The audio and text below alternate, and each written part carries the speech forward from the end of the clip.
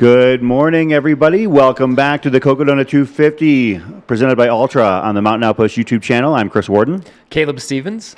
And we are glad to see you. Glad you're joining us here on this Wednesday morning. This is typically the moving day, as in we have our first runners moving off the course on the front end, as they tend to finish. And today is looking like no exception, but people are moving off, or getting ready to move off the course, rather, in a faster fashion than in any previous year. Yeah, Rachel just continues to crush this race. She's at about mile 225, has had a phenomenal race, just continues to do that. Was curious last night in the overnight hours, what it would look like when I woke up this morning, and to no surprise, she just continued to roll. She's got about a 7-mile lead right now over Killian, and so she's widened that. I was watching the coverage with you last night and AJW, and that had kind of shrunk quite a bit, and then it was interesting seeing some of the mud that had slowed the runners down. Killian was struggling with that a little bit in those late evening hours. And the weather may be a factor today. It's pretty cold here in Flagstaff this morning. Had a little bit of ice on my car this morning as well. So it's chilly. Who knows? Elden yesterday got a little bit of a dusting of snow. So that's going to be a fun storyline to watch here and how that impacts these lead runners.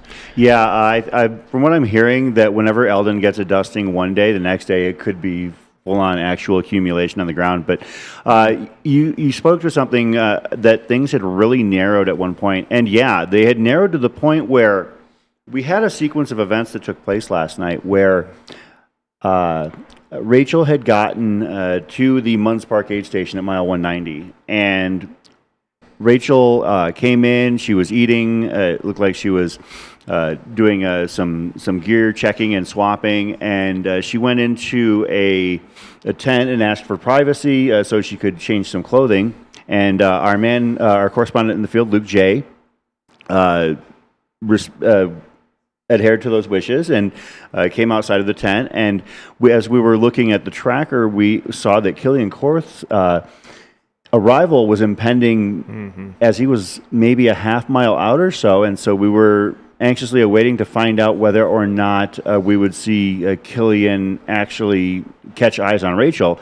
And they were both coming off of a section where neither one is allowed to pace her. And we went from waiting to see whether or not Killian and Rachel would have face-to-face interaction to all of a sudden Luke telling us maybe about 5 minutes before Killian got there that Rachel had snuck out the other side of the tent 2 minutes prior, and so she went off onto the next section of the course with her pacer Dominic Grossman, and Killian came in, and they did not actually have any sort of interaction there. Killian took his time at that aid station, had his hip worked on. He said his hip flexors were bothering him. If I remember, that was exactly the problem. And he went and got some massage work done, took a massage gun to his hip, and then he got up and then actually went back down for more treatment. And then left about, I think it was 22 minutes back, and seemed like he was holding steady or even maybe closing that gap a little bit. But in the overnight and in the time since, Rachel has opened it up from maybe 7 or 8 minutes to 7 or 8 miles. Yeah, and that sequence was interesting, and you guys did such a great job just capturing it. The follow cam too on Killian as he left that aid station, and he was really sliding around on the ground last night, and you could see kind of the footprints being made. The rain that had moved through the area had definitely impacted that section of course, and when your body is close to 200 miles in and you're already talking to your crew about having some lingering soreness and issues that need to be addressed that he worked through at that aid station, kind of that lateral movement can be painful and troublesome. And so we saw kind of Killian working through that on the stream last night. He's continuing to move forward, second place overall. But yeah, the weather situation is going to be one to watch. And then especially too for the folks at the mid and back of pack, if these temps stay cool, I think the weather's supposed to improve throughout the week. But if they do, as you're going at a slower pace, that cold feels even colder, if you're in more of a slow hike. And so it's definitely something to watch here as the runners make their way to Flagstaff. Yeah, to give numbers, Rachel Entricken is basically about a little bit less than 30 miles to go by my estimations. Second overall, currently Killian Korth. A little bit trickier to tell because he has entered the wild, woolly wilderness of Walnut Canyon. Yeah. And we'll talk about your familiarity with that area and what awaits runners as they get there.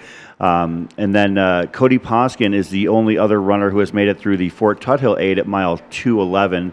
To me, that is the last large way station for runners as they are making their Cocodona journey.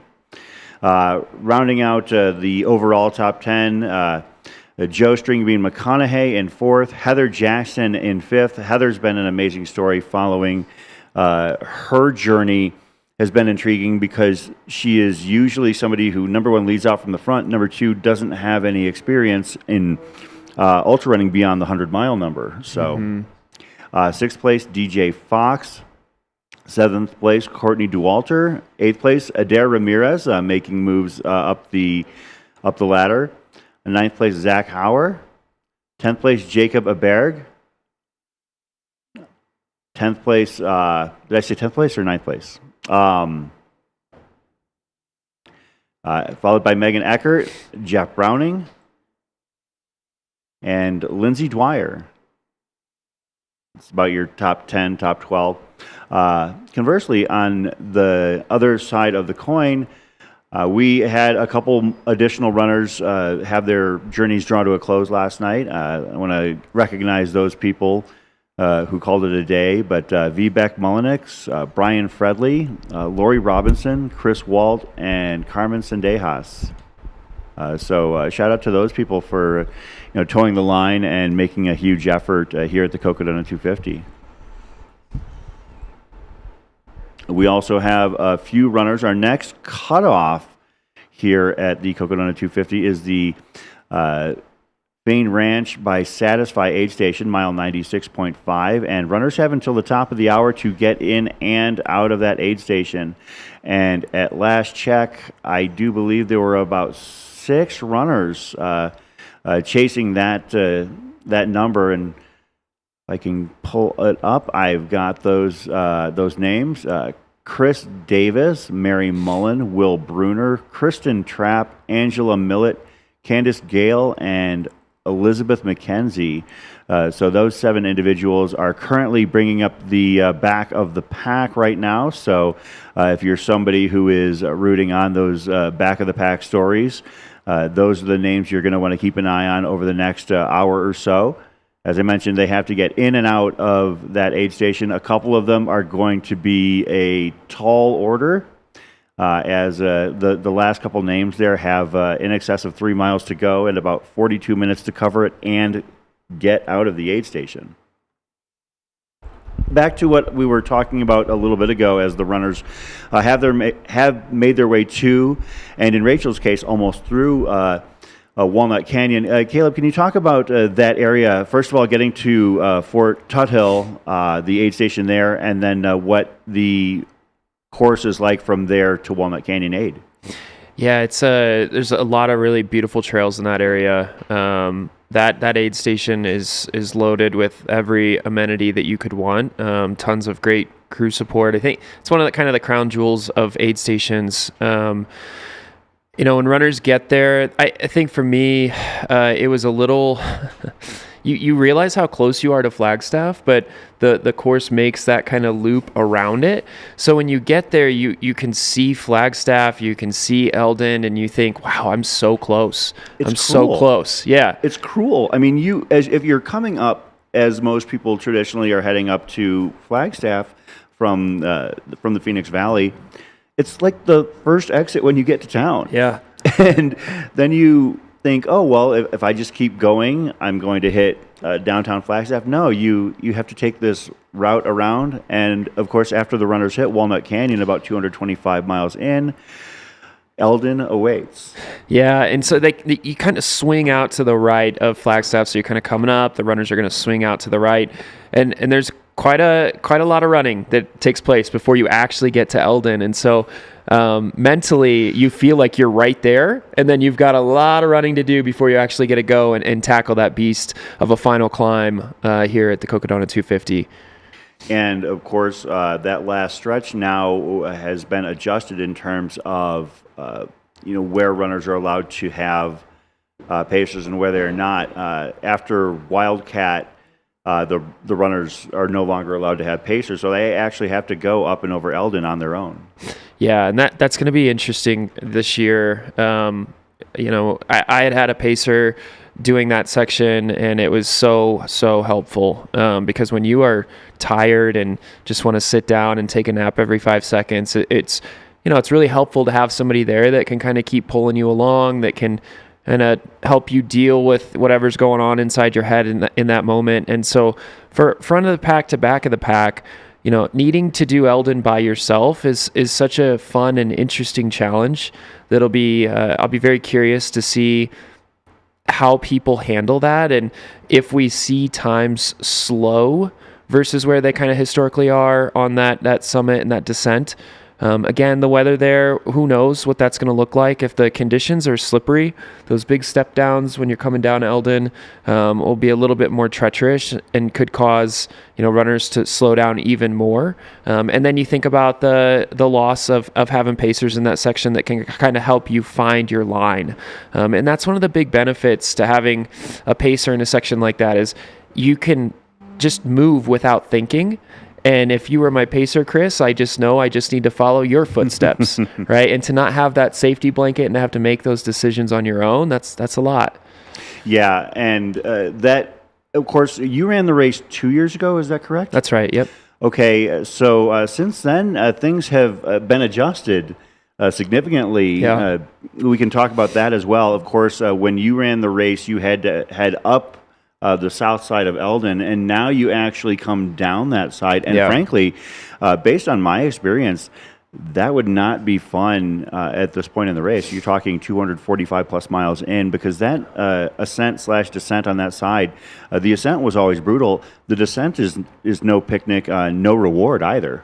Yeah, I would much rather, the year that I did it in 24, I'd rather have that set up as a runner of going up the bouldery side, so to speak, and then down kind of the dirt road that the course historically did, just because it's a little easier. So I appreciate though the fact that it is changed, because I think it adds a more difficult wrinkle. Having to do large step downs on Elden, on that terrain, on very tired legs, is a real challenge. And it's easier to go uphill at this point in the race than it is downhill. And so I respect the fact that it's really upped the difficulty of it. And I think it's fitting for a race like this. Yeah, I think that people are underselling the level of difficulty of the remaining miles. I know that people are trying to look at our lead runners and do that extrapolation out in terms of where they expect to see those runners finish. There are a couple of really slow-moving miles in store for these runners, heading up to the top of Elden, over 9,000 feet, the highest point on the Cocodona course, and then heading down in a very steep, uncomfortable descent when your legs are already absolutely trashed. I mean, even for the leaders, you're still talking 20 to 25-minute miles on that ascent, and potentially the same on the descent as well. Yeah. Yeah, and last year, if you remember, I think it was Rachel and Ed Air that we had really good shots of, and at the top of Elden, kind of coming down it. And they really were kind of back and forth, going up it, and then there was some separation on the backside. This will be, just within Cocodona, this is going to be Rachel's third time doing this, right? And so she's become very familiar with what this descent looks like, or second time now, I guess, after last year with the course change. So it'll be fun to watch her tackle this and see, if she has a different strategy than she had last year. I would imagine with how fast she's moved this race, the lead that she has, it's just kind of going to be, I just have to get to the bottom upright because she has such a big lead. There's really not going to be, unless something changes dramatically, a reason for her to have to put the foot on the gas on that descent and have this like sprint to the finish to try to secure that first overall. Right now she's got about a 7-mile lead on Killian, so that will help her too, I think, where it can take some of that pressure off on that technical descent. Yeah, and I will say I agree with you that the fact that the pressure with every passing mile is starting to maybe ease a little bit on Rachel. She's put that pressure on herself because this is the first time she's coming into the Cocodona race as a quote unquote pro runner. Mm-hmm. But Rachel is also the kind of person that really is going to just want to improve upon what she's done to this point. And see what that number can be. I have had communication with Rachel over the course of the last couple weeks, and through some conversations with friends. One of the things that she said, and I'm paraphrasing here, was, if it gets close, there ain't going to be no hand-holding. Yeah. So, she wants to not only win the race, but leave a mark on it that shows that she is the very best. What you're seeing right here, this is the Sedona aid station. That is brought to you by, you can see all the watermelon festivities. Precision Fueling is debuting their watermelon shoes out there. I have not had a chance to try them myself, but I know that people are speaking pretty glowingly of them. It is cold. It is cold. It was 34 degrees when I walked outside this morning. So, thinking about Rachel and Killian as they're already up in the Flagstaff area, where they're at in Walnut Canyon, they might be protected from the wind a little bit, but the chill is still going to be there. And when they start that ascent to Elden, it can be a good 15 degrees cooler at top Elden. Yeah, and you're going to have that kind of wind whipping around most days up there. Yeah, to your point on that precision aid station in Sedona, that was so cool to see yesterday. You kind of got some shots there of the creativity of what we were able to show you this morning of kind of the setup. But if you go back and watch when Rachel rolled into Sedona yesterday, and they had this green carpet, they had all these inflatables, they had cardboard cutouts of her since she's a precision athlete. It was so cool. It was fun to watch, and just really appreciate, in a course that is designed so creatively, that all the gear that you can get that's Cocodona themed, the finisher buckles, all of it's so creative, and it's like out of a dream, right? Yeah. And so then when you get to Sedona now and the precision aid station, it's that same way. It has that same feel where you can tell that team put so much time into designing that, and it's really, really cool. So all the runners that'll get a pass through there, that'll be a real treat for them. Of course, yesterday the Mingus Traverse race started. We've already had our winners come through on that event. I want to give them a bit of recognition as well. Adam Glajewski really kind of laid waste to the field, finishing the 80-mile run in 14:41:53. Just over 2 hours ahead of second place Bill Karam. Rounding out the top three for that race, Mitch Hansen finishing in 16:55:22. On the women's side of the race, Stephanie Manti taking the win in 18:32:40. Helen Pillar in second, 19:58:46.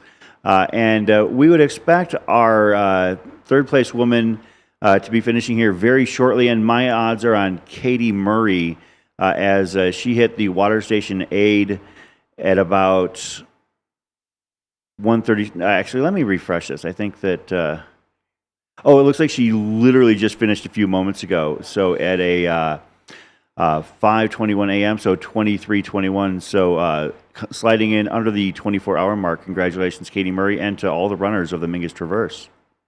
We've also got another event starting here this morning as well. Yeah. Flagstaff, Crest. Sedona Canyons. Oh, Sedona Canyons. Yeah. Sorry, my days are getting all mixed up with. It's just Cocodona week is a fog at this point. I feel you there. It is. It has been a wild week. Sedona Canyons 125 will be starting this morning. We'll be catching the start of that when it takes place. Of course, Sedona Canyons actually starts in the town of Jerome, and they pretty much follow much of the second half of the Cocodona course. It does diverge significantly once you hit Fort Tuthill, but up to that point, there's a lot of parallel there. A few little extra sections that they get that the Cocodona runners don't. But yeah, Flagstaff Crest will be beginning this morning, and I was talking about runners to follow and to pay attention to in that race, and I think that for me, the name I'm really looking forward to following is Trueheart Brown.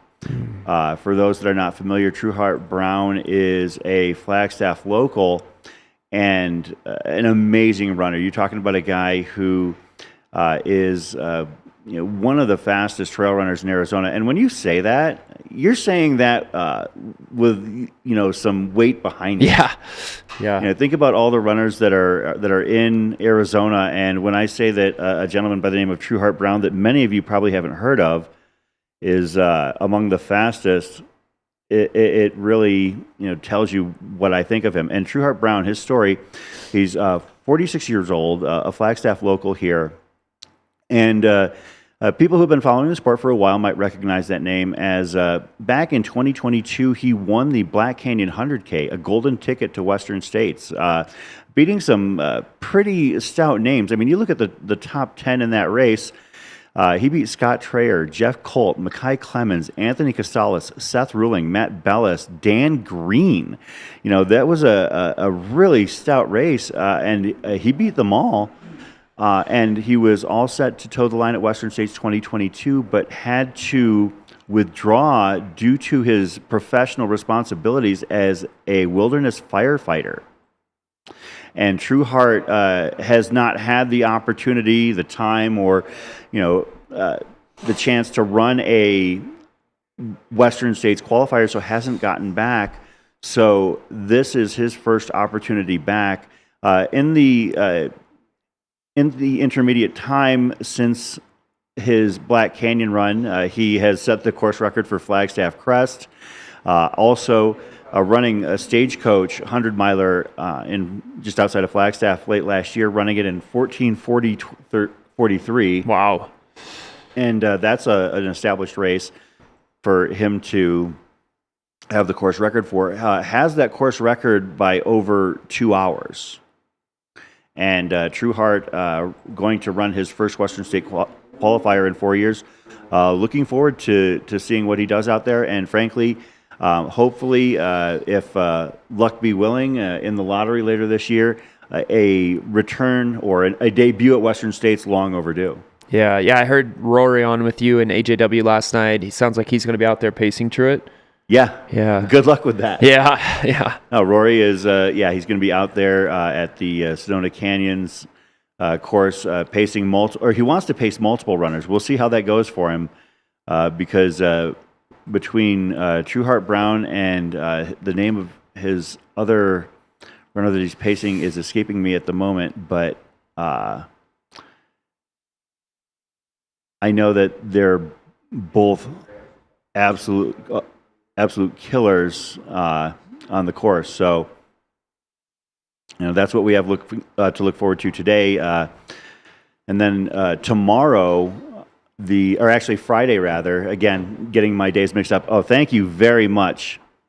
So that right there, Caleb, you getting flashbacks? Yeah, beautiful shot there of Elden. You could see some of the snow that fell late last night on the mountain here today, but you can also see a blue sky. So doesn't look like, as of right now, any weather is going to be moving in or precipitation. So that's a good sign for the runners. Beautiful blue day here, blue sky day, and it's fitting that the sun would be out when we've got our leaders in Flagstaff right now, kind of making their journey around Flagstaff. They'll go up Elden here, come down the backside, and then they'll finish in Heritage Square later today, which is going to be an exciting finish. Again, Rachel Entrekin right now is leading overall, right at about mile 227. Killian Korth in second, Cody Poskin in third. The Cody-Killian battle is, I think, going to be one to watch as we kind of look at from an overall standings perspective. What do we have to watch today? Cody's narrowed, Killian's lead on him over the last, call it 12 hours, kind of in the overnight hours. And so that's just about 4 miles at this point, and anything can happen, especially with that Elden climb that Chris and I have talked about. That's going to be a very slow moving section as is. And if you're tired and your competitor behind you has a little bit more juice than you, there's pressure there that can mount, and that tension can impact you as well. So it's going to be interesting to see how that shakes out. I think the next battle then that we have is going to be between Joe and Heather. They're both kind of in that same range, within probably a half mile of each other, pending how accurate these trackers are and when they last updated. But Joe's at 208.3, Heather's at 207.6. So there's going to be a battle there too between those two. And DJ Fox has kind of put his name in the mix as well. Yeah. He's had a good kind of push over the last 12 hours or so late into yesterday. So he's running well too. It's going to be fun to watch these like little battles within the broader battle, as folks are kind of doing their last pushes here to solidify their standings higher up within the field over the last 30 miles or so of this race. Of course, DJ Fox is a name that I really wasn't that familiar with. I recognized it, but you tend to see a lot of names as you follow this sport and cover as many events as we have here at Mountain Outpost. But yeah, DJ Fox really showing out here on the Cocodona 250. Had a 5th place finish at Mogi and Monster last year, as well as a top 10 finish at Cocodona, but may not be familiar to the greater audience. Colorado runner, but we'll be following his movement. And then String Bean, frankly, I would say if you're being pursued by one Joe String Bean McConaughey, you are on watch, because we've seen Joe hunt, and most notably at Black Canyon 2025, when Joe ran down the front of the pack to snatch a golden ticket by 64 seconds in a 100K that was fierce in terms of competition. So, yeah, String Bean is definitely a name that if you're ahead of him, you're quite concerned. Yeah, Joe's a new dad. I believe his son is 8 weeks old now, I think is what we learned yesterday. Joe's just a real light in this sport. Obviously, a past champion here at Cocodona 250, has incredible range, was a miler in college, and so he's got speed. And he showcased that at Black Canyon in 25 that we saw, but then also he's got this incredible range. And again, being a past champion here at Cocodona 250, big background with through hiking and FKT attempts and things like that. So Joe is kind of a Swiss Army knife when it comes to endurance sports and running. And then DJ Fox, a little bit of background on him. He really started... His journey was more kind of in weightlifting and tough mudders. So he won the world's toughest mudder, which is a 24-hour race. And something that came through in one of his pre-race chats was that he got into running when he was kind of sitting in a hospital bed because he was having some medical issues, and he saw a Cam Hanes post about ultra running. And so in his journey of recovery, that post kind of inspired him. He lost a bunch of weight, muscle mass, through kind of the sickness that he was faced with. And so he started doing these endurance runs. And so really transitioned his life. Has the Colorado Trail FKT, finished 7th overall here last year. And he was very out in front of what his goals were, wasn't afraid to hide that, and said, I just need to I feel like I missed a window on the sleeping side, and if I can get that fixed, he felt like he could really compete and be at the top of the field, and he's showcasing that this week. He's making a late charge here, so it'll be really fun to see where he lands on the overall leaderboard when this thing's all said and done. Yeah, this is the kind of race where it is far less important where you or how you start things off versus how you get into that rhythm and finish things off. Of course, we would expect Rachel to be heading towards Walnut. I would say probably in the next 45 minutes or so. It'll be after I slide out of the chair here, but I know you'll be able to witness it and get the call, and that'll be the last chance for Rachel to interact with her crew. Before the final push. Yeah, again, some beautiful shots here of Mount Elden in Flagstaff. The peak of Elden sits at about 9,200 feet. So it's baseline of Flagstaff's around 7,000. So really good punchy climb going up this for the runners today. And it really is the exclamation point at the end of the race. And if you're wanting to find out about somebody whose name we haven't mentioned, you can do so on the top of the chat. There is a link highlighted on the Mountain Outpost YouTube channels under the chat where there's a link tree. And on that link tree, you can see the link back to the broadcast. You can see the link to the live tracker. But also there is another feature there, the Mountain Outpost live update feed for Cocodona 250 Live 2026. Caleb, have you gotten a chance to check that out yet? I have, yeah. It's filled with great stats and content. That is being curated by the one, the only, the incomparable Aid Station Fireball, Liam Tryon, who has been working very intensely when he's not been sleeping to bring updates. And also you can set yourself up for notifications on your phone if you're not getting enough detail and information from a 125-hour live stream and a perpetually operating runner tracker. You can add a whole lot more to it by adding those live updates. It's amazing to think that, just a few short years ago,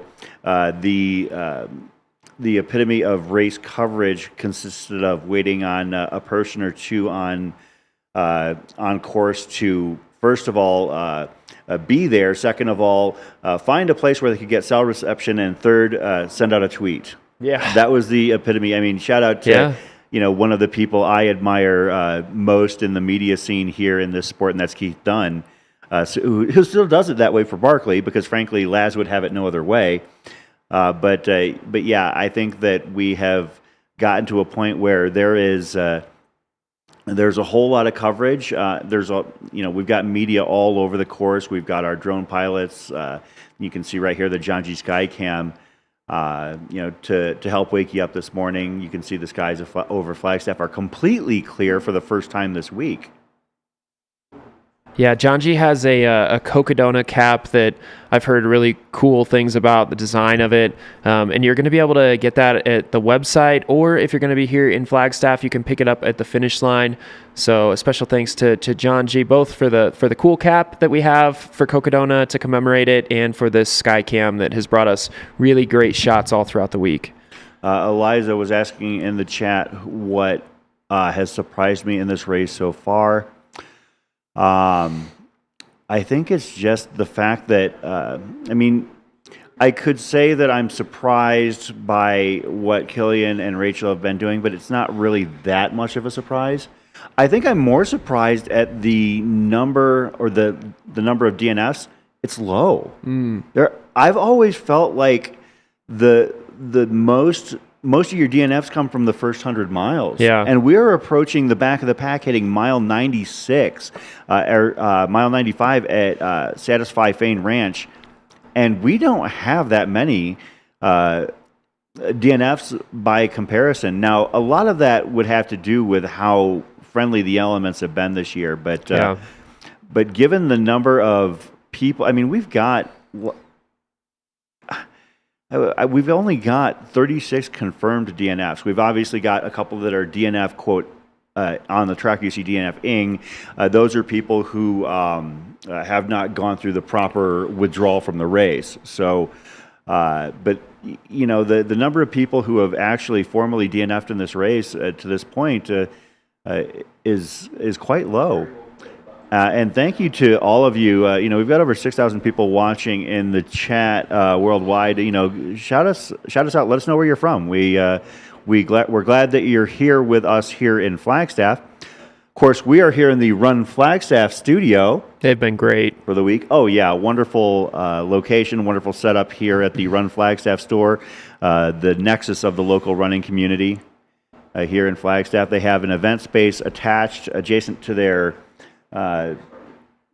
store proper, and we did have a few guests from Ultra last night. It sounds like they had a group run, and they came in. They had a little bit of a mixer over on the other side. Oh, that's great. And they were coming in and checking things out, and it was pretty cool. You could tell that some people were really intrigued at how the sausage is made, getting to see the setup behind the scenes and see how much goes into our live streams.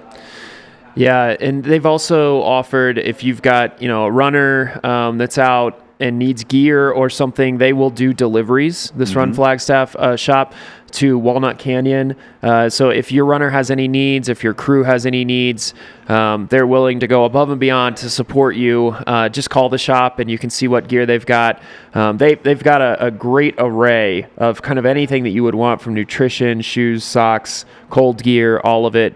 So if you do swing by to grab something, come say hi to Chris and I and the team here at the Mountain Outpost setup for our Cocodona live stream.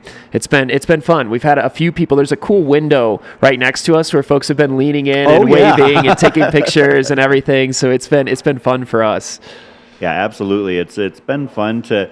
You almost feel like you're in maybe a bit of a glass case in an aquarium. Yeah. To have people coming up and checking out, because this is not your first live stream, but I think this is the first time you've done one where you've got a significant audience presence in front of you, right? Well, I did Cocodona last year, so that was. But no, where in you person, had random people walking by. Yes, for sure. Yeah, definitely.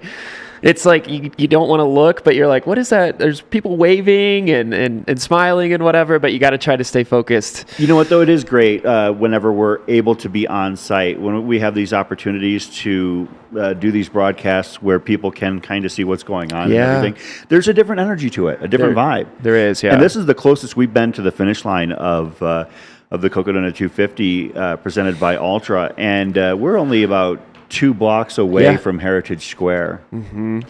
So we mentioned, of course, the back of the Packers have to be hitting and out of Fain Ranch by Satisfy by the top of the hour. Of course, their next cutoff from there is Mingus Mountain, about 11 miles away, and that'll be at 1 p.m.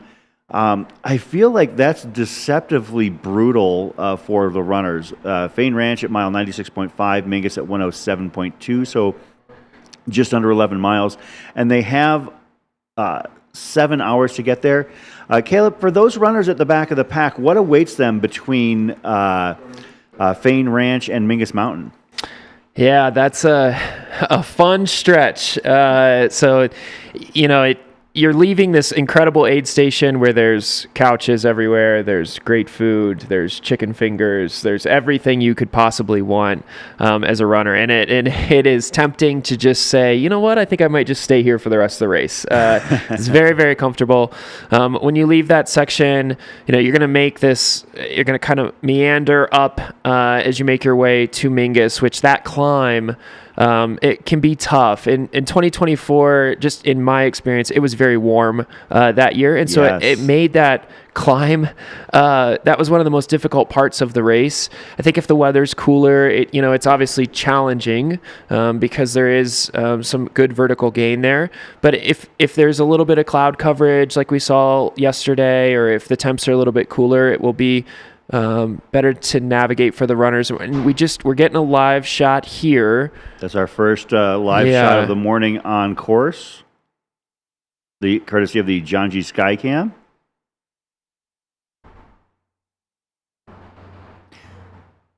Do you recognize that stretch, perhaps, Caleb? I don't. That looks like something maybe between, like maybe on the exit from Sedona, perhaps? Yeah, that red dirt. Yeah, that was That's and of course we turn around and Yep. you can see that definitely looks like the coming away from perhaps Hangover Trail. Yeah. Yep. Of course, Hangover is a new addition to the race from last year that you didn't get to experience. Yeah, I didn't get to experience that, but I mean, oh man, Sedona is one of the most beautiful places that you can spend a day, a week, however much time you have. It's a real highlight for runners. Folks that have to pass through here in the evening or overnight hours and that miss the beauty of what we're looking at now. That's the one unfortunate thing about this race is there are so many really beautiful and iconic stretches of trail, and it's impossible to time your race up where you get to see it all in the daylight. And Sedona is one of those, though, where if you can, and you can time it up right, you want to run through here during the daylight because it's just so unique. It's beautiful. There's nothing else like it. And it feels special. It's also one of those like landmark locations within this race when you get there where it's this awe factor of, oh my gosh, I've seen this on the live stream. I've seen it in photos of the race and in content that's been put out on the race, and I'm in it. The aid station there, the trails, all of it. It's unique. It's beautiful. And these shots that we have of this like morning glow on the rocks, if you're there in person and when the sun hits those rocks and it just lights them up, it's incredible. Yeah, it's absolutely beautiful out there. I want to give a quick update. I'm watching the runner tracker intently at the back of the pack. Of course, as we mentioned, the next cutoff for runners is coming up in just a few moments at the Fain Ranch by Satisfy aid station at mile 96.5. And we do have a few runners who are on that last-minute charge. Looks like Chris Davis is through. Mary Mullen, well, they're actually at the aid potentially.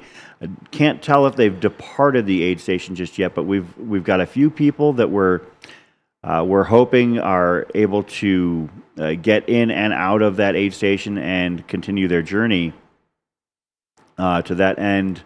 But there are a few people. It looks like maybe 5 people who have not yet hit that aid station: Will Bruner, Kristen Trapp, Angela Millett, Candace Gale, and Elizabeth McKenzie.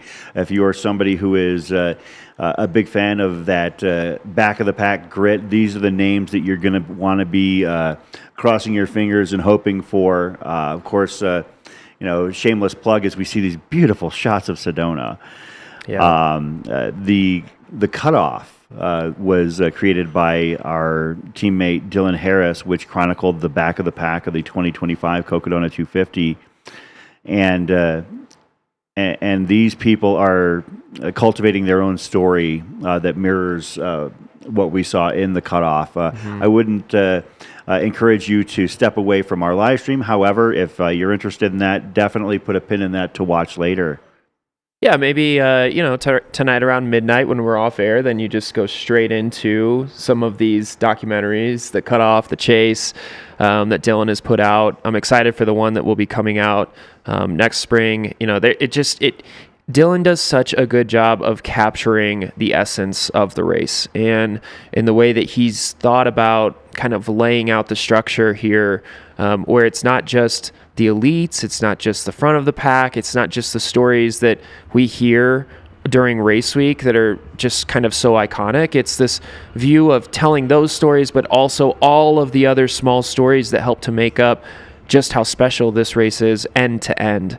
And so, it's a great opportunity to learn more about the race. And depending on where you're at, maybe it's one of those things that can help motivate you or inspire you to one day sign up for one of the awesome races that we have throughout this week. If it's not Cocodona 250, there's lots of other different options that you can kind of dip your toe into the water on and make a decision of, hey, at some point, do I want to stair step my way into one day attempting Cocodona? Of course, if you are interested in running Cocodona in 2027, the race is shifting to a lottery entry format. And if you want to do that, the lottery registration is now open for the 2027 Cocodona 250. And you can do so on the Aravaipa page. You can go to the Aravaipa page, or you can go to the Cocodona page itself, Cocodona 250. And that lottery opened on May 1st, last Friday. It closes Monday, May 18th at 2:50 p.m. Pacific time. The lottery results will be announced on Monday, June 1st at 2:50 Pacific time. I wonder if they're going to have us cover that live. I have not gotten any notifications, but Yeah. that would be interesting to cover a lottery. Oh, that'd be fun. And that will be they will draw 475 entrants and 300 people on the wait list. The gender balance policy is stated as follows. The lottery odds will be determined based on the percentage breakdown of the lottery entrants, with 7% added to the women's application percentage. For example, if 71% of the lottery is male and 29% is female, the lottery poll will be 64% male and 36% female. The 7% added female entrants will only occur if the percentage of women applying for the race is below 43% female. When the percentage of female applicants reaches 44%, we will only pull 6% additional female registrants, and so on. Once 50% of the lottery applicants to the race are female, we will pull lottery applicants at random. Non-binary athletes should register for the lottery in the non-binary division and will be placed in the lottery. In the wait list, 2 wait lists will be created, 1 male and 1 female. After the first 475 entrants are pulled, 300 will be pulled for that wait list, 150 male, 150 female. Waitlist applicants will be selected to join the race as participants withdraw. If a female drops from the entrance list, a female will be invited off the female waitlist and vice versa. If the female waitlist is exhausted, the invite will fall to the male waitlist. If invited off the waitlist, you have 3 days to respond to the invite. So that is the policy for the 2027 Cocodona entry lottery. So if you are interested in running next year's race, or if you know people who are interested, you're definitely going to want to do so. Get registered this week or next. As you can see, the sidewall of the Fort Tuthill aid station. It's a good wall. Looks like they're doing a little bit of camera jockeying. Yeah, this is much better. Yeah. I love these morning Sedona shots. Oh, yeah. I'm sure you've been to Sedona many times. Mm-hmm. Caleb, actually, as somebody who grew up probably about 50 miles apart from you, we're both flatlanders from Illinois. Yeah. And, you moved out here a few years ago. I've been out here about just over 20 years. Waking up every morning, whether you're down in Phoenix and you're looking at palm trees and saguaros, or you're up in Sedona and you see something like this, or Flagstaff and you peek out the window and you see Elden, I really love waking up in this state. Yeah, and before I moved here, it seemed like it was just a desert. That's what I had pictured in my head. There's just nothing here. I think Cocodona 250 is the best advertisement for the state of Arizona, and that it just shows you the diversity of the state everywhere you go. I mean, you can go skiing in Flagstaff and in the same day be running in 85-degree temperatures in Phoenix, and you can do that all in one day. And so it's so unique, it's diverse, it's beautiful, it's got everything that you could want. Looks like that's Walnut Canyon right there. Yep, that is Rachel Entrikin.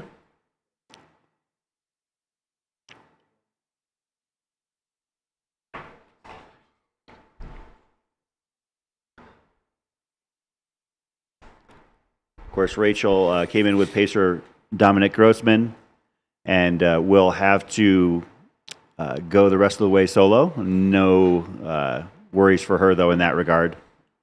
This is her 3rd time doing the Elden climb. Of course, last year it was switched to its current ascent and descent iteration.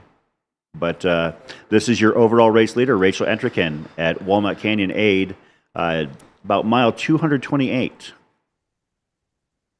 Yeah, 7-mile lead on Killian, so you're good. I do like that. I do not need any shoes. Didn't go no. So down. If you literally the next week, that's 190. Okay. Just stick on that one. Do you want to white ones? No. Okay. How'd you like the dark now? Oh, she's been dry now. Oh, fine, doctor. Oh, there it goes. Yeah.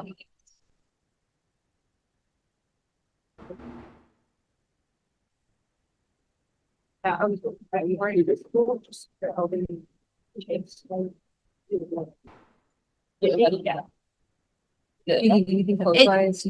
should be in here, actually. It is in here somewhere. Yeah. It has been. The what? My little tiny heads up. Just used it like, Oh, the tiny one? yeah, I just used it last section. Your book is now on the top section. I definitely had it. Should we just put this one out? You got a little one? I have a little one. Yes.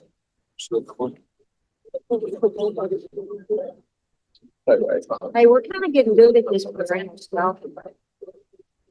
Okay. All right. One more bite just for the road.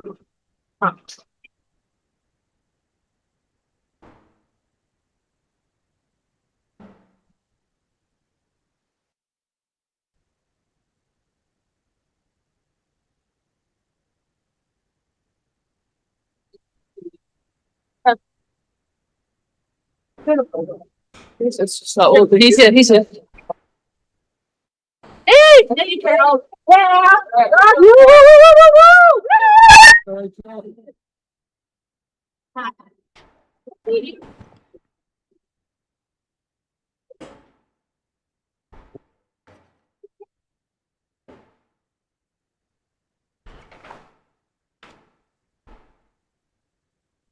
All right, and there you have Rachel Entrekin on her way out of the aid station. We saw her get taking some calories. She looks good, looks fresh. There was a Instagram post this morning. She got a kind of a dirt nap in, and she's looking refreshed and recharged. Her crew did tell her she has about a 7-mile lead on Killian, so she is aware of that as well.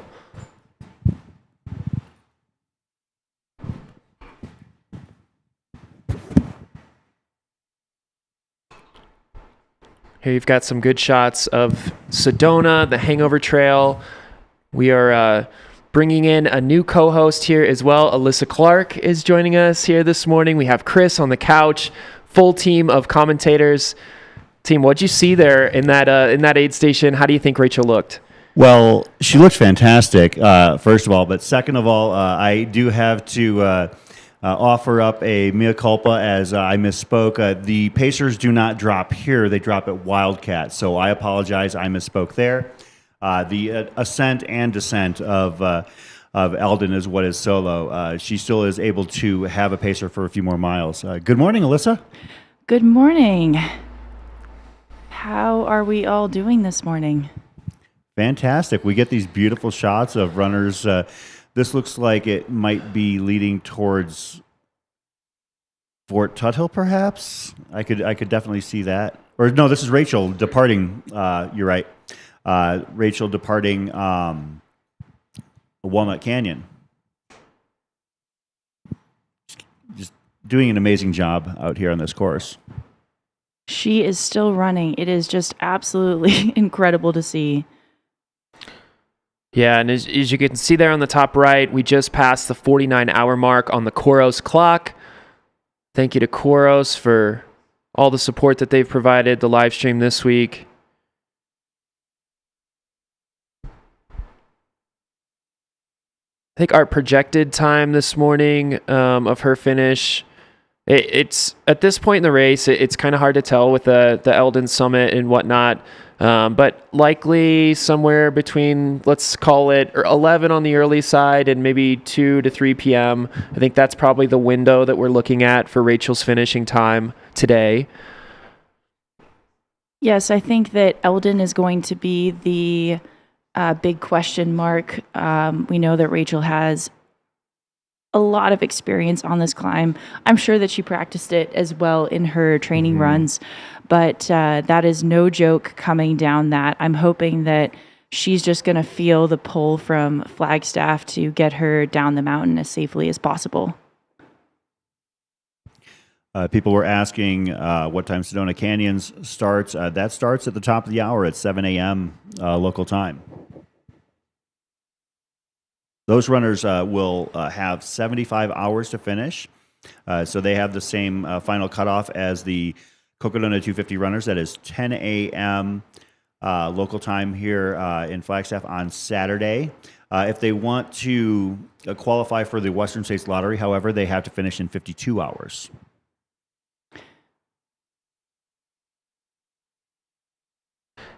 Yeah, and that this whole kind of Cocodona week, that's one of the really nice things is these races that are layered within the Cocodona course, having more runners out there. So when you're late in the race, being able to have like fresh energy on course from other runners who are excited to see you and help lift you up.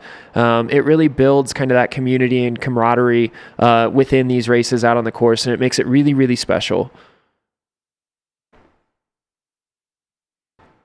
I also think it's such a great way if you are interested in doing Cocodona 250. I mean, you can see essentially they have every part of the course covered.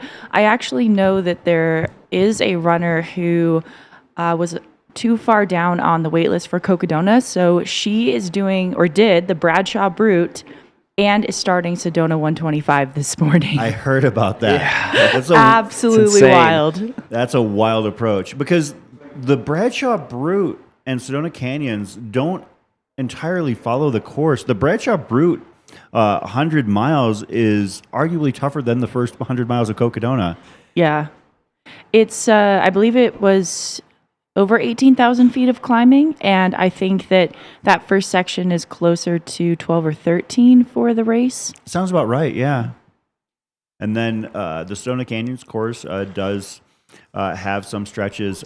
It is definitely not any easier than the Cocodona course, with the arguable exception of the fact that you don't go up Elden. Yeah. As soon as I started to say that one, I knew I was stepping in it. Well, I keep having to reconfigure where the races are going because I have a runner in Sedona, and we were looking at the course, and I was like, oh yeah, you don't go up Elden. It's that big chunk is taken out. So Sedona seems like a very runnable course for the 125.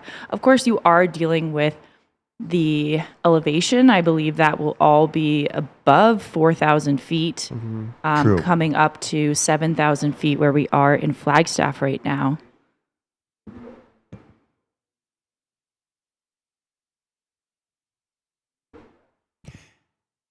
Yeah, Rachel, if she is able to maintain a solid pace up and over, she's got less than 30 miles to go, more about 28-ish, I think, maybe 27. And people were asking about how this compares versus Dan Green's course record last year, overall course record.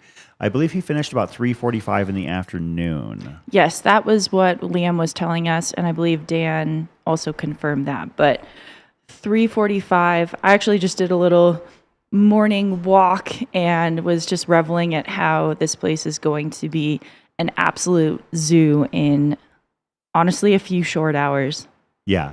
It's going to be crazy. Yeah, and our studio being so close to it, that's going to be... I wonder if we'll be able to hear the cheers from in here. That would be so cool.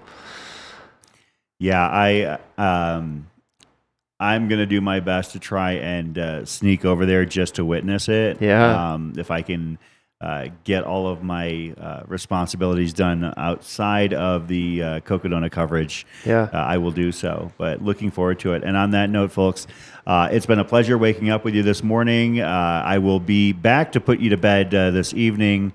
But from here on out, of course, when Caleb and I started at 5 a.m. Today, our anchored coverage is now officially nonstop between now and the end of the race on 10 a.m. Saturday morning. So regardless of when you tune in, you might have some static visual shots, but you're going to be hearing somebody actually narrating the coverage. So stick around. Thank you very much, Caleb. Alyssa, have fun this morning. And folks, we'll talk to you tonight on Aerovipa After Dark.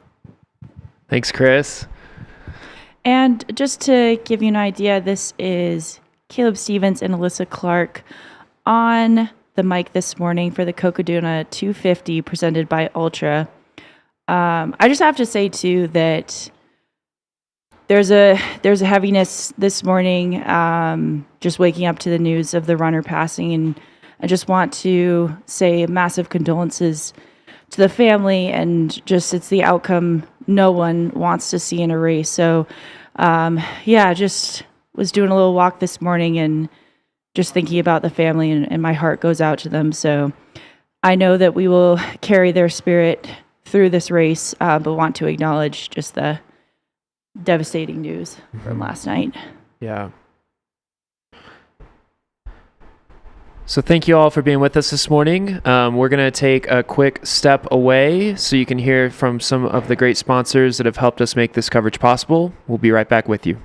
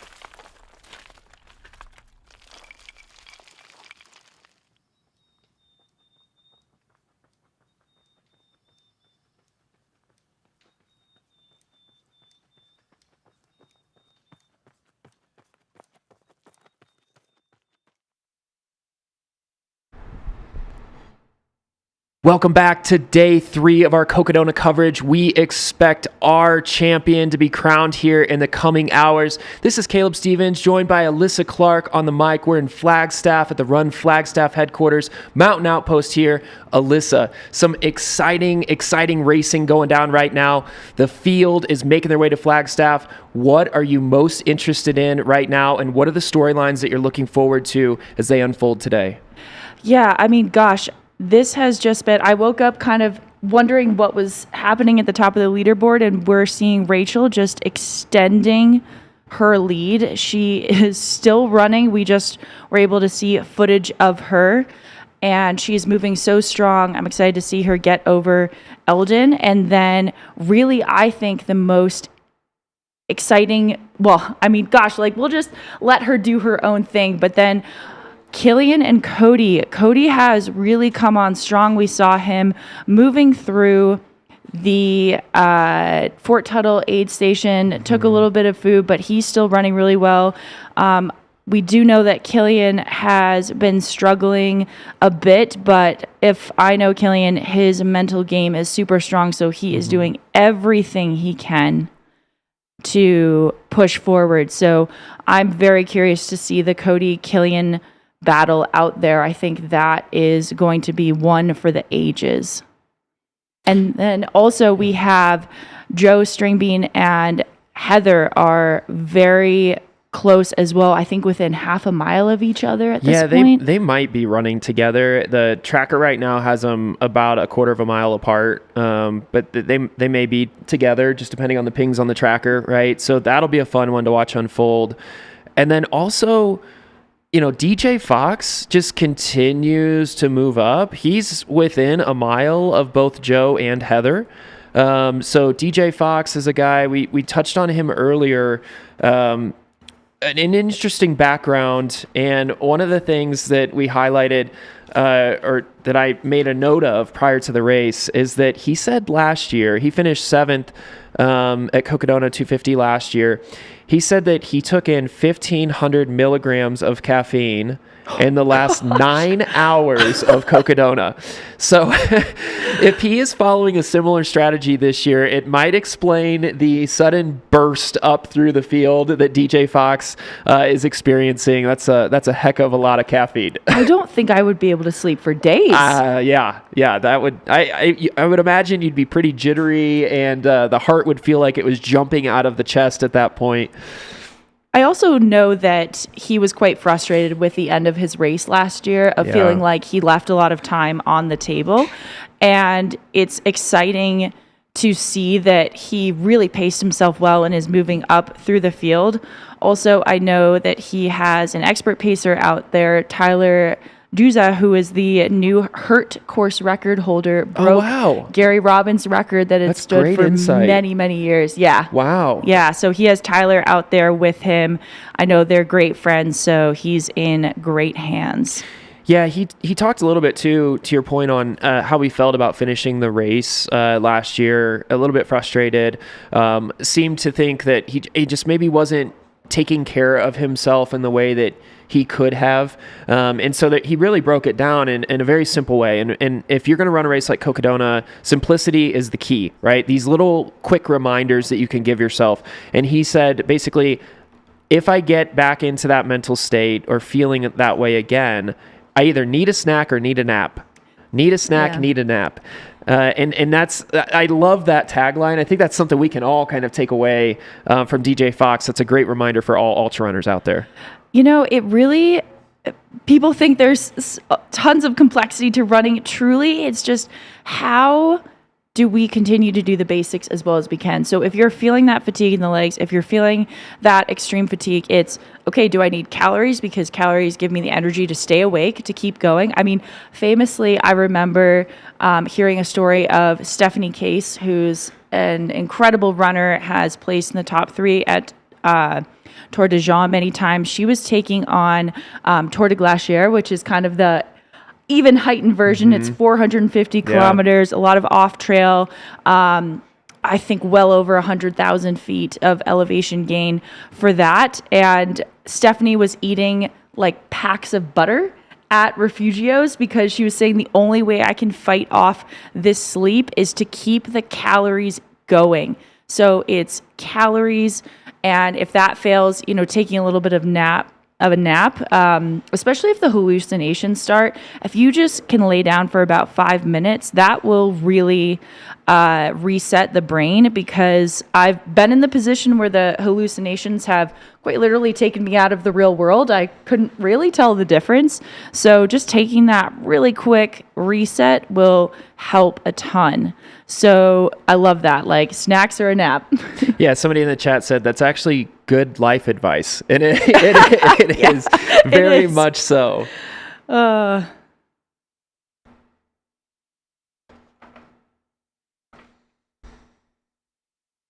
Yeah, when I've started a bit with my fueling strategy later in the races is that it's less about, I think, following that. I think we're starting to really move away in the nutrition side of, hey, it has to be this like incredibly set plan where, we do something every 30 or 45 minutes. As we saw with Ruth Croft in UTMB last year, that a flexible nutrition plan and really actually meeting the needs of the course, where it's like, hey, I'm going to hit a big climb. I need some extra energy. So I'm going to maybe load up a little bit more. And then, hey, it's a downhill. I'm working a little bit less hard. I can let my stomach settle. And so I think that a more flexible nutrition plan is really going to come even more into fruition for racing. I think we heard from Emily, who is Rachel's nutrition scientist, we'll say, from Precision. She was saying that Rachel's hydration fluctuates quite a bit, and that they're being flexible with that plan so that they can best match her effort levels, which I just think that this is going to be the next step, where it's not like, hey, we're going to hit 90 grams of carbs every single hour. It's like we might average 90, but it's probably going to be between 80 to 100 or maybe even 110 out there. So I'm excited to see how this continues to evolve in the sport and continue to push us faster and faster than we ever thought possible. I mean, we're seeing it right now. Yeah, and great call on Emily from Precision Nutrition, and that being Rachel's sports scientist, call it. She's actually going to be on the live stream tomorrow at 7 p.m.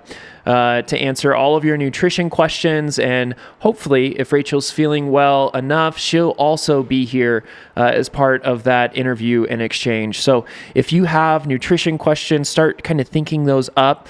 And when we do that interview at 7 p.m. tomorrow's Thursday, you'll be able to get those questions answered in real time. So it'll be a really great resource for everybody out there to learn more about what are the types of things that they worked with Rachel on to help her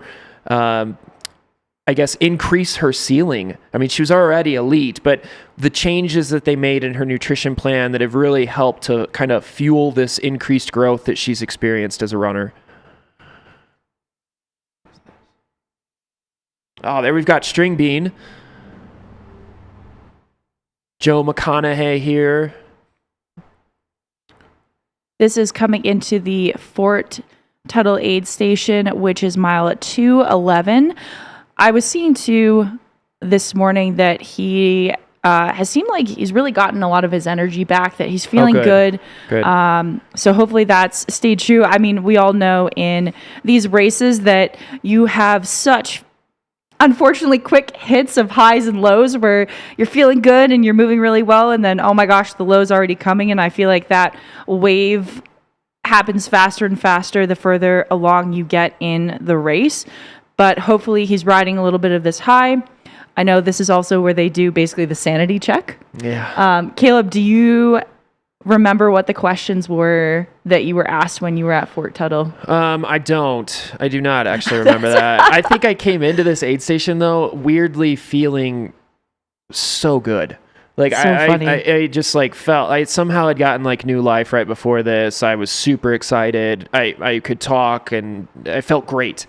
And then, an hour later I felt awful again. Yeah. But I was having one of the highest highs that I had during the race when I came into this aid station. They do such a great job here of just kind of assessing runners, giving you what you need. They know that they're really like the last big push. Like this is a chance to kind of get you in the position that you need to be in, get your body fueled, kind of get you reset as you prepare to make your way towards Elden, towards Flagstaff, right? And this big final push of the race. And so it's a very important aid station. It's one that obviously the elites are going to want to kind of get in and get out as quickly as they can. But if you find yourself later on in the race, you think about tomorrow, the runners that will come through there later in the week, you really want to take the time to reset here and get yourself ready for this big final push of probably the greatest adventure of your life. Yeah. Also, this aid station is supported by Squirrel's Nut Butter. I know they do a fantastic job of taking care of the runners, just bringing them in with the Squirrel's Nut Butter warmth. Yeah, we have some questions too in the chat while we're watching Joe here, just about kind of Killian and Rachel and the separation that happened there.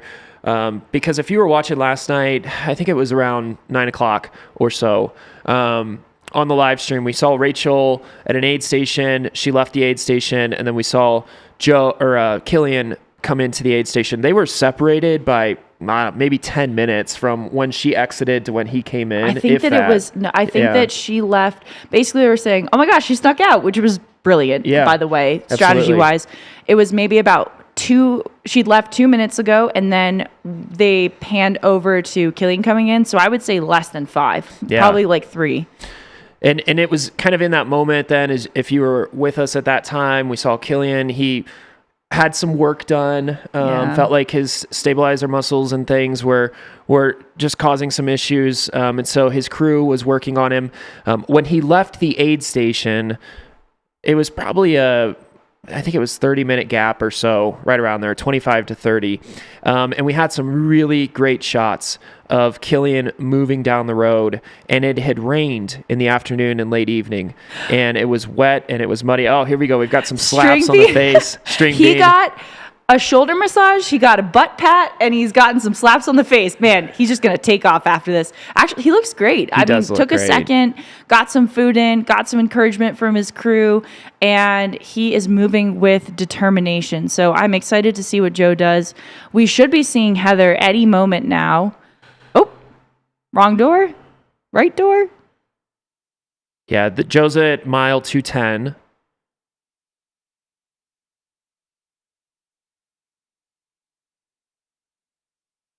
Or 211. So Joe's at 211. We've got Heather somewhere close by, Heather Jackson. It's good to see Joe with that smile on his face, getting the high fives. That's a sure tell sign that Joe his spirits are high. He's got that smile. I will also say that there is something so rejuvenating about the sun coming up. They are going to be hit with beautiful weather today. Absolutely. I think that things are going to heat up in a very pleasant way. Yeah. Not going to get too hot, but very, very comfortable running. And this is just going to revive Joe. I mean, my first 100-miler, when the sun came up, it was like you're a whole new person. So, he is off on a run. Yes, Joe. Yeah, that's great to see. Joe was only in there about 5 minutes. Good to see him running again. Joe is currently 3rd place male, 4th overall. The gap between him and Cody is about 7 miles right now. And then again, something to watch at the top there, Killian and Cody. Right now on the live tracker, it's about a 3-mile gap. Okay, so 3.5. That stayed about consistent. Because Killian did take some time in the aid station, which closed the gap a bit. But then since they've both been out of the aid station, it's stayed around that 3 miles. Yeah, and again, just kind of going back to that separation between Rachel and Killian. So once Killian left the aid station around 9 o'clock last night, the trail had become pretty wet, and it was pretty muddy. Here we've got some great shots of the Hangover Trail in Sedona. Runners are navigating that. You could see, though, with the great camera work that we had, the footprints, the mud that was getting caked onto the shoes, the way that Killian and his pacer Joe Corcion, they were kind of sliding out on the trail, and it was conditions that we hadn't seen all week this year so far. And on very tired legs, 200 plus miles, that becomes a lot.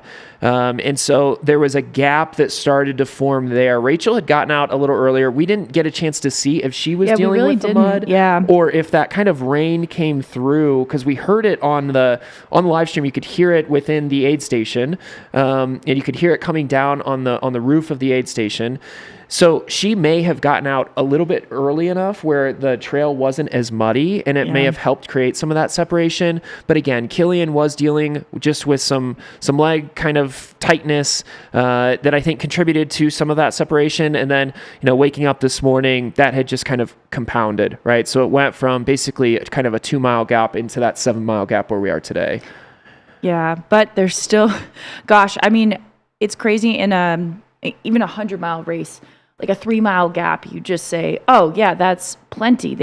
That's plenty of time. But in 250 miles, we never know what can happen. Especially with that Elden climb, right? That's the the big question mark. Because if you're kind of on flats, like you could just kind of keep moving forward. But with Elden, like you're going to be working every muscle in the body. You've got the big climb up, and then it's the step downs, and we'll kind of talk about that as we get closer and closer to our leaders tackling that. But these big, giant kind of step downs where you have to be very, very careful. Not going to have a pacer on that, so there's nobody to guide you down and find the right line, find the easiest pathway for you to take. So if your mind is kind of gone, we've talked about the leaders right now.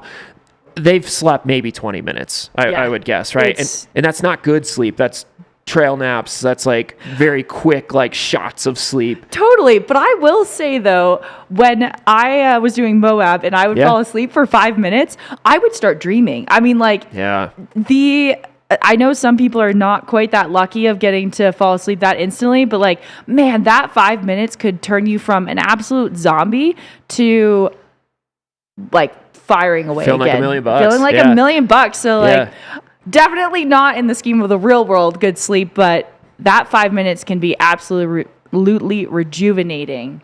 To get you going. And you can see here, Flagstaff, you see kind of the snow-capped peaks as we've talked about the weather that came through late in the evening, late in the afternoon yesterday.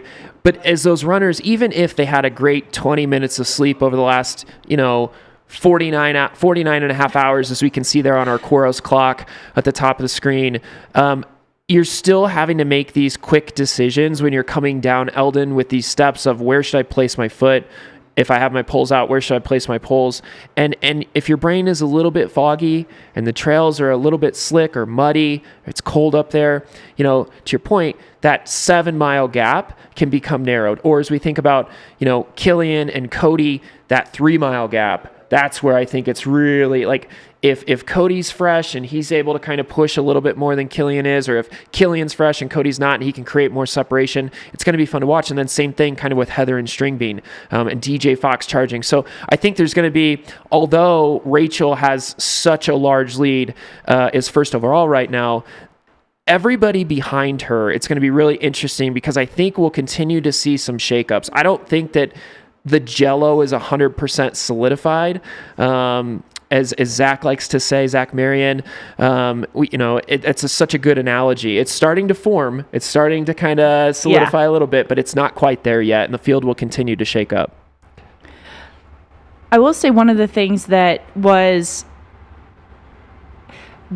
experience matters. Like that came to mind when I woke up and saw the leaderboard as well. I mean, we're seeing very familiar names coming into play, like coming into that top 10 where you're seeing the experience. So, Meg Eckhart moving up, Jeff Browning, Lindsay Dwyer, Jeff Garmeyer, Michael McKnight, like all of those kind of cast of characters that we know well are making their way, showing their experience, moving up into the top 10 overall. Yeah, where is Meg? I've been curious on her story here. I want to see that.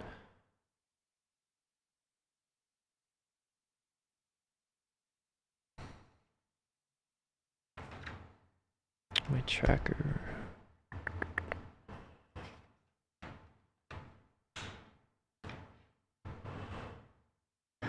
Here we go. Okay. Yeah, so it looks like Meg and Jeff, they might be running together. They're both at 2:01. Okay. Yeah, Meg, that if those that aren't familiar, just a great background in these multi-day long efforts. I think today is probably a day that feels very familiar to her in terms of how she's feeling right now, physically and mentally. It'll be fun to watch her and see if she's able to move up the leaderboard. Also, just checking the tracker, it looks like Rachel's about 5 miles out from Wildcat Aid Station, where she will lose her pacer, which I believe is Dom at this time. One thing I will say that I think is very challenging about kind of the having pacers and then taking pacers away. So as we've mentioned in European racing, you're not allowed to have a pacer at all. And it's it's interesting. Like, you kind of just accept that, where you're like, yeah, I just don't have a pacer. That's fine. It's never a part of the conversation, so you accept it. But it is much different to have the company and then have it gone. So did you have pacerless sections? And how'd you manage that? Yeah, I had sections where I didn't have a pacer. It wasn't that they were pacerless. It's just I didn't have a pacer for those sections. It can definitely be challenging. There's multiple ways that you can handle it. And again, I'm speaking from my experience, which is nothing like what Rachel in the front of the pack is having. You know, I was more in the middle of the pack. If you're more in the middle of the pack or the back of the pack, those are opportunities for you to pair up with somebody that's around you, and you kind of support and get through that section with them if you need that support. For the front of the pack, I think it's just going to be and good morning. Good morning, it's good to see everyone. Yeah, for the front of the pack, I think it's going to be just it's an opportunity for them to embrace this like closure on their own. I think they're going to be so motivated that I don't know. Mentally, it's going to provide it's going to be a big change for them because the finish line is right there. Yeah. And I think that's smelling the ultimate, the barn. Yeah. We've talked about kind of the technicality of Elden and coming down. I do think that can be an impact for sure. But the rest of the race, it's going to mainly be, there's going to be enough camera crews and whatnot out there where they're not going to feel alone. And then especially as they kind of come down Elden, they'll have those follow cams. You're going to have people that are going to be in Buffalo Park. And then once you get into Buffalo Park and you start kind of weaving your way through Flagstaff, there's going to be just so much energy. Oh, yeah. You know, so. And I would guess that there's going to be a lot of people who are going to want to be out on Elden. I mean, we've seen people who have been following Rachel along the way. And so I bet there's going to be a ton of people out there giving her support. Absolutely. Helping her make her way to that finish line. But it is definitely an interesting challenge. You know, I, along the way, have moved a bit away from using pacers because I really want to fully experience my mind doing it. Like, can I be strong enough mentally to get through this? And of course, you have all of the support that have gotten you through the race. You know, you're never alone out there. Yeah. But I do think that it's a very interesting challenge. I actually kind of love that the runners are getting their moment to kind of be like, okay, what do you have left? Yeah, exactly. Yeah, and be able to kind of embrace that. For you, when you've done these large sections and you competing at the top end of the field, how, if you had to put yourself in this position, right? You're leading Cocodona or you're competing for a podium spot here. You're now dropped into this. You've lost your pacer. What would be going through your mind, and how do you think that you would handle that? Yeah, I mean, I would think I would just be taking it, like, you're so present in that moment. Like, you're almost forced into this, I just have to be right here, right now. But I think one of the biggest things would be that it's not going to really hurt any more than this. Like, you do kind of reach a terminal amount of pain. Yeah. I've done a very long FKT, and there was a point where I was like, it can't get more painful. You just reach this kind of maximum and you just go with it. And so I, at one point, when I did reach that point, I just went into this mantra. I was like, I reached another world where I was like, you don't have to think, you just have to move. Yeah. And so when you're able to reach this just kind of, it's almost like meditation, because you can't exceed the amount of pain. And so you've just accepted it. And I feel like that's a really incredibly powerful thing to reach in life. Yeah. And one of the things that Rachel said prior to the race, and I'm going to kind of abbreviate this a little bit. She said, don't be on the second half. And so I think you can take that however you want. I take that like she's been preparing for this moment. She knows there's no pacer. She's already ignited in herself prior to race day that this is my opportunity. I need to throw down and I need to embrace it. And so it's going to be fun to watch her do that. And we have Heather Jackson coming into the Fort Tuttle aid station. She is your second female, 5th overall at mile 2:11. She is bundled up. It is cold out there. It's cold. And this is the coldest time right now. That sun hasn't really warmed anyone yet. Still feeling the chill of the night. Also, as you think about just the course in general, starting near Phoenix, way, way, way lower elevation. It right? was 90 degrees the day of bib pickup. And then you think about, as you progress, you're getting higher and higher and higher. The temperatures are going to drop. The air feels different. Especially once they get up on Elden, conditions can change quickly, faster than other sections of the course. So this is going to be a common theme. You're going to see these runners being more bundled up all kind of throughout the day. It is, I think, going to get into the 70s today. I believe I saw 60s or 70s. So it will warm up here in Flagstaff, but these overnight lows are very cold.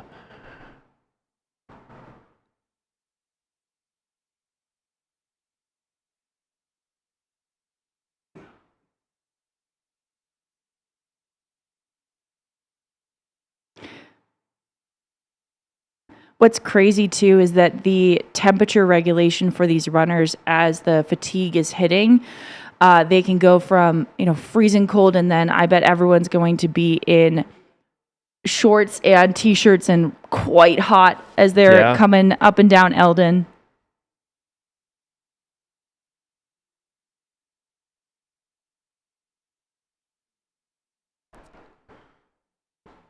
We were on the call yesterday together, Alyssa, and one of the nuggets that you dropped that I think we need to reiterate again for the audience was in regards to in cold temperatures when you have a bladder full of pee.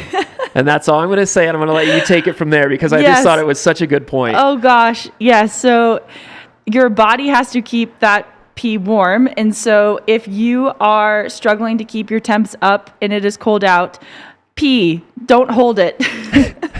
Yeah. That's a little mountaineering wisdom in there because, do not hold on to it. So this is by far the furthest Heather has gone. Yeah. I just love seeing her out here. She is so strong, so determined, and I think it's just like that positive light she has. Agree. Yeah, that keeps her going. I will say, though, watching her right now, this is the lowest that I think we've seen her. Just kind of the facial expressions, just kind of the body language. She's cold. She's 211 miles into this race. It's tough. It's hard. And she's, you can tell that the weight of the week is with her right now. And so typically, when you see Heather, you hear the laugh, you see the smiles. I don't know that we've seen a smile yet. I'm sure it will come. But she's battling right now, and you can see that in her demeanor. And you can see the importance of crew, right? The crew now is, hey, what do you need? What can we get you? How can we help you? And their job right now is to kind of lift her spirits back up and do anything that they can to help with that.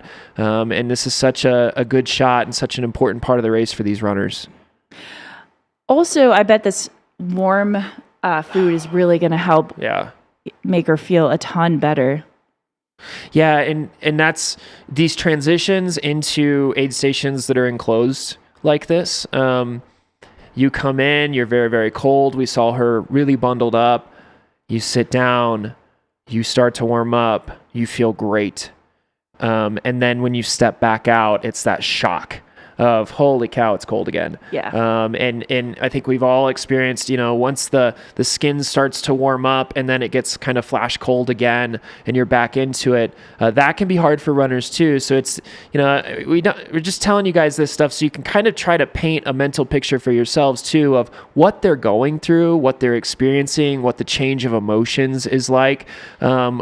From minute to minute in a race like this. And this late in a race, those minutes are, you can have these wide-ranging swings of very, very high euphoric feelings down to just like some of the lowest lows that you've ever felt in your life. We have another runner coming in. This is DJ Fox. Wow, DJ Fox. Incredible. Yeah. Man, he has just worked his way up through this field. He's pushing. So DJ, again, his background, and doesn't look like he's going to sit down. I think it's the mullet. It might be mohawk. the mullet. Yeah. The mohawk. Might be the caffeine strategy that he's on to. We talked earlier, he did 1,500 milligrams of caffeine at Cocodona last year in the last 9 hours. When he came into the race this year, he also talked about he knew his mind would be strong enough. And what he needed to do was to figure out how to keep his body moving. And he was a little disappointed last year. And he felt like he was almost trying to squeeze too much juice out of the lemon. And he wished he would have maybe taken a nap earlier, a quick nap, or done something to help him reset, whether that be taking in calories, the quick nap, different things, just to allow his body to kind of recover a little bit. And he felt like he stretched it out too much. This year, he said, if I can fix those issues that I had, I know I'm going to be strong enough mentally to be able to have a great race. He also even talked about, like, he was pretty bold in saying that he thought he had a chance to kind of break the tape, so to speak, and felt that he said he's racing to win and he wanted to break the tape. So he came into this ready to throw down. A win right now doesn't seem to be probable, but him continuing to push up this field, he can place very, very high. He's currently he's tied right now for, it'd be 5th overall, I believe it is. So he's already moving up and he looks great. Yeah, and he looks great. Joe McConaughey isn't all that far ahead of him, maybe 20 minutes or so, 15, 20 minutes, maybe. Yeah, I would say 10 or 15. Yeah, and we'll see how quickly he gets out of the aid station here. But just the look on his face, look in his eyes, you can tell, AJW talks a lot about like the Crown King example where folks that go too hard on day one kind of can come in with that like deathly stare on their face. The death stare of the 200 look, yeah. And now's a really good time to see that as you compare people's faces, right? When they come into this aid station, he doesn't have that death stare. No, he doesn't. He looks great. Focused. Yeah. Got a little smile there. Yeah. Got a wink. Look at that. A smirk. He's ready to go. And now you can tell he's eyeing the competition. Yeah, he's as well. looking at Heather. How does she feel? He knows he's competing here. He's got a shot, obviously, to surpass Heather at this aid station. He just stood up like he has not run 210 miles. That had some pop. I bet he's going to go running out of here. I mean, that's one of the hardest things as well is if you have sat down, taking a second to get everything moving again, but he looks great. Yeah, another thing too to keep in mind, Dan Green talked after Cocodona 250 just about kind of the importance of gamesmanship when it comes to moments like this. And he mentioned specifically at Sedona last year, he and Ryan Sands were in that aid station together. Dan made a point of slamming some burgers. And he knew that Ryan at that time wasn't able to eat whole food like that. And so it was important for him, even though Dan wasn't feeling all that great overall, to be able to showcase like, wow, look how strong I'm feeling right now. Even though mentally he didn't feel that great, he still wanted his competitor to see that and to know that. And it was that internal gamesmanship. And you may be seeing a little bit of that here with DJ Fox as he's kind of popping up. He's looking spry. And if he can get out of this aid station, ahead of Heather, that really sends a message as those two are vying for a high seeding here, I think 5th overall. It does, but oh gosh, it looks like that warm food has brought a smile to Heather's face. We're seeing her come back to herself. Yeah. There it is. Yep.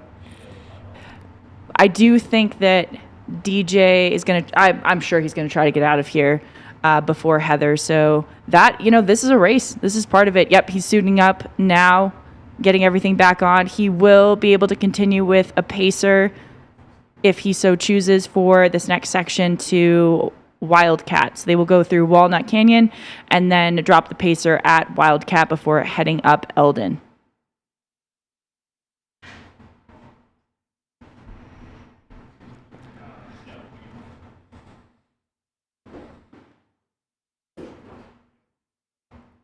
Yeah, and again, 49 hours, 48 minutes into this race.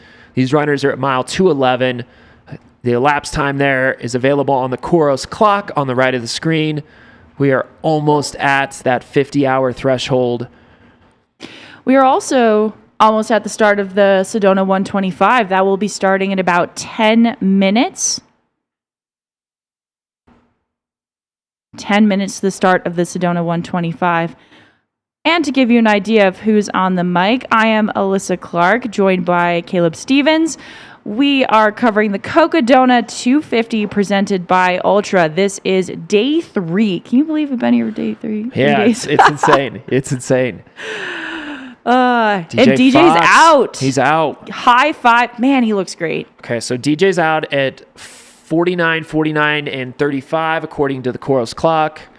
Also, I should just say that Caleb is so on top of things. He has a notebook. He's writing down splits. Maybe doesn't have a pencil. Yeah. Let's find him a pencil. I somehow lost my pen. But he is so on top. All right, we got a pen. We got it. All right, so we'll do a comparison here. 49. It's also so tough, I feel, for Heather. She's going to be so cold when she starts, but then with the sun especially, she's going to warm up like that. So, there's the saying of be bold, start cold, or don't be a willy, start chilly. But I am both a willy and not bold. Yeah. And I bet that just for the extra warmth and comfort, she'll start with a few more layers on. Yeah, she's definitely more bundled up here than what we can see. Yeah, DJ went out a little lighter. DJ's Holy a little lighter. Crap, he's going. Yeah, he looks fresh. Again, 211 miles on those legs right He's now got for bounce. DJ. He does. Oh my gosh. He does. He looks determined. Wow. He is a man on a mission. Also, beautiful morning. I mean, just you can see the sunshine coming through the tall pines there. And this is DJ Fox on the right. He is exiting the Tuttle Hill aid station, which is mile 211. So they have about 43 miles from this point, including the climb over Elden.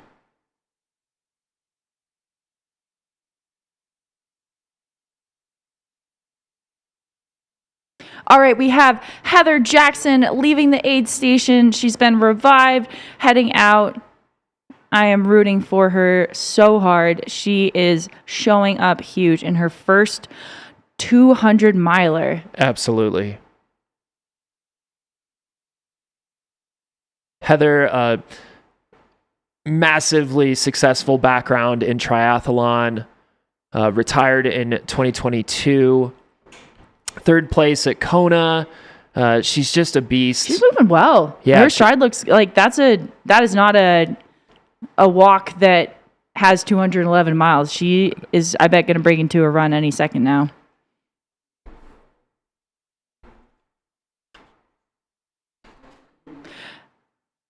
Yeah, one of the things that I would almost guarantee is on her mind right now are her dogs Stevie and Frankie. She wanted at the top of Mingus, the kind of the front of the pack was able to provide some comments that they wanted and reminders for themselves on the Distance to Empty podcast when they were interviewed prior to the race. And her note that she wanted left for herself was that Stevie and Frankie are waiting for you. And she said that always helps her through the difficult times of knowing that she gets to run home to them. So a pretty cool story there. I'm a dog lover. I don't know about you, Alyssa, but yeah. Here we have Lindsay Dwyer on the screen making her way to Flagstaff.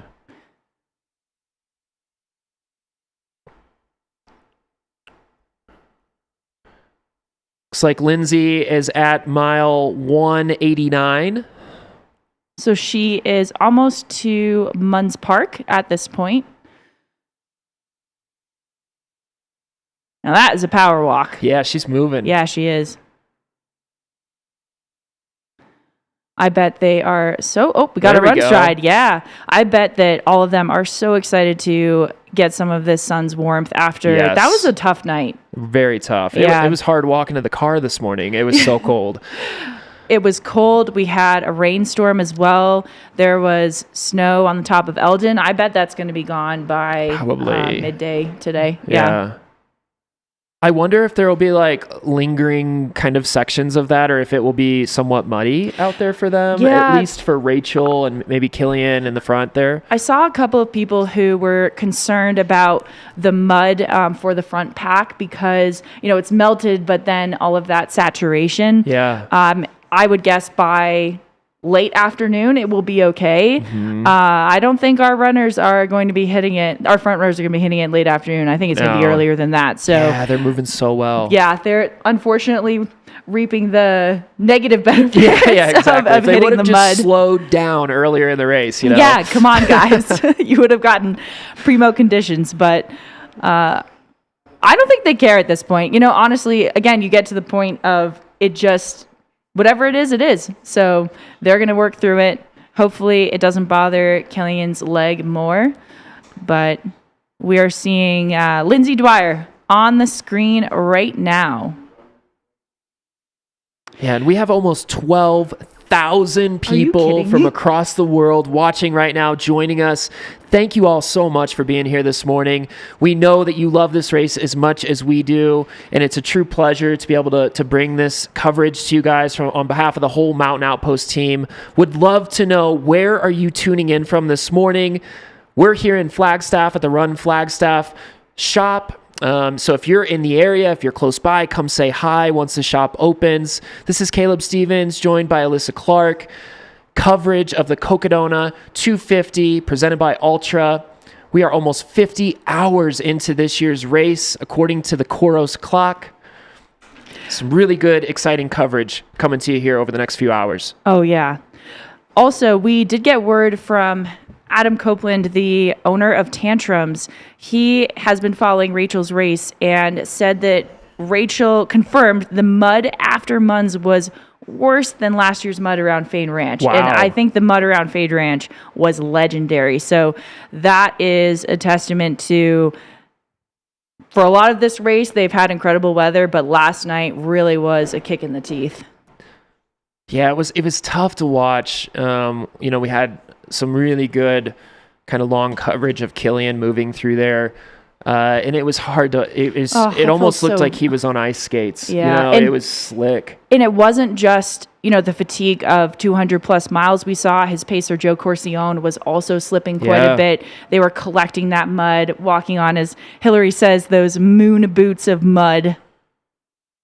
Yeah, that's a great way to frame it.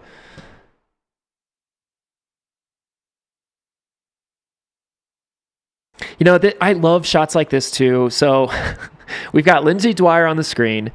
She's traversed almost 200 miles of Arizona, rugged terrain. And here we've got her passing a gas station, right? And it just it sets the tone of what this race is kind of all about. It meanders through these beautiful stretches of trail.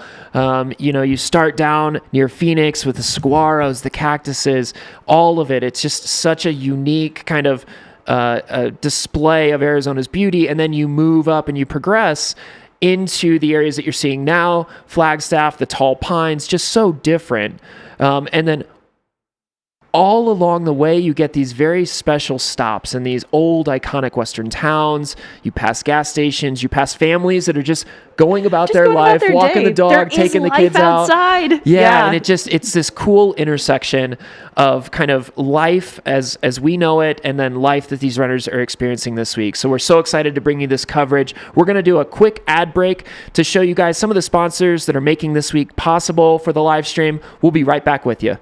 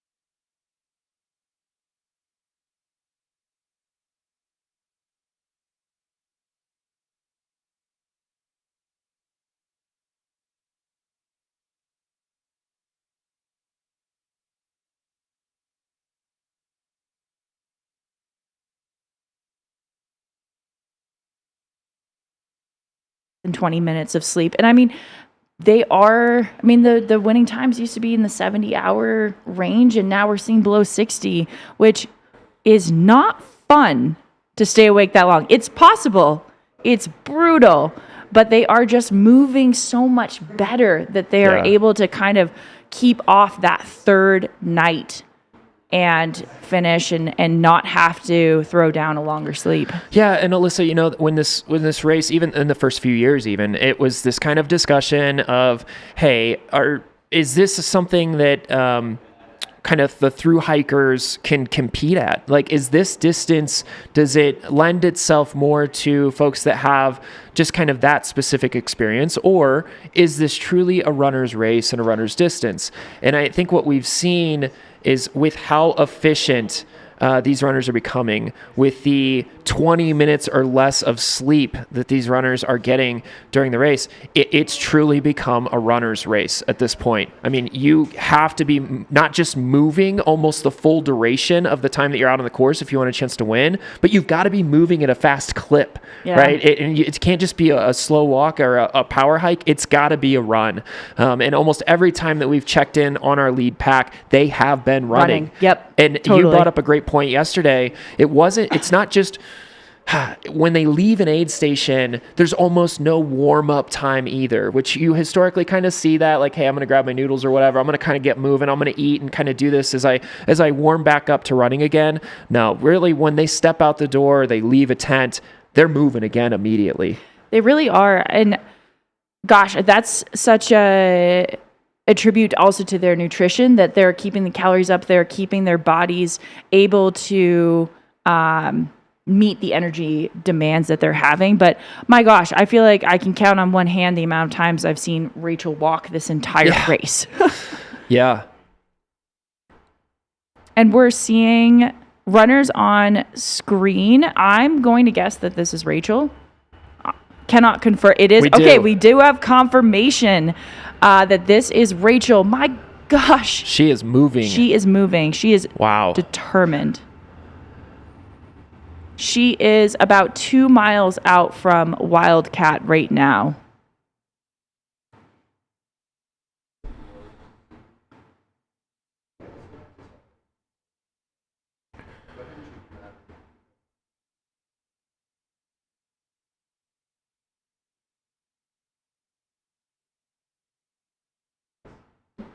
And we're getting some Squirrels Nut Butter footage at Fort Tuthill. That is mile 211. That's kind of the last big indoor aid station before runners hit the last 40 miles or so of the race. We've seen our top 5 runners come through. Yep, through point. there we've top seen 6. Yeah, top 6. Through there we've seen Rachel, Killian Korth, Cody Poskin, Joe McConaughey, Heather Jackson, and DJ Fox have all exited there. Next up is going to be likely some mix of Etta Ramirez or Courtney DeWalter.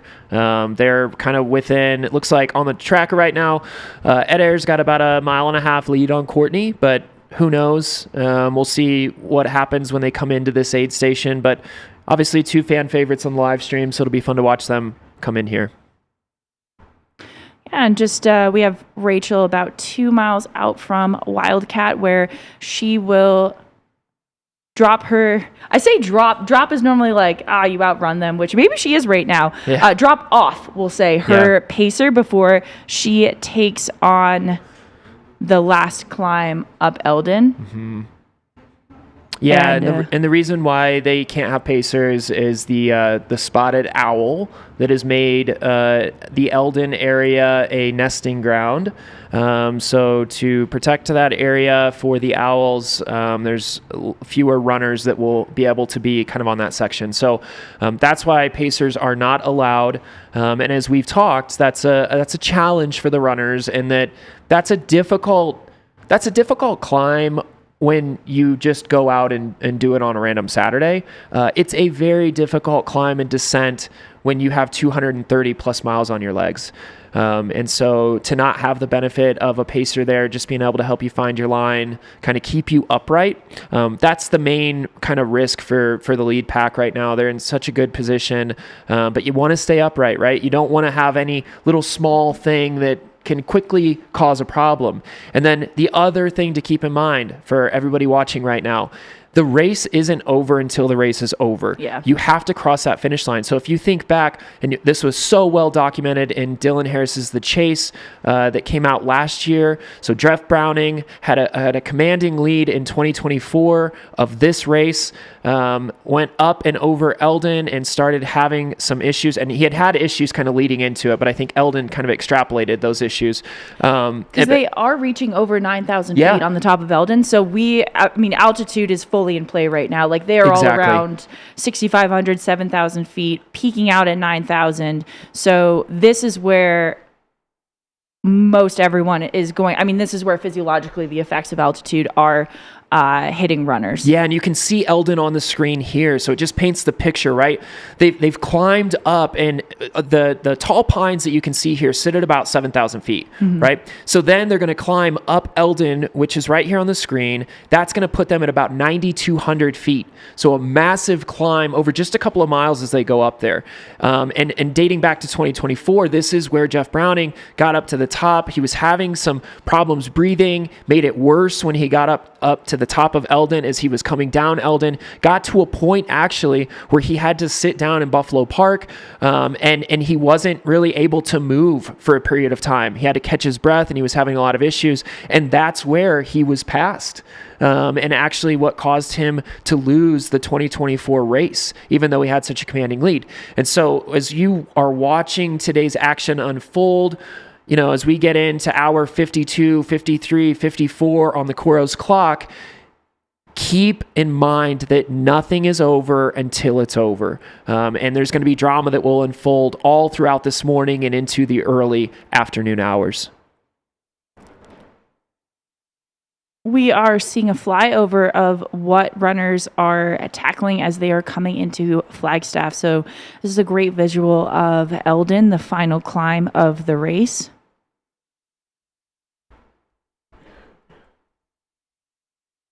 And these beautiful pines. I mean, truly, to go from the cactus to the pines, the amount of territory they are spanning is jaw-dropping. And we have a flyover of the remaining part of the race. So you can see that massive spike. That is Elden. Gosh, the downhill looks worse. By far, it is just a straight drop down. But this is, as you can see, they're basically in Flagstaff. They've been in Flagstaff for the last, 5+ hours. Yet they have to do this one last loop, make a tour of Elden. I'm sure that they all love Jamil Corey so much at this point. Yeah. And this flyover actually was created by our Mountain Outpost teammate, Taylor. This is incredible work here. It really shows the difficulty of the final stretch of the race. Paints a picture as you're seeing us kind of weave in and out of these aid stations as runners are making their way to Heritage Square in Flagstaff. This flyover is fantastic and helps paint the picture of what they're dealing with right now. Again, some incredible drone shots here too of the terrain. The beautiful morning that we have here in Flagstaff, which is a far cry from what we saw last night. If you were watching the action, storms rolled through. It was raining and snowing, and it was pretty gnarly around Flagstaff and the surrounding areas. So it's good to see the sun back out.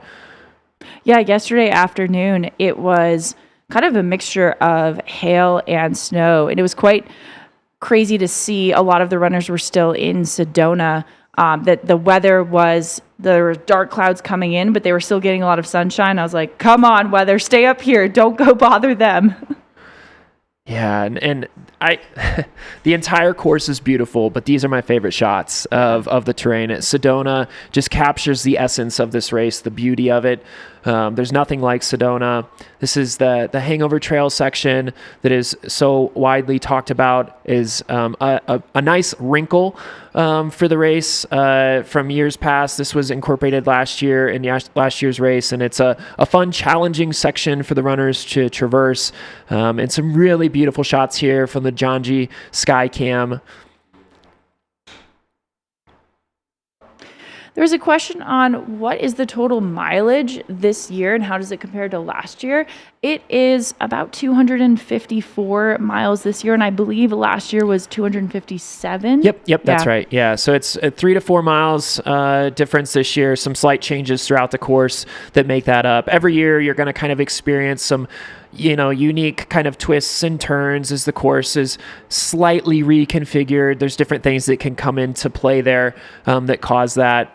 So just a slightly shorter course this year at 253, 254 miles.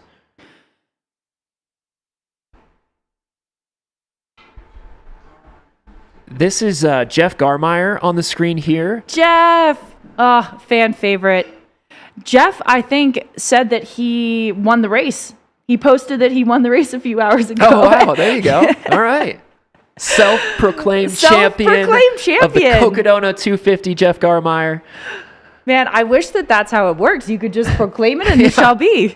Hey, should we go ahead now and proclaim that we won? Yeah. Okay. We've been here the whole time. Yeah, we're actually already in Flagstaff. We're already in Flagstaff. Yeah. No, I was cracking me up. He did post that, and the next thing he posted was, if anyone questions who's having the most fun, I am trying to have the most fun at Cocodona. And Jeff, we love seeing you enjoy this race. Jeff is part of probably the best or worst last man standing to exist in the ultra running world. He is one of a few, including Andy Glaze, who have been in every single edition of the Cocodona 250. So I believe this is year 6 for all of them. And if I know Andy and Jeff, I don't think this is stopping anytime soon. No. Oh, here we go. Great shot here on the Janji Sky Cam of race leader Rachel Entrekin. What are your thoughts right now on just kind of seeing her move again? Let's see what miles she is at. She should be closing in on Wildcat. Man, she is just moving so well. Yeah, mile 233 here and some change for her. Man, she looks strong. I mean, you can always kind of tell by if a pacer is placating a runner by kind of doing that like pretend run. Yeah. Her pacer's running. Yeah. This is not a pretend run at all. Is there any worse feeling than when your pacer is pretend running and you know what they're doing and it's like, I know what you're doing. Please stop. Yeah. I don't know. Sometimes I'm like, thanks for trying to make me feel better. Yeah. Wow, she is moving so well. Yeah, these trails here too, it's just such a joy. The single track, beautiful, flat, or not flat, but just like smooth, buttery smooth. A far cry from what they faced on day one with all the climbing, the rocks, kind of the ankle biters. This is welcome, a welcome change as a runner at this mileage of the race. Gives somebody like a Rachel, who's just such an elite athlete, the opportunity to just kind of open it up and run. Less tripping hazards here. She can kind of just let her legs go and just focus on step, step, step, step. And doesn't have to worry about kind of some of those obstacles that could come into play. Those will come though on Elden, but right now she can kind of let her brain go and just enjoy this. The other thing that I appreciate about sections of trail like this, if you do trip, if something happens, that dirt is so cushy, and you can pop right back up and keep going. So minimal damage can occur on a trail like this, which is great too. I would guess that she is just staring at the back of her pacer's footsteps, zoning in on just one step in front of the other as she is running her way into history right now.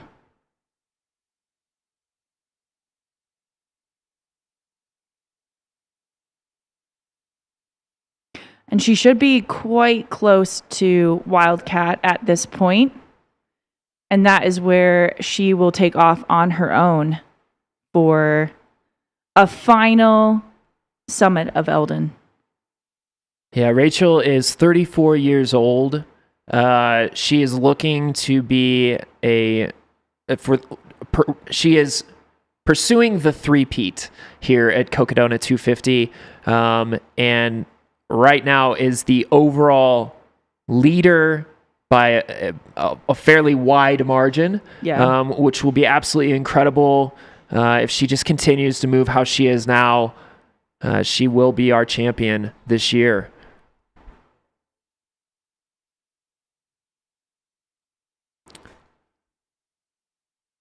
And our overall champion at that, and Alyssa, maybe talk a little bit. I'd love to hear your perspective. Leading into this race, everybody talked about just how loaded the women's field was. It's super deep, great field on the women's side.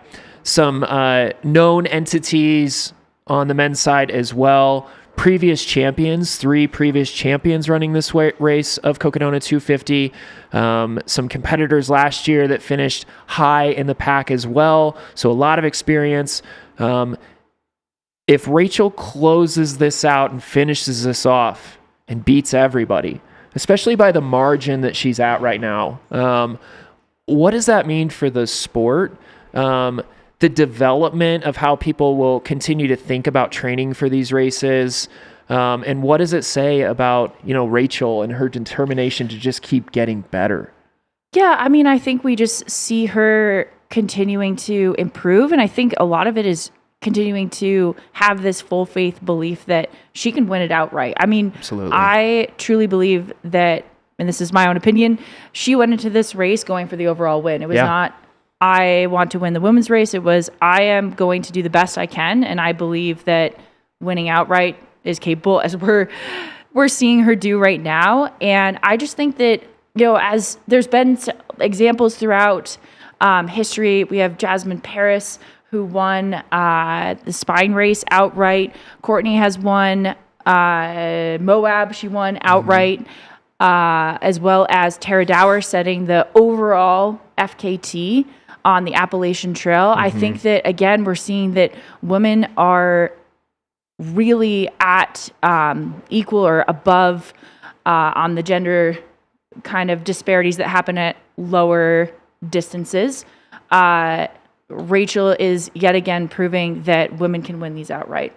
And so I think that this is just another reminder, like, hey, it is an overall battle. Yeah. And so just love what she's doing out there.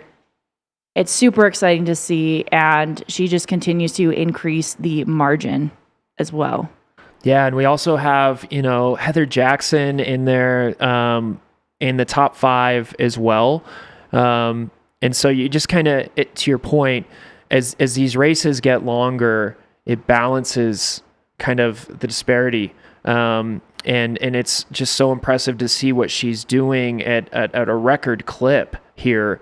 Is there a takeaway that you think, as we've watched her navigate this week, and you kind of know some of the ins and outs of her training and who she is as a person, like, what do you think competitors next year, when they look at what Rachel's done this year, will try to take away from that to prepare themselves to have a race like Rachel had this year? Yeah, so I actually haven't followed her training too much. I know that she puts in big miles. It seems like she's a pretty high mileage runner. I will say, I think that with her ability to train more full-time, because she's a full-time athlete, before she was kind of fitting it in with a full-time job, that she has been able to really hone in on her speed work. Yeah. And I know that she's had 2 very fast efforts. She had like a sub 17 hour, right around 17 hour cold water 100 miler earlier this year, and then a throwdown at Chianti, which is a fast runnable race. So I think that where Rachel has worked on her game, not only the nutrition pieces, but she has really layered speed work in there. And I think that that is one of the biggest changes. And this isn't really a new change. I think it's been the last few years, is that we are seeing it is so crucial for ultra runners to be good runners. Yes. Just great runners outright. And so she's really been working, I think, on her speed. And that's what we're seeing play out, is just her aerobic threshold running is a lot faster than I think we've seen from her before. She's also, I mean, just a great 24, 48 hour runner. And so I think, yeah, she's just continuing to increase the speed work, and that's keeping her moving. Just her average moving pace, as we've seen, is significantly faster. Yeah, she ran a 16:19 at Coldwater here in Arizona in January. And then to your point about Chianti, she ran an 11:38, and that's a 120K race. So no stranger to long efforts, obviously, 2-time defending champion. But yeah, great point on the speed work. Just not over-indexing in one particular area, right? The balance. She's just such a well-rounded athlete. And then the mental side for her too. It's just, she sets the bar of what that looks like, because you can do all that training, you can have your body in a great shape, but that mental side has to be there too. We've seen her come into aid stations always bubbly, excited to be there. Even when you can tell she's maybe going through something in the moment, she fights it, right? And she's constantly fighting that like internal dialogue of like how hard things can be. And she just projects out this joy for being able to take part in races like this excitement for the community. And it's infectious. And she's just such a well-rounded and such a good fit for a race like this that requires so much out of an athlete. And she's checked all the boxes this week as we continue to watch her make her way to Flagstaff. And also, I mean, no one knows this course like she does. She just truly has so much experience. She understands how to pace this effort. This is just, I feel like, the crowning achievement of all of the work that she's put in. Of course, it is not over yet. So I don't want to jinx her, but I believe in her. I'll say that. Yeah, exactly. And it's I'm with you there. And we don't want to crown somebody before it's finished. There's a lot that can happen, but at the same time, for me also, it's like, and I think you agree with this, it's like we also have to give her flowers as she's kind of making her way in, because what she's done is so incredible. And for us to be able to just kind of highlight some of those wins and what makes this so special. Hopefully the audience also is, if you're new to ultra running and maybe this is your first time tuning in, it's easy to take performances like this for granted because maybe you just don't realize what goes into it. This is very, very special, what she's been able to do. And so as you're watching this, just kind of keep that in mind, that this is unique. This is a somewhat of a unicorn performance in terms of like start to finish what she's done so far. And it'll be fun to watch her kind of put the exclamation point at the end of the sentence here as she prepares to do this Elden climb by herself, come down it, and then run the streets of Flagstaff into Heritage Square. It's going to be something to behold. Nope. All right, I believe that this is very, very close to Wildcat right now, where she will drop off her pacer.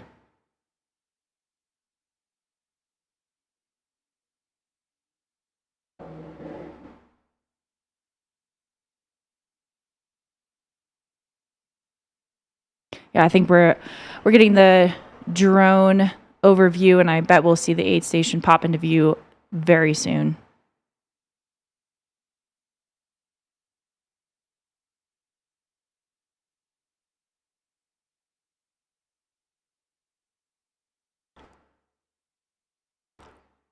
And these shots are made possible by the incredible team that we have out in the field, all of our drone operators, our follow cams. Really special to be able to bring you guys this type of coverage. We've seen, if you think about it, hours and hours of coverage of our lead pack running over the course of the last 50 and a half hours, according to the Coros clock. And that's really unique. So this terrain is rugged, it's rural, it's hard to get coverage in those areas if you're just out there with a cell phone. And so for us to be able to stream this globally, we have 13,400 people right now that are tuned into this all across the world, watching Rachel run through somewhat secluded sections of Arizona all throughout the week. And it's a really special feat. So thanks to all of our folks in the field, our folks here at headquarters who are making this possible. It's a real treat for all of us. It really is. And there was a couple of questions about when Rachel took the lead. I believe that it was maybe even before mile 50. Yeah, I think it was around at the latest mile 50. So she's been leading for the significant majority of the race. Yeah. Yeah, she's been leading for a long time. If none of us can remember exactly when it was that she took it, because she's been in the lead for so long. That's a great point.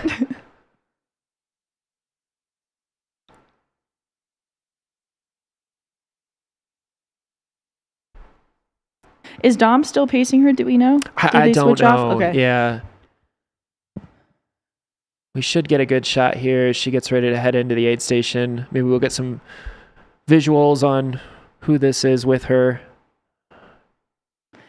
And the Wildcat aid station is at mile 234.9, so a little bit less than 20 miles to go from this aid station.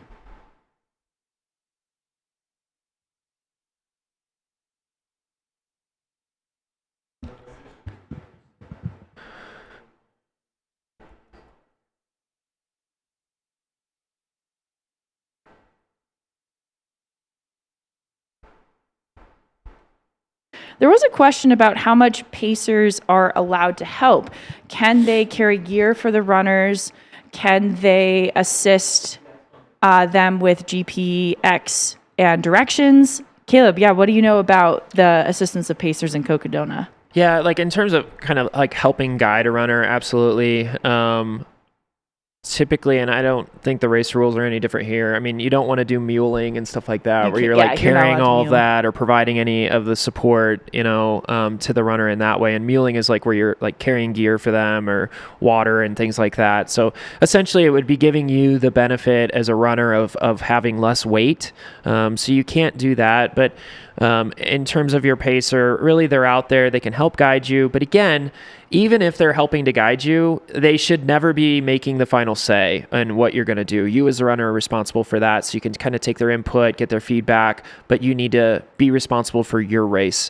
And so they'll be out there providing motivation, encouragement. It's also important that, and it sounds like we're going to have some audio here as well at the aid station, which will be great. But it's also important that they understand what the runner needs. And maybe that's quiet, maybe that's some peace, maybe that's talking, encouragement, or it might be even a kick in the butt. I doubt Rachel needs any of that. I think it's probably just fun for her running with somebody at this point. But this will be where she drops him off and she'll make the trek towards Elden alone. Yes, the only race that actually allows muling is Leadville. Leadville, you can mule, which I think is a fun little twist. Yeah. I think it comes from, the race itself is based in kind of the folklore of using burros and literally muling. Yeah. So I think they do still allow that in Leadville, but not in, I think, any other race, possibly. Leadville is the only one I know of. Yeah, and as we're watching Rachel come into the aid station, just a reminder, Dan Green last year set the course record at a time of 58, 47, and 18 seconds. Rachel right now is at 50 hours, 30 minutes, and 46 seconds elapsed on the Coros clock. So that's the overall record for the course. And so we'll see here if Rachel is able to surpass that. She's in line, I would say, at this point. A lot of running left, but she is in such a great position right now. She really is.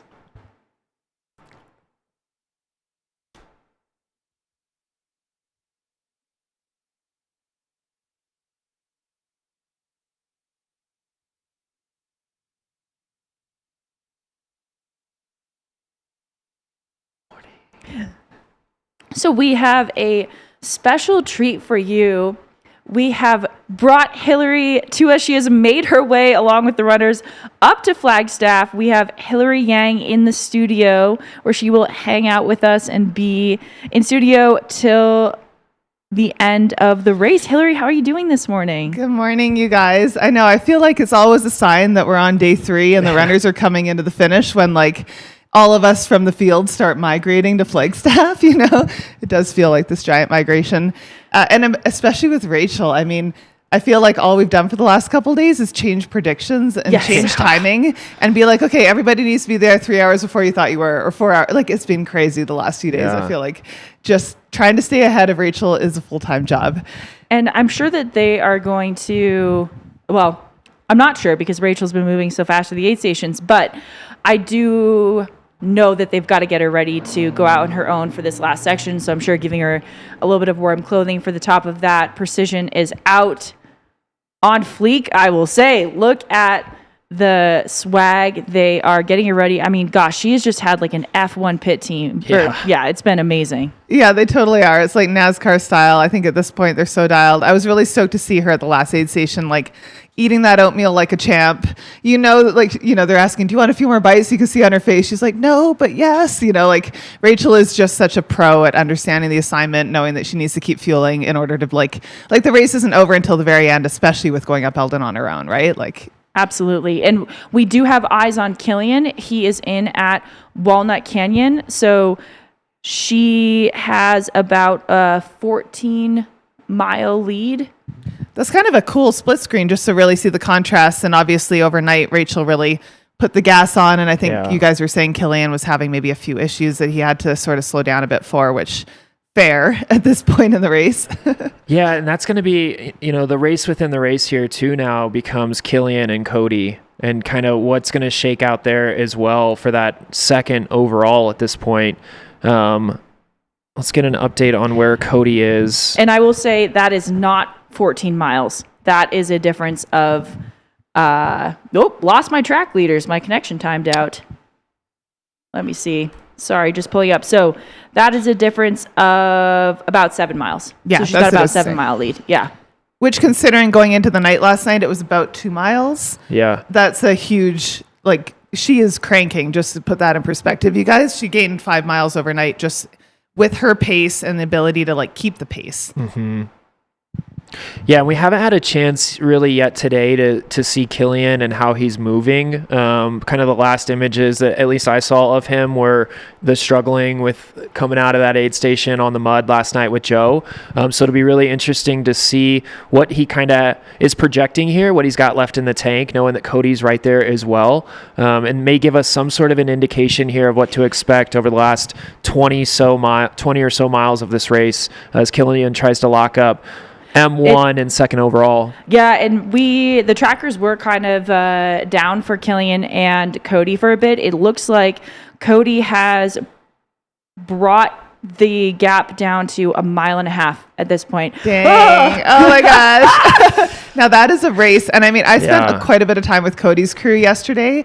And I mean, they're a really fun bunch. And Cody's crew manual, I don't know if you guys heard about that, but it's called the Book of Moron. And it's a laminated book with all these reset protocols. And one of them is a Denny's Grand Slam breakfast that'll reset him if nothing else is working. Oh, wow. So he the guy has thought of everything, and it's really fun to see how his brain works. And they were just sort of giving me some insight into how dialed this guy is. He might be 24 years old, but he has planned so hard for this race, and his goal times are very ambitious. So I think we're going to see him really pushing. He knew going into the race what he wanted to do out there, and he is by no means done. And it's really exciting to see him close the gap, because I have a feeling if Killian realizes just how close he is, that's going to put a different sort of pressure on him as well. Yeah, tell us a little bit about Cody's crew. He online, the stuff that he posts and whatnot, and then when you see it obviously throughout race week, he's hilarious. He's so funny. He's filled with energy. He's got this light about him. He's also 24, so it possibilities are endless for him, and I think he knows that, right? Does his crew match that intensity, or are they a little more chill and he's kind of the peak of intensity when it comes to that? I mean, I think he's definitely the ringleader, but they are bringing the energy up to match. Okay. I think they sort of understand the assignment, and some of his crew and pacers that I was talking to yesterday in Sedona met him last year at Cocodona, and were so No way. inspired Wow. by his race. And one of them even jumped in to pace him after after being at the aid station for 48 hours and went on to pace Cody last year. And so they're all back this year as like his actual crew, which I love. And I think he's just like a really fun character. He's also got a bunch of his friends and family out from Missouri, and they all came out for the race. They're new to the desert. They're all just like having the best time. That's cool. Like the fact that Cody can train for a race like Cocodona in Missouri where they don't have specific terrain, and he's sort of like made his own courses and made his own training grounds to make this possible. I think that is also really cool to hear, because so often it's like, oh, you live in Flagstaff or you train in Boulder or whatever it is. Yeah. But like to see him crushing in third place overall as a guy from the Midwest that doesn't have access to the terrain necessarily. And, you know, like I think he learned a lot last year. I really do. And I think he came back this year, like he's still got the party vibes, but he's got more socks with him this year. He's got, you know, like he's sort of taking care of himself in a different way. I will say, when I saw him in Sedona last night, like he was definitely hitting a wall of tiredness. Like that was the lowest I've ever seen Cody. And he was sort of like feeling that. And his crew kept reminding him how many hours he was ahead of where he was last year. And I think that helped. But yeah. We do have Rachel and Killian. Rachel is leaving the Wildcat aid station. Killian is leaving the Walnut aid station. So, correction, Killian's tracker had not updated to Walnut, so he is through Walnut, and it looks like Cody is at least like 3-ish miles out, 3.5. Killian looks good right Yeah, now. he looks way he's better. moving well. Yeah. Yeah, I mean, he's a pro. Like, you don't do the Triple Crown. You don't have the pedigree that Killian has with 200 milers specifically, and not know how to close a 200 miler or a 250 miler, right? Like, and that's the fun thing about it, is like Rachel knows that, and that's what, you know, she's not going to let up off the gas. She knows exactly what Killian's capable of, and it's such a fun race because of that. But I do think you cannot count Cody out. He is right there. Yeah, she looks so good, doesn't she? She looks great. Yeah. Yeah, she's talked historically too about she always feels like she has more gas left in the tank after these races, and I'm wondering if she'll still feel that way after this one, or if she'll feel like, nope, I emptied it with this race. I think that was her goal going in, was to just like really throw down everything she knows is possible and then push that to what could be possible, you know? Like, she had a lot of reasons not to come back, in the sense that she's had such great performances here, and there are so many other like incredible races I know she wants to do. So I think her coming back was so intentional. And Alyssa, what you were saying about her going out from the start, like wanting that overall win, and like not even looking back, I thought that like that's so true. Like I think she really did just go out. She knows what she wants. She's not actually worrying about anyone else out there. She's just running as hard as she can until she gets to Flagstaff. Yeah. I was wondering if Killian had gone pacerless, but we do see his pacer now. That's either Joe Corcione. I think that's Joe Corcione running with Killian. Shout out to Joe. He's doing like, I don't know, 80, 90 miles out there, Yeah, I think. I think he and Killian's brother are doing 70 apiece. Wild. Just an ultra within the ultra. Yeah, Killian's brother, it's fun to see out there. Like, it definitely runs in the family, you know? And, like, I think his dad was doing one of the shorter races today, maybe. And, like, the whole family is great. You could see the resemblance, too. They all have the same, like, head of hair. And the whole, like, going out without a pacer, I mean, obviously, Rachel's the first one that we're seeing leave for Elden pacerless, and I kind of love it. I do too. Yeah, we were talking about that. Yeah, I think it's the final test. It is. Yeah, and Elden is such like a challenge, you know, that's just seeing them, and it's going to be fun for us to be able to watch them navigate that with the follow cams and whatnot, and see the decision making in real time. Who's got like the freshest brain to understand where do I need to step and how do I need to get down this? That's going to be a blast.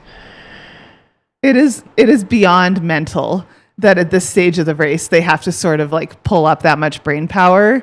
And like you said, like navigate on their own and not just follow a pacer's feet. But the fact that the entire playing field has to do that, because, you know, there's always purists that come over and run this race without pacers. And I think that is exponentially harder, you know, at this point in the race. And so for everybody to be in the same boat, like it's such a leveler. And I think we're really going to see some people in the front of the pack struggle with the last section there.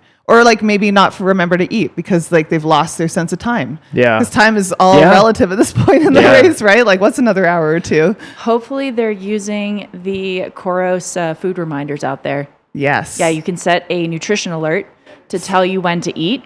And I think that's one of the most useful tools on a watch to have, is that nutrition alert. I need something that sort of like, I don't know, stings me or hits me over the head with that reminder to be like, stop ignoring me. Eat. Yeah. No, I mean, I think Rachel's done a lot of work on her nutrition this year. And that is, if we talk about just the difference in her race this year than last year, we were talking about how much faster she is. And it's sort of like, well, why? It's also like she's taken a lot of science and a lot of information over the last year and implemented all that. And I think we're seeing the results of that right now. Yeah, and that asphalt that she's running on right now just has to feel amazing. No issues there. Just kind of let the legs go. No tripping hazards. And she just is so strong. And it's nice too, like this section allowing them to mentally just release before they get into the difficulty of Elden, and almost easing into the pacerless section of like, oh, okay, I'm here by myself now, get collected with my own thoughts, and then take on the beast that is Elden. Killian still looking great here. It's so good to see him running again with more comfortability than last night. Yeah, it doesn't look like it was just kind of a short burst of energy coming out of the aid station. He's continuing to progress well. His pacer is definitely trying to pull him along too. I was going to say, where is his pacer? Yeah.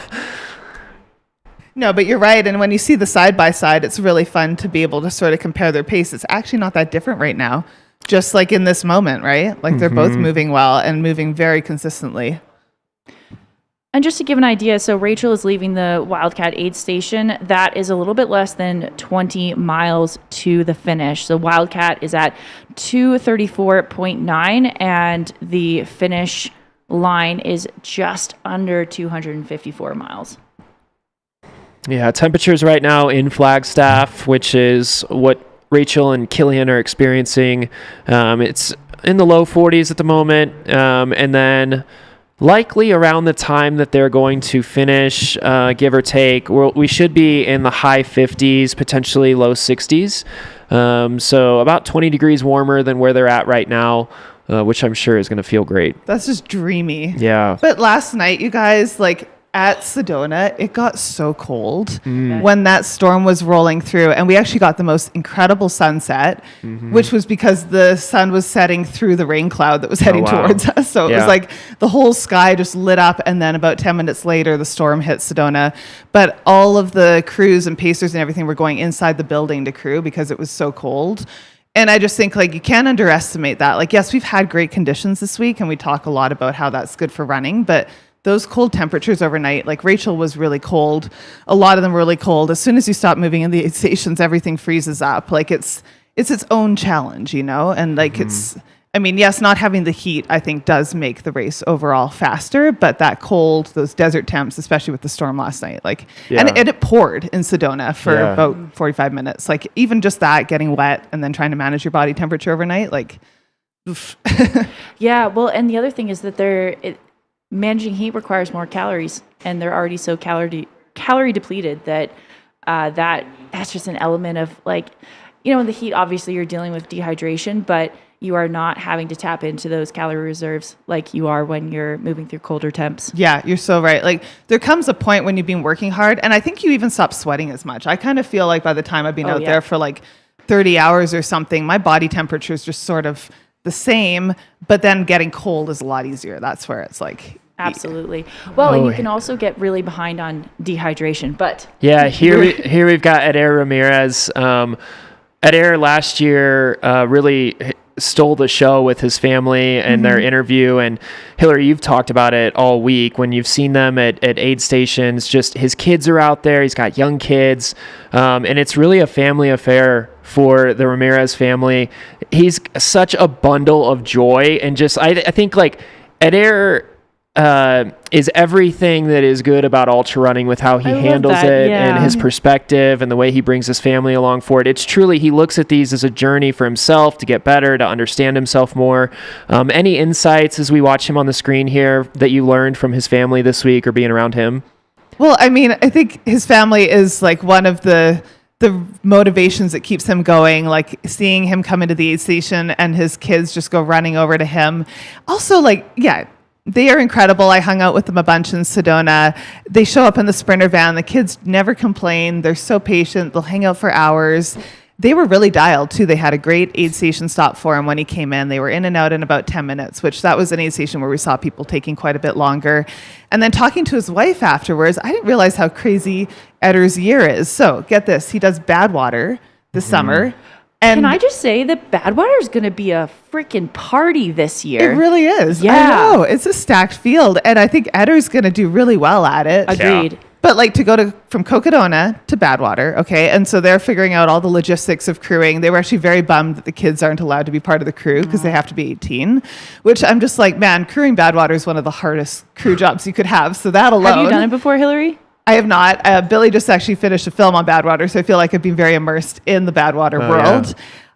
I also think, like, talking to Jeff Pelche and his partner Audrey, that it was the hardest thing she's ever crewed. She was sort of a one and done on that crew experience. And so just from that point to go from crewing Cocodona to Badwater, and then he's running Tour de Gance in Tour de Jean, yeah. Tour de Jean. Sorry, my brain isn't No, you're working this good. morning. Yeah. I'm like, this isn't the right way to say it. Yeah. I apologize to everyone French in the chat. No, but to go from Badwater to TDG and like just to like those are very oh my gosh. different. Yes, Could not be more different. right. So did that just blow your brain? Because that blew my just brain. blew my Yes. brain because, I mean, Badwater, notoriously a road ultra. It does have, about 13,000 feet of climbing, I think, in there. It's not flat by No. any means. But Tour de Jean has well over 85,000 feet of Yes. climbing. Yes. My mind is blown. Also, Tour de Jean's going to be a party. Killian Korth is also headed there as well. No way. Yeah, that's going to be fun. Oh my gosh. Well, that is cool. They're going to have a rematch. I love that. Yeah. I mean, just hearing his schedule and like hearing his wife talk about how Edder trains for this race or Tour de Jean, like he's got some sort of a kind of obstacle course set up, or he's having to really improvise his training to get the vertical that he doesn't have in his backyard. Like, the dedication, but just also how much they all love the sport. So yeah, huge Eder Ramirez fan. I mean, we had them out at Mammoth last year, and he had an incredible race at Mammoth. And I just think like there are some people where you just know that they have this joy for the sport that carries them a long way. And Eder has a purity about his love for the sport of ultra running and how far he can push himself that I think really like motivates him out there. Yeah, his ability to kind of weave in and out of different styles of races, obviously performed very well here last year, performing well here again this year. You guys have talked about just the challenges that he has coming up. He also, in February at Jackpot in the 100-mile US ATF, he ran a 13:44 100-miler, and so it just shows his range. I talked to Ed Air a few weeks ago, and one of the things that he said was like, he's not a super high volume guy. He does a lot more of like cross training and stuff. So Does he said, just save it for the races? Is yeah, that it what seems is? like it. Yeah, he talked about being like kind of in that 50-mile range. But what he also said though is usually he's doing at least an hour of something else every day too. And so he told me, he's like, I might do like an hour of abs one night while I'm watching TV or whatever. And I thought, wow, that's a lot of abs. That's a lot of abs. But he just finds ways to kind of keep himself moving. I think he spends a lot of time on his feet during the day too, which helps. Lives in Vegas. He's outside a lot. So he has some of the opportunity there for kind of almost year-round heat training, but he's also not, he's used to these wide ranges, like in a race like Cocodona on the climate of intense heat to intense cold, because he lives in it, at Vegas. So yeah. Just a really great guy here. And I'm sure you're going to see him come in here. He's going to thank all the aid station volunteers. He's going to, yep, there you go. Got to wave to everybody. He thanks them. And yeah, you're right, Hillary. He just is a showcase of like, I genuinely love the sport. I love the community. And you see that in everything that he does during these races. Yeah, I love too getting these insights into the aid station. Like, see, there's his family right there. Like, how many days have these kids been up for? And they're still smiling. Yeah. No complaining. No like iPad out. I didn't see a single screen. Yeah. Like, That's impressive. I mean, come on. This is like a masterclass in parenting as well as anything else. But yeah, he's very present. And I think that's really important in these races, to appreciate what you're doing and to appreciate all the people around you that are making it possible. And, you know, he had big smiles for everyone in the aid station when I have seen him every time. And again, here. He is at the Fort Tuttle aid station. That is mile 211. And I'm sure he's going to maybe take out some of the cold weather gear that hopefully he will not need for the rest of the race.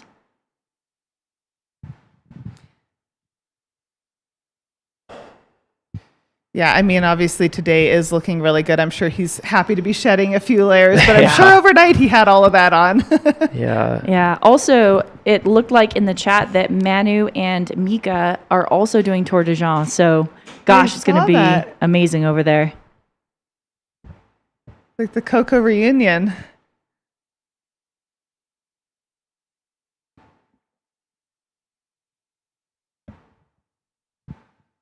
Yeah, I love these shots when we get a chance to see them and just assess, like, especially the front of the pack, the ways that they take care of themselves at the aid station and their crews and how they do this. Everything is intentional, and you'll see that where it's just, okay, here's exactly what I need to do. He's going to get some calories in here. Adair also relies heavily on the nutrition front on hard-boiled eggs, which I thought was interesting. I think I would have a hard time getting those down at this stage of the race, or really any stage of a race. But he talked about that, you know, Cocodona being so long, kind of being able to get in all the macros, and it's not something you're going to fuel with just carbs. So those hard-boiled eggs give him, you know, a good source of protein. You can put salt on it, and table salt is a great way. Like, if you're thinking about how do I get my sodium intake in without just kind of some of the salty drinks and some of the sports fuel, table salt's a great way because you can kind of measure it to taste, and that can help reset the stomach. There's the hard-boiled eggs. You just brought them out, so you're going to get a shot of that. There you go. Wow, I just threw the whole thing in. I don't think I could do that. I just couldn't. I could barely eat them like on a regular morning. You open the package and I'm like, yeah. Well, at least it's been cold out, so they've stayed well preserved. Yeah, that's fair. Yeah, it's interesting just seeing what everyone reaches for. Like, Rachel's had oatmeal at a few of the aid stations. Edder's had his hard-boiled eggs. You know, is he taking bicarb right now? I think so. Oh my gosh. So we just know he has a stomach of steel.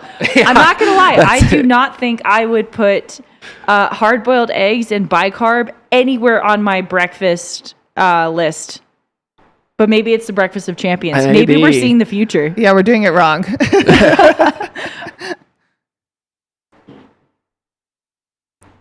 I love to see people eating well at this stage of the race. I really love it. Like, at this point, eating is not a pleasurable experience. Eating is a job. Eating is like just something you keep doing every single hour for, like, you know, 50 hours now. I just think that's a hard thing in and of itself to just stay on top of, you know? It's just exhausting. Like, trying to eat that much and for that long, it is truly just a chore. And overnight? At that point, yeah. It's not natural. No, it's not. A lot of times we'll see athletes kind of back off a little bit at nighttime because your body is working. Normally, that's when you would reset your digestive system. And so it can be very hard. People can get a lot of nausea at night. And so sometimes people will back off the nutrition intake at night. And then, you know, you have to make sure you're keeping up during the daytime. But that kind of allows the stomach to take in the nutrition, absorb it, rather than pushing it too far and causing GI distress. Yeah, I mean, I know that's something that you've worked on a lot with your own career, Alyssa. Just a little bit. Yeah, you know a thing or two. Nailed it. I saw him eating a Quaker Oats here too, and he had some orange slices. I feel like this is something I love to do, is like eat the meal that's appropriate for the time of day. Yeah, it kind of makes you feel a little normal. Yeah. Yeah. Like, have a little bit of coffee. Feel like this is breakfast time. It's fine. You know? Yeah, and again, this is Adair Ramirez on the screen here with his family and crew getting ready to head back out onto the course. Hillary, question for you, just like as you've spent so much time on the course and then you think last year to this year, as runners are getting faster, a lot of that is due to just knowledge of how to run a race like this and how to progress through. Have you noticed any significant changes in the ways that front of the pack or others that you saw out there on the course have handled themselves at the aid stations, or things that you were like, oh, that's interesting, I didn't see that last year? Anything that stands out this year? I actually think something that kind of fascinated me was Crown King. And I know we're like 36 miles into the race, like we're baby ultra runners at that point, right? But last year, everyone went through too fast. They went through way too fast. So They fast. treated it like a pit stop. They treated it, and I remember saying on the broadcast, I'm like, they're going too fast. Like they blew through here like we're running 100K. What is going on? Yeah. This year, totally different story. Everyone who ran last year learned from that experience. There was more shoe changes at Crown King than I would expect to see at 100 miles. There was like legitimate sit down, like take care of yourself, eat food type of pit changes. I think that was a really positive change from last year, and something that I wasn't expecting. I was thinking, oh, here we go, back on the train of everybody blasting through here and going too fast. And it was like, wow, like these guys actually sat down, looked at that and went, no, that was a bad call. Like we actually need to pull it back a bit. Yeah. That is one thing that we've been talking about in the studio as well, is the aid stations have been a lot more patient. I mean, I feel like last year, and we talked about maybe the weather was contributing to this, there was just more of a frantic feeling in the race. And this year, there's such specificity and purpose to these aid station stops. They do not feel like people are trying to rush out. Yeah. And it really seems like there's a lot of care and thought going into what needs to happen. There's a plan, and it's smooth as fast, fast as smooth. Totally. And I've seen a lot with these sort of like passes on the out and backs as runners come in and out of the aid stations, like Courtney and Heather last night, Killian and Rachel, all these sort of like, wow, they're coming and going at the same time. It hasn't impacted how they treat the aid station. Mm-hmm. And I think that is like really cool and a testament to how everyone is running their own race, and they aren't getting swayed. And I think in the past we've seen someone be like, I got to get out of here. They just went flying out of here. And so I love seeing that. I honestly think I give a lot of kudos to everybody who's at the front of the pack. I mean, the entire pack, obviously, like you're making all these decisions constantly on where you spend your time. But from the front of the pack, where we often see people blow up because they make mistakes in the aid stations, I don't think we've seen a lot of that this year. Yeah. No. Yeah, and we're approaching 51 hours, and we've had a chance to see so much of that great coverage there that Hillary's talked about, being able to assess runners. And so 51 hours in, that is a common theme that we've got here. We're going to take a quick break for an ad break. Again, approaching the 51-hour mark on the Coros clock. We'll be right back with you.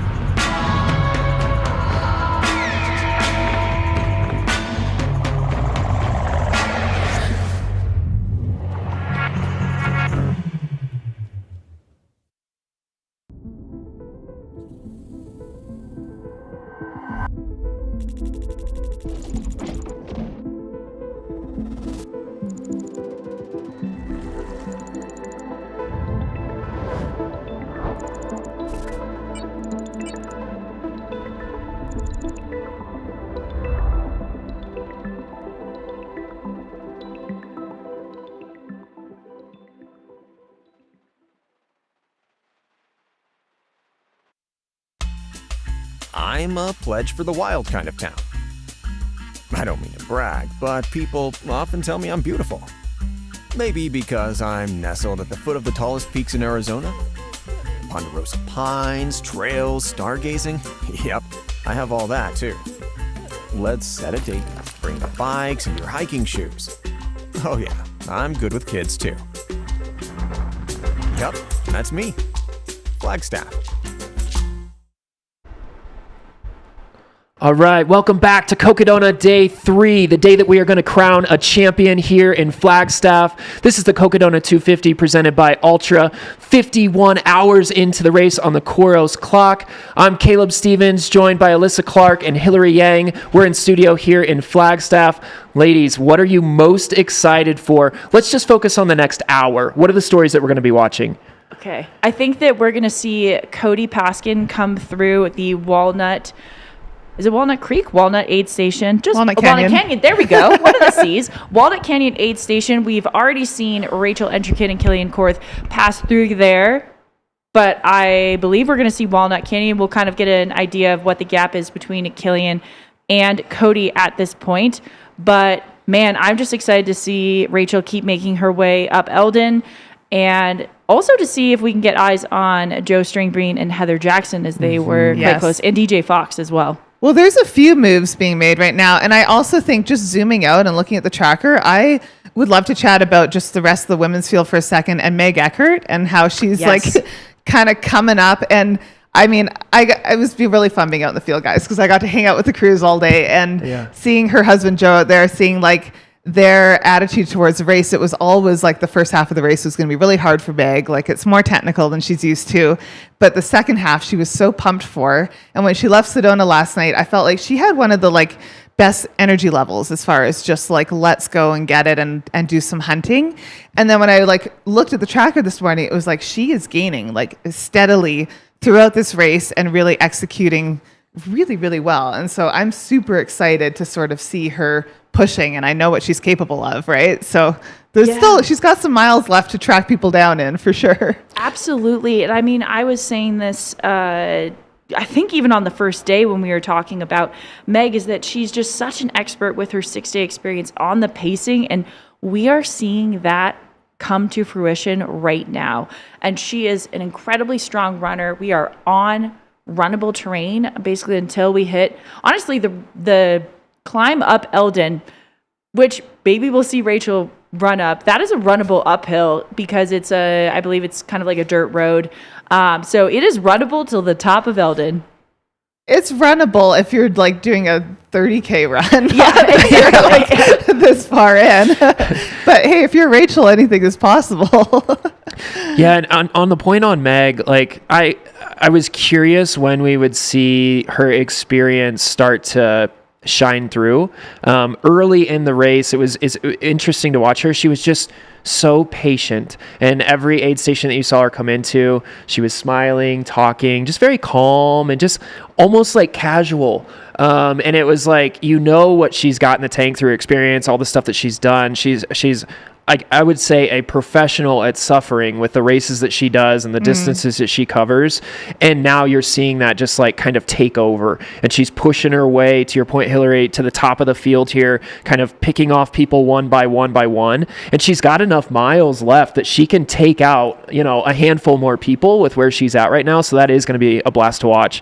We also haven't seen Courtney come through the aid station. She was kind of running with Adair for a while, and we haven't seen an update on her yet. So that's going to be interesting to follow as well. Yeah, I mean, I think for me, Heather Jackson is one of the stories of this race. We talked a lot about it coming into the race. We've seen Heather just become a student of the sport over the last few years and really learn so much about ultra running, tackle races of like, whether it's CCC or whether it's Western States or whether like very different sort of terrain, Javelina. But to see her in the Cocodona environment, it's like, okay, we know you can do this on a bike. You know, you can do this all day on a bike. But to do this with your legs and to like the impact and all of that was such an unknown. Even just like how you eat and fuel for this versus like a bike race. And to see her come in and just really put together such an incredible race from start to finish. And also put herself in the mix. Like when she passed Courtney early on and they were running together, I kind of thought they were going to stay together for quite a while. I thought, oh, here we go, they're going to settle in. Been staying ahead. But she didn't, and it was very quickly that she sort of asserted herself in her own race and has just sort of stayed there again, not like running beyond herself, but just sort of like, this is what feels good to be, this is where I want to be, and to like maintain that for 200 miles. It's really incredible. I think that's another part of the race that's been really interesting is we haven't seen really any teaming up at the front No. of the pack. They've That's a good call. Yeah, they've not been particularly working off of each other. They're truly running, I think, just their own pace plans, their own races.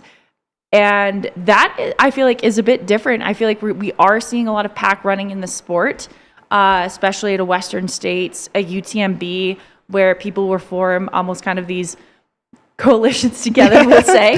And we're not seeing that happen at all in this race. People truly are, even if they're, half a mile apart on the trackers, they are taking their own time. They are not making decisions based off of anyone else. Yeah, that is a great call out, Alyssa. And I think, there's been various times, I know yesterday we were talking about, what if Killian caught up with Rachel because they were only like a mile and a half apart for a while? Would they run together? And I was like, no, I don't think so. Like, I think they love each other. They train together, but like it would be a race, and they're both racing. And I do think that is a cool part of this. And I mean, the team aspect of it, for sure, that can be a special experience. And we have seen races where you get these really cool sort of pairings. But for this race, with the goals that these competitors have going into it, I think it's very like fitting that everybody's on their own journey, And especially going over Elden, where it truly is, you're on your own journey and there's like nothing to hide behind. There's no pacers, there's no nothing. Like the whole theme of this race seems to be just like run your own race, Yeah, and especially once you get close to Elden, you're going to want to create that separation as much as possible, because that's the area where you can create the gap, because once you come off of it, it's all runnable. And so I think that's where you're going to see folks trying to create or catch up or create a gap is on that Elden climb, because then it's just a few short, flat, easy miles to get into Heritage Square. And so that's going to be the difference maker if things are kind of coming down to the wire for positioning. Some beautiful shots here in Sedona. This is the hangover trail that we're looking at here with the drone cam. 8:07 a.m. local time here. Temperatures are hovering probably around 50 degrees there in Sedona. Bit cooler here in Flagstaff. Sedona sits at about 4,500 feet of elevation. Flagstaff is closer to 7,000. So that's where you see the large temperature swings. Flagstaff usually anywhere from 10 degrees, 12 degrees cooler than Sedona, which is what makes it such a great place to come in the summers. If you're in the Phoenix area, kind of escape the heat. Usually about 20 degrees cooler than Phoenix is what Flagstaff is. So. Also, just to give an update on Cody Poskin, if we are kind of going off of the tracker, which we know that there's some variation within that, probably about a mile and a half out from the Walnut aid station. Walnut Creek. I love how you just said Walnut to kind of hedge your bets. Yeah, I hedged my bets. Honestly, I'm at the point in our live streaming that I'm hedging all my bets at this point. That was me at Dead Horse aid station yesterday. I kept wanting to call it Dead Deer, and I was like, no, it's not. No, it's not Dead Deer. Horse and then Deer Pass. Yeah. I just had the aid station chart pulled up, and Caleb kept giving me a look like you've looked at it 10 times. How are you not remembering this? Oh my gosh, that is true. Yeah, I mean, I know, just a quick shout out for all this incredible coverage, you guys. Like the drone shots we're getting here, the like amount of camera angles. Each camera you see on the screen represents a human being that's out there, sleep deprived, getting out on these remote sections of trail, getting drones up, running with the runners, not to mention everyone in the studio, everyone behind the studio. It's such a labor of love to bring this to you guys, but also like so fun to see how many people are in the chat who are following along and part of the journey. It's truly like world-class watching and experiencing and racing happening right now all around. I think at one point I saw the chat or the total watches over 17,000. We're now around 14,000, but tell your friends, get them on, see if we can break 20,000. I bet for Rachel's finish we'll be well over 20,000. Yeah. And the thing to remember too, if you've been hooked on this Cocodona coverage all week long, know that even after our podium finishers are done with the race today, we're going to continue to bring live coverage of the race. It's going to give us a chance to focus in on the rest of the runners that are running and be able to kind of tell some of their stories. We have the Cocodona Confessions series that'll come out and the chronicles that come out every day, which is going to be incredible. So lots of content that will be coming, just continuing to tell the stories of runners that are out on the course and their journeys to the finish line here in Heritage Square. So we've got another 74 hours of live coverage that will be coming. So hopefully you didn't make any plans through Saturday morning at 10 a.m. local time here in Phoenix, because we'll be with you guys all week long. Well, and just a note too on the coverage, and I know you guys, day 3, as our leaders are coming in, the race coverage is going to be very focused on the front of the pack stories because it is so exciting, and Rachel having her historic year this year is an incredible race. We cannot not follow that closely. But that said, Tony Hill has been doing the Cocodona Chronicles all week. He's specifically been focusing on the mid-pack. I actually got to catch up with him this morning before he headed out for sunrise, and he is like having a lot of fun capturing these stories. I'm going to be in the studio all week. We've got a great team here to bring you stories from the entire pack. So this race is about everybody out here. I think it is exciting when we get to a level in the sport where we have a race this competitive at the front. But every single person who is running this race is an athlete and an incredible, insane human to be out here in the first place. So like you said, Caleb, we have 74 hours of coverage to go. We have a lot of stories to bring you, and we're really excited about all of them. So it's a journey, right? The whole thing. And it's like so cool to see the first of our runners getting close to Flagstaff, and for them, the end of their journey. And then to think about all the people that are out there. Sedona yesterday, when I was at the aid station, Rachel comes through. There are 48 hours left on the clock of that aid station at that point. Like the amount of time and the amount of just like terrain and the way people handle it and just like the spread of the field always blows my mind in these races. Yeah, and I do want to give a few updates on what cutoffs we are looking at for today. So our next cutoff coming up is at 1 p.m. That is at Mingus Mountain. That's at mile 107.2. And then tonight we have an 8:30 p.m. cutoff at Jerome, which is mile 124.2. So we are looking at 2 cutoffs today. Runners have to be through Mingus Mountain, mile 107, by 1 p.m. this afternoon.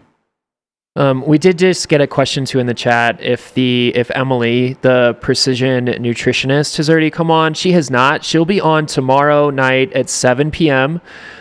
Here in the studio. That's 7 p.m. Phoenix time. And so hopefully our hope is that Rachel will join her, and you guys will be able to have all your questions answered regarding nutrition, any questions you have there. Maybe what was Rachel's nutrition strategy? You know, she's talked a lot, and it's been well documented that from year 1 at Cocodona when she won to year 2, she attributes a lot of her gains into just dialing in her nutrition strategy. And so that'll be a fascinating conversation. Think through what you'd want to ask Emily, and then tomorrow join us, 7 p.m. Again, she'll be on, and that'll be a really great opportunity for everybody in the chat to learn more about how to run a race like this and how to fuel your body. I don't know if you guys caught the little interview I did with her last night in Sedona, but she talked about how she is weighing Rachel's nutrition as it comes out of her pack. So they get the pack at each aid station. Emily goes through, bless her loving heart, takes all those sticky gels and all the half-eaten things, everything, the water, she weighs it all so she gets the exact amount of carbs and everything that Rachel's actually consuming, which to me is next level. I understand keeping your wrappers or whatever, but there is a lot of half-eaten things that get left, or a lot of half-drunk bottles, and that's the level of I don't want to say precision, the level of detail that Emily is throw it bringing. Out there, throw the putt in. I'm like, I can. But I think that is really cool, and they're going to have so much data from that to use in the future. Honestly, that is one of my favorite post-race metrics for precision athletes, is seeing the post that they make about the carbs consumed per hour, the sodium consumed per hour, and gives a little bit of an insight, and just seeing the level of detail that precision goes into for their athletes, and just giving us an idea of what's going on. I just love the metrics that they post about that, so I'm excited to see what they have for Rachel out there. Yeah, absolutely. I wonder how muddy the trails are right now. As I was driving up from Sedona, there was actually snow in the gullies coming up the canyon, which is a testament to how cold it got last night and that sort of little storm that came through. And also, Rachel's team posted a screenshot of her shoes.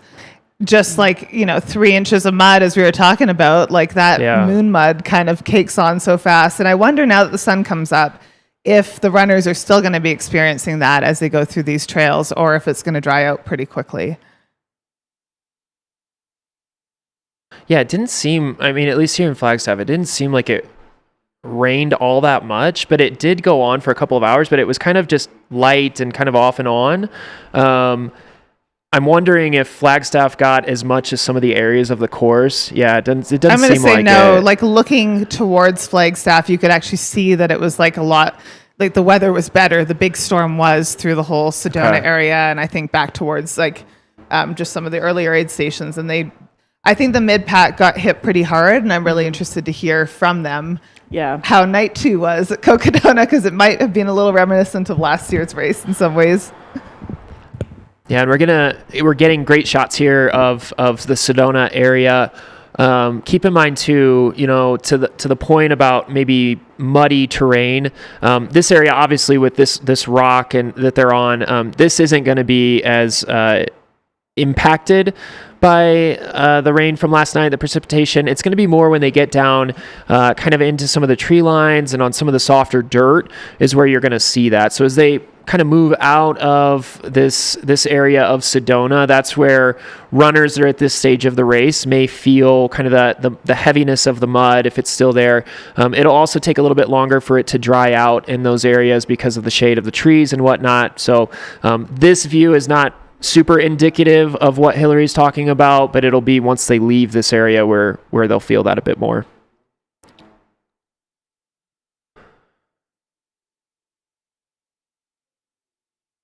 There has been a few questions about charging watches, and a lot of the watches on the market these days can get through either a significant portion of the race or almost the entire thing. So a lot of these runners, they may need to charge once, but that could be at an aid station. They take off their watch. You can keep it running the whole time. You throw it on a charger for a second with your crew. Also, there are a few options I've seen where there's a charger that can fit under your watch and you can wear it while you're running along. One of my runners was experimenting with that, which was pretty insane. But I would guess that Rachel has not had to charge her watch for this yet. I mean, we're still well within the battery life for Chorus right now. Yeah. Yeah, that's pretty cool. Just looking through the chat a little bit, there's a lot of chatter about Jakob, the Swede, and I thought that would be fun to talk about for a second, because I was chatting with Kyla from Satisfy last night and saw him come into Sedona. He took quite a reset there, but she was just giving me a little bit more of the background on Jakob, and it sounds like, for one, this was sort of a not last minute, but like, not as super planned out thing for him. Comes over from Sweden, had to find a whole crew and pacers. Satisfy helped source everyone on his team for him. And I think he just had a couple pacers they lined up, didn't know anybody. English is a second language. This is his first time at the distance. So there's a lot of fun things with that. And then she actually told me that he might be the only runner in the race that actually missed the aid station at Whiskey Row. Oh. Which was sort of funny. So he totally missed it. He blew by it and didn't go and check in. And they had to call him and let him know he had to come back to the aid station. And he had to run like a mile and a half back to the aid station at Whiskey Row to check in. Wow. And it was just one of those things where she's like, no one even realized. I think Max was in the aid station at the time, and it was just a lot of stuff going on. But it was a funny little story, and I was just thinking about the level of difficulty that adds for his race, to kind of just, you don't even know the rules necessarily, and it's maybe very different running culture over here too than what you're used to, and to come in, deal with a lot of these things, and then also be at this point in the race where he's found his stride. And that is also the cool thing about these races is hey, once you get into these bigger distances, there's a lot of time to just sort of self-correct and find your groove. And it seems like he's really found his groove out there now. Yeah, I can't imagine doing a race like this with a crew that you don't know well. That's pretty impressive. Good and bad though, right? Maybe sometimes it's good. It could be, yeah, where it's just more of like, what do you need? How can we help? And you can kind of navigate it that way. That is one of the things that Rachel's talked about that's so important to her in her races is formulating a really great crew that understands her, that knows how to handle situations, but also that can get along very well. Yeah. So in an example like this, right, like where they're sourcing people, I'm sure they took that into account, but there's always that risk of like, if you're out there with others that you don't know trying to support this runner, these crews get exhausted, right? It's a tough go at it, driving around, trying to stay fueled, trying to get sleep in the back of a van or whatnot. And so those personalities also can clash, which can put stress on a runner as well. So that's interesting that he's kind of navigating that this week and having a great race despite that, right? Totally. Or maybe because of that, we don't know. It'll be interesting to hear his thoughts after the race of how that all worked out. I kind of low-key love having a pacer that I don't know. I've had that happen to me a couple times in 100-milers. And for one, I think you can't be quite as like raw, and maybe that's a good thing. You have to just sort of like hold it together a bit more. And then for two, you have so much to talk about. Like the potential is limitless. Yeah. It really is. And I think sometimes when you get someone who knows you very well, you can want them to throw you a pity party where it's like, tell me how tough this is. It's hard not to baby the person that you love. And I think sometimes when you have someone who has a bit of an outside view, yes, you are less, like there's still a little bit of social awareness where you're less willing to kind of fall apart. Whereas if it's your partner, it's your friend, your sibling, then you can kind of just let that guard down and maybe feel a bit bad for yourself. Yeah, totally. I mean, I think that mindset, it's the key to this race, wherever you are in the field, is sort of recognizing that you can't give in to that. And you really do have to be able to just zoom out and recognize that however you're feeling, it'll probably change in 30 minutes, one way or another. Yeah. 30 minutes or less. Yeah. You get a new emotion. To just kind of keep charging away. And we saw that a lot yesterday. I think day 2, there is that feeling of like you're not close enough to the finish to smell the barn door. Yeah. And that can feel a bit hard. But like, just give it a little bit of time, like. Speaking of Cody Poskin, Cody is at the Walnut Creek aid station. So we are seeing Cody Poskin coming into Walnut Creek, which is at we have to go to the second page. Walnut Canyon. Oh my gosh, I got it wrong. Wow. I was just about to make a joke, and then I thought I'll let her have a moment of thinking she got it right. Yeah. Walnut Canyon. There we go. 227.1. I should have just said Walnut. Yeah. Just go back to the nuts. Yeah, no, I think it would be great to like get a little bit of insight into Cody. I'm not sure if we'll get that, but just seeing kind of him come in, and I love these little aid stations in the forest too, right? It's like a little oasis. You come out of just like nowhere, and then for them, it must feel like just so good to see the crew and get to do that reset right now. Shout out to our John G Skycam. We've got some amazing drone ops too that are just like finding these amazing shots, tracking these runners across this huge amount of terrain. Yeah, the logistics of moving people all around the course. Hillary, you know this as well as anybody with all the bouncing between aid stations and whatnot that you do. It's a pretty incredible operation. And then when you have a leader like Rachel out there that's just like pushing the pace so much and destroying our timetables of when we thought people needed to be in certain spots to be able to cover this, the team in the field has to react so quickly. And they've done a fantastic job with that. Again, this is Cody Poskin here at Walnut. Yeah, this is also, I was just checking, a crewed aid station. So he is able to see his crew here. He can keep his pacer until Wildcat.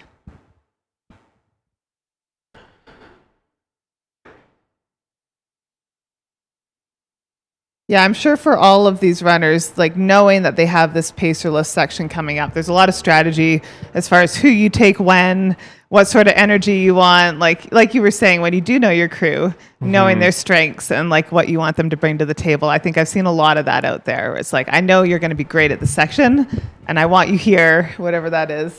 Yeah, and I almost think like you'd want a pacer here because you are going to be losing a pacer after this section, I almost think you'd want somebody that can help remind you to eat and kind of replen your battery on the way to the next aid station, so that you've got that extra however long, hour or whatever it's going to take you to get there, of just getting your body, your reserves topped off. So once you lose that pacer, if you make mental errors of like fueling or whatnot, once you lose that pacer, at least you've like elevated your baseline a little bit over the previous hour or two.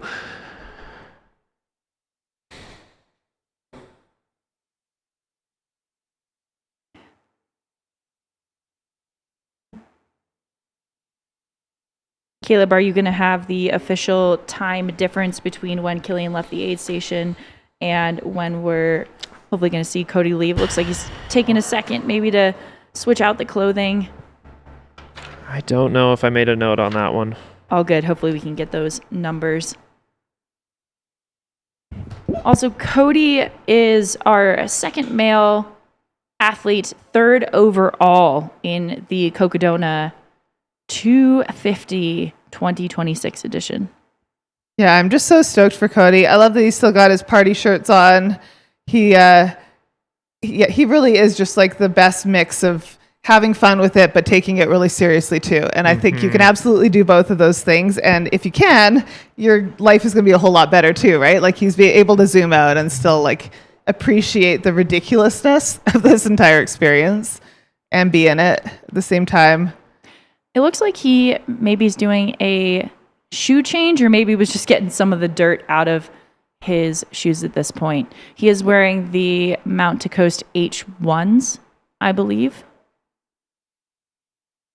It's really hard to tell at this point because all the shoes are kind of gray. Yeah, there's just dirt.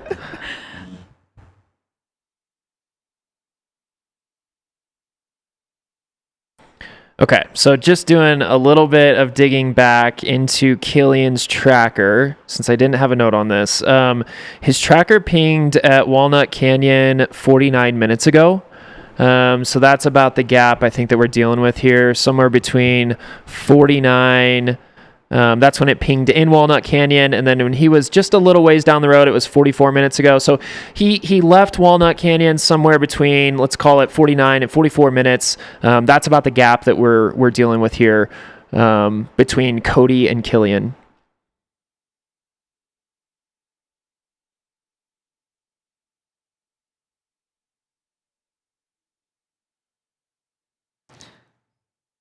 Yeah, I mean, just shout out to the crews for these races. Like, I know a lot of these guys are sleeping in the back of cars and vans and haven't seen the inside of a proper shower in a while. And just the whole experience, it really does take this level of commitment from everybody to get one person across the finish line. I think that's a very humbling thing as a runner, but also it's just so much fun as a crew to be part of. If you get the chance, like, it is amazing how much you get from giving to an experience like this.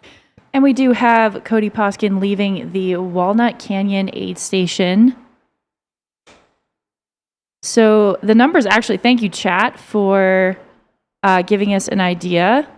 Killian left at 50, 37, 37. I love the specificity. And we have Cody on the move around 51, we'll say 27, 28. So that's about a 50-minute gap at this point. Yeah, again, kind of almost looks like Killian leaving the aid station, right? Moving really, really well here. Looks fresh, especially for 230-plus miles into the race. Yeah, he's moving well. Yeah, he looks great here. That sunshine, we always talk about it every morning on the sun coming up brings you new life. And they're starting to get that. It warms the skin. It makes it feel like a brand new day. And some of those little techniques that we've talked about throughout the week too, of just like refreshing yourself. So doing a quick face wipe down, maybe brushing the teeth, like Courtney does the eye drops, things like that. Or even we've seen Cody kind of almost do a full bath with baby wipes basically, right? And it just helps to reset, make you feel like a new human, get some food in quickly. That sun comes up, hits the skin, and it's a brand new day, right? And you see this life that Cody has at the moment. And all the runners are having a chance to experience that right now. These are the moments you live for after like a really cold, dark night. To have this be what you're experiencing now, it's truly night and day.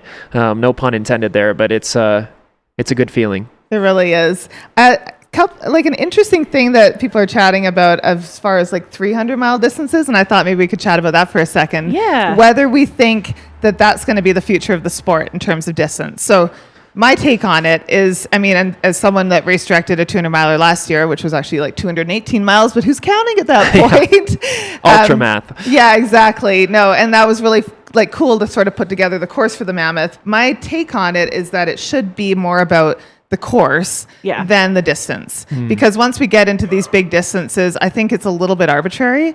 Like there's just no end to it, right? Like what, now we have 400 milers, 500 milers? Like I think at some point the challenge becomes bandwidth, whether that's like the people that you're asking to be out there with you or the crew, the volunteers. Like when I was asking volunteers to volunteer at an aid station for 60 hours, it is such a huge ask. People are taking vacation time. They are like giving up a lot to be there. And so I think that's what is beautiful about Cocodona. It's a point-to-point course. Having been out here for the last few years, it is beautiful.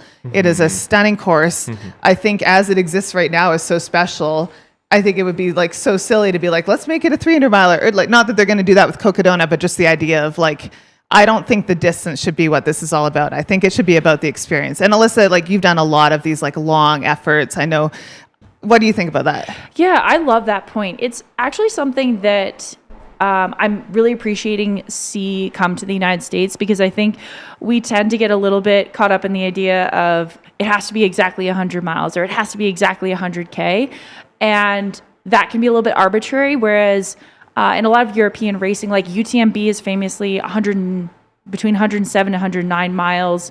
Also, like Lavaredo is 120 kilometers. You know, we see a lot of in-between distances, and it's more about what is the route dictate? Not so much we have to hit a specific distance. It's how do you honor the beauty and the points. But we're going to come back to that conversation. Right now, we have Courtney on screen. She is going into Fort Tuttle, which is mile 211.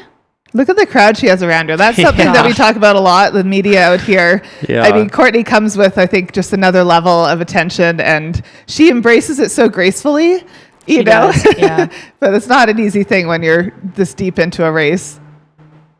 Yeah, and Courtney is also a Squirrels Nut Butter Pro, so I'm sure that Chris Thornley is very excited to welcome Courtney into that aid station. Yeah, another just thought on the conversation we were having about race distances. At some point too, I think it'll get capped by vacation time. Was a great point there of what can the majority of the field allocate towards the race. Obviously, like the elites are going to be able to get this thing done in 2, 3, 4 days, but the balance of the field isn't going to be able to take like 6 or 7 or 8 days off if it goes past the weekend mark, right? So if you're at like a 350-mile race, that is a lot of time required out of the rest of the field that would go into it. And I think it would make it harder for these races to expand, you know, past like the 350-mile mark.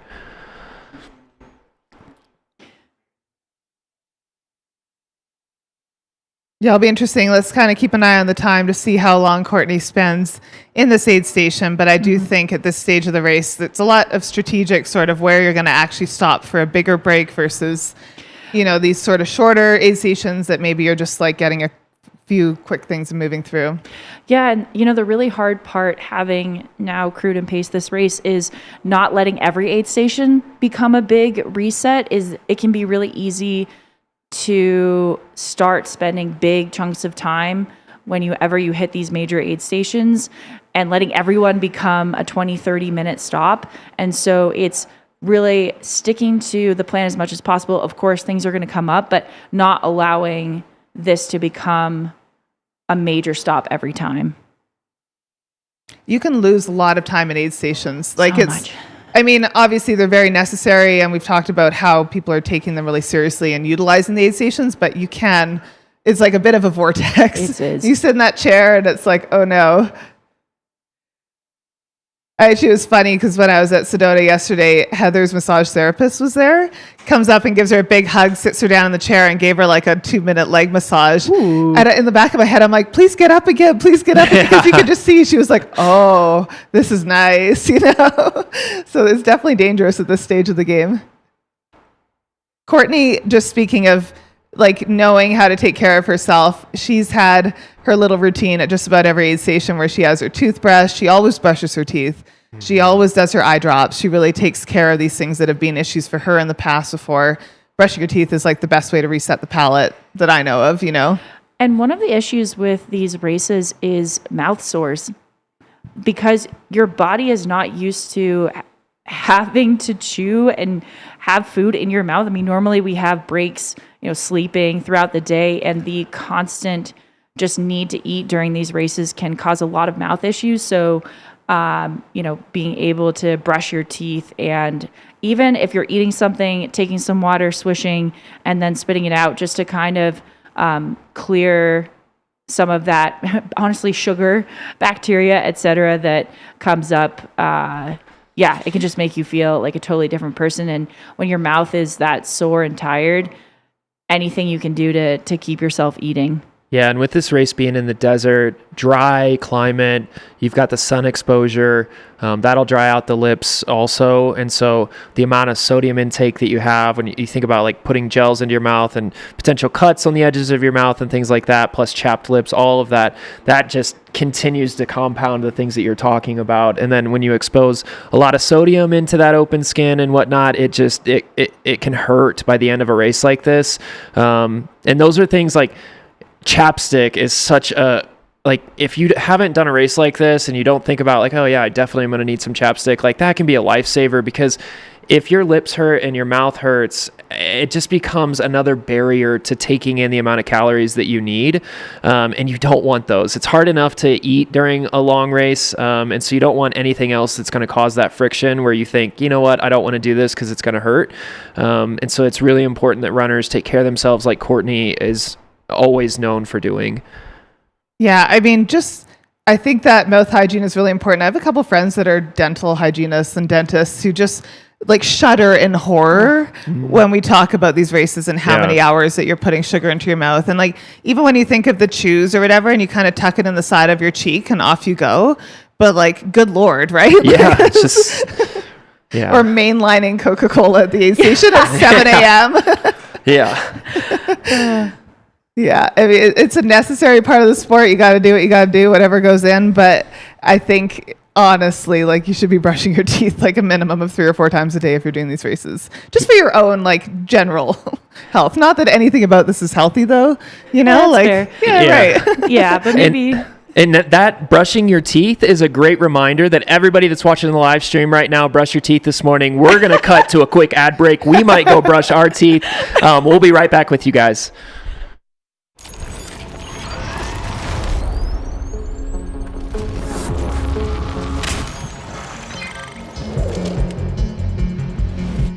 Last lap, 6 minutes, 17 seconds.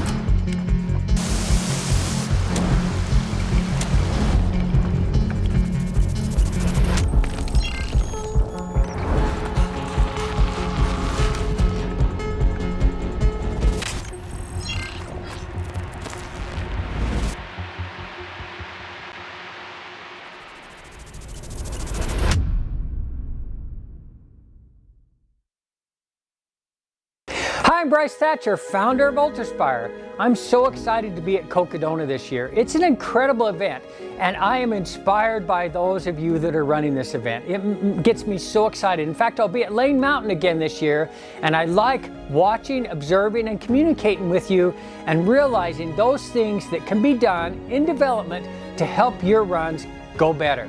Hence, the Traverse and other products that we've developed specifically around you incredible athletes that are able to go so far and do such incredible things. I'm so excited for you this year.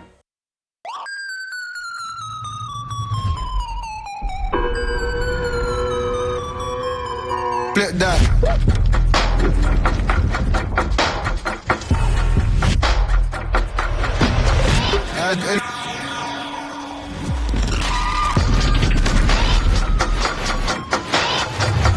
ultra fit with room for your toes to crush your run, not your feet. Ultra. Stay out there.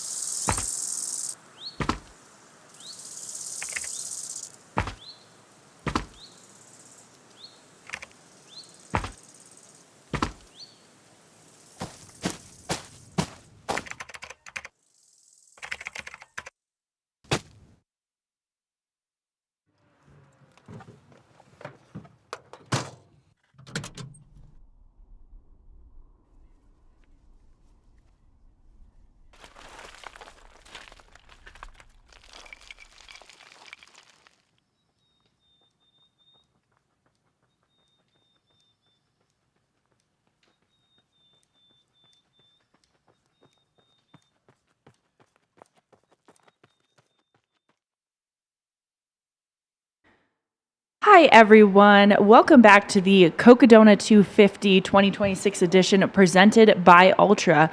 We are at 51 hours, 41 minutes elapsed on the Kuros time clock. I am Alyssa Clark, joined in studio by Caleb Stevens and Hillary Yang. How are we doing all this morning? Like, this is insane. We are so fired up. Like, I know day 3 is always so exciting because it's sort of the culmination of a lot of these front runner storylines. But just in general, I think this point of the race, you start to really see that turning point, right? Like we're getting there, guys. You know, no matter where you are in your race, we're getting there. I mean, Hillary, you are here in studio with us. You've been out in the field throughout the race. So now that you're home, we know all the rest of the runners are coming home as well. Yeah, totally. We're all making our way here by one way or another. With that being said, though, we are going to make our way to Sedona Posse and hear from Luke J., who is seeing the kind of like, I don't know, it's still kind of the front of the mid-pack going through Sedona at this point. So, Luke, what are you seeing on the ground? Hey, everyone. Luke here. We are at the Precision Tents here at Sedona Posse. And yes, you're right. We are kind of mid-pack, front of the mid-pack. I would say more towards the front of the mid-pack. Yeah. And I was super stoked to find Ellie Webb at the aid station. I'll give you a little bit of background. So my son's in high school, Thunder Ridge High School. Shout out Thunder Ridge Grizzlies. And Ellie Webb is one of the track and cross country coaches at Thunder Ridge. So this is my son's cross country coach running the Cocodona 250. And she looks awesome. Thank you. Ellie, how are you feeling? You know, the last stretch was tough, but overall feeling kind of better than I expected. And we were saying earlier, like, I'm happy to be experiencing the lows because it's part of the experience. And like, if you don't experience the lows, I don't know, I feel like I might have felt cheated. So running the whole gamut of emotions. That's such a good outlook because your longest race till here was 100 miles. Yep. So you're going, adding 150 to your longest run, which is wild to even say out loud, but that's super impressive. Give me a little background. How many people you got pacing you? And I know your brother Matt has paced you, right? Yeah. So I have a pretty big crew out here. So this is my brother Matt. He is like pacer extraordinaire and was crewing before he jumped in. Rachel. So he started with me at Jerome and will take me through every single paceable or pacer section throughout the rest of the race. I had a friend come out and paced me for like 50 miles, which was a distance PR for her. She also set a time PR for her, like time on feet PR, by like 7 hours. And she was phenomenal, amazing. And like, she kept me going. And I really I hit one low and she's like, all right, like, let's do this, this, and this. It was amazing. He does the same thing, but I don't know. He's paced me for other things, so it doesn't feel quite as like remarkable. Yep. Both my parents are out here crewing. And we have some family friends out here who joined us yesterday, and we'll be here for the rest. And then I'm also having a friend and her partner who are going to drive out and meet up on Thursday morning Yeah. to help crew. So big crew out for sure. That's awesome. And I know your brother Matt did this race a couple years ago. Yep. And you paced him. Yeah. Is that where you got the bug where you're like, I want to do that? No. We've been watching the race for several years, and then kind of 2023, we both were watching. We're like, we want to do that. But I was living outside of the US at the time, and just like it was not going to work logistically. He, on the other hand, was here, so he got it first. But pacing him, I was like, okay, now I have to do this. Yeah. So I wanted before that, but then it was like so much stronger after that. Yeah. Well, you're crushing it. You look awesome. I remember talking to my son you guys were in Arcadia at the Arcadia track meet. And he was like, oh yeah, Coach Webb went for like a 30-mile run this morning before the track meet. So I love how you are normalizing ultra running to a bunch of high school kids. Yeah. And they get to see their coach out here crushing Cocodona. Okay, I have to show this to you because I don't know if you know about Let's see this. No. Coach Green Yeah. organized a card, and so all the kids signed it. Ryder gave the best advice: focus on your nutrition. Pretty certain not focusing on my nutrition is what has led to the lows. So like, thank you, Ryder. I There you need to go. listen to you in this instance and maybe this instance only. That's amazing. Check it out. Signed by the Thunder Ridge high school team. Yeah. Well, we will keep you to it. I know you said you might take a nap here. Yep. Get some more food in. Yeah. Thanks for chatting with us. Thank you. And we will see you at the finish. Yeah, I'll see you guys there. All right. Thank you. Cheers, Luke. Nice Yeah. to catch up. See you. Thanks for that, Luke. We are back now in the studio, and we have eyes on another runner. Rachel. We This is are Rachel. seeing Rachel. Mm-hmm. Rachel is making her way up Elden. So exciting. We've heard that the conditions are quite good up on Elden, so I have a feeling she'll be moving through this extremely quickly, as she's done the entire days that have happened so far. Yeah, absolutely. I mean, it's fun. I hope we'll get to see a little bit of Rachel running through this section when we can get the connection there. But just the fact that our runner caught up with Rachel, I believe it's Allie out there, and is able to like keep pace with Rachel. Yeah. The pace that she's going right now, you guys, like that requires a lot of work. And her pacers have been coming in worked. Like she is just no small feat to catch on the trails. And so shout out to our camera ops for tracking Rachel down and managing to stay with her. And our word on the street there is that she is absolutely ripping it heading up Elden, which, that just fires me up. Yeah, that Elden section's a tough one for all the camera operators that are out there, especially if you're the one covering the descent.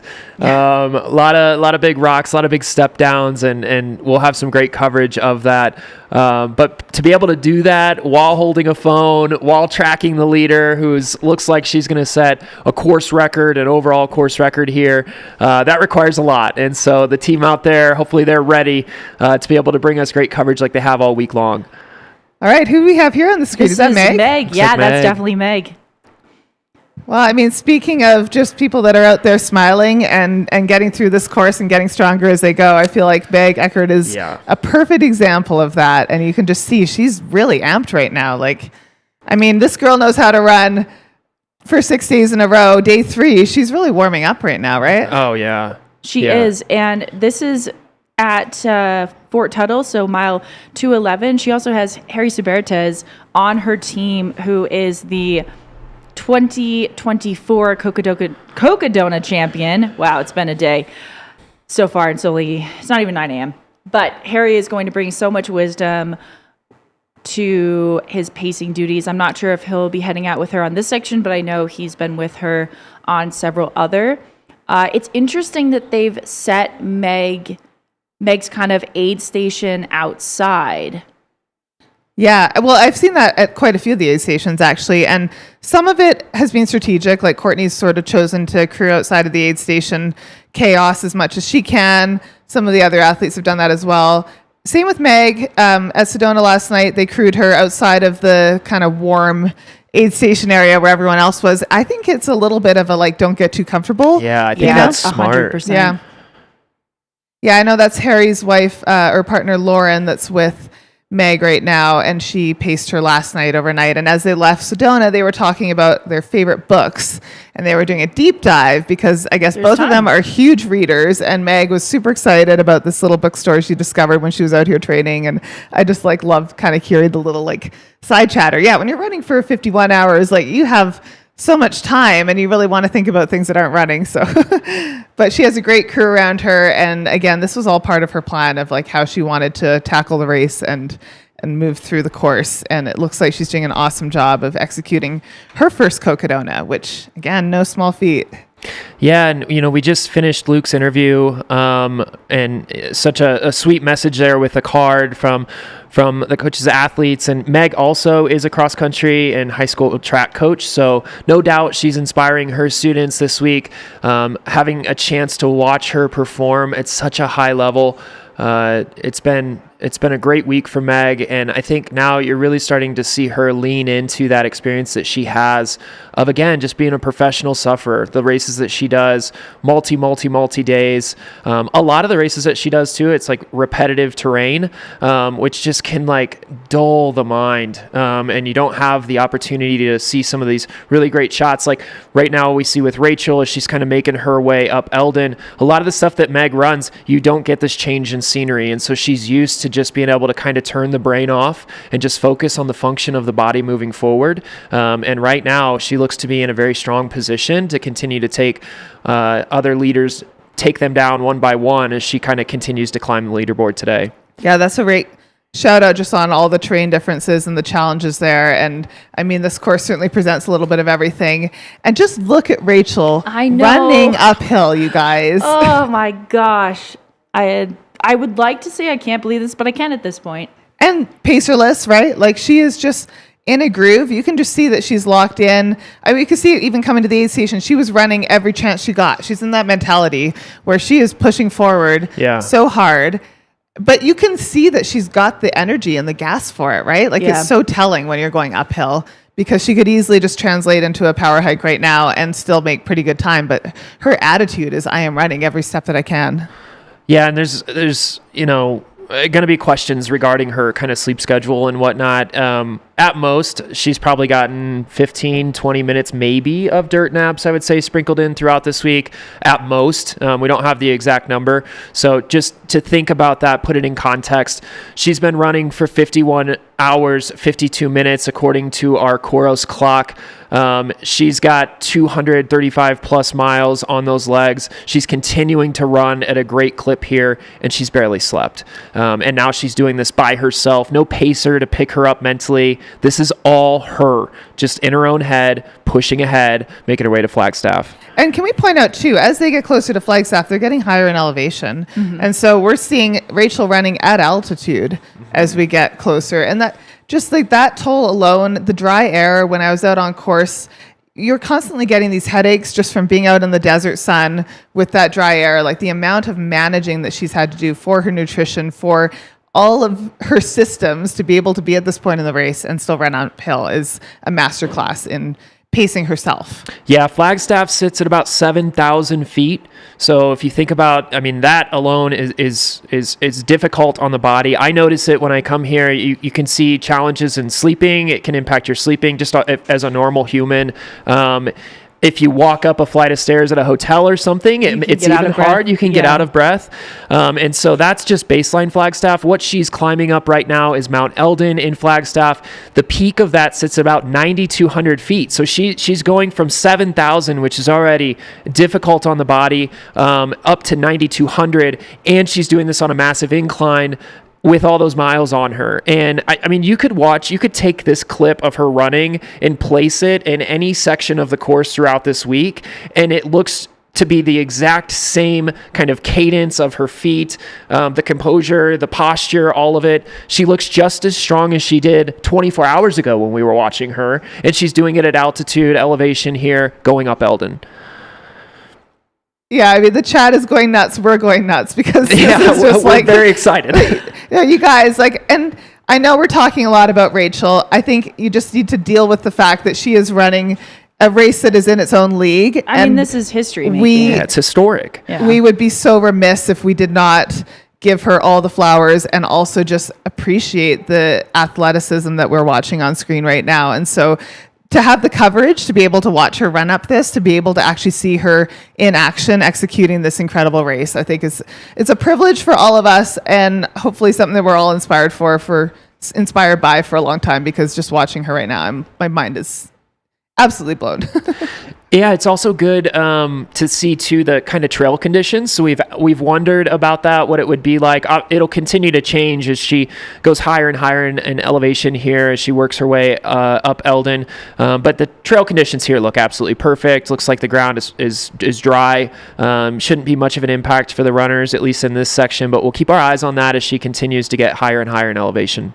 And just a note for those of you joining us for this section, going up Elden and over, they cannot have a pacer because there's some permit restrictions with spotted owls up in the area. And so every single runner will tackle Elden on their own. So it is a leveler and an equalizer on many levels. And I think for Rachel, doesn't seem to be slowing her down at all. But I do think for some of our runners later, especially thinking of runners coming down Elden in the middle of the night, it is so technical. It is like coming down these rocky stairs where none of them are the same size and they're all waiting to trip you up.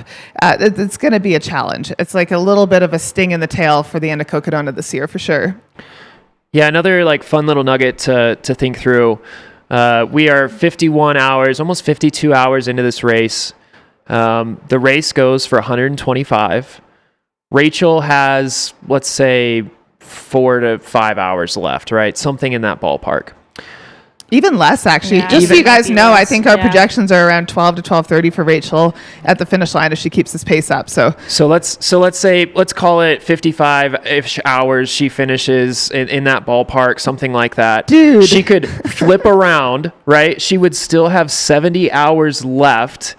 She could run downhill back to the starting line and have 70 hours to complete it. And could do the Cocodona 500. Don't even give her that idea, because she might. Yeah. But also, are we actually talking about a 55-hour Cocodona finish or 56-hour? No. Because when Dan Green set that record overall last year, that felt pretty untouchable, because he is such a strong runner and he ran so hard. And just considering Rachel's times over the last couple of years and bringing her course record down by 10 hours last year, and then to tackle the men's overall record, that is a stout course record that we're staring down right now. And I just think, like, again, man or woman, this performance is in another league of difficulty and precision and execution right now. Yeah, I mean, go ahead. I was going to say, she's going to bring her record down by at least another, 5 to 7 hours? More than that. Yeah, her own record of 63 hours set last year. We're talking like over the course of 2 years from when she won the first time to today, a reduction of, let's just say, 15 to 18 hours in total off of her time from her first win. Yeah. Insane. I wonder, this live stream, right? We have almost 16,000 people worldwide watching right now. Everybody tunes in. You hear, even the elites that are running this race, they talk about how they've watched the live stream in years past and it's helped them prepare for how to run this race. You can learn a lot by doing it. It's an interesting kind of debate of how much of the gains, the fast gains that have come in this sport, and Rachel's run it every year, so she's not watching the live stream, but other people that jump in and do this, how beneficial is it for them to be able to see this wall-to-wall coverage, to be able to study the course, study what runners are doing to improve, the aid station changeouts, hearing runners talk with their crew on the nutrition side of what do they need to consider.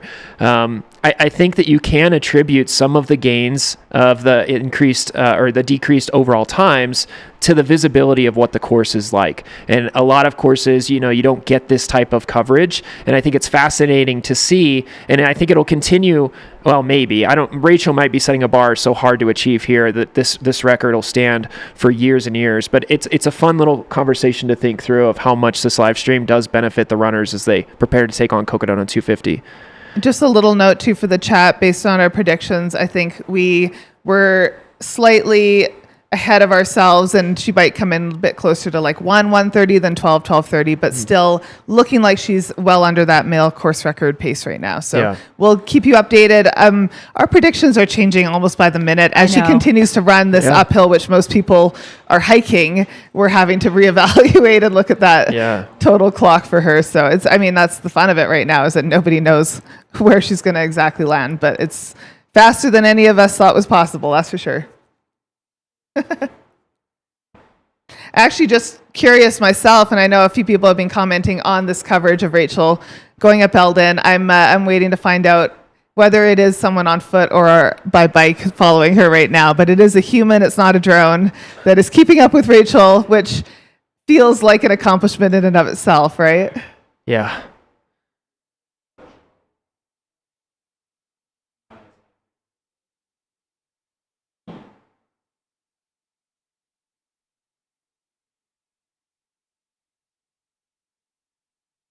Somebody in the chat just called it Rachel Donia.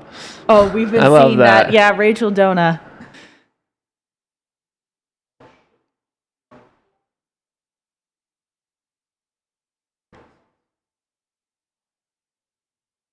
Yeah, I mean, the consistency with which she's running uphill is just really cool to witness, right? Like, I mean, I would be hiking so many of these short little technical sections on a shorter day, you know, on a 100-mile day. Also, the weather going up Elden. I know we've got a camera guy up at the top that was giving us a little bit of update, and most of the snow from last night, it looks like, has melted already. There's like a little bit left, but overall should be really beautiful conditions for our runners as they head towards Elden today and tomorrow and the next day after that. Yeah, I mean, other than last night, I really do think that they have absolutely lucked out on this weather. I don't think it can get much more perfect.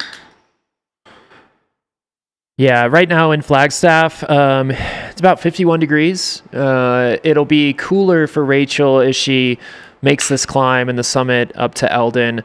Again, 2,000 foot difference between the town of Flagstaff and the summit of Elden. But that gives you some good perspective. It is warming up out there. Sunshine looks great, blue sky.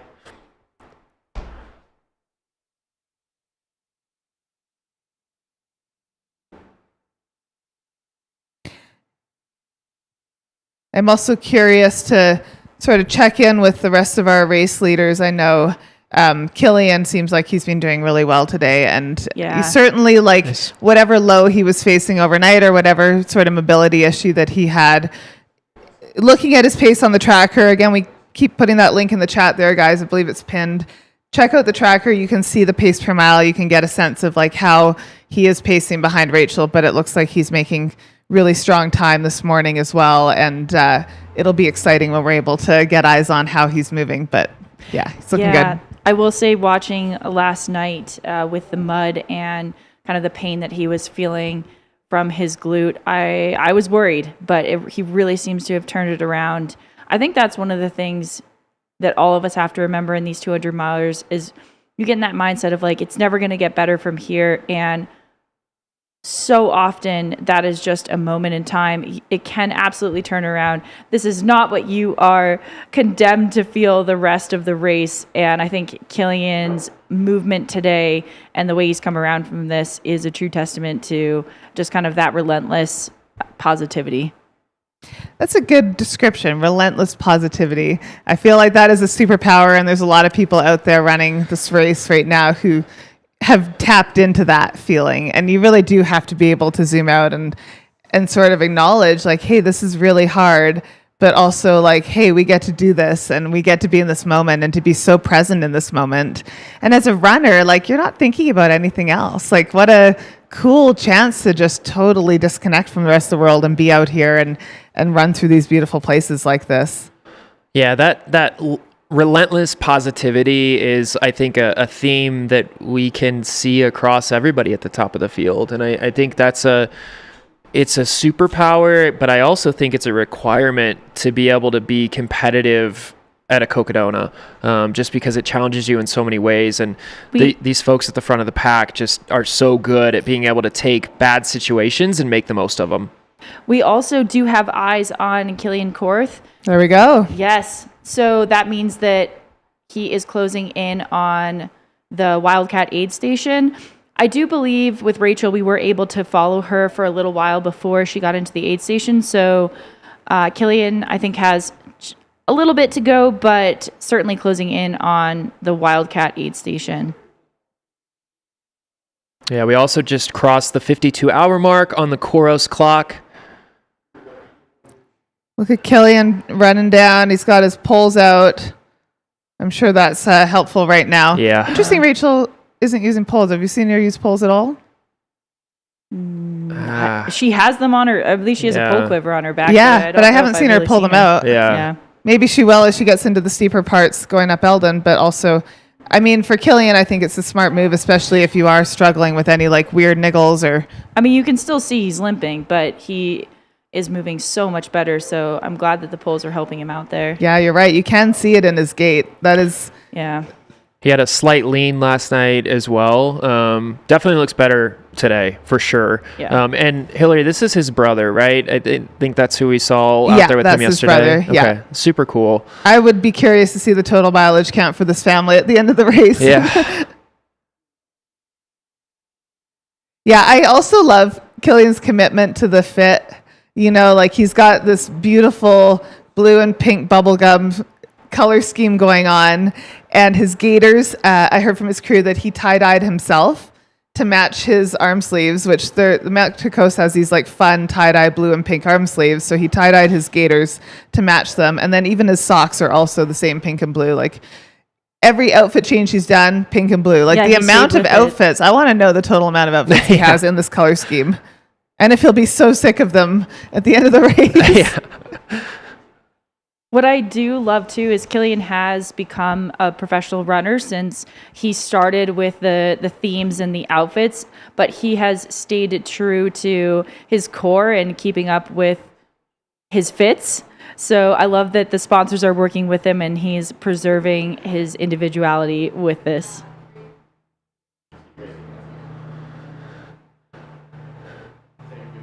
Someone said that Rachel used poles on the off-camber part outside of Sedona, which that's a good call out. Thanks for keeping us honest, chat. She is not using poles here, though, and she is flying. Left side of the screen, race leader Rachel Entricken. People said, no, it's not runnable. Even when I was like, it could be runnable to the top of Elden, and she... Thanks, Rachel, for proving me right. For a select few, it could be runnable. I don't know, guys. Last year, between commentary shifts, I went out and did this like Elden climb and whole area, and I was not running all of this, I'll tell you that much.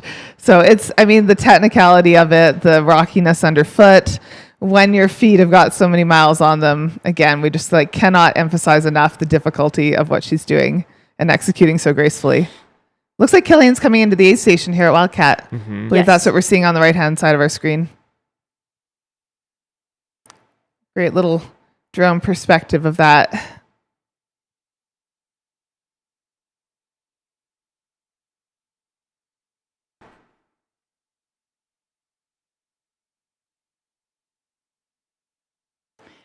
So we have Killian Korth coming into the Wildcat aid station. That is mile 234.1. That is on the right of our screen. On the left, we have Rachel Entricken making quick work of Elden as she makes her way to the summit. Yeah, and again, we hope to have Rachel in studio tomorrow night at 7 p.m. With Precision nutritionist Emily to talk all about kind of what went in to helping Rachel complete the race to the maximum effectiveness that she has. So dialing in all of that nutrition. If you have questions, what it looks like to fuel for a 200 miler, 200 plus miler, a race like Cocodona, that's going to be a great opportunity. So bookmark your calendar, 7 p.m. tomorrow on the live stream. You'll have a chance to ask those questions live in the chat. And again, hopefully we'll have Rachel here on the couch too to give us some insights into what it was like to be out there and just absolutely crush the course this year. And I just have to say too, you guys, the camera person that is on Rachel and has been following her up this climb is actually Ali O'Hara. So shout out to our female creatives and camera crew pacing just like keeping pace with Rachel, really. But I also love just like the fact that the camera settled in behind her, letting Rachel do her own thing, not getting in the way of what she needs out there, but bringing us this coverage. Allie, let's just take a moment of appreciation because this is awesome and just incredible to get this footage and for her to be out there. So shout out to Allie and to all of our camera ops and everybody bringing us this coverage. You don't even realize how hard it is to get these shots with the coverage out there, with the lack of it. And these camera people are running with battery packs and sometimes Starlinks and all the things needed to get this. So, and there's pressure there too for them in that, one, you want to capture this. You know, so many people are watching, and you know this is the winner. You know it's on course record pace, and it's super important. And this shot has been dead center the entire time. It's difficult running up this again. They're going from 7,000 to 9,000 plus feet. And imagine doing this, chasing the leader, knowing the pressure of the moment to capture this and deliver it to the 16,000 plus people around the world that are watching it.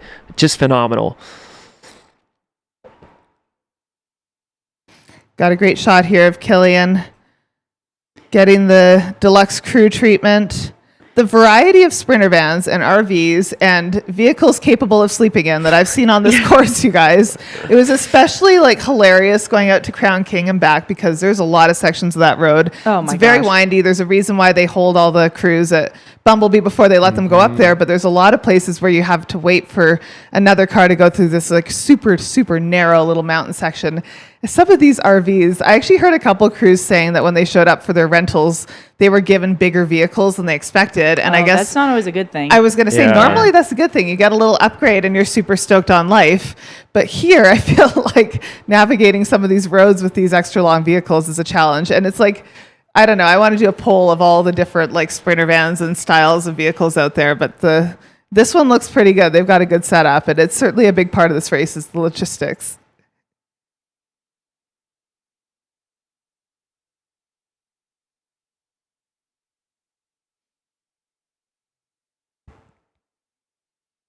Again, great to see Killian taking the time to check in with his crew, right? And he's not rushing out of there.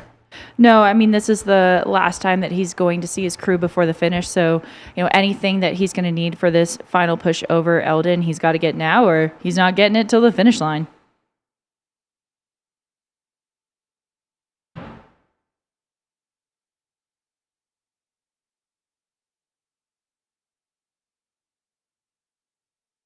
Looks like it will be a pretty quick stop for him if his pack is already going back on, though. So, I mean, man is on a mission. Yeah. I mean, gosh, the pressure from Cody has been unrelenting for quite some time now. So I'm sure that they're giving him updates on that and that he's not wasting any time before getting back out there. Yeah, and you can tell how far Rachel has progressed up Elden. You're starting to see kind of less trees. You're starting to see maybe a little bit less vegetation than we saw 15, 20 minutes ago when she was winding through there. So a good visual here of just like how far she's progressed up this climb. You can see too now her going into that power hike, getting a little bit steeper in some sections of this as she's making her way up to the top, but just this never ending, unrelenting, like movement for her forward. She hiked for 3 steps. Yeah. Let's just say that. Yeah. And then she's right back at it. The second that she can run it again, she's going. I mean, I cannot fathom. All right, Killian's out of the aid station. Pacerless. It's really kind of nice to see these milestones and to see them go through the aid stations gives us a good sense of where they are because, again, the tracker is all satellite based. So sometimes there is that slight delay in when we get information on where they are and how fast they're going on the course. But when we have these amazing drone shots and coverage, it gives us a pretty good sense of like, these are our 2 leaders. This is our overall leader and first woman, Rachel, and our overall male leader, Killian Korth, heading up the last section. Big kind of crux of the race together. You know, slightly different points in it, but it'll be really cool to see how Killian tackles this next bit as well. Yeah, I'm curious too if Rachel's going to use poles going down Elden with those big steps and whatnot. I mean, they're just almost the stability factor of just a little bit of protection, the safety net with those big steps. Will she leverage those, or is she just going to freaking let it rip going down there, no poles, and just continue this like incredible like force of nature performance going down, you know, the backside of Elden? That's going to be a fun one to watch. I think poles are so useful. I do For that, too. I think I poles do are too. underrated for a downhill, like that extra tripod kind of stability piece. Yes. Yeah. And maybe they're only like gently touching the ground every now and then, but it's just that level of reassurance that if you slightly lose your balance, you can quickly catch yourself without it becoming a problem.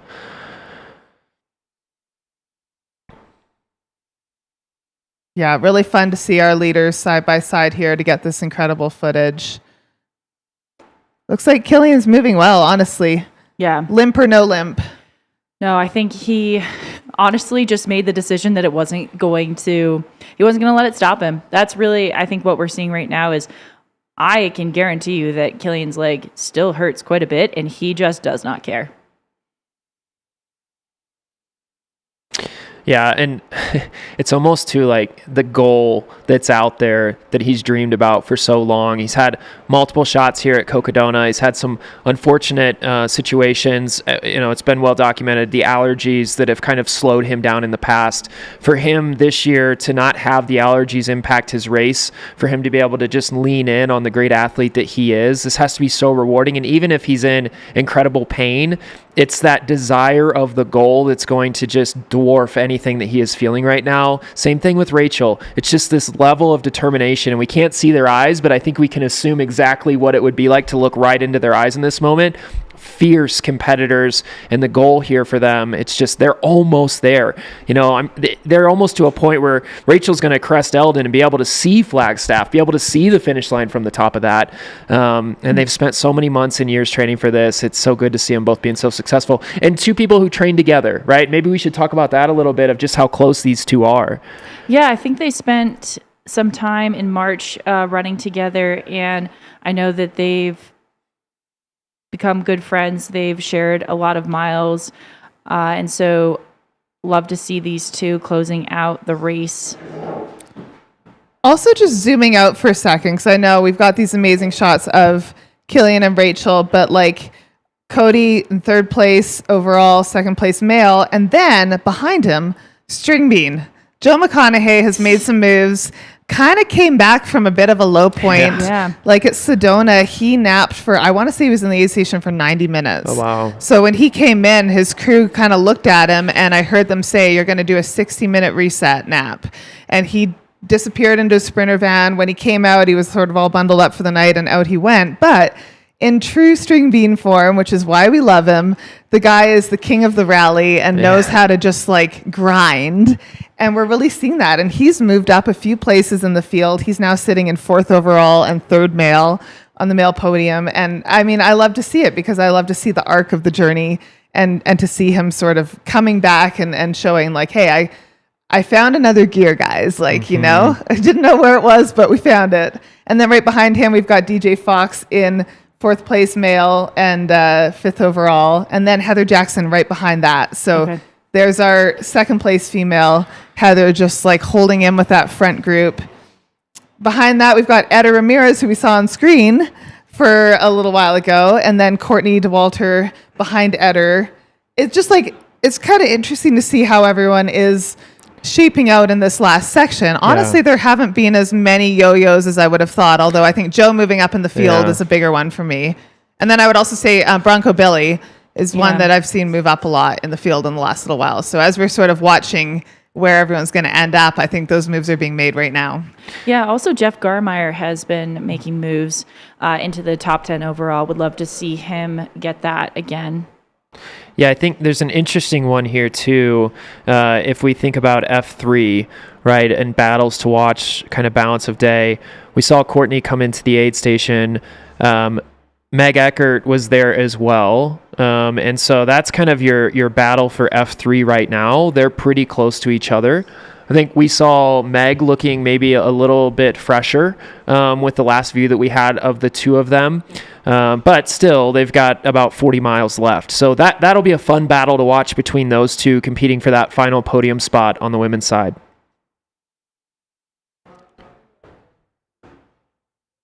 Yeah, the race is far from over, but I do feel like Heather has had that 2nd place spot locked down for a while now. She's not going to give that up very easily. Yeah, she has dug her teeth into it, and she is not letting go. She's got about a 7-mile lead on Courtney right now, which feels pretty safe.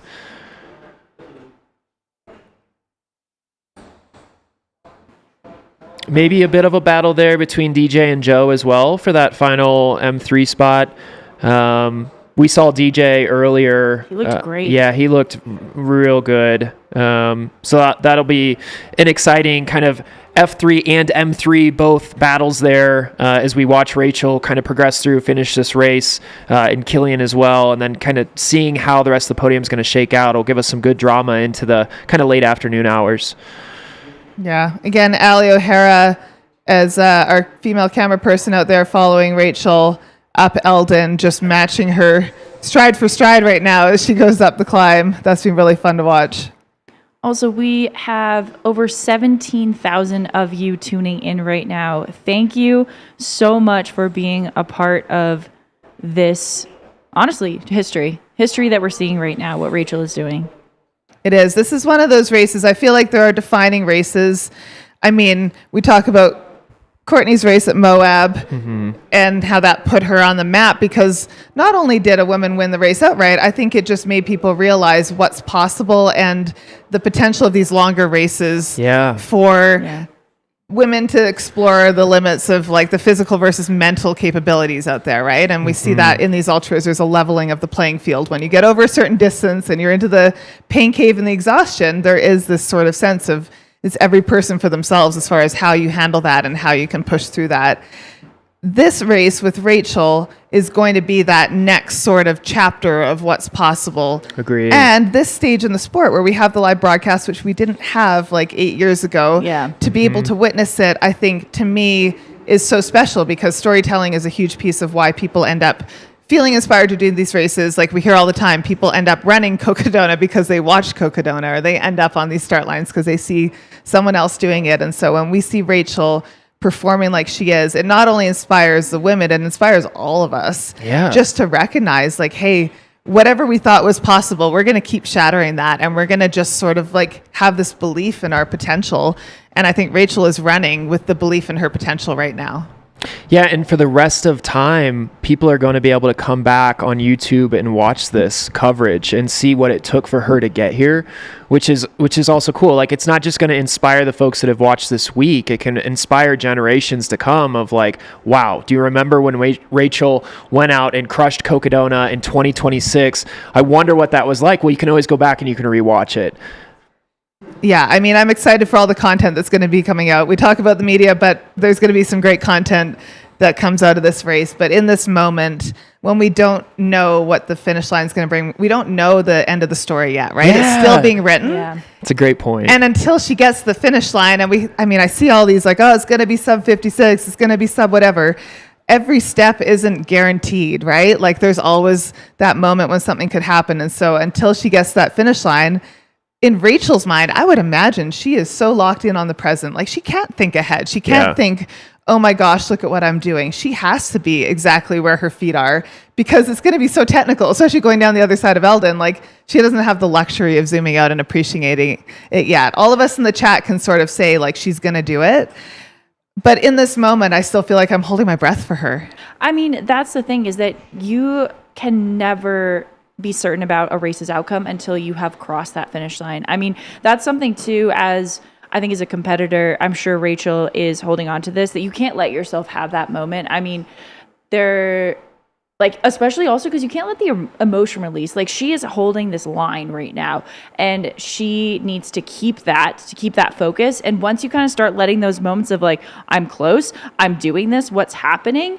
Like you have to kind of keep that at bay. And so I'm sure that she is just locked into this moment. She is just 100% focused right now. And that maybe, the final turn into... running through town. Square, she'll allow herself. I feel like I just got this almost like sort of like adrenaline panic for her right now, thinking about the fact that, she can't let off the gas at all. And that is like, I think fun. It's fun for us to be in the moment. For all of us that are here in the chat, part of it, like we're part of this story with Rachel right now, because none of us know how it's going to end. We're just like, hope it's going to play out the way it will, and I think it will. But it's truly like a privilege to see it happen in real time. And Yeah, and it wasn't all that long ago, 2 years ago, where we saw, and just it's the historical part of it is why I'm bringing it up. And to your point that it's not over until it's over, we saw Jeff Browning and what happened to him in 2024, where it seemed like it was a guarantee. Yep. But watch the chase, you guys, if you want to see like plot twists. Right? Exactly. But things can happen.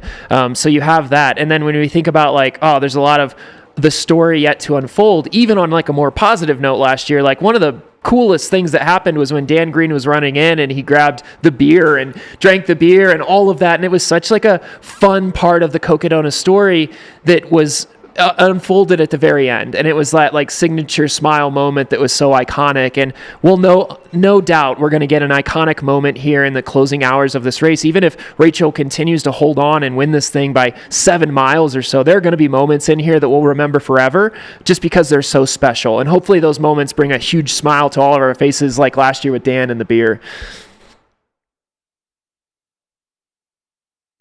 These big sweeping shots of these mesas. I mean, this course really has so much variety if we contrast that with where Rachel is and where these runners are going.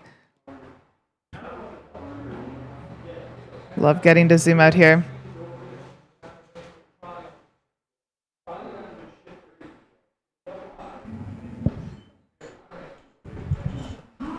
Look at the wait for the camera, you guys. You see that? I love it. Oh. That was really cute.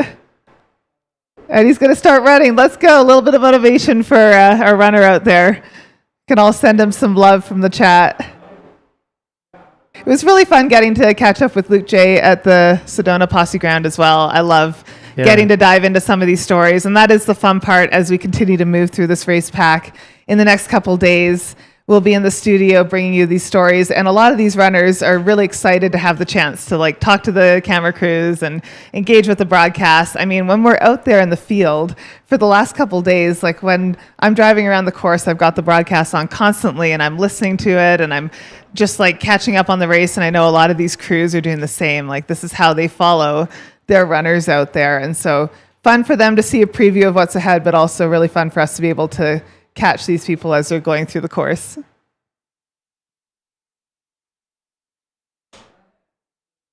I can't tell you how many times I've been like, maybe I'm just going to take a little bit of a break from the live stream kind of when we're off our commentating shifts. And then I am just completely sucked in. Yeah, I just have it up 24/7.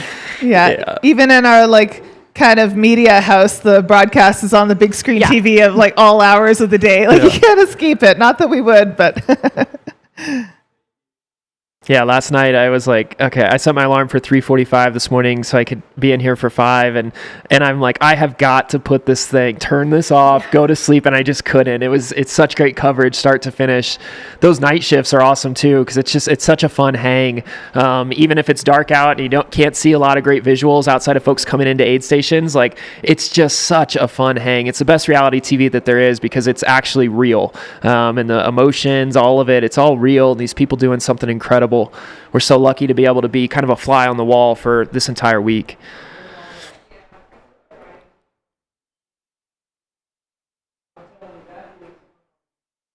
We're getting views of the Hangover Trail right now. Also, this is the Cocodona 250 live stream presented by Ultra. I am Alyssa Clark. I have Caleb Stevens and Hillary Yang in the studio with me.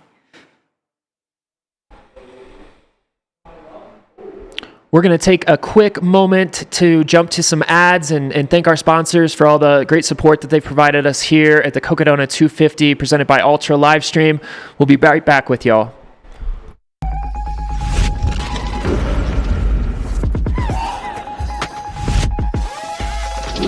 Ultra Fit, with room for your toes to crush your run, not your feet. Ultra, stay out there.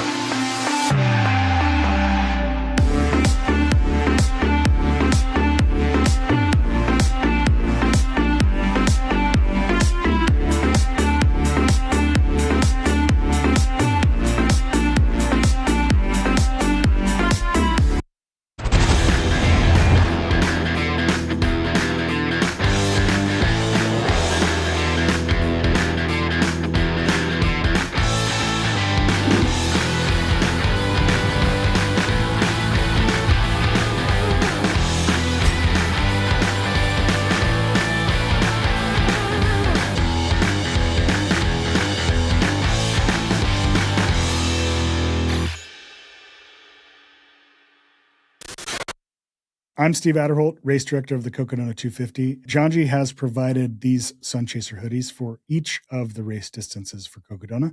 It's our runner shirts. First thing, they're great because they have a hood. So if you're wearing a ball cap, man, it's such a great way to protect your face and your neck fully from the sun when you're out there playing. Integrated thumb slits, so you can cover up some of your hand. It's got a watch slit on both arms. It's UPF 50, so you don't even need sunscreen. Thank you so much, Janji. Thanks for supporting Cocodona. Everybody, this is the Cocodona 250 presented by Ultra, our 2026 edition. We have 52 hours, 30 minutes elapsed on the course clock. We are on a course record watch here, everyone. I am Alyssa Clark, joined by Caleb Stevens and Hillary Yang in studio. This has been an incredibly exciting morning. We have seen Rachel just charge her way up Elden.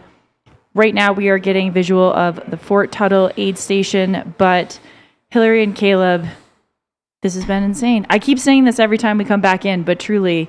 Also, we are having incredible numbers of people joining us. We've hit over 17,000 of you. Thank you so much. I cannot wait to see how many people join us to watch Rachel finish this historic run. It's going to be massive. Yeah, I mean, anyone who is around Flagstaff, or if you're making your way up here, if you're crewing, if you're waiting to pace, whatever it is, come on out to the finish line this afternoon and be part of this moment and celebrate with us, because I do think that's a huge and special part of this race. Yeah, also swing by Run Flagstaff. That's where we're posted up with the live stream. It's our headquarters. Tons of great running gear, merchandise, so you can come in, get some cool stuff for you, your runner, your family, and then say hi to us on the live stream. It'd be great to see you guys. We're only about a block or two from the finish line, so you can make a whole day of it. We'd love to see you.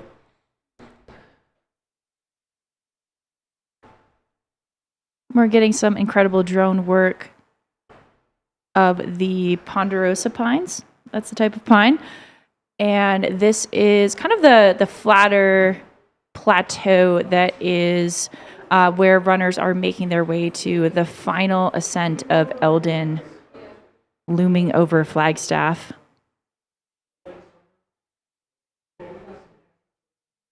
You guys, we'll have to get some confirmation from the course, but if you're following along with the tracker, it does look on the tracker like Meg Eckert has passed Courtney. But I will say, when you click on the individual people, it tells you when the satellite pinged for that runner. And so super important. And again, this is intriguing. This is very exciting to sort of look at some of these updates. But if you click on the individual person and it tells you it was 13 minutes ago that Meg Eckert, her satellite updated, but it was 26 minutes ago that Courtney's updated, you got to kind of factor that in. And obviously we'll bring you all those updates as we have them from the field and we're watching these races. This is the day when the race is unfolding, right? And when we are going to see people making those pushes and going back and forth a little bit more. But just a note on that tracker and when you get those updates.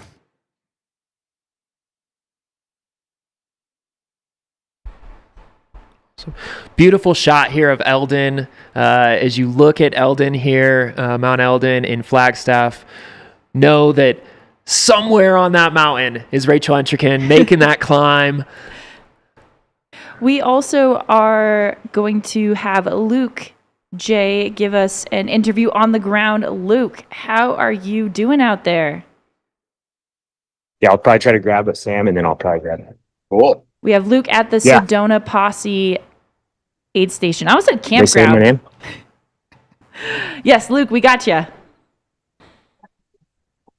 How you doing out there? All there? right, guys, we are here. Sedona Posse aid station, the big precision hydration station, full build-out party zone. I'm here with my buddy Sam. What up? Sam, remind me where you're from?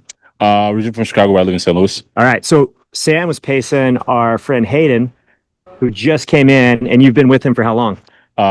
28 miles. And then you paced him yesterday. Earlier too, right? No, I'm later today. Later I got another section. All right. Yep. How was that section? It was good. I mean, when you're chasing sunrise, you can't beat that view. That gives you a little extra incentive. Yeah. And the hot dogs and the pancakes at 2:00 in the morning doesn't hurt also too.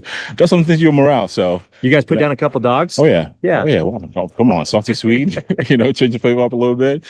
Yeah. I mean, we've been rolling with that the last couple of days. Pizza the night before. Yeah. Pancakes and hot dogs today. Hey, the recipe works. So what's been his biggest challenge so far? Like what's giving him the most issues? Feet just being sore. Yeah. Quads are good. No cramping issue, just feet. I mean, been on your feet for 150 miles, so like that will happen. Yeah. So just trying to manage that a little bit. Energy was down a little bit, kind of picked up a little bit in the last 4 miles, and we're just cracking about a mile. Could just be changing terrain also to kind of just give me a little bit of relief. So, yeah. But either way, cooked about 8:20 coming in here. So nice. Boost some morale, see the family. I love that when you can barely move, and then a few hours later you're ripping some 8-minute miles downhill. Oh yeah, that's cool. Oh, yeah, power of the mind. Yeah, power of the mind, and a couple hot dogs. Don't leave pancake out, man. Got balance the sweet with that. All right, we're giving equal love to pancakes and hot dogs. Well, cool, man. Yeah. What do you have on your schedule? Besides spacing, a couple of 100. Yeah. I have a Crazy Mountain in July. Crazy Mountain 100. Is it your first 100? That's my fourth one. Fourth 100. Yeah, fourth one. Probably Tunnel Hill. Later in the year. All right, man. Yeah. Well, thanks for chatting. Of course, brother. Good luck at your races. Good luck getting Hayden in. Thank you. We'll see ya. There you go. I got one other pacer if we want to hop into another interview. Yeah, let's do it. Greg, hop in. So I'm here with Greg from Costa Mesa, and give everybody just a quick rundown on your runner. My runner is Nate Fisher. He's from Costa Mesa. He did Sedona Canyons, I think, a couple years ago. He's a really good runner at the 100-mile distance. Wanted to jump it up to the kind of that multi-day and test it out. Hell yeah. He just came through here, and he's feeling strong. We're about to jam out on the next part. Yeah. And how many miles are you pacing between yesterday and today, or the finish? I think I'm going to touch 70. Sick. Yeah. Dude, that's awesome. Yeah. And what about you? Like, what are your personal goals? I've run several 100-milers. I have my first multi-day coming up in October. I'm doing Moab 240. Right on. So this is kind of a good experience to see what it takes. And I'm like, wow, I should really start training a little bit more. Maybe stop watching as much, TV shows and run a little more. Like that. Yeah. There you go. Kids watching at home, less TV, more running from Greg. I like that. I like that advice. That's good stuff. Well, thanks for chatting with us. Thanks, man. Appreciate it. Yeah. We'll give you guys a quick tour of this. This is the chews everybody's been talking about, right? Rachel's signature chew. This is the watermelon chew here. It is. Not so funny guy. Not so funny guy here. So no jokes here. It's I just took my long sleeve off, so it's just starting to warm up here. We got a swimming pool here. I haven't seen anybody jump in it yet. We got a runner here. Luke, has Lance, snacks and stuff. You want to hop on the live stream and give anybody a shout out? I do, yeah. Yeah. Give me a second. Yeah. Please hold for the text. Lance, where are you coming from? Washington State, southeastern corner in the desert, but it ain't like a desert like it is here. Yeah. So how's your journey been so far? It's been better than it was in 2023. Okay. I was injured going into 2023. I had to walk every step of the race that year. Yeah. And so I was looking forward to coming back and actually running it this time. Yeah. So, good in that regards, but yeah, it's never an easy course. Like you just move a little faster, but yeah, it's, you look good. You look good. You're at mile 160. Well, I just had a nap, short nap. And, okay. Gonna head on up and get another one at Tuttle, and hopefully that's it for sleep. And awesome. Was your strategy to take a nap here before heading out, or are you kind of just napping when you feel like you need it? I did 45 at Mingus, 45 here, and I'll do 45 at Tuttle and supplement with dirt naps. So okay. Accordingly. Cool. So, what's been your foot sleep or nutrition? What's been your biggest issue out of those three? It's feet. It was feet last time, and it's feet this time. Yeah. This course is this course is designed to tear your feet up from the beginning. Yep. And when it finally relents, your feet are hamburger meat. Yeah. Yeah. So I just did everything I can. I just don't want to look at them. Yeah, totally. It's just pain management at this point. Yeah, yeah. And don't look because it's not going to do anything. Like I can't do anything else for them. And yeah, yeah. I think everything's fine. I am not looking forward to the slick rock because that's tough. On the feet. Tough. Yeah. Yep. Yeah. Yep. So, Yeah. Well, dude, you're crushing it. Keep it up. Yeah. Want to Thanks, bud. shout out, say hey to anybody watching? Oh, just all my friends back home. Wish you guys were here. Thanks to my buddy Chance that's coming down to crew and pace for me. And, biggest shout out to my wife and kids who let me get away with this crap. Yeah. Put up with us, right? Yeah, that's right. All right, man. Take it Well, easy. cheers. Enjoy the journey. Thank you so We'll much. see you there at the finish. Cheers. And Lance, remind me where you're from. Tri-Cities, Washington. Tri-Cities, Washington is heading out on the course. I do know that Sally McRae is in. I believe she's either taking a nap or maybe changing clothes. How does she look, Luke? Cross-country coach Ellie Webb, who we talked to earlier, is also taking a nap. And so kind of right around the corner, there's a parking lot. And so a lot of people's vans, cars are set up out there. So if people need a few more minutes to change, put on a change of clothes, maybe take a nap, that's where they're doing it. And then we have a lot of shade here, tons of food for people to hang out. Yeah, it's been great. Just if you have a electric car, you might be out of luck charging your car today. How are the vibes this morning, Luke? Are the volunteers ready to rock and roll? They're going to have a lot more action today, obviously, with kind of the mid-pack coming up through Sedona. Is everybody ready for it? And they seem ready. They're locked and loaded. They got, aid stations full, stocked, ready to go. Because, I think we mentioned it earlier. This is really like kind of that mid-pack. Probably right in the middle of the pack. I'm not sure what a projected finish would be for people running through here right now, but yeah, they're front to mid pack. So they still have a bulk of runners to come through here. So yeah, we got Club Cocodona by Precision out here at Sedona Posse aid station. Luke, how did Sally look coming into the aid station? Oh, say that again?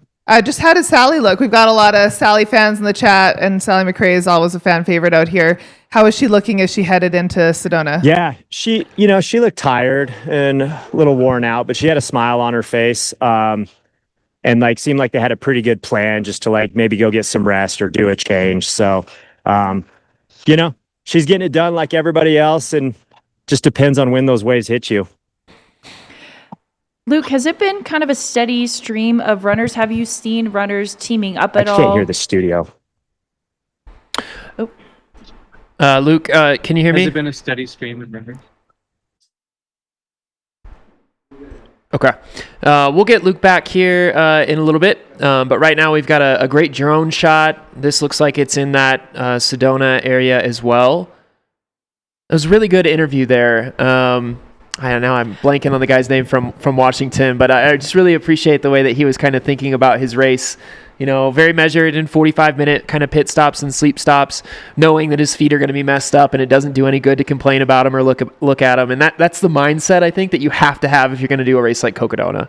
Yeah, I loved that. I mean, obviously you want to take care of your feet as much as possible, but it does get to the point where you're like, if I just don't look at them, I don't know how bad they are. And sometimes that's the mentality we have to adapt. The other thing too, in any long endurance, anything, you can only have one thing really hurt, right? And so if your foot is hurting, but then your other foot starts to hurt, the good news is the one that hurts the worst is the one you're going to think about. And so all you have to do is deal with one thing. Don't get overwhelmed by all the little things that hurt. And truly, like, once you finish this race, your feet will be wrecked. It's part of it. Day one beats them up bad with just that climb, all the rocks, all of it. So you're very exposed to potential blisters, busted toenails, all that kind of stuff on day one. Then you kind of have to deal with it the rest of this race. The good news is the terrain gets a little bit easier, but the bad news is your feet they've been in it. And so you're running on very tired, swollen feet. And your feet, like, it's insane. You'll see photos, everybody will upload this after, but the feet swell so much. I mean, when you finish this race, you take your sock off, it doesn't even look like your foot. It's like, holy cow, whose foot is that? And it's just, it's madness. And it'll take several days for that swelling to go down. Even if there's nothing wrong with it, it's just you've spent an hour or 120 hours or whatever for a lot of folks that'll be out there standing. And that's not something your body's used to.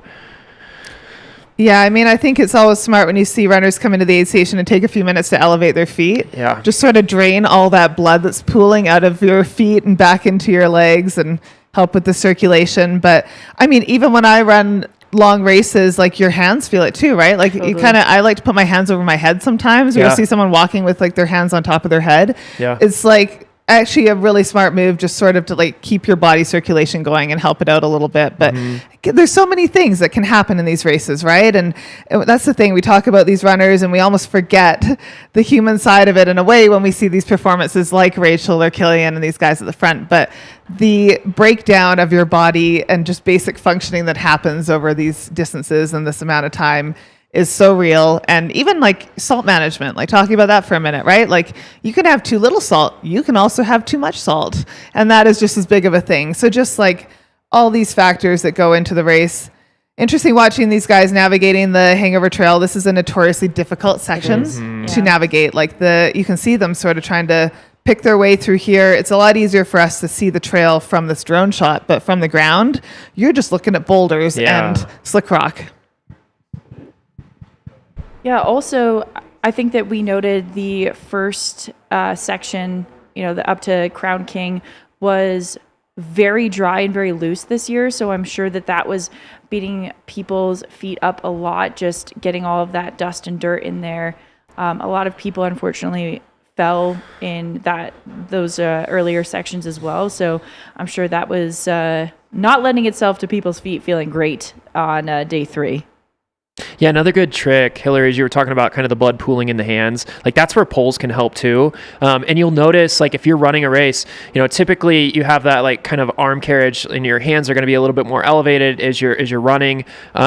When you start to kind of break down in a race like this and you start hiking more, you drop those hands down, to your side. And that's where you'll really feel it over the course of hours and hours and hours. So yeah, putting your hands on your head is great. But if you need to, like, stretch it out for a longer period of time, you can pull those poles out and it's going to help keep those hands elevated, which will help kind of drain some of that out too. Yeah, no, absolutely. Like we said, just so many factors that go into these races, and it's like this constant science experiment, right? And I mean, Rachel is a great example of someone that's been a student of learning at each of the races that she's done here, and she's taken these huge amounts of time off because she's learned and she's gone back and analyzed and she's tried to improve on all these little micro things that add up over time. I do believe that we are going to get... Yes, I was going to say, I bet we're going to get eyes on Cody Poskin going into the Wildcat aid station, and we do have a visual on Cody right now. So Cody is making his way to the Wildcat aid station, which is mile 234.1. This is one of the first times that we've seen him walking. Yeah, he hasn't walked much. Yeah.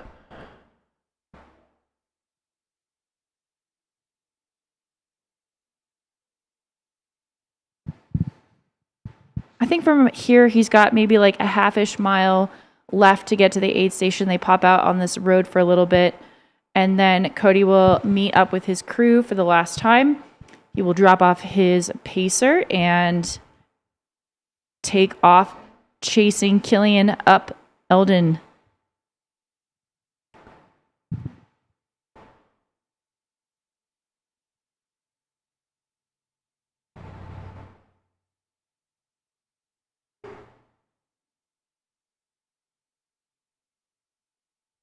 There's Elden again in the Wow, that's a great background. view. That's a great shot. You can see he's got some good runnable stuff until he starts that climb that we've seen Rachel making over the last hour or so.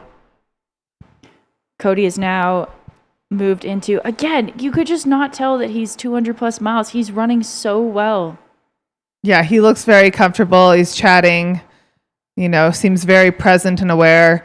Again, for day 3 of the race, I think all of these front runners look very with it. Yeah. Which is a good thing as they head up Elden on their own without a pacer. I would like to see everybody looking sharp. And of course, they do a mental sanity check at Fort Tuttle to make sure that everyone is good to continue. Ask a couple of questions and just make sure that everyone is cognitively with it. Do you know more about that, Alyssa? Do you know if that's like some races they'll like get you to give them like a safe word question type of thing ahead of time, or whether it's like something that they make up there? Yeah, I believe that they have a check, like a clipboard with a checklist, and I think it's basically just like, what's your name, what's the date, what are you doing? I don't think they're terribly complex questions, but I've seen volunteers walk around. They have, holding that clipboard. Caleb actually couldn't remember the questions for 2024, so. I don't know if that's a good thing or a bad thing, but they obviously weren't too complex because I passed the test. So yeah, it's well, and it's funny. So from being out at so many of these 200s, one of my favorite stories was from Moab in 2019, and we had a runner at mile like 220 of 240 that legitimately thought that he hadn't started the race yet and had convinced himself that his pacer wasn't allowing him to start the race. Oh my gosh. And was having like a mini panic attack about not making it to the start line of the race at mile 220 into a 240 race. So just so you guys, if you think those questions are crazy or not helpful, they actually can be a pretty good little litmus test, and it is also wild the tricks that the brain can play on you out there. Yeah. Isn't that insane? Love to see Cody pacing himself well. He's clearly like running wherever he can on the flats, but also there is no shame in the game with hiking, you guys. Like, I know God, Rachel no. is running, but hiking, I love a good hike. I'm a professional hiker, Yeah. But it can be really efficient and especially a good way of just like managing that effort level for Cody right now. Yeah, forward is a pace, and so whatever you can do to just keep moving forward, that pendulum continues to swing. So like if you're not feeling well, keep moving, and eventually you're gonna feel way better, and that hike will turn into a run, and that goes for the start of the field, the top of the field, back to the back of the pack. You just keep moving forward, step by step. One step at a time will get you to the finish line. It also does really help to change up the muscles that you're using and also just the wear on your feet. So switching in between that, power hiking gait and the running, I find sometimes running can feel even better because your muscles are just getting worked in a different way. So I'm sure that we're seeing them, employing different techniques up there. Or there's Rachel who's just running the whole thing. So just kind of along this line, a question from the chat was, do you think 2026 solidifies that through hiking is no longer a competitive tactic in Cocodona? This is fascinating. I'd love to get Tara Dower in here to like pick her brain on that. She's such a good runner. She is such a good runner, but she did come from the world of that. But then we look at Stringbean, who is moving up in the field and comes from that background of through hiking and also knows the ebbs and flows of these things and how to work through that. And I think that's a huge strength you can bring from through hiking. But yeah, what do you guys think? Let's do a quick little poll on whether it's still a positive or whether it doesn't really help the competitive advantage here anymore. Yeah, somebody actually that we could ask on that is Tim Tollefson, who we have in the field. We're going to cut to him. It'd be great to see what he thinks about the difference between through hiking and runners. Here's Luke. Yeah. Hey guys, I'm here at the aid station with our buddy Tim Tollefson. What's up? Good to see you, Luke. See you. We're waiting on Sally. You're pacing Sally from here, right? Yeah, I think she just hopped out of the porta potty. There you go. Yeah. She'll be ready to roll. But yeah, we're looking forward to the Red Rock section. And had a nice 26-mile pull with her over like yesterday, right before midnight to Dead Horse. But we're doing well. Right on. Yeah. So at the end, how many miles will you have in your legs? Ooh, that's a great question. Someone will have to do the math for me because I'm a little sleep deprived, but I'm guessing it'll probably be 60 or 70. Okay. Yeah. Cool. Yeah. Can I count that as an ultra? 100%. Okay, sweet. Is only if you wear the corduroy hat the whole time. See, this is Performance Cord brought to you by Fractal. It's moisture wicking. You can't go wrong. Yeah. It keeps the moisture and it keeps you cool. Right on. Yeah. Well, thanks for chatting. Yeah, thank you. Well, has Rachel finished yet? Where? No, not yet. Probably in the final 10 miles. He was running the up. Legendary. Running the uphill. Absolutely legend. That's wild. That's I know cool. we're getting goosebumps every time we hear the Rachel update. Oh my gosh. And I mean, we're at her aid station. You see the cutouts of her over here? Yes. It's I mean, they're going to have a bronze statue of her along this course, I think, next year. So I'll put you on the spot. Give me like some quirky, notable, funky story from the last, I don't know how many hours we've been out here. Oof. Well, that's tough. Well, I don't know.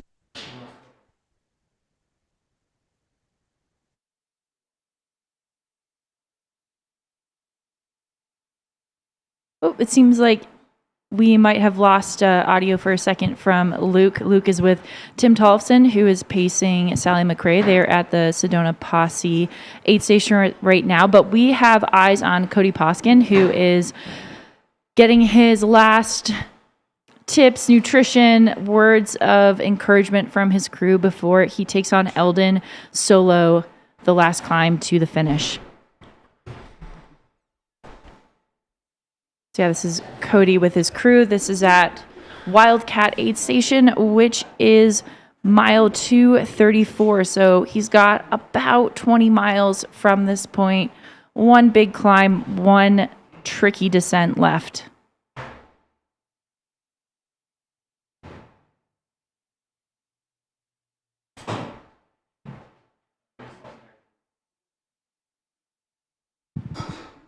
Yeah, again, watching these guys go through this aid station, especially knowing that they're heading out from here pacerless, I appreciate that they're taking their time and making sure they're not forgetting anything. Like, you don't want to run out of here and realize that you either don't have enough nutrition or you just didn't properly prep yourself for this final push. But you can't run this race and not have Elden looming in the background as this sort of final piece, right? We always look at these course profiles as we're tackling these adventures and you're like, where are my cruxes? Well, Elden is a huge crux, if not the biggest one of the race, and for it to come at the very end in the last 10% of the course, I think makes it that much harder. So every runner going up Elden is just like, once they get to the top, yes, it's literally all downhill from there. It's not an easy downhill, but it is all downhill from there. But getting to the top, I think, is just such a big milestone.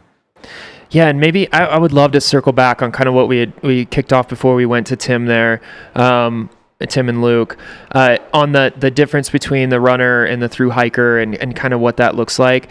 I think thru hiking should be a skill of the runner. I think that's highly beneficial. I don't know if you can be mainly a thru hiker that dabbles in running. I think having a strong running background and then having thru hiking experience at the top of the field is where I think that sweet spot is, my opinion. Yeah, I think that's a good take on it. I mean, I think it can't hurt, might help, but there's a lot to be said for the current model of training, which incorporates a lot more speed work. Yeah. And I mean, Rachel started doing speed work. I know since December, she started doing track workouts.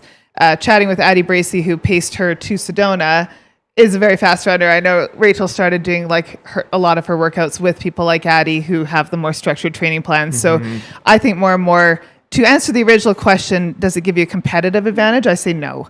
I think that ship has sailed. Does it give you an advantage in finishing this course? Absolutely. Yeah. I think it's a huge asset. I think there's a lot of crossover where thru hikers could get into the world of ultra running through this kind of supported style of adventuring, really, for them. But then once you're in that place where you want to be competitive at the front, you need to incorporate the speed work. You need to sort of mix it up more. Yeah. String Bean does a ton of that. If you follow him on Strava, just like the workouts that he does mixed in with the background, obviously, of the thru hiking, the FKT stuff. I mean, String Bean has an incredible speed background as well. He's a low 4-minute miler. Yeah. Maybe, has he broken 4? I think he might have. And he also was I believe a college track athlete. So he has a very unique skill set of the speed and the distance. I do think that thru hiking can absolutely get you through so much of this race. I do think that at the tip of the spear, which I really think Cocodona is pushing the limits for 250-mile races speed-wise. I think the competitiveness of the field is showing what's possible. And so I think that athletes are going to need to be, incorporating that speed work. I think through hikers are always going to be some of our most consistent and strong athletes out there, but I do think there is probably a mix that needs to happen there. Yeah, I mean, just a note on String Bean's fastest mile, because I was curious. It sounds like it's around 4:12 to 4:15 is his fastest documented mile, which, yes, very fast and beyond attainable for most of us mere mortals out here. Yeah. So, yeah, he has the ability with the through packing, but he also has the speed of these guys at the front. So I think you do need both. Yeah, and like, where does this, like, for those watching it, where does this the scale kind of tip? If you're not, we're talking here about the top end of the field and what it takes to win this race. If you have more of a hiking background, a through hiking background, and you're like, man, I wonder if I could ever do Cocodona, 100% you can. To finish the race, you can 100% be a through hiker, come into this, do the majority of this course at a power hike pace, and you can become a Cocodona finisher. So there's different levels for it, but what we're really touching on is if you want to come in here and do this race in under 60 hours, which seems to be, if you want to have a shot to win, you have to be able to achieve that. You need to have that strong base of running, doing the speed work, getting your body ready for it, because that's what it's going to take to win or to podium here moving forward. Cody with the selfie on his way out. Do you see that? I mean, that's the 24-year-old man. He's got to document it. Yeah. Do you think it's going to be the selfie, that breaks the internet, like the ones from the award shows? Like all the celebs get together. I mean, no, I think that'd be Rachel's selfie from the top of Elden. That's fair. Come on. Yeah. That's very fair. Looking down at Flagstaff, being like, I'm coming for you. Well, Rachel, let's see that one. Somehow I don't think that she's going to stop to pull out her phone. I'm not going to lie. What would be great is if she stops and takes a selfie with the crowd behind her at the finish line. That's going to be amazing. Well, we'll see if we can pull that off for sure. I'll make a special request. We are now up to 18,500 people that are watching this right now. Just incredible. Thank you all so much for being here. You guys, can we see some flags in the chat? Let's see some where's everyone coming to us from? I want to see our little world snapshot of all of our Cocodona fans, especially today with the exciting coverage of Rachel's historic run. Where are we all coming from? And just to give an idea of who is on screen, we have Cody Poskin. He is leaving the Wildcat aid station. That is mile 234.1. Yeah, and we're 53 hours in now on the Koros clock of this race. Race started at 5 a.m. on Monday. Black Canyon City is where these runners started their incredible journey across the state of Arizona. Thank you so much for everybody that's been with us every step of the way. It's our great pleasure to bring you this coverage, the Mountain Outpost team. We take great pride in the work that we do here, and to have you guys holding on, joining us in the chat, sharing where you're from. It's really cool for us. It's a group of people that put on this live stream, this coverage, and it's sometimes hard for us to understand the reach that it has. And so to see the flags in the chat, it's so incredible. You guys, let's take a moment for the chat. This is popping off. I've got the broadcast up on my phone while we're in the studio, and I can't even keep up with the oh my gosh, this is really cool. I know we don't always get to everything in the chat. We wish we could, but there's just so much to cover in this race. But we truly do appreciate everyone who's here and just want to give you some love as well. We see the comments, we see the passion for the sport and all the people running it, and shout out right back to you, chat. Thanks for being along on the ride with us. Yeah, and if you're in the Flagstaff area, come say hi. We're at Run Flagstaff here, just about 2 blocks from the finish line. We'd love to say hi, say hello, come see the behind-the-scenes work. It's really impressive what it takes to pull off this live stream, and we've got a window here where you can see all of it. Pretty cool setup we have here, and special thanks again to the Run Flagstaff team. We also have a little bit of Inception going on. We have a camera crew filming the camera crew. This is great. I love this so much. This is actually amazing, yeah. Also, too, check out Run Flag. They are such a huge support. We so appreciate them letting us camp out here for the last few days. Come check out the store. They have everything you could ever want out here. I think you could even get a pair of shorts that are very similar to what Killian Korth wears. So if you're looking for a little pop in your life, or if you're a runner and you've gone through all of your pairs of shoes and you need a fresh pair for that last section, You know where to find it. They've offered to do course deliveries. They offered that way. yesterday. Yeah. So if your runner needs something, they're willing to deliver to an aid station.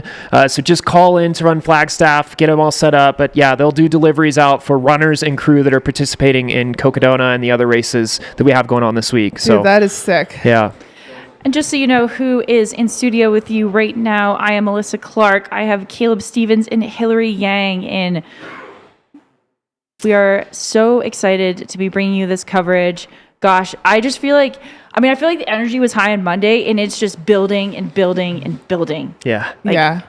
I'm going to lose my mind today. I know. I feel like everything about this year is leveled up, whether it's the production of the broadcast, the caliber of the people behind the scenes, and the quality of the race itself. It's just like, next level, and we're here for it all. It's really fun to be here with you guys. It's a real honor, honestly. Yes. Yeah, it really is. Cody Poskin is moving so well on screen. Actually, I'm so sorry. We have switched to a Mount Elden view. I wonder if that truck is going to cheer Rachel on. I wonder if that truck knows what they're watching right now. Yeah. It was like, I was going to say yesterday, 2 days ago, guys, when I was out at Crown King and the tractor kept coming through the top field through the aid station. It just totally oblivious to what was going on. It was really cracking me up. Yeah, and this is one of the first years that we've had access with this view of Elden. So just a great shot here. You can actually see Humphreys there. That's the peak at the top of your screen. That's the tallest point in all of Arizona. Some of the snow that's left, the remnants from kind of yesterday's storm that rolled through here. Actually, all of that was white yesterday at about 6 p.m., including the top of Elden here. So yeah, really cleared out. Yeah, everything's kind of melted off. Conditions look to be very good. 48 degrees here in Flagstaff. Likely slightly cooler up there, but definitely above freezing since the snow is gone. So probably somewhere in the mid to upper 30s that the runners are going to be able to experience at the top here, and then they'll drop down into Flagstaff, have a few miles of running, and then they'll find their way at Heritage Square. That alley is one of the most incredible that you turn into this alley and it's like you're opening the doors of Pandora. All of a sudden there you see the Cocodona banner. And I'll tell you, when you're approaching that banner, it's so bittersweet because you've dreamed about this moment. You've wanted to be in this moment. You've trained so hard. You've done the race. You've gotten through the difficult lows and the highest of highs. And then you're there and you realize I'm a few steps away from this being over. And you want that so bad, but you also don't want it all in the same time. And it's a very unique experience that these runners will have. Yeah, I've been in the ends of efforts, and it's this balance where there's part of me that's like, oh my gosh, I just want to be done. I want to take a nap or a big sleep. I want to kick my feet up, but also you're never going to get this moment back. Truly, like, Rachel is living in this, she's creating history right now. And so I really hope that she soaks it up and that she doesn't wish these moments away, because this is truly groundbreaking, and staying in that moment, just absorbing everything, it's incredible. Yeah, absolutely. Yeah, and if you're dreaming about one day finishing this race, one day running down the alley, it takes a lot to get to that point, and a lot of that revolves around the gear that you need. And we have some great sponsors who have been with us all week, who have made this live stream possible. We're going to cut to some commercials from them so that you can see some of the products that you could think about using to get yourself to the finish line in 2027.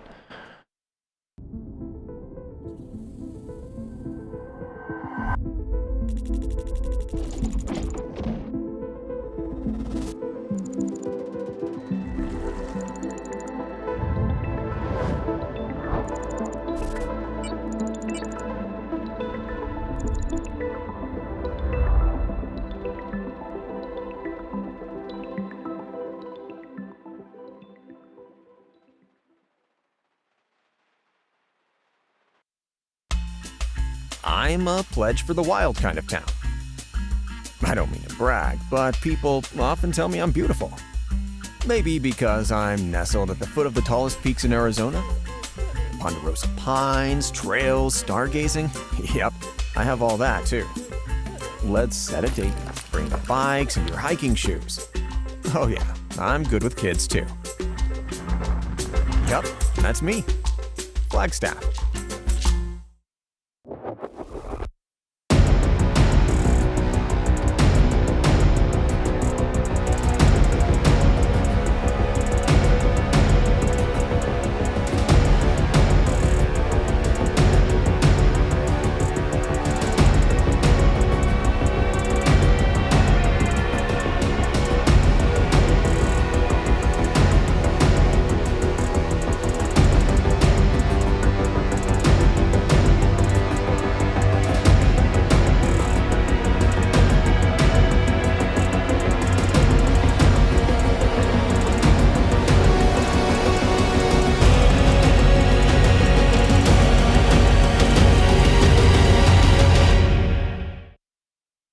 everybody has skin, and we have the skin salve for you.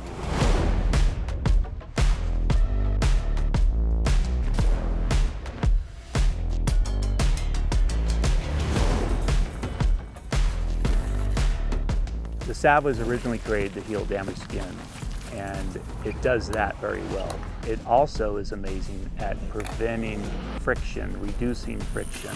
So whether you're using it as a moisturizer, a hydrator of the skin system, or going out, you're in a big race or adventure, the skin deserves squirrel's nut butter.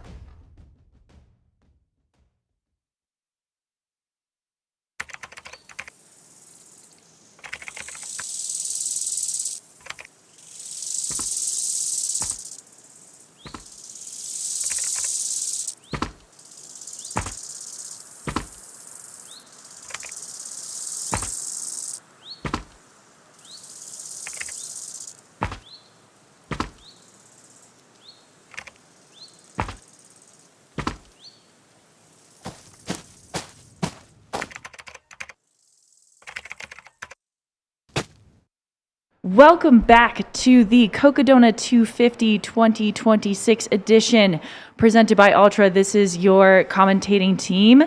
I am Alyssa Clark, joined by Caleb Stevens and Hillary Yang in studio. We have 53 hours and 10 minutes elapsed on the Koros clock, and Rachel Endricken is rapidly approaching downtown Flagstaff. She is working her way up to the summit of Elden right now, and I feel like we are going to see a finish within the next couple of hours, if not sooner. This is just like, the energy is palpable. Like, you can feel it in Flagstaff. I was just saying, I feel like I've drunk 10 cups of coffee.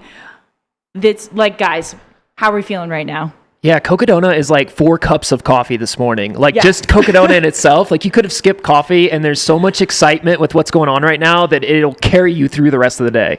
So true. I'm running on pure adrenaline right now. I feel like our runners are running on a little bit more caffeine and sugar, but whatever it takes to get here and play, you guys. Maybe DJ Fox can share some of his caffeine with us. Yeah, for those that weren't with us earlier, last year, DJ Fox apparently consumed 1,500 milligrams of caffeine in the last 9 hours of the race. No. Yeah, he said that on one of his pre-race interviews.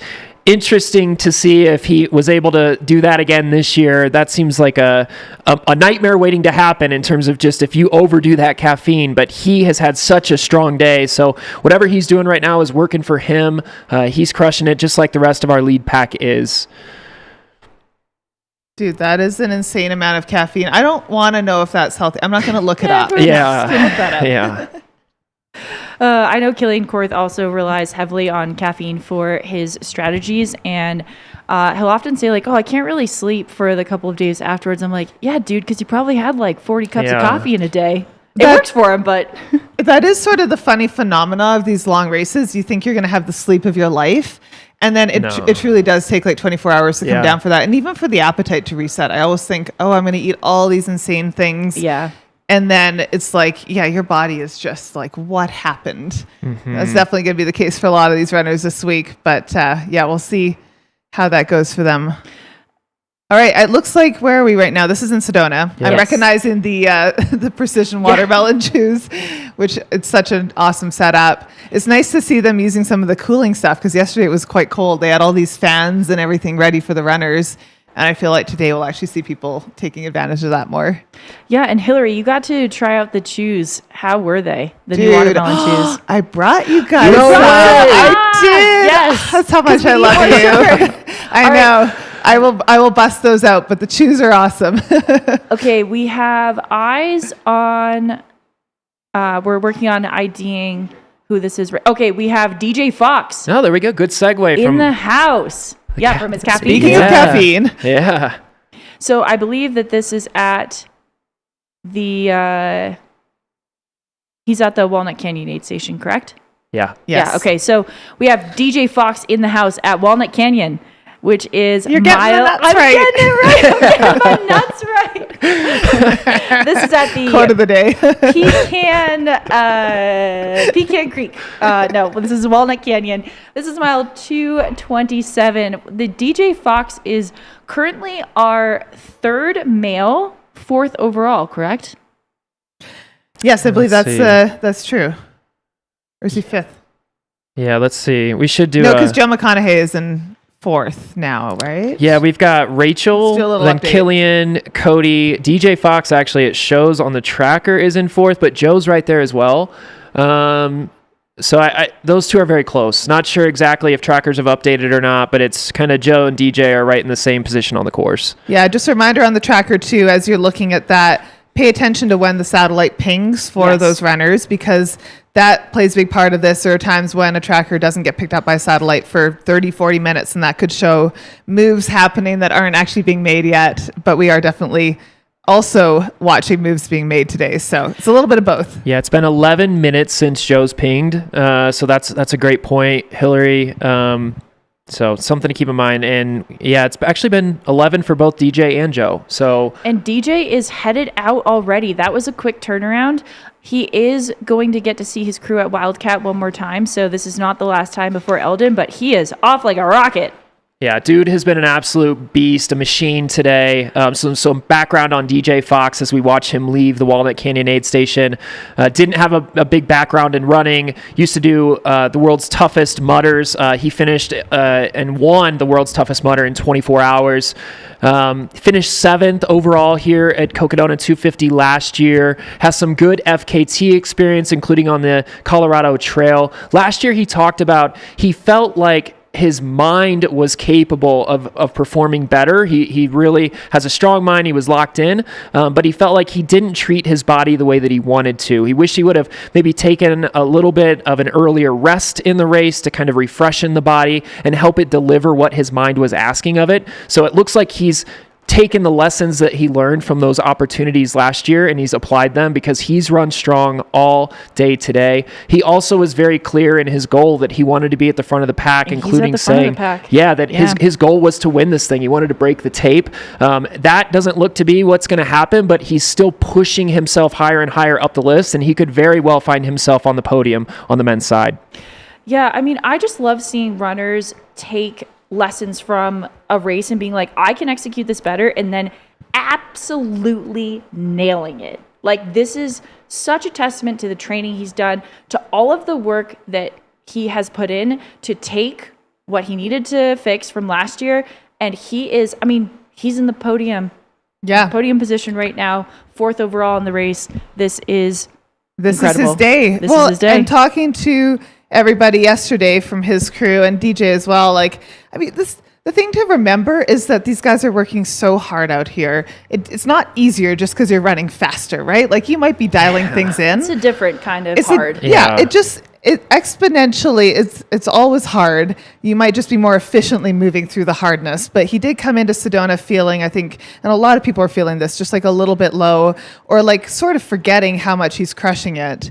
And his crew was reminding him how far ahead he was of his pace from last year, and then also his time goals for this year. It was the same with Heather Jackson. It was the same with Cody Poskins. Mm-hmm. All these guys sort of need those reminders of like, hi, like, you are hurting right now, but that is actually very normal right now. Yeah. And overall, you are doing so well. And I feel like for DJ, it just sort of like being reminded of that was like what the spark that he needed to like keep him fired up. But like, again, when you're out there, it's all mental, and you have to keep reminding yourself and keep coming back to just like, no, zooming out, I'm doing great. In this moment, I might not be feeling great, but give it another half an hour, an hour. Yeah. There were a lot of predictions made before the race across different media outlets, runners, racers, everything. DJ Fox's prediction was that the winner of this race would finish in the 56-hour mark. So he might have the best prediction of everybody that was out there, because we're going to be in that ballpark here with Rachel. So shout out to DJ Fox for having a good assessment of what it was going to take to win this year's race. Absolutely. Yeah, there's a great Scott Jurek saying, and I'm so sorry, I'm butchering it a little bit, but it's basically like, it doesn't hurt less if you go faster. So just go faster, and you know, it's easy about for Scott to say. Yeah, that's true. Very easy for Scott to say. But I have thought about this in a race of like, well, it's going to hurt no matter what, so I'm just going to go faster. Yeah. And I feel like DJ Fox might be in that mindset too. And I feel like Cody, Killian, all of them, Rachel running up that hill, they're just like, you know, Well, and you guys said it too about Killian when we were watching him on screen. He's got a definite limp, not as bad as last night, but a definite limp going on. And I think he's locked into that decision of like, this is hurting, but I'm not going to let this, like, you just sort of commit to the like end result. And unless it's sort of a catastrophic thing, he's going to get himself to the finish line. And he's just like accepting that the limp is part of it now. Yeah. All right. Looks like we have. Oh, look at the pacing outfit. String bean being paced by a string bean. Here we go. This is iconic, you guys. I mean, even his shirt matches. Like, he's sort of in the string bean vibe there. Joe is awesome. Joe's the best. Yeah, big love for Joe. I know he's always fan favorite for a reason. He's just a super good dude. And I'm stoked to really see him coming back. Like, speaking of just turning things around, like he really is turning his race around and picking up steam as he goes today. Yeah, DJ definitely has picked up a little bit of a lead on him, but there's still lots of time, and String Bean has experience. You know, he's a former PCT record holder. Is he actually the current PCT record holder?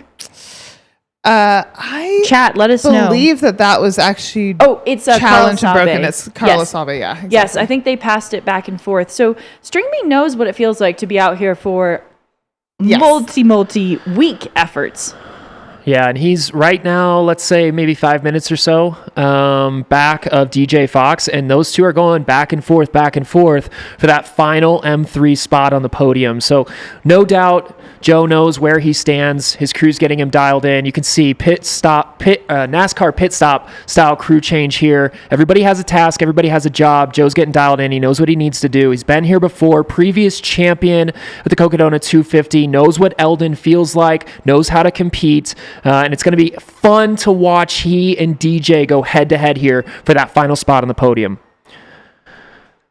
Yeah, the race is not over. I really do think going up Elden's going to be the crux for these guys that are really close together.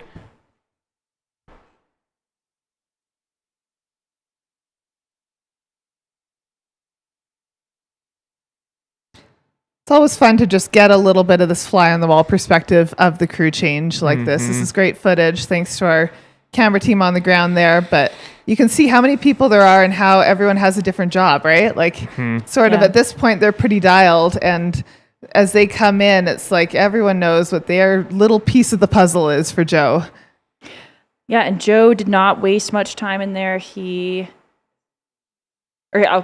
still in. I was catching views of him coming in and was mistaking him for leaving, but it looks like he's getting some cooling happening right now. So ice bandana warming up. Yeah, didn't need that last night, but welcome to the desert. We also have an update from the field. Kyle Mahar, the athlete manager of Satisfy, she is pacing Jakob, I feel like has become one of our fan favorites. And he slept a little bit at Fort Tuthill, but he is now cruising in all capital letters is what Kyle is saying. She said they've done the past 6 miles and he is looking amazing. That is such a fun update. Yeah, I really enjoyed getting to hear from Kyle a little bit more about Jakob. And it's, I love that he's still out there cranking because of the Satisfy guys that were out there this year. He's the one without experience. And I do have to say it's fun when we get these wild cards and people that just end up having an incredible race and maybe we weren't sure how it was going to play out for them. But for Jakob, he's figuring it out as he goes. Yeah, Jakob right now is competing, trying to find his way into the top 5 on the men's side. So he's got Adair Ramirez ahead of him right now, but if he's closing strong, still has about 40 miles or so before this thing is over. So he's got plenty of time to close. Again, Jakob right now in 6th on the men's side, Adair about 5 miles ahead, and he is at mile 219. Adair, another fan favorite. So it's going to be, like splitting hairs here amongst the live stream fans that are watching this because there's so many fan favorites right now that are jockeying for their spots in the final position on the leaderboard. We also have String Bean has left the aid station. He's on his way. He looked great running out there. He did. Super smooth. It's super strong. So I am very excited to see the DJ Fox String Bean battle play out. This is going to be amazing for that final podium position on the men's side. Well, and he was only in the aid station for a couple minutes. Like that was a really good. It was short. Yeah. Those two guys also have very different personality types from their interviews and whatnot of how they've approached this. Joe is much more of a kind of go with the flow ultimate competitor, but he's very kind of chill in how he presents it, almost like, whatever happens out there. Obviously, I want to do well. Where DJ, though, is more of like the kind of Babe Ruth call his shot. I'm going to go do this. Like, nothing's going to stop me. And so it's going to be fun to see like the mental mindsets of both of them as they go head to head here. Yeah, no, absolutely. And it's really like anyone's game right now. And it's hard to know with these guys. Like, I mean, Joe got some sleep yesterday. He did. DJ has not slept as much. That's going to all factor into how fast they're able to move today, and I think that's something we have to, a lot of the decision making up to this point leads them to today. And this is where it all plays out, right? Like how well you manage to pace yourself getting here. Yeah, the exact mileage of this year's race is right around 253 miles. For those asking in the chat, we're 53 hours elapsed plus some change on the Koros clock. 10:25 a.m. local time here. Again, this is the Cocodona 250 presented by Ultra. Our Mountain Outpost team is camped out at Run Flagstaff here in Flagstaff. We're just about 2 blocks from the finish line, so we're excited to see Rachel make her way into downtown Flagstaff, into Heritage Square, and undoubtedly have a massive celebration when she gets there. So many are excited to see. This will be 3 consecutive years that Rachel has won the race, but the first as first overall, which is going to be just so incredible for us to all kind of watch and witness history in the making here today. Yeah, and this would be the first time that, and of course there's still race left, so we don't want to jinx it, but it would be the first time that a woman would win Cocodona, not a 200, but Cocodona specifically, outright. Yes. And we do see women winning races overall more than we used to, but especially with these competitive fields, I feel like this is such a huge achievement for Rachel to be holding the lead and for so much of the race. Like, she's dominated this race really from, day one. I think somebody said earlier in the chat, because Alyssa and I were trying to remember, it was around mile 60, I believe it was, when she took the lead. And you think about just over time, there's pressure there if you're leading a race. I mean, you are setting the pace. You're not chasing anybody. And you know that the entire field of 400 plus runners is chasing you. You're the one being hunted. And so there's that pressure. There's the pressure of going for the three-peat, right? There's the pressure of all the sponsorships. And now she's a pro athlete. She's got all the weight of that. There's been so much media coverage at every aid station, everywhere on the course. She feels that, and she has handled it so well and just continued to run her race, stay within herself, and she's just absolutely thrown down through 53 hours here at Cocodona. Well, on that note, you guys, I am so excited to get to be at the finish line with Rachel in a couple hours. We keep updating our predictions. I think right now we're saying maybe around 1 o'clock, 1:30 p.m. based on just those updates. But I'm going to go and find myself some food before I meander over to the finish line. This pregnant lady's got to eat every 2 hours or I get hangry. So fun getting to hang with you guys in the studio. Alyssa and Caleb, thank you. And also fun to be here in person after the last couple days out in the field. Get to recap some of these stories. And really excited to be at the finish line to cheer Rachel on. And if you're around, come hang out with us, either in the studio or at the finish line. I feel like that'll be such an amazing moment. We'd love to have you part of it. Awesome. Thank you so much, Hillary, for joining us. It's been so fun to have your energy, wisdom, enthusiasm. Yeah, Hillary Yang is the best. She will be joining us again at the finish line, interviewing our first finisher, which we are projecting to be Rachel Entrekin at this point. I am Alyssa Clark, joined by Caleb Stevens in the studio. This is the Cocodona 250 presented by Ultra. We have 53 hours, almost 30 minutes elapsed on the Koros clock, and we are in the middle of day 3 right now, awaiting our first finisher. Yeah, what a fun week it's been. Really a fun day, though. I think this day has just really captured the essence of what this entire week has been. We've had some changes at the top of the field. We've seen runners just gritting it out. It's been a blast. It's been a blast to be on with you, Alyssa. It's been so great to be joined by Hillary here in the studio. Excited to see the coverage that she'll bring from out on the course at the finish line. The storytelling that we'll be able to do there at the finish line will no doubt be incredible. And it's going to be really exciting to see Rachel cross that tape. Obviously, multiple years here as our champion, but to come in first overall is going to be really special for everybody that's followed her journey and followed the history of Cocodona 250 as a whole.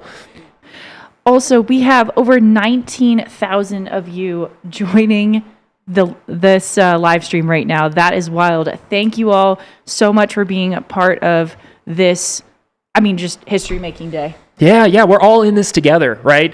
We feel the community here in Flagstaff in person. We're going to see it at the finish line, but it's really unique and special for us to be able to see all the people from around the world that are tuning in. So fun to be able to engage with all of you in the chat. Thank you for being here. Thank you for sharing your thoughts on this week's race, your excitement levels. It matches everything that we're experiencing here in person. So it's cool to know that whether you're in Flagstaff or in a living room somewhere around the world, you're experiencing the same thing that we are, and we thank you for being here. To give you an idea of where our front runners stand, we have Rachel Entrikin leading the way, Killian Korth in second, Cody Poskin in third, DJ Fox in fourth, Joe McConaughey in fifth, and we are expecting Heather Jackson in sixth. There is kind of a dead spot in between the Fort Tuttle and Walnut Canyon aid station. We've seen that there's been kind of bigger weights on timer or trackers pinging. So that's kind of like, these are people we absolutely know who have been through Walnut Canyon, but we are getting eyes on the top of Elden right now. I believe we are seeing Rachel Entrikin making her way to the final summit of one of the most incredible journeys we have seen play out. Amazing, yeah. And as we watch Rachel make this summit, maybe we talk about what she's going to experience once she gets to the top. First, she's going to see the end goal, right? It's going to be one of the first times where she's actually able to see where she's going to finish. This 250-mile journey, it's led her to this point. She's going to be at 9,200 feet. She's going to be able to look down into the city center of Flagstaff, see Heritage Square from up there, 2,200 feet below her. And from there, then, she's going to start out on the final stretch of this race, which is going to be a rocky downhill descent, lots of boulders, lots of step downs. It's going to work her tired legs. But our champion from the last 2 years and well on her way to becoming a three-peat champion, first overall here, it's not going to pose much of a risk to her. She has been a monster throughout this race, and it's going to be fun to watch her navigate these boulders, navigate these step downs. And then once she gets into Buffalo Park after that 2,000-foot descent, it's smooth sailing. She's going to run through the streets of Flagstaff. She's going to be greeted by folks out on the streets, standing outside their homes, waving at her, cheering for her. We'll have follow cams as she makes her way to Heritage Square. And then when she comes into that square, it'll be a real party celebrating the incredible work that she's done to finish this thing off. And I think this is one of the first times we've seen her hiking with poles. Yeah. So, it's got to be a little bit tough, but she is almost at the top of Elden. And gosh, look at that view. She got a perfect day for this as well.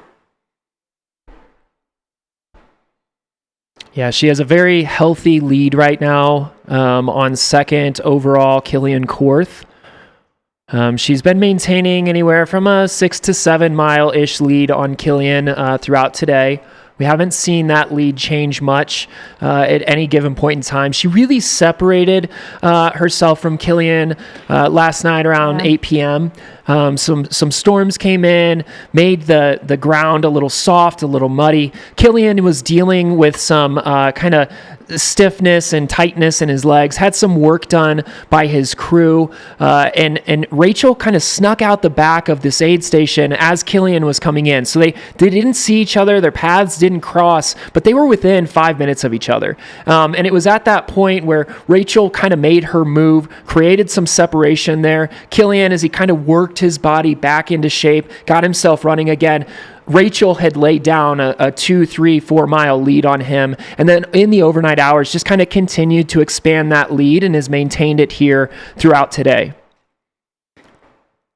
And we see her. Have you been? You're like, of course you have. You've done the race. Mhm. But this is truly the last kind of, it curves a little bit up to the top. She's going to get to the top and then hit the rocky section, which is really fun to run when you have fresh legs. I'm not sure that she'll have quite as great of a time, but knowing her, she'll make quick work of it. We can see the top. We just got eyes on it.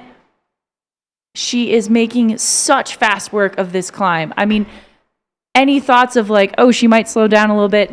Out the window. Yeah. She's not slowing down at all. Yeah, this is a really tough climb. The grade here, is quite steep in large sections of it, of what she's experiencing right now. Obviously, we called out, she's got the poles out, but it's not just the climbing that she's doing, but she's now close and approaching 9,000 feet. And so doing anything at 9,000 feet is difficult. She does live in Colorado. She lives at about 7,000 feet. So she's used to this altitude, but still, she's got 45-ish miles on her body. She slept a total of about 15 minutes during this race. And so at 9,000 feet, to see her doing what she's doing, it's superhuman. And it's really a treat for us to be able to watch her do this.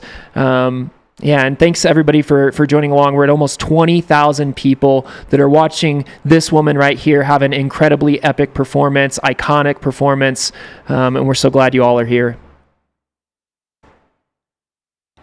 We are also closing in on almost 20,000 people joining us on the live stream, here to watch Rachel set her mark on history.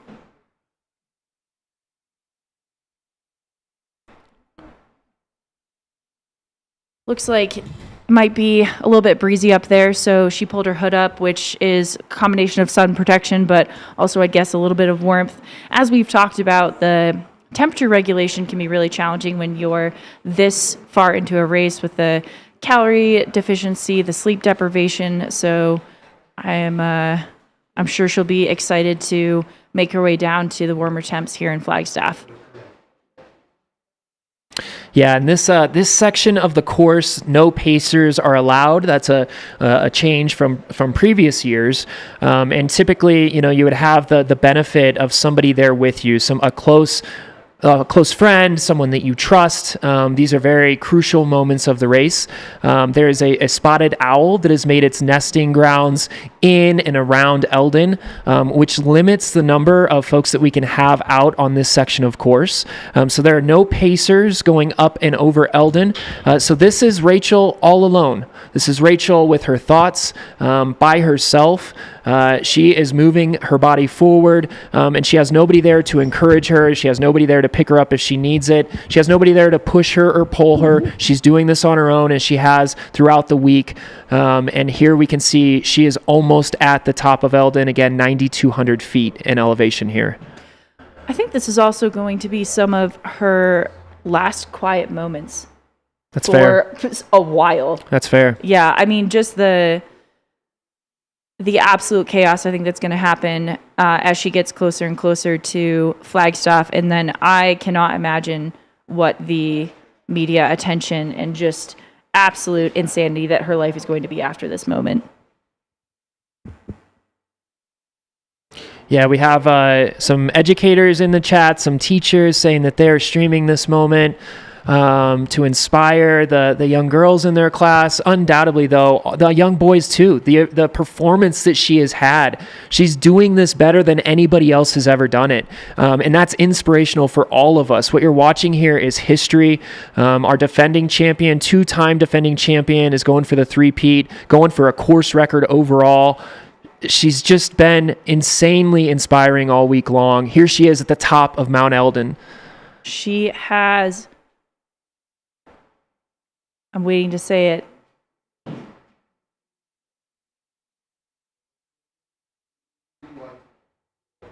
Oh, she is so close to touching the top of the sun. There's a dog! Oh, that's so fitting and perfect. There is a dog at the top of Elden. Man, that's a manifestation right there. Yeah, give it a little pet. Rachel is known for, no matter what the circumstances are or the environment, if she sees a dog, she is going to pet it.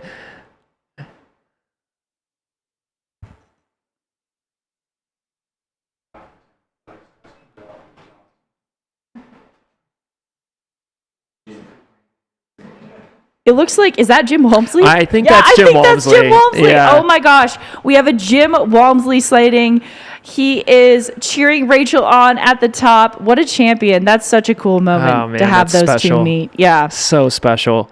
All right, Rachel, I think she just gave a wave to the camera. Yeah. She's looking all smiles. What a massive relief that must be to be at the top of that climb. She just got to navigate her way down. There is some snow up there. Yeah, so she's about to enter into the trail section. There you can see the trailhead marker. So she has officially reached the peak height of Cocodona 250, and now she begins her descent into Flagstaff, working her way down the backside of Elden. It is all downhill from here as she makes her way towards Heritage Square. And this here, great imaging. Yeah, that's a great way to see it. Yeah. You can see the boulders. You can kind of see the step downs. This is challenging on any normal day for any normal human. And look at how she's moving and navigating this section, this stretch of trail. Nothing is going to stop Rachel Entrekin today. Nothing has stopped her all week long. And we have over 25,000 of you joining us. Thank you so much for being here. We are watching absolute history in the making. We just got a Jim Walmsley sighting. He is cheering Rachel on. Yeah, I just can't. If you're watching this and you've never been on Elden and you've never experienced this section of trail, this is tough. This is a very tough section of trail. Yeah. Her quads are destroyed at this point. And are they? Are we sure? Well, about that? I mean, for any normal person, you would think they're definitely not feeling like they did at the start of this race. But look at her navigating this. She's moving with purpose. She's moving fast. This is a very difficult climb. You can see the step downs here, having to spot the line of where she wants to step. Obviously, the main thing for her right now is just stay upright, get to the finish line. She's got a comfortable enough lead here that she doesn't need to press it, but she's still doing it. Yeah.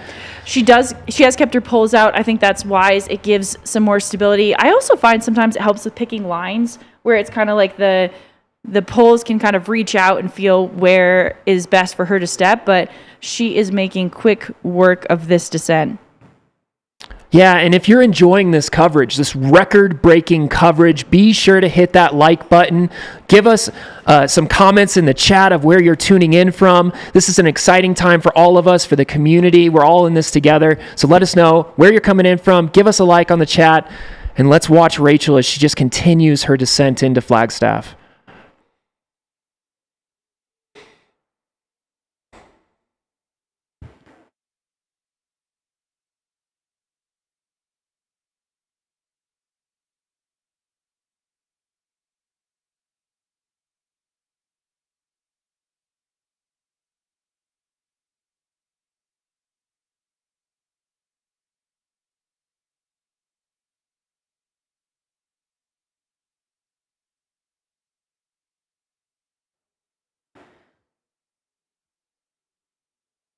We are watching Rachel Entrekin make her way down Elden into history. She is headed into Flagstaff, Heritage Square. This is the Cocodona 250 coverage presented by Ultra. I am Alyssa Clark, joined by Caleb Stevens in the studio. We have 53 hours, 42 minutes elapsed on the Kuros time. Caleb, when do you think we're going to see her finish? Yeah, I don't know. She's got about maybe 7 miles or so left as she kind of makes this descent. She's moving pretty well. One of the interesting things here to see, we were wondering how she would handle it with the poles, if she would use those. She hasn't used the poles much this week, but I think, again, when we had Hillary on here too, we were talking about just the benefits of those poles, and they can kind of just be used for stability, right, and just keeping you upright. And that's, I think, what we're seeing from her right now, just kind of gentle touches and tip taps with those poles of Elden. I think she's going to put those things away, and those legs are going to churn. That turnover that we've seen all week long of those feet, pitter patter, pitter patter, pitter patter, that cadence as she makes her way through Buffalo Park. It's going to be fun to watch her run strong coming off of this. She's historically talked about how much gas she's left in the tank. I can't imagine she's going to have much left after this performance, and I'm excited to see her kind of dump that fuel over the last few miles of this race. Yeah, I mean, gosh, if she has energy after this, then I'm just calling it I already think that she might be from another planet, but I think that would confirm it. Yeah, exactly. Again, on the kind of the drone shots that we've seen, we've had some questions of like, who is that with Rachel behind her? That is our camera operator following her along. So again, no pacers on this section of the trail coming off of Elden. This is a solo section. So it's just Rachel out there all alone doing this on her own.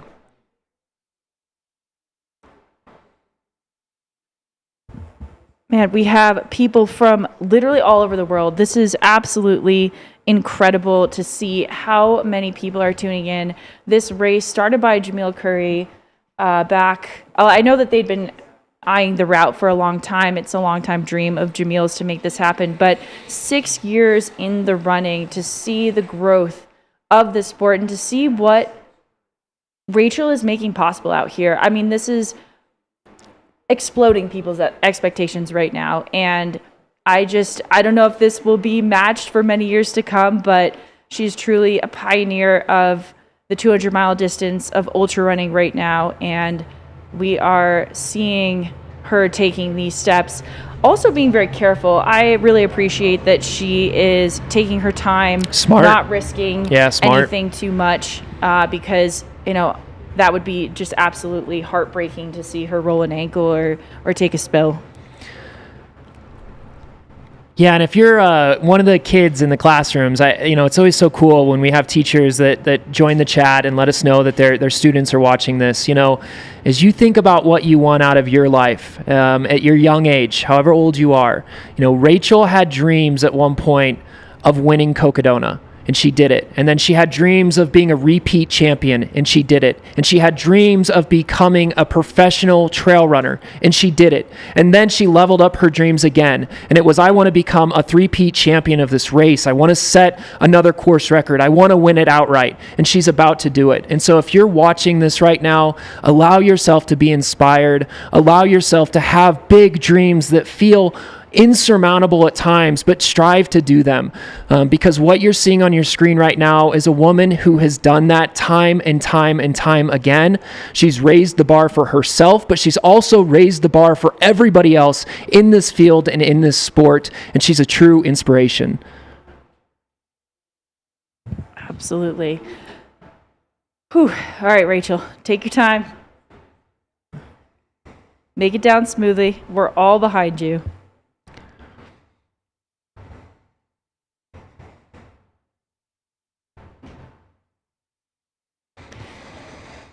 All right, and let's give a little bit of an update on the rest of the field. Again, we are going off of what the trackers are saying, and it's really dependent upon when they are pinging. So if it's been a while in between pings, then we do not have quite as much accuracy out there. So that is kind of what we're playing with a little bit. So we have that Killian... Gosh, zooming in a little bit more. There we go. So we have Killian Korth, his pinged about 3 minutes ago. He's at mile 241. And then Cody Poskin also pinged about 2 minutes ago. He's at mile 238.4. So it seems as though there's a little bit of a tightening. It's closed. It's been about 3.5, sometimes 4 miles. And it seems that we are within, it's about 2.5 miles at this point. That being said, Killian is, I think, hitting kind of the steepest section of the climb, so that could be accounting for a little bit of that. But we do know that Cody is hungry. He's hunting hard. So this could be, honestly, a race for the ages. Sprint finishes for 250-mile races is just another level.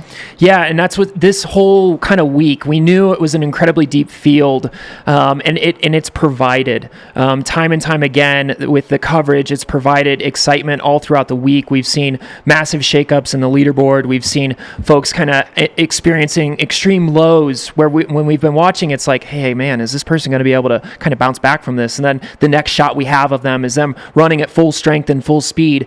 And so what's exciting here as we continue to celebrate Rachel and this descent that she's making down Elden, it's going to be exciting in that we're going to have several hours of really good action even after the excitement of Rachel finishing, because there's so many really great athletes and runners who are vying for these spots on the podium on both the men's and women's side. Big time names that we've seen in the sport of trail and ultra running. Also some newcomers out there. You think about a guy like DJ Fox or Cody Poskin, right? Like individuals like that are kind of bringing the juice to this race. It's going to be fun to watch the Cocodona 250 of 2024, and had that unfortunate setback where he was passed right at the end, just a few miles from the finish line. And so anything can happen in a race like this. Killian and Cody, that's an exciting one. DJ and Joe, that's an exciting one. Where's Heather Jackson going to finish? Is she going to be able to pass DJ and Joe and push her way up the leaderboard? There's so much exciting stuff out there. I don't know that I could pick one or two. I know. I mean, gosh, I feel like Rachel's kind of in her own world right now, and then it's like, okay, and then what's going to shake out behind it? I think that the Meg Eckhart and then Courtney, seeing who's coming in, that rounding out the podium for the women, that's going to be really fascinating to see. We haven't gotten eyes on Courtney in a little bit, but we did see Meg looking happy, super strong around mile 2:11. That was a little bit ago.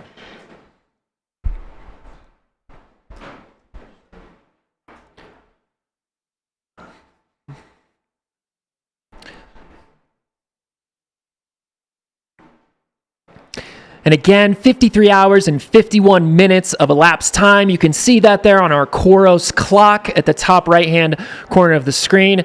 Shoot, if you were wearing a Coros right now, you'd still probably have 50% of your battery left or more, even if you started this thing when we began our coverage live at 5 a.m. on Monday morning. Those watches have great battery life, and we're so grateful for the time clock that they show us. It's going to help us understand just how fast Rachel is moving here, the elapsed time that she's got.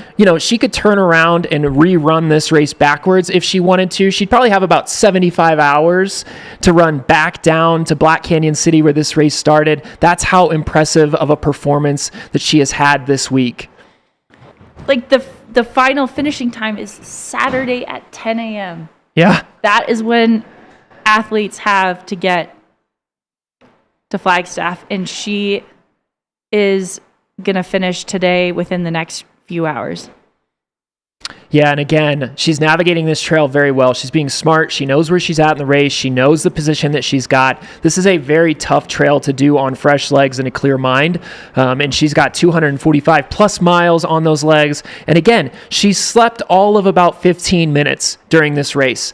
And so she's being smart here. She's doing the right thing. She knows she just needs to get to the base of this. She needs to stay safe. She needs to stay upright. And if she can do that, then she can kind of get back into her normal cadence of running and finish strong here on the streets of Flagstaff. So if you're wondering like, oh, is she slowing down? Yes, she is. She's descending a mountain right now on tired, worn out legs, and she knows where she stands and she knows what she needs to do. So she's doing exactly what she should do for this point of the race. Yeah, I mean, I don't think we're going to see too many people really descending much faster. No. I mean, this is just a very, people are saying like, oh, there's runners moving uphill faster than she's going downhill. Like, yes, that is true. Yeah. And that can happen when you have a very technical, hard downhill. So I really like this. We knew was going to be a tough section. She's navigating it beautifully. She's staying healthy. She's moving forward. So yeah, she's doing exactly what she needs to do. Yeah, and if you're in the Flagstaff area, now is your time to get to Heritage Square.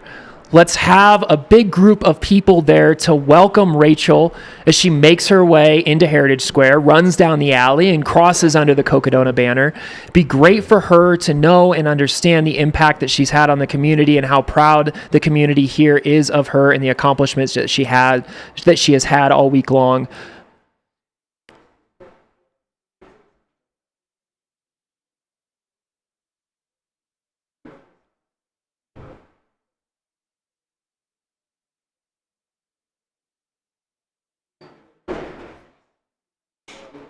All right, if you are just joining us, I am Alyssa Clark, joined by Caleb Stevens in the studio. We are watching Rachel Entrekin on the screen during the Cocodona 250 2026 edition presented by Ultra. We are closing in on our 54th hour right now. So about 2.5 days at this point, and we are watching Rachel Entrekin make her way down to the finish. Yeah, and if you're one of the folks that's watching this at work, go ahead and set your Teams chat, your Slack channels, all of it to do not disturb. Yes. You need to be locked in here for the next hour or so as we watch one of the most iconic performances here, probably the most iconic performance that we've ever seen at the Cocodona 250, the 6th year of this race. And Rachel has raised the bar again, finishing her descent here on Mount Elden. Starting to actually pick up the pace a little bit even as she makes her way down the mountain.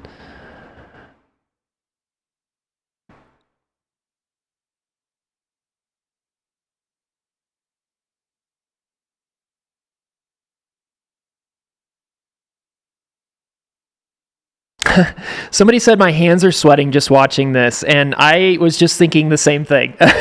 This is great. So excited for her. I know. And just to give a little bit of background on Rachel, I'm sure all of you have just fallen in love with her this week, but Rachel is not new to the sport. No. She has been running ultras since 2013. So 13 years in the sport. And there was a great post on Rachel's Instagram by her team that's saying she has taken 13 years of lessons and mistakes and successes and applying them to this moment right now. This is the culmination of over a decade of effort, of energy, of belief that this is possible. Yeah, and Rachel, with all the accomplishments that she's had, she just became a pro trail runner. Yeah. You know, so this has been a long journey for her. And I think that's one of the things that's most impressive about her story is that she hasn't had years and years and years of just being able to train and focus on training. She had a full-time job. And so the machine that she has built in her body, the ability to be able to do and have a performance like this, she's built that while also having a full-time job up until recently, which makes this even more impressive. It really does.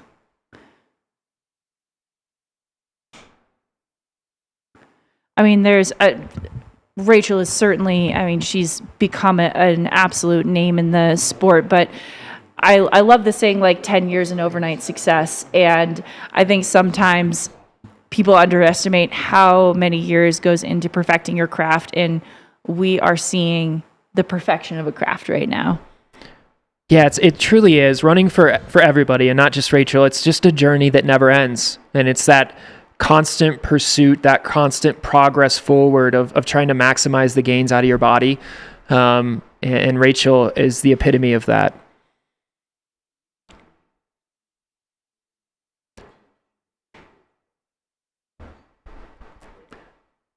You're starting to see here the trail getting a little nicer. Yeah, a little less technical. The closer that you get kind of to the base of the mountain, to that trailhead, it becomes easier to navigate, more runnable conditions. And Rachel will definitely benefit from that as she finds her way at the base of Elden and drops down into Buffalo Park, where she will then begin her final kind of ascent into Heritage Square in Flagstaff.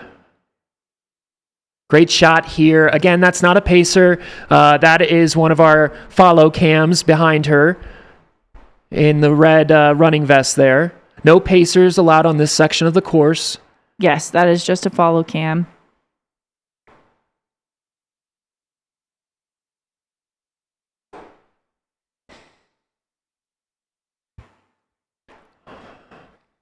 Trying to get a little bit of an update again of what's happening behind Rachel. And it seems like the trackers really are pinging well on Elden. So we have Killian Korth, he's at mile 241.8, and then Cody Poskins at around 239.3. So that's been about that like 2-3 mile-ish difference right there. Yeah. And then DJ Fox is rounding out the men's podium of 4th overall, and he is at mile 231.8, about a 5 K out from Wildcat at this point. Yeah, and on the call here at the Run Flagstaff location, you've got Caleb Stevens and Alyssa Clark. We're just two of the people here. We've got a whole production crew, though, that is bringing you these incredible shots, all the work that's done in the background. It takes an army to pull off an effort like this, and we're so fortunate to have such a great team. Thank you to everybody that's tuned in right now. It's our great pleasure to be able to bring you this iconic performance by Rachel and the rest of the field. If you are in the Flagstaff area, swing by Run Flagstaff, say hi to us. On your way to Heritage Square to cheer in our champion, Rachel Entrekin. It's going to be a great day. Yeah, hopefully. I don't want to jinx anything, but I also, she's ran so well and has such a big lead here. It really just an incredible performance. So come by, say hi. We'd love to see everybody. And if not, make sure that you are in Heritage Square this afternoon. Or I would say get there by... I would get there as soon as possible. I would get there as soon as possible for sure.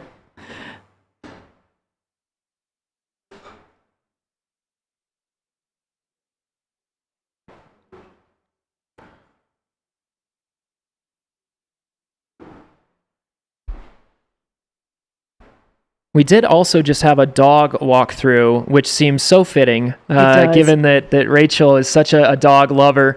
To see the dog, I'm sure there will be plenty of furry friends in Heritage Square. Oh, and we just heard one bark. Yeah. So the dogs are hyped for Rachel as well. Everybody's excited. Yes, also, I saw a call, I think, for anyone in Flagstaff who has a dog to line the streets for Rachel. So if you are in Flagstaff and you are planning to be there, bring your furry friend with you. I think several miles of dogs would be the only thing right now that could slow Rachel down. This is true. So that might be the only, she would stop and pet every single one. So we might need to just allow her to do the flybys with the dogs and make sure we remind her, hey, keep moving forward. But have those dogs in Heritage Square as well. She'll be so excited to see them.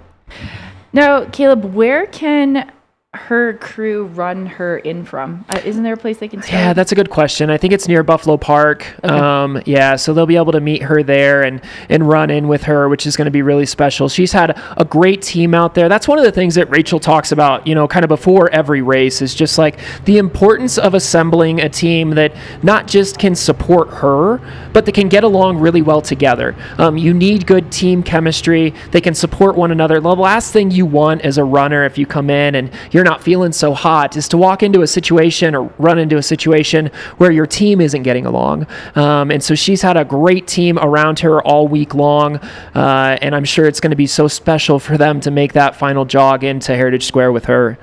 Absolutely, and I'm sure that she wants them there. I mean, sharing that moment with your crew is just the best. I mean, those are the people that have seen you through your highs and your lows, the struggles, and it sounds like a lot of her crew has been with her, throughout much of her journey to get to this point as well, not just, these few days, but the years it's taken to be at this moment.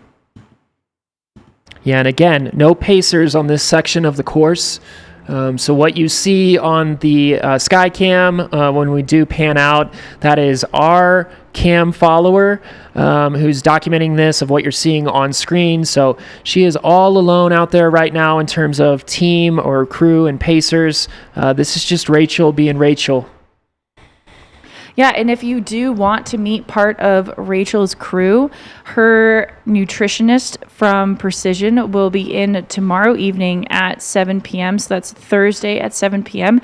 And we'll be answering questions from you all. So if you do have questions, drop them in the chat. We will do our best to get to answer them. I think I'm actually on the mic for that interview. Oh, cool. So yeah, I'm pretty excited to be able to share that. And Rachel says she'll be in here, and Rachel has just as much energy after finishing. So I fully believe that she will be in the studio as well with us. So that's 7 p.m.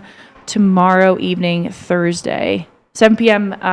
Arizona time, which also happens right now to be Pacific Yeah, that's an easy way to think about it. Yeah, Arizona notoriously doesn't do daylight savings, so this time of year it's just kind of easier to think about us being on Pacific time. just crossed the 54-hour mark of the Cocodona 250 presented by Ultra.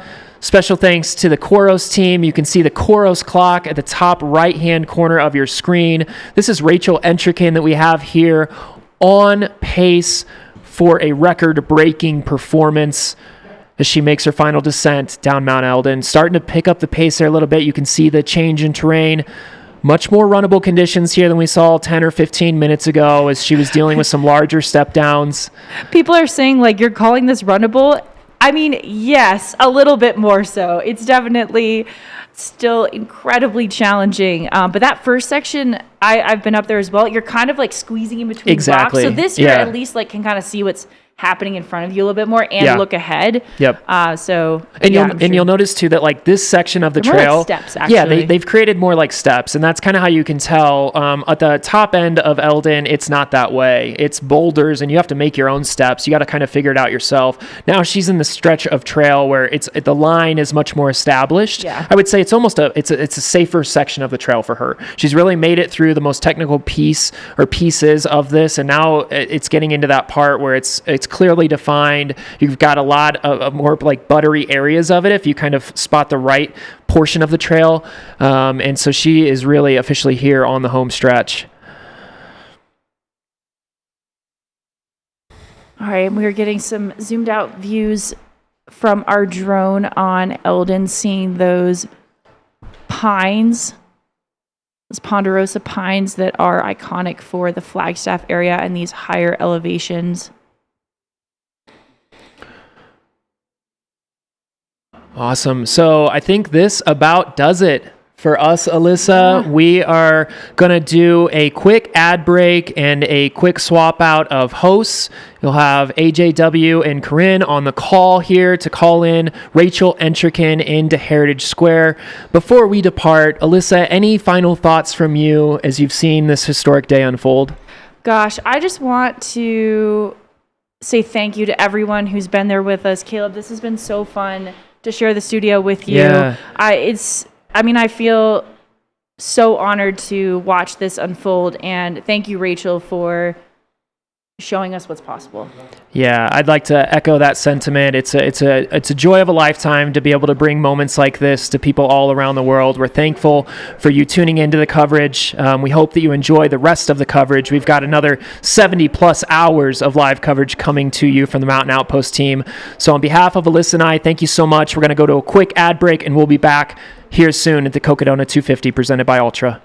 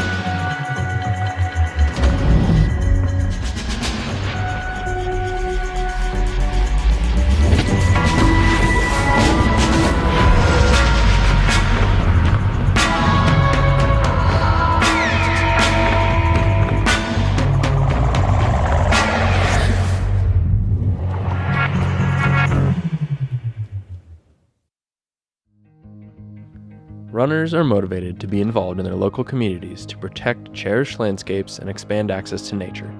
Together, we can make a positive impact in our community by volunteering locally and supporting national outdoor recreation and environmental advocacy efforts. RPL approaches this through community service, education, and civic engagement. As the largest outdoor recreational group in the country, 60 million strong, runners can make a difference. This is Cocodona 250 2026. I'm Corinne Charlevoix, and I am joined by Mr. Andy Jones Wilkins. Woo! Corinne, how you doing? I'm doing fantastic. This is absolutely incredible. We're so happy you're here, and huge shout out and thanks to Caleb Stevens and Alyssa Clark and Hillary Yang, who were with you for the last few hours. AJW and I are going to be here for a few hours, and we have exceptional things happening right now. We're watching your race leader and overall leader, Rachel Entricken, expertly navigating an extraordinarily technical steep descent down Mount Elden on, 2.5 days into this race. I mean, this is just, it's very, very impressive to say the least. She is well under on being on track to break the course record by a number of hours. That course record is 47. Yes, 58:47. Yeah. Set last year by Dan Green. And last year, Rachel, she set a massive PR running a 63 and change hour race last year. Her intention was to go sub 60. She's going to far exceed those expectations. Oh, my goodness. Yeah. And a little bit about this descent. Caleb and Alyssa were talking about the steepness and the rockiness. Just in terms of numbers, it's over 2,000 feet. I think it's around 22,000 feet in 2 miles. Yeah. And the 2 miles, when you hit that mark, you intersect with what are commonly known as sort of the town trails. You continue to go down a little bit after that. It just gets a little bit smoother than this. You can see Rachel has to do sort of a little step to the side and half steps and just project ahead, audience, to 3 days from now, when some of our mid and back of the packers are navigating this, many of them doing so at night. Yep. Exactly. This is tough. And what happens at that point, and we're going to focus mostly on Rachel, but what happens at that point, especially this year with the no pacers on this section, is people will likely group up in 2s or 3s or even 4s and 5s to make this descent. Yeah, because it's just tough. I was actually over there yesterday. I did this. I did this descent and I videoed it. So if you want to see, running down it, you can go check out. It's on my Instagram. And I was going, can you even imagine doing this with 250? Because as you can see, it's so narrow in spots, and there are huge rocks. Not only are there huge rocks you have to step down and navigate around, but there's a lot of really slick, kind of sandy underfoot that you turn around a corner wrong. And it is easy on fresh legs to lose your footing. I mean, this is and there's some places, this is kind of one here, where you just kind of have to go for it. You have to sort of get your one foot set and drop your other one and just let your momentum take you. It can be disconcerting, to say the least. Yeah, and I was debating, would poles be helpful or not in this? And I think, with the fatigue on your legs, having additional points of, to kind of lean on and brace yourself. I do think she's really smart to use her poles here. That being said, I was like, man, some of these sections are so narrow, your pole could get a little bit caught under a rock also. So personal preference here, but yeah, this is one of the only times we've actually seen her pull the poles out in this entire race. I think she's doing this interesting technique of putting a double poling out in front when she knows she has a big step down and just kind of leaning into the poles. That's cool to see. Exactly. And you can see the valley below there on the left. So she's still got a good, I'd say less than 1,000 feet, but certainly, 600-700 still to go. Yeah. Yeah, and she will be, once she gets through the very technical steep descent, she'll be making her way toward the infamous Buffalo Park area. She'll have some sections that are not quite this challenging coming up, but she is very much in the absolute home stretch of this entire race. When you did that run yesterday, did you run the town trails down at the bottom there? Yeah, so I ran Fat Man's Loop, and then I intersected the climb up to Elden Lookout, and I went partway up it, and then I went back down and back around Fat Man's Loop. So I did see the course markings out there. Yeah, and that's what I wanted to remind everybody of, is that last section, while it is quote unquote runnable until when you get to Buffalo Park, there are countless social trails through there. Yeah. Steve and his team mark the heck out of it, but you need to be alert.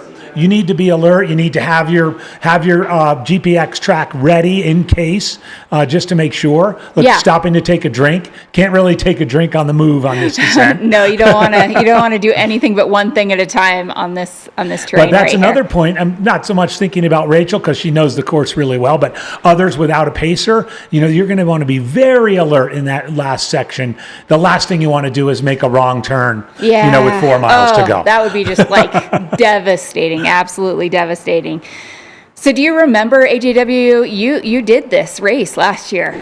Yeah, and I had, it was interesting because when I left Wildcat, I had what I thought would be enough time to get down part of this in the daylight, but I was not able to. The climb up Elden, it was the 5th day for me. The climb up Elden just took a lot longer than I thought, than I'd anticipated. The upside was I saw a beautiful sunset from Elden. The downside is I turned around into the dark and had to go down this in the dark. So you mentioned, I did break a pole on this. Did you? I sort of jammed it in one of these things, and it just kind of went. At least you broke it there and not way earlier. I don't know if you brought backup poles, but yeah, you can see. I mean, just imagine everyone. 54 hours on your feet trying to do this.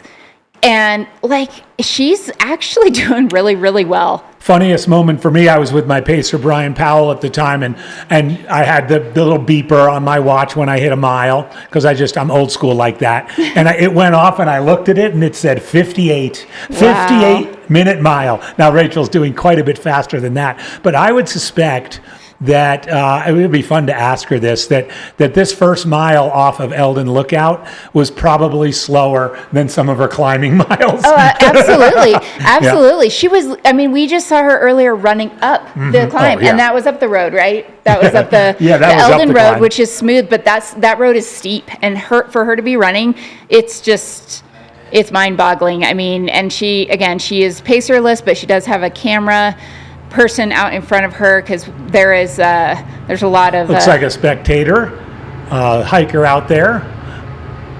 All right, now seeing that log and the valley in the distance, the rocks stay on from this point, but the descent, the grade is a little bit shallower. Yeah, you can almost see it. It's still going down. There's still rocks, but it's a little bit. It's a good angle of it. There you go. She's done the steepest of it. Yeah.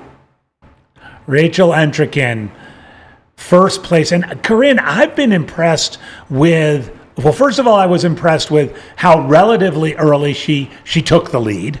You know, after our front runner, Kevin, and there were a couple of men in the lead. But she took that lead, the overall lead, relatively early and held it and then stretched it. And even at that one moment, there was one moment between that pacerless section between Schnebly and Munns Park where the gap closed. Yeah. And she opened it right back up. Yeah.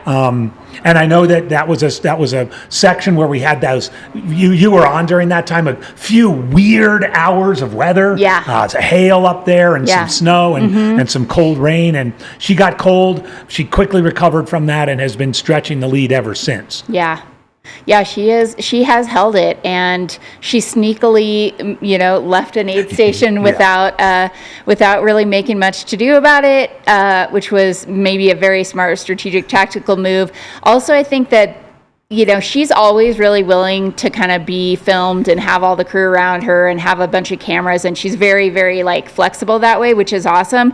That being said, in that aid station, she kind of went in and changed by herself, and she eluded the media and the cameras, and I think that good on her for if she needed to have a moment to kind of collect herself and to refocus and think about, what, I'm in a race, this is my race, I'm going to do what I need to do right here, and then get prepared to go smash some serious miles ahead. I think that was very, very wise of her to also do. It was fun. It was fun to hear Luke J tell the story, because he said, Rachel's in the Never Second zombie themed tent, and they've asked all the media to leave. And then she's doing a change or whatever. Couldn't have been more than 7 minutes later. Yeah. Rachel has left. Yep. Just so everyone knows, Rachel's no longer here. Rachel's no longer here. Yeah. And I was maybe a little worried that there were some cracks in the armor forming, because you rarely don't see Rachel running during this race unless it's like a super steep climb or something. And she was walking, but it was muddy and it was cold, and she had just been by herself, for 14 miles. And so I think, that could have been a bit of a low, but man, did she turn it right around, get back on it. Like you said, extended the lead here. And that kind of resilience and just steadiness is something that she's becoming very well known for. I mean, this is literally the queen of Cocodona. Yeah. Corinne, I'd be curious about your thoughts on the a woman being the overall winner of a big ultra. We've seen Courtney Dauwalter win several overall. Back in the legendary, I'll charge myself a quarter, era of Ann Trayson, she won some races overall. We've seen in the last half decade competitive women's fields, especially in big 100-mile races like UTMB and Western States, where the fields are becoming more and more dense. By that I mean the distance, the amount of time between first place and 10th place is very small, as it's been in the men's field. And even more so, the women's winners of those races, those big, fast 100-milers, being closer in terms of an overall percent of the race than the men. This seems to be, and this is just me talking, so I'm curious about your feeling, taking it to another level. Yeah.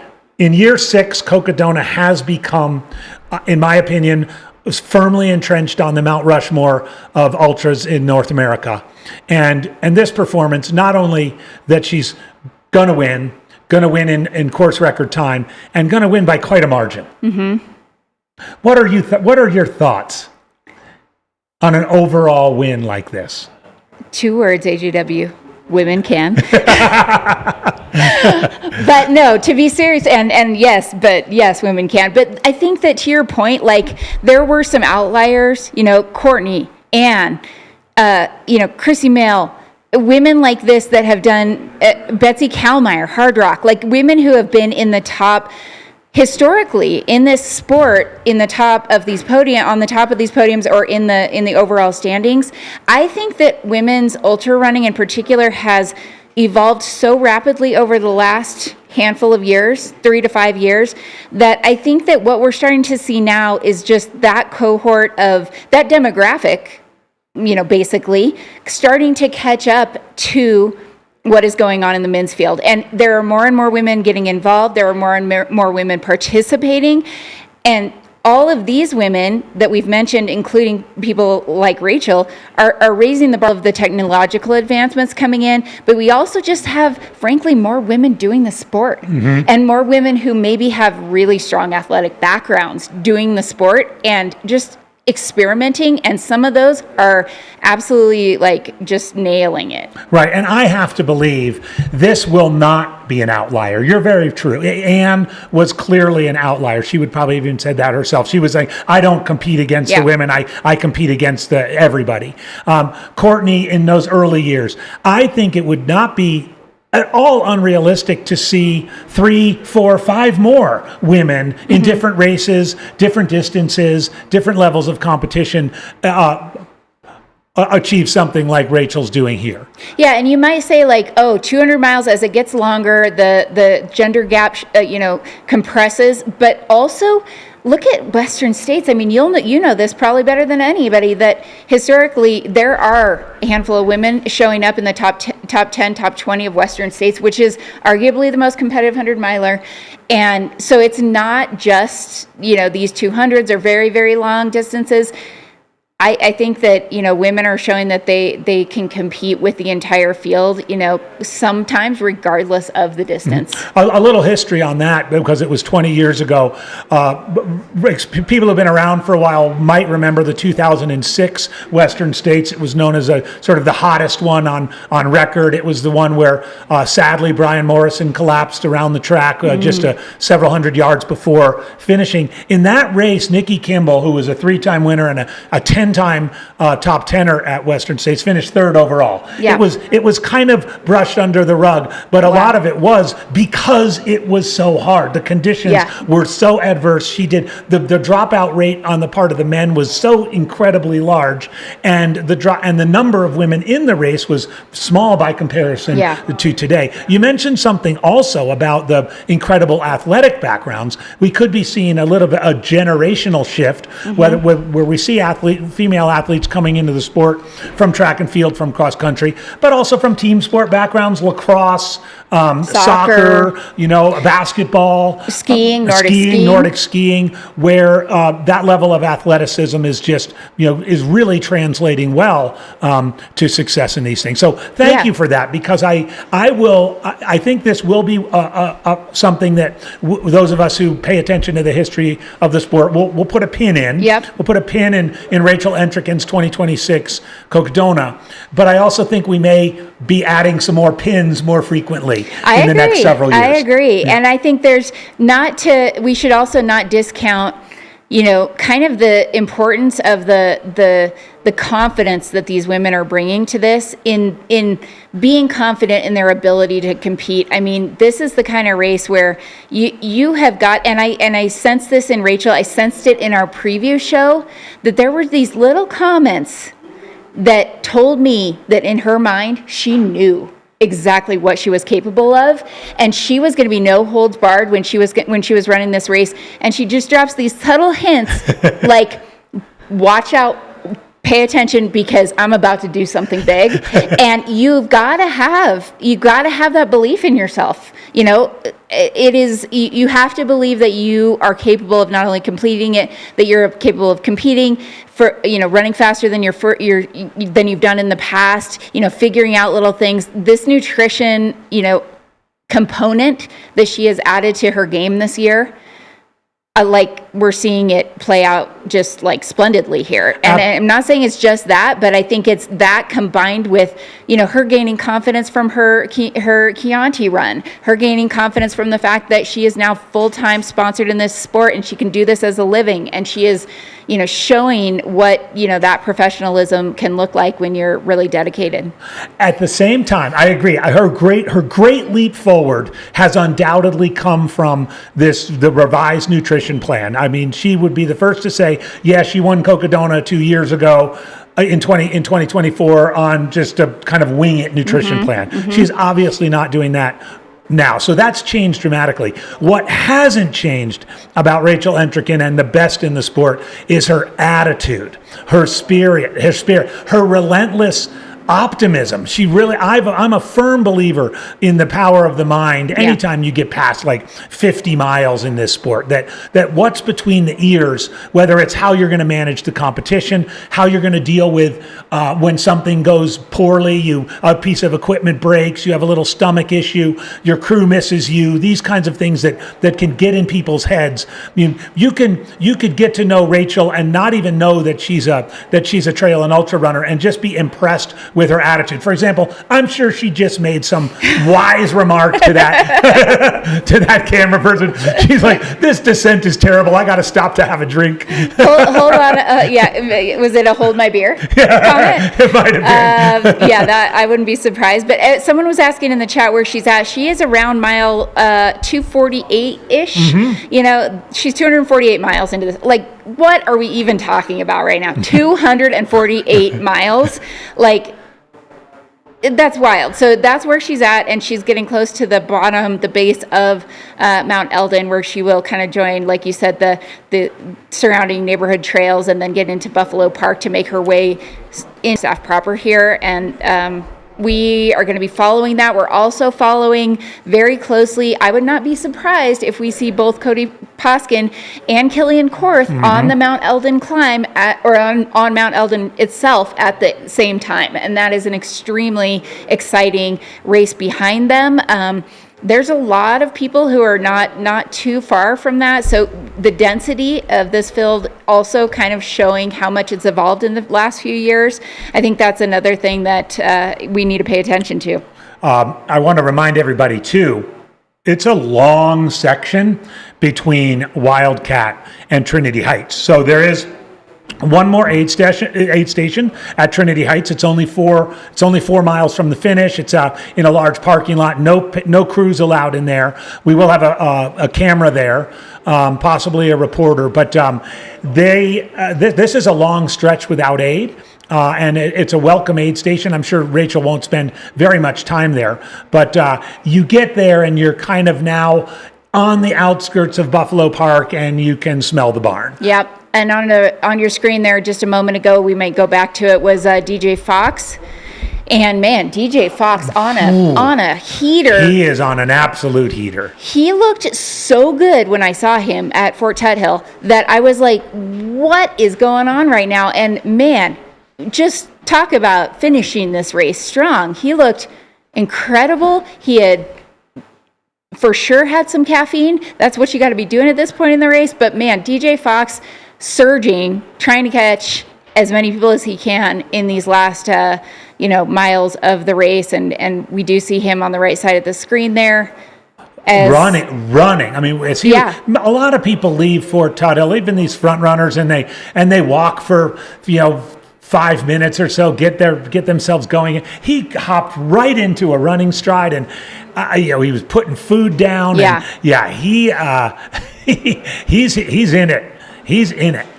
And that's one thing that's so cool about these distances is that I feel like, and maybe you can speak to this having done it, AJW, but like there are times when your legs can be gone and they come back. Mm-hmm. And you can run, and it's like you got to just ride those highs and lows, and when you are feeling okay and feeling well, like take advantage of it. Yeah, it reminds me a little bit of the chase, and when they talked to Arlen Glick about getting up into the runnable stuff, and he was able to finally run. Yeah. Before, what for him was definitely his strength. Hang on, can you tell? This is Wildcat Aid Station where we're seeing DJ. That doesn't. We might be able to get confirmation of that. I mean, it does look like an aid station. Wildcat Aid. Okay, we got confirmation of that. Perfect. Okay, Wildcat. So on DJ on the right coming into Wildcat. We'll have to say goodbye to his pacer here. Rachel on the left on the final parts of the most rocky section. There's the junction. Oh, where she's going to take a right? She's going to take a right. Yep. Gets a little, this is a good shot here. You see how the terrain just gets a little bit more friendly. Not super friendly, but a little bit more friendly. Yeah. It's definitely not quite as steep.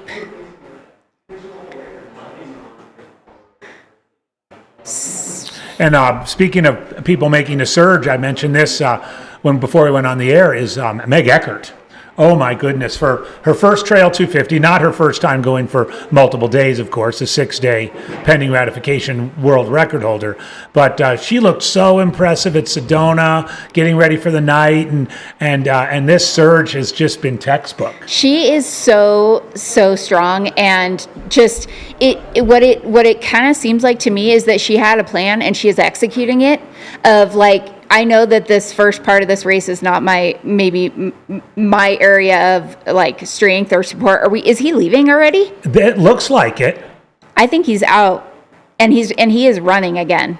I mean, yeah, that is, so he's going to be making his way to Elden now, but wow, this is DJ Fox. Man, he's moving. DJ Fox chasing Cody Poskin and Killian Korth. I mean, could we see 3 men being on Elden at the same time? That would be just. We could.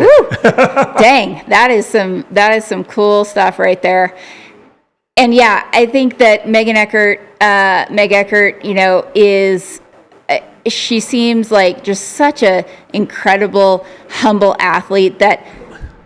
She's out there doing an amazing job of executing this thing, and it's going to be so cool to hear kind of how it all went down and just what her experience was. If she slept at all, I mean, I don't think Rachel has slept, has she? Maybe at. I think she may have at. Oh, I was thinking at the one where she faked everybody out. That's right. At Muds. Yes, Muds. That where they. Yeah. But it couldn't have been very long. No, it was. If it was minutes. A matter of minutes. Yeah. But very, very little sleep, for sure. Killian Korth, finally running the race without having to deal with massive allergy issues. Figuring, like, that is another thing that's so cool about this, is that some people that have done this race, they're like, I'm going to go back and I'm going to figure out what I, needed to figure out. And to see, that's what ultra running's all about. Not only is it problem solving during the race, it's problem solving for the next race or problem solving for the next effort. And I think that's so satisfying as a runner, you know, maybe more than winning Cocodona 3 times. Rachel is going to be excited about the fact that she is figuring out how to get the most out of herself and basically how to conquer the course to the best of her abilities. And that is so gratifying. Like, yes, I nailed that. Yes, I figured that out. Yes, I did what I wanted to do. Like, that's got to be so, so gratifying for her. And she obviously is going to be setting an incredible new standard here. Yeah, ultra running really, Corinne, when you think about it, you really tipped something in my mind, is the ultimate sport for having a growth mindset. If you are a person that believes no matter how old you are, you can still learn, you can still become a better version of yourself. Man, there's no sport quite like this. Whether you're Rachel Entricken in the front of the pack, winning it for the third time, or anybody else out there, each and every time you pin a bib on and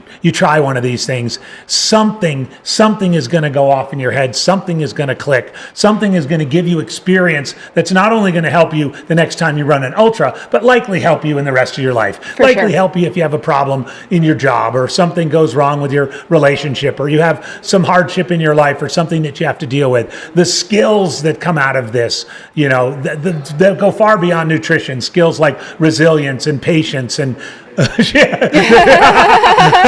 that's a funny moment. How am I going to get down this?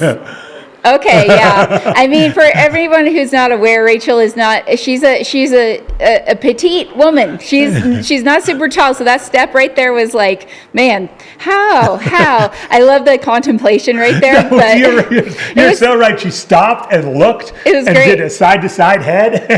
And that actually is like a really good sign. It tells me that like her humor's still there. She's kind of like, oh, how do I navigate this? But you're exactly right. You know, AJW, the growth mindset piece, like, you know, so many people, and that is something that no matter where you are in the field that you can embrace in this. I love nothing more than to see people in the middle of the pack celebrating like they won the race when they finish, because they conquered whatever their goal was, or they executed, you know, how they wanted to that day. And it should all be celebrated because, as I mentioned, it's literally 1 in a million people that attempt something like this. You gave that stat the other day.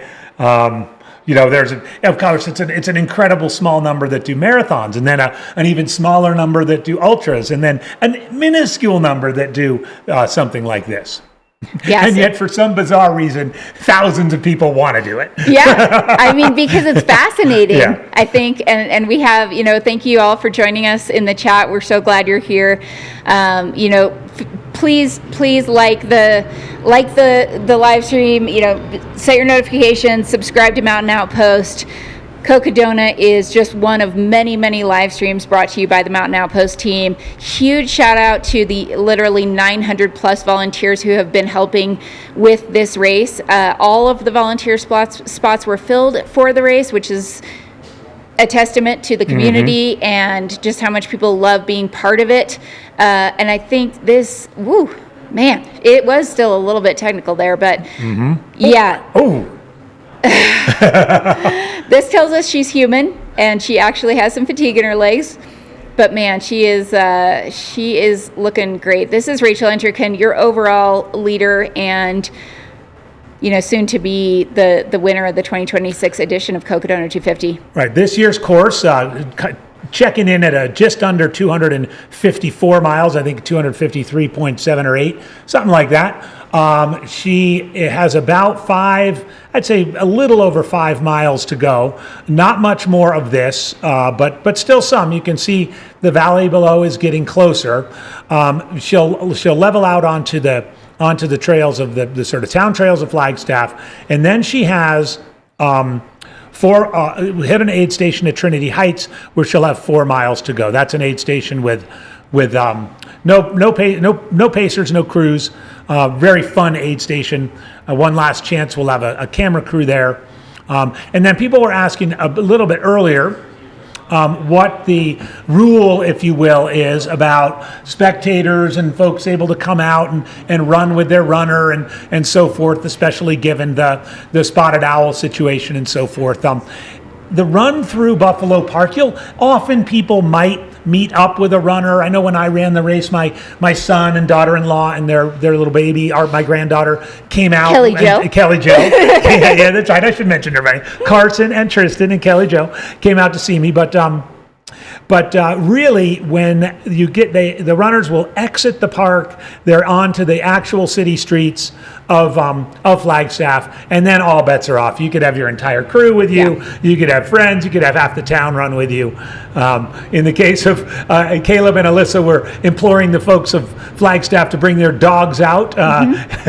Yeah, Rachel is an unapologetic dog lover, so that might be a fun little tribute. I think Can I Pet That Dog is literally on her shirt somewhere, maybe on her special precision shirt. If it's not, there are dogs for sure on there. So yeah, she would love to see all the pups out there. And Heritage Square at the end of this race is absolutely an incredible experience. I highly encourage you to go over there if you're in town, and I think, especially if you want to go check it out, I would.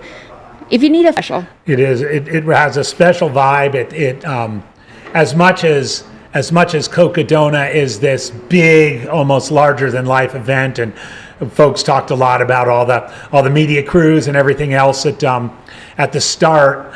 Somehow that small town Flagstaff vibe stays true at Heritage Square. Totally. Well. Not allowed to have pacers, but and none of these people, by the way, are Rachel's pacers. But she has developed a little bit of an entourage. The red pack gentleman is the follow cam. I think there might be also some, folks that are filming. There is a film being made this year about the women's race, so I wouldn't be surprised if Dylan Harris or one of the folks on his team is out there also capturing this footage. We've had 2 incredible films already made about Cocodona, and there will be another one in the works this year. The first year it was the Chase, which turned out to be incredible, leading the men's contenders for that year 2 years ago, and what went down in that race. Last year it was the cutoff, following the back of the pack and really showcasing kind of the grit and the determination, the heartbreak, all the things that you might be experiencing if you are chasing cutoffs. Literally, it's called the cutoff. And this year there's going to be a film made about the women's race, and boy, did they pick a good year for it. They got a really good year to do it. I know Dylan started working on that back in January, visiting the homes of some of these runners in the front of the pack, and building up the stories, and as often happens in these things, he hit it right with some of them and maybe missed it with others, but it wouldn't be too much of a spoiler to know that Rachel was featured prominently. I would say she was probably one that they were paying attention to and going to keep their eye on. I mean, just talking about some of the other women, of course, that are doing well, and I think it's changed a bit here in these recent miles, but for much of the bulk of the race, we had 3 women in the top 5 or the top 6 of this overall field, including Heather Jackson, who is taking her first swing at a 200-plus mile running race. Obviously, pro triathlete, extraordinary athlete overall in general, but she has never taken on a 200-plus mile race. For this running race, I believe she'd done was UTMB, probably. And you mentioned in an earlier commentary session her gravel cycling. Yes. She did the Unbound 350. XL. So a 350 mile gravel, it's going to be in excess of 24 hours, but it's still not this number of hours. Right, and UTMB, I don't know what she finished in, but I wouldn't be surprised if it was more hours than that on feet. So that might be her longest, athletic thing. But this is just, she's been absolutely rocking it this entire time. It is so impressive. She said, hey, if I'm going to do something like this, I might need to find some help. So she hired a coach. She's got Luke Nelson, who's out there pacing her as well. And I'm really excited to see how well she has done at this. Like, she has an incredible season up ahead with 3, massive efforts on the bike, including a big bike pack and then a UTMB at the end of this. And she's doing incredible. And then, of course, Courtney Dauwalter, out there as well. back this year for redemption after, deciding to end her race early last year, and she is hanging on out there in that third place spot. So this right here is such a good feeling. Even someone going as fast as Rachel, she'd been on those rocks for probably 45 minutes. Yeah. Now she's off them. Yes. It's like, it almost feels like a massage. Yeah. She's like, Yeah. Just looking at those, you mentioned Heather, incredible person. By the way, talk about attitude too. I mean, I remember when she first came over to the sport, when she came and did Javelina in 2022, and all of a sudden all her triathlon fans appeared on the chat, and they were discovering trail running for the first time. And oh my gosh, she has a following Absolutely. in that triathlon world. Big smile all the time. Courtney, of course, and Meg kind of coming on the scene. So those four in and of themselves, quite a story for Dylan and his film coming up.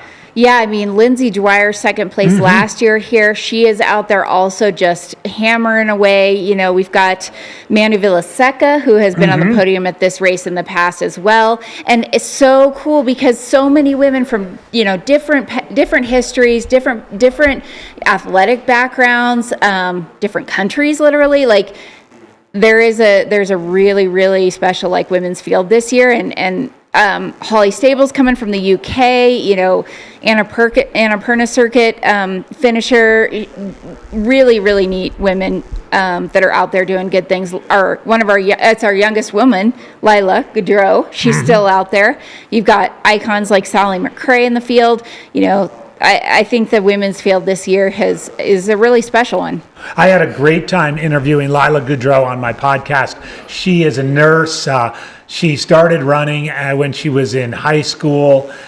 Just loves the gnarly East Coast stuff. This is literally her first time running anywhere in the West. Here at Cocodona. Wow. Is she gonna be like, man, this is easy stuff. This is easy peasy. She might fly down Elden. She's like, no, I think this is Elden. Oh, now I'm back to home. But otherwise, everything else has been pretty really smooth. Really great spirit.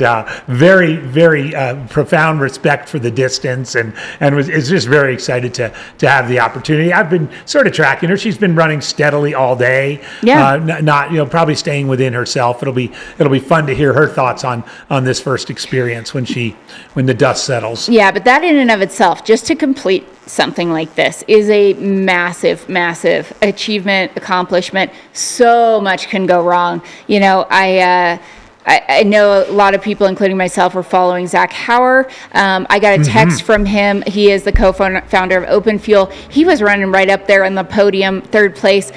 I got a text that he messed up his knee last night a bit, and said, "Man, are you okay?" I was thinking maybe he was going to drop, and he's like, "I can't. It hurts when I run, but I'm going to hike it in." And so, the first 250-mile experience, just to get through the entire thing in one piece.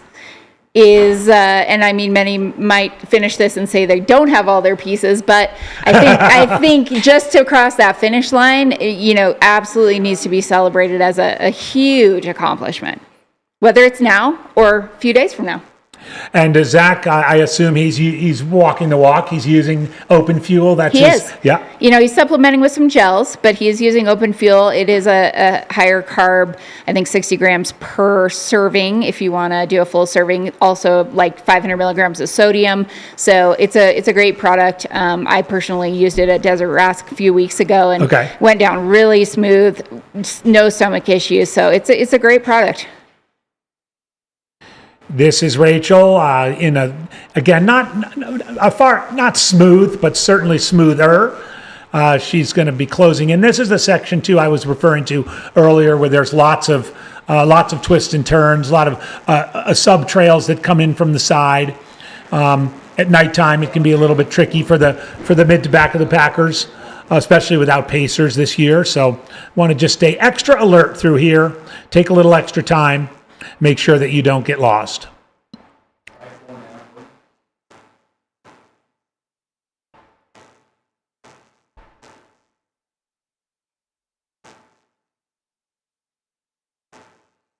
And just as a reminder, the current course record overall course record is held by Dan Green from last year, who ran 58:47. We're sitting at 54:49 on the chorus clock right now. And Rachel Entrekin is making her way into Flagstaff proper. How many miles do you think she has left, AJW? I think I'm going to guess right about 5. Okay. But we'll know for sure because the Trinity Heights aid station is 4. Yes, so when she hits Trinity yeah. Heights, she'll have 4 to go from there. I think it is safe to say, barring something catastrophic, she is going to be under that course record. Yeah, I'm looking at that. I'm thinking she might be under 56 or a tad over 56. That would be my guess. I suspect she won't spend a whole lot of time at Trinity Heights, maybe topping off on her fluids. And something that's fascinating about that, last year we thought, goodness gracious, she took 7 or 8 hours off of her time from last year. Yeah. She is going to do it again. Yeah. She might take 7 hours off of her time from last year, which was, a massive improvement. It's like that, man, that is so crazy. And I know that she wanted to run the back half a little bit stronger, a little bit, she thought she had maybe some more time in that back half. But then she went ahead and ran a sub 1800 miler at the very beginning. So I don't know, what the splits look like, but I would say she's kind of done both. Maybe she optimized, this second half, but she also ran the first part faster than she did last year too. So very consistent, even, kind of taking chunks here and there to make up that, what will be 6, yes, I said 6 or 7 hours off of her time from last year, potentially. Yeah, and I think too, she's really showcased her versatility. I think most people know that Rachel spent a fair bit of time running flat fixed time events as well. She has had some incredible runs at 48 hours. She's maybe having a little moment up there, but and being able to run on the flat stuff, move really well, as well as the climbing and descending. And I got to say, she's done both extremely well. Yeah, I mean, she's the record holder of the High Lonesome 100, which is a technical high alpine, high altitude, very much a mountain 100. I know she's super excited to be going to UTMB this year. She punched that ticket to be able to get in, at Chianti. That was her main reason for running Chianti, but it's going to be exciting to see her there. She has done, of course, she won the Mammoth 200 last year. 46 hours for a 200, and so it's like not only does she have the ability to complete and run and set course records on mountainous 100 milers, but she's kind of doing like she's able to show how fast you can run a 200 plus miler. It's like she just doesn't stop; it just extends. Yeah. Let me run 100 miles fast, and then let's just do it again, and 1.5 times after that. So yeah, and she races a ton. She just purely does love to run. Yeah, I think she ran 11 races in 2025. Yeah. Winning them all.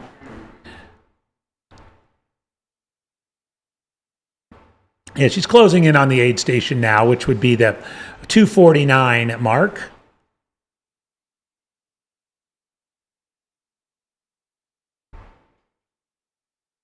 Last year's race was about 257 miles. This year it's about 253. Yep. So it's a little shorter this year. Yep, they took some miles off on the departure out of Crown King, which was a welcome relief, I think, to a lot of the runners. The original departure from Crown King did a big sort of roundabout climb. Didn't lose very much elevation because they gained it back going directly up and over Mount Union, the tallest mountain in the Bradshaws. And then they cut a little bit of time, mercifully, I think, for most people, a little bit of mileage off the traveling through Sedona, which is a really, that's a chore to get through Sedona because it's such a sprawling town. And so they shaved a couple of miles off there. And the pacerless sections are different this year. Last year you could have a pacer going through here at the finish. They had no pacers from Fort Tuthill to Walnut Canyon. This year they allowed pacers there. The researchers realized there are fewer nesting pairs of spotted owls in that section than there are in this section. And again, it's not to say the Forest Service wants nobody in these areas. They just want to limit the numbers. And so about to give Aravaipa the permit. Yeah, I think we need to name the Mexican spotted owl. We need to That's have, correct. we need to, but we need like a map of Cocodona should be named. Right. We might need, and then maybe we could even commission somebody to make a suit for someone to wear. Yes, or just shirts or something. Or shirts. Anything, yeah. This is becoming, I was talking with another Aravaipa employee, one of the producers at the house. This is his idea, so I don't want to take credit for it, but he thinks that we need to replace, in the logo, that, like, the cow in the logo with a Mexican spotted owl. Yeah. I think that's a very, very... That is a really good idea. We have our mascot. That's some on-point branding right there. And I was like, an owl's perfect because they're nocturnal. You just said that's where Pete had his meat. Yeah. That's where Pete had his meat. I did say that. So Steve realized he needed another aid station. So he talked to this church that's right on the main road, and that's where Trinity Heights, I think it's called Trinity Heights Church or something like that. So last year, so it's the first time the aid station's been there. It's got a huge parking lot, and the aid station's kind of at the end of it. Well, apparently last year, the cops showed up, and nobody had come through the aid station yet. The folks were setting it up, and they'll correct me on this if I get something wrong, which I'm sure I will. But they set up the aid station, and the cops came by like, "What's going on?" And it was sort of dimly lit, and so the sort of a little bit of theme grew about a meth lab, that maybe the cops thought it was like a meth lab disguised as a church. And so needless to say, this year they're going full on Breaking Bad for their theme. Yes! At Trinity Heights. They were leaning into the it? Breaking Bad aids, absolutely. They're leaning right into it. Do they have like a van? Well, hopefully we'll find out. A van out there? Like we do have a camera on the ground there. Are they going to be pouring from beakers at the aid station? We need someone dressed up as, what's his name? Oh, shoot. Oh, what was his name? Oh, man. Come on. Somebody remind us. Yeah, it's such a good show. I love that. They're leaning in. It starts with a W. Shoot. Yeah, that was, so That's I arrived, of course, they've got to be close now. That's Garrett. He's a local runner from Phoenix in front there. Walter White. That's it. We need someone out there as Jesse Pinkman as well. We just got about 30 Walter Whites in the chat now. Oh, yeah. Thank you. Thank you very much. Actually, maybe 130. Yes.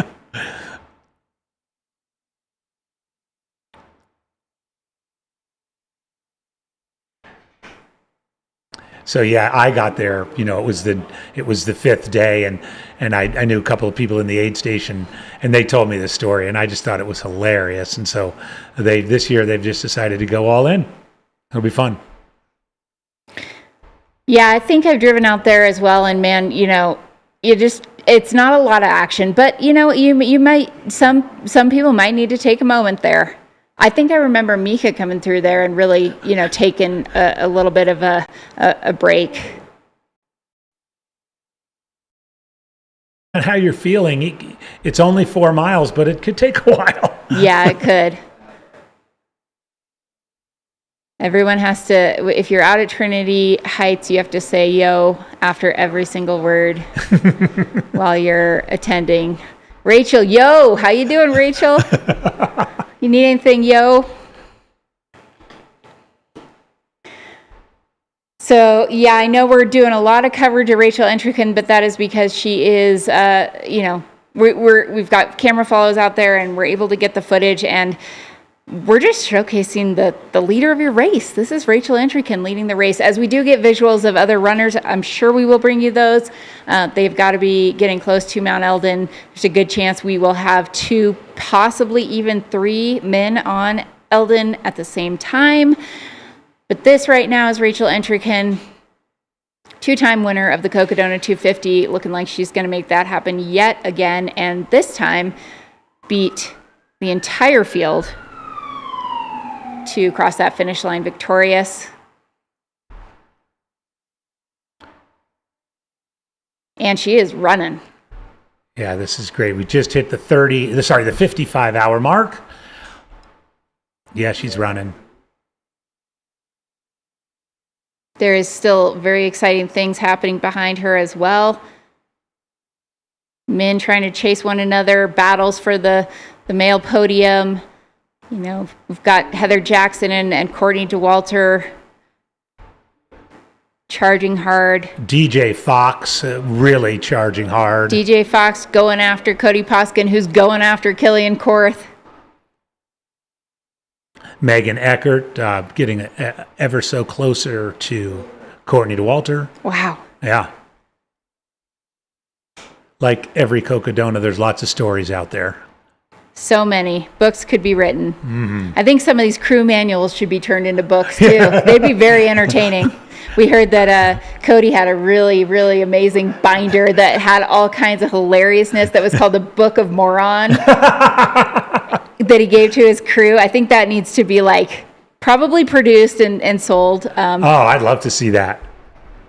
Because the amount more stressful to get your crew ready, to get everything planned out than actually running the race.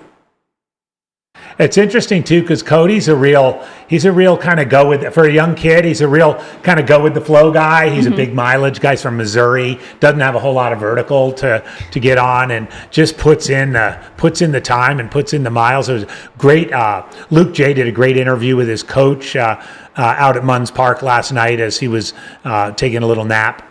He's an interesting character, I think, and at 24 years old, he's going to be around for a while.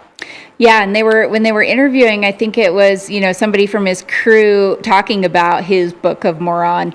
They were saying it had very, very detailed instructions, even to the point of like, at this place, I want to lay down on my stomach and I want you to rub my hamstrings. And they said a lot of it hadn't come true, but I wonder, sometimes people plan things so my husband does this, planning is a way to relieve the anxiety and just, kind of it's what you do to get yourself like ready for this. And so I just love that there was so much instruction. I know that, Tara Dower's done that for her FKTs as well, of just creating these Bibles to go by. And it's fascinating, Probably interesting.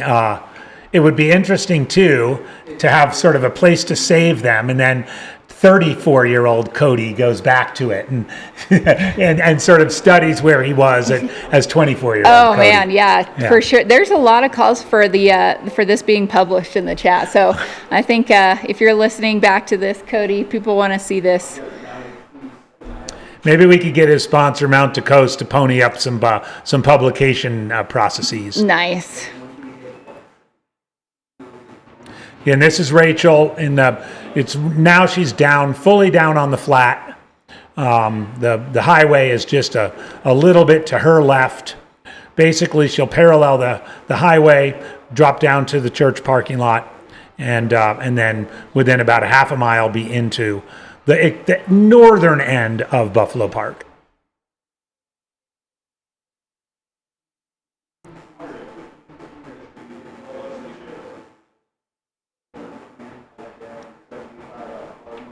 Just keeping the poles out just to be safe. I think that's smart. I mean, I do remember, I think even last year, maybe she was running with the poles, at this point, even through Buff Park, it's kind of just maybe nice to have your hands in a different place to just feel a little bit more stable, like you have additional points of contact there. This is the Cocodona 250 presented by Ultra.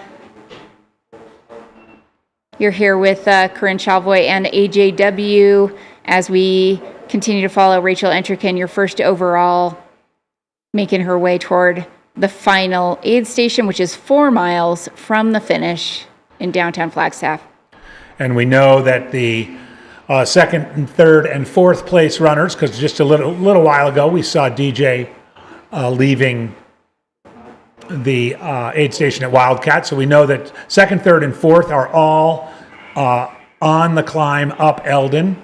It's a really fun climb. It starts out relatively shallow, has a couple of big sweeping switchbacks, and then steepens towards the top. The last half a mile or so of the single track is steep, and then it gets up to the ridge, the Elden Ridge, and it just follows along the ridge, pops out on a road for about a quarter mile and gets right up to the towers, where it was really a really cool moment captured on film of Jim Walmsley, a Flagstaff local, had taken his morning jog up there and was there to greet Rachel when she got to the top.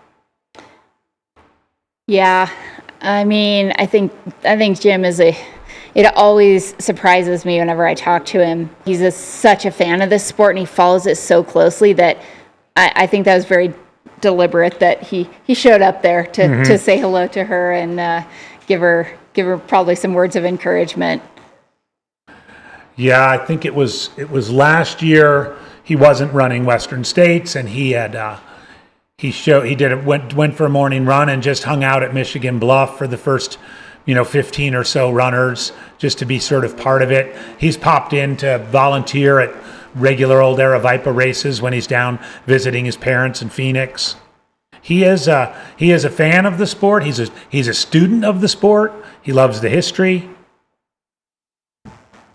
Yeah, he follows all the athletes too. I don't know how many times I've said hello and he'll be like, "Oh, didn't you just do this?" I'm like, "What are you kidding me? Right. You're paying attention to what's going on and all these other." But I think that he just absolutely loves all the athletes in this and is cheering for them all. I mean, that's Courtney does the same thing. We saw Courtney and Heather high-fiving one another, embracing in Sedona, like.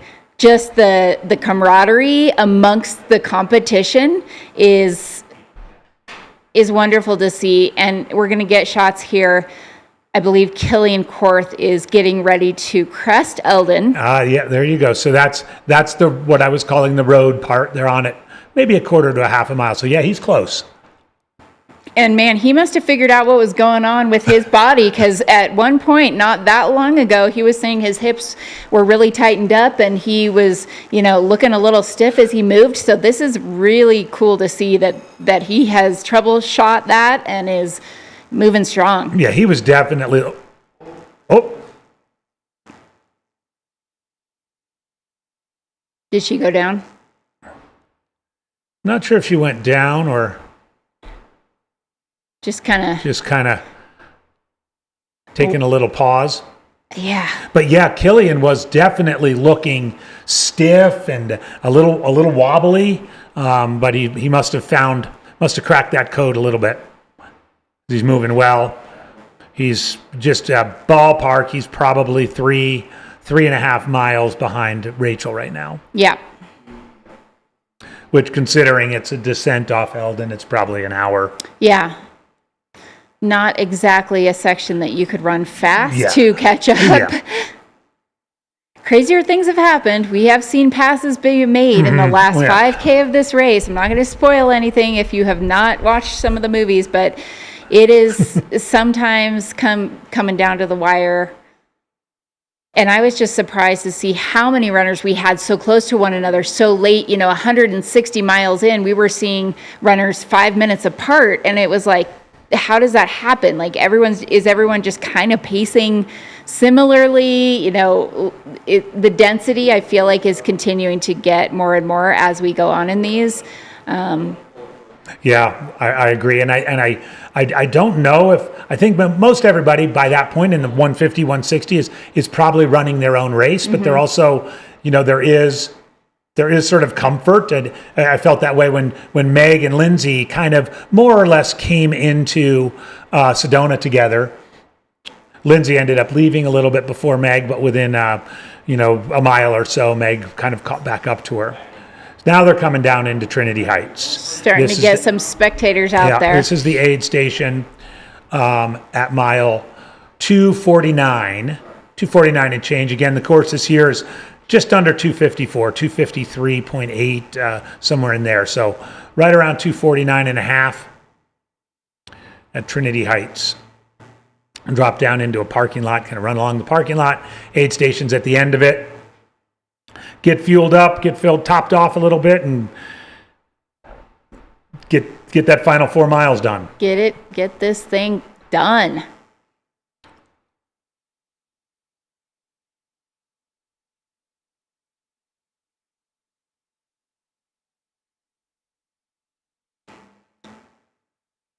As we also have eyes here on Killian Korth, making his way to the very top of the Elden climb. And it's all out there in front of him, too. He can just see the little ridge, and it's right on up to the towers. Killian is currently leading the men's race. He's sitting in second overall. He is being chased by Cody Poskin and DJ Fox. Yeah, it'll be that podium battle will be interesting to watch through the afternoon. For sure. There is probably enough time for something to happen there. And Joe McConaughey is after them. And then you get Heather. How about Joe with that 90-minute nap, but then he caught up to everyone? He's like, watch this. I'm going to sleep for an hour, and then I'm going to be right back in it. Different strategies still being experimented with here in terms of sleep, in terms of just, resetting yourself, getting your energy back. On my run this morning, I went out to the point on the course where it crosses St. Mary's Road by Powell and St. Mary's, and ran on the course for 3 or so miles and saw Eder Ramirez, and talking about sort of resetting. He was sitting on a rock with his pacer and just doing. You could tell he was just doing work on his feet. Wow. And you know how it is. If you feel something, deal with it. Yeah. And he was there, and he was just he was working on it. He was intent on it. He was not gonna rush through it. He's moving along really well. He's just a little bit behind Heather. Eder closes these things like nobody else, and it was fascinating. I reached out to him because I had gotten a question about I said, what do you guys as viewers want to know about these runners? And they're like, somebody said, I want to know a little more about their food, but not just what they eat during the race, what they eat before and after the race too. And I asked Eder, and it was fascinating. He actually came back to me that 3 to 4 days before the race, he fasts for 16 to 18 hours. Really? And then he eats very clean, fresh foods, no red meat, he said specifically, leading up into the race. And then during the race, he eats anything he wants to, including multiple types of nutrition. We saw him eating bicarb at Fort Tuthill. Really? Late? That late. He was taking in some Morton bicarb out of a bowl and sucking it down like a champ. That stuff's hard to eat when it's hard to eat when you're because you can't chew it, so the gag reflex, man, it is. Oh no, I agree. That is hard to eat just when you're just normal. Exactly. And then he said afterwards he just whatever sounds good. He eats lots of food, of course, and just takes it in. But that was something, literally. 4 days before I fast for 16 to 18 hours. The last 3 days, no red meat, and I only eat things that are fresh and have no corn syrup. During the race, all brands: Morton, Scratch, Tailwind, Never Second, aid station food, soft-boiled eggs, milk and oats, noodle soup, and then afterwards I drink recovery drink mix and I eat whatever I can get my hands on. That's great little bit, Eder. He absolutely just loves doing this. It is a joy for him. It's such a passion, and his whole family is involved. And we are seeing these pros who do this full time. He's not one of those. Currently, he has a day job. He is a locksmith. He works in very hard as a family man out of Las Vegas, Nevada, and he has just shown up to these and kind of taken the world by storm. I'm thinking about that, Corinne, just trying to piece it together. So you 16 to 18 hour fast. Call that a cleanse, if you will, right? 16 and then from that baseline all fresh, nothing processed, no red meat. So very, very clean, fresh process. I imagine that gets the systems moving and all of that. I'm sure good shot here of Killian at the top of Elden Lookout. And then throwing down on race day, shovel it all.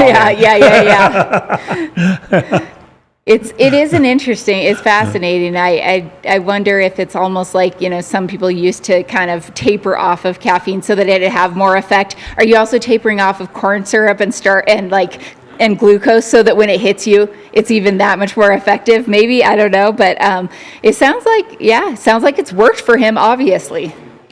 I've tried my couple of Hard Rocks. I tried detoxing from caffeine, and it did work. I enjoy my coffee, but it was tough those first couple of days. So hard. First couple of days, I had a headache. And my day took forever to start. That kind of thing. Yeah. But I will say, it felt like jet fuel on race day. Yeah. You got to balance. It's this risk versus reward. How unproductive is it going to make me to stop a few days beforehand, or how grumpy, or how versus the benefit of having a little extra boost there. Caffeine, again, another fascinating component of these races and how people are utilizing it. We heard that DJ Fox last year took in 1,500 milligrams of caffeine in the last 9 hours of Cocodona. Maybe not advised, but everyone metabolizes it differently, is affected by it differently, and he is obviously raging right now. So maybe that strategy is working well for him. I mean, you can just tell that Rachel's tired, and of course she's tired, absolutely. But I think in a way that's almost a good sign, because she wanted to get the utmost out of her that she possibly could. And so I think she's doing what she wanted to do and completely emptying the tank in the final miles here. Yeah, I agree. And look, the little burst of adrenaline she'll get out of this aid station, but you can, just looking at that shot, you can kind of see the fatigue in her legs. The spring that we've seen in her step for these first 2 days, I wouldn't say it's gone, but it's not quite there. Yeah, that being said, she's still picking it up. I feel like she's got this constant, push in her to run whenever she possibly can. And so the moment, she thinks she has a few steps of running, she's doing it. And that is kind of the sign of someone who is really experimenting with being on the very. She's got the sun hoodie up. Yeah. Might be starting to feel a little warm out there. It's crazy because, Flagstaff is fairly high altitude, right? We're at what, 7,500 feet here in town, something like that? Yeah, right around 7,000. 7,000. Yeah. So, if you've ever been at 7,000 feet, when the sun's on you, it can feel toasty. And the second it goes away, it can feel really cool. So I think she is smart to throw up that hood and keep the long sleeves on.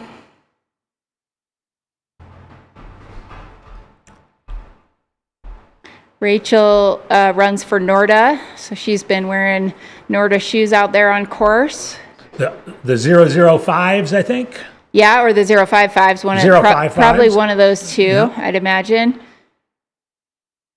She's also an athlete for Precision Fuel and Hydration who took over our Sedona aid station with a fantastic watermelon-themed Oasis Cocodona Club. Did you get to try any of those watermelon shoes? Got one right here. Oh, you got one right we there. We can share it. Let's get a couple more hours in and we'll share it, AJW, because I was brought one by Hillary Yang and I really want to try it. Hillary told me she had them. I was like, how do I get my the watermelon chew? We'll share it. We'll have a little tasting party here, but they have launched the watermelon chew 30-gram carb chew during the race here. It is not even available for sale yet. This was the first viewing of it, and yes, indeed, the big debut of the watermelon chew. Yeah, have you had the regular chews? I've had the regular chews. Yeah, they're great. Love the texture of them. It's like reminds me of gumdrops or like Turkish Delight. Like it's not sticky, which is, and if you're having trouble chewing, you don't even. I mean, you can just kind of suck on it and it'll dissolve. So that was very cool to see that whole So aid station. they had actual, well, of course, a table full of actual watermelons. Yeah. Beautiful tablecloths, watermelon theme tablecloths there. Some it looked like some balloon, like you have at kids' birthday parties, balloon things. Cool chat about the 055 release date. I think if I'm not mistaken, it's going to be right around midsummer. But don't quote me on that. I'll ask Schlarby. He can tell me. Expected to launch late spring, early summer 2026. Okay, there you go. I wouldn't be surprised if that happens around Western states. Maybe the last weekend in June, when a lot of stuff gets released. That would make sense. Yeah, and I think fun fact about watermelon, like the actual watermelon, because I think one supplement that people have been experimenting with during races and maybe for recovery is L-citrulline. You can take L-citrulline, and so I was trying to learn a little bit about L-citrulline, and the food that has the highest concentration of L-citrulline naturally is watermelon. Really? And I was like, no wonder everybody loves watermelon in the middle of these ultras. It's because your body is telling you, man, I want that because it's got some seriously good stuff in it. So, shout out to watermelon. Throw some watermelon emojis in the chat for us. Nothing better. I mean, you put some salt on it during the race. Can taste super good. Especially if it's nice and cold. Yep. Easy to get down. You don't really have to chew it either. So refreshing. All right, Rachel Entrekin, leader of Cocodona 250, dropping into the final aid station of the race, Trinity Heights, right along the main highway heading out of Flagstaff. Yeah, and when she hits this, she is going to have a mere 4 miles left in this entire race. And that, I can confidently say, will not have very many rocks. It's kind of a lot of nice, smooth stuff. And then the last little less than a mile on the streets of Flagstaff.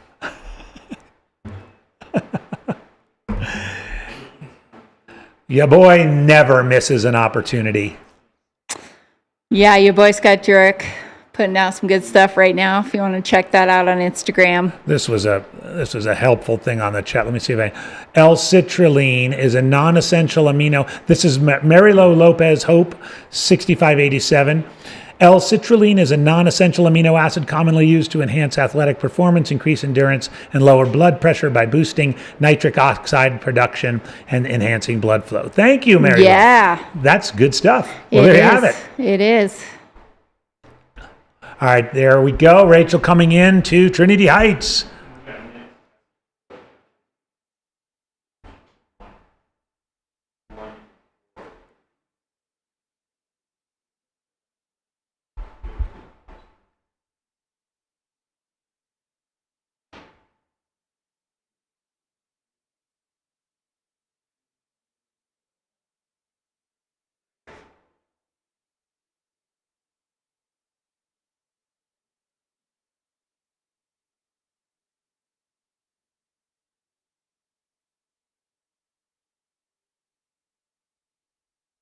Not sure if we'll get audio here, but if so, we'll let you guys listen in. She's smiling. Gone.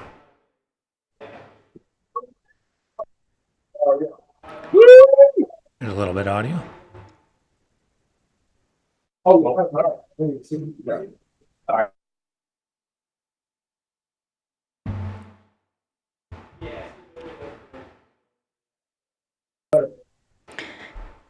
Yeah, we've had really crisp imagery. I know it's a little choppy right now, but there's probably about like the entire town of Flagstaff out there on their Wi-Fi, sucking up the Starlink access.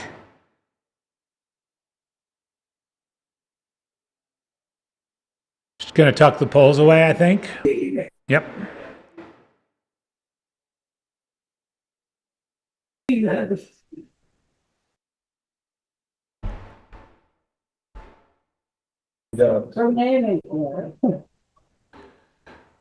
This final segment, just to there's basically one hill. There's a little bit of an incline about halfway through Buffalo Park. But that's kind of it. She's on the same level as the town right now. The trails are predominantly smooth. The closer she gets to town, the smoother they get. Yeah, to eventually be on pavement on the streets around Flagstaff.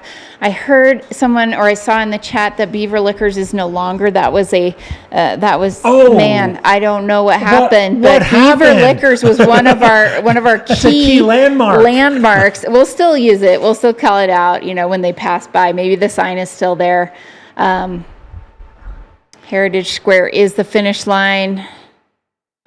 Yeah, in 5 short years, some of the iconic little spots along that finishing straight have captured the hearts of live stream viewers everywhere. Yeah, I mean, instead of Boston and the left on whatever, we're talking about lefts on,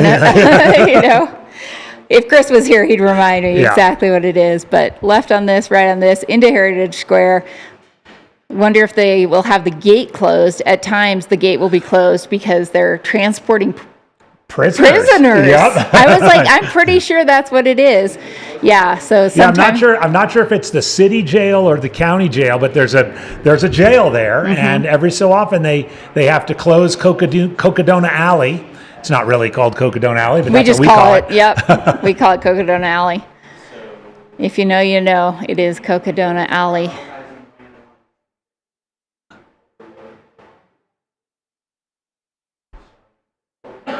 Oh. She's trying to run. She's trying to get everything she can out of herself. This is absolutely incredible. Rachel Entricken in literally the final few miles of the Cocodona 250 2026 presented by Ultra. Yep, we know that Killian Korth is in second place and has made the summit of Elden. He's on the descent right now. Probably cleared it about 10 minutes ago. Down that rocky descent. And Cody Poskin behind him.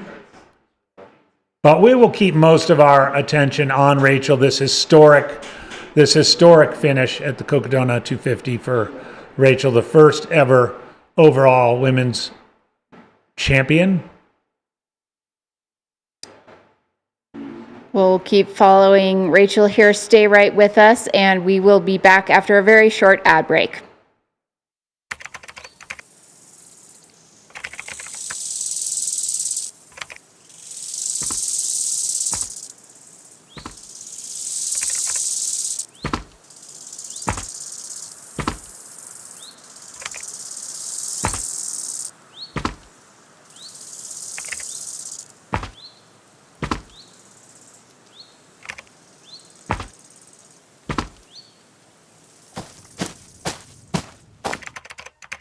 So Rachel, 250 miles is quite a long way. How do you approach your fueling over multiple days of racing?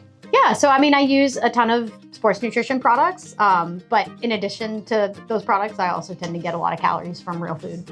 And my favorite foods are ones that are beige. So mashed potatoes, ramen, rice, bread, Taco Bell, burritos are also pretty good. So and then the hydration front, we know from your sweat test that you're a salty sweater. How do you replace your fluid and sodium losses? So the drink mix that I use does have electrolytes in it, but in addition to that, I'll also be taking the electrolyte capsules along with plain water, and then salt from real foods as well. All right, and then do you have one main piece of advice that you'd give on the fuel and hydration front for a 250-mile race? Yeah, I mean, try to mix up your flavors as best you can. Palate fatigue is very real. The mint chews, I think that they're kind of a nice reset button, especially at the beginning of the day and the end of the day. It's like I'm brushing my teeth with sugar. And then my second piece of advice, even though I only asked for one, is to definitely get some sort of calories from real food. Using nothing but sugar for as long as you're out there can definitely lead to some stomach upset. So to mix it up, I tend to eat probably at least as much real food as I eat sports products. So how do you spread out your kind of real food versus sports nutrition? Yeah, so I tend to kind of time it with regular meal time. So I'll have food item in the morning, one in the mid-afternoon, and then usually one in the evenings. And then sometimes if I get hungry at night, I'll add in fourth meal featuring Taco Bell burritos. And then, yeah, obviously in between those things, I'll have regular sports nutrition products. Awesome. Thanks, Rach. Back to you guys out in the studio. Yes, that's right. Thank you, Emily. Back to us in the studio here at the Cocodona 250 2026 edition. Corinne Chalvoy with AJW. We are watching your race leader and overall leader, Rachel Entrekin, as she is very quickly approaching the finish line. She is less than 4 miles away from the end of this race. And if you take a look at that little Coros clock, it says 55:36, Yeah, 55 hours and 36 minutes. The current course record is 58:47, set by Dan Green last year. And Rachel is looking to lower that standard by multiple hours. 100%. And if you're one of those people who might be quibbling with the fact that this year's course is 3 miles shorter, 3 hours faster is is incredible. This is the northern extent of Buffalo Park. She's got this nice long straightaway that you can see up ahead. There, the one hill I mentioned to you is up a little bit there, and then she gets on to the sort of famous running trails of Buffalo Park, where at any given day you can go out and see a couple of Olympians. It's a fun place to run. If you're a runner and you come to Flagstaff, it's well worth to just take an hour to run around, do a lap of Buffalo Park. And she didn't pet it. It's okay. She's got stuff to do. She's locked in, as the kids say. She is. She might have said hi. Yeah, I bet she did. And right before this, during that ad break, we saw a little interview with Emily from Precision Fuel and Hydration, one of our sponsors, and also the nutritionist for Rachel, who has been out here with her the entire time. Their whole crew at Precision has been at every aid.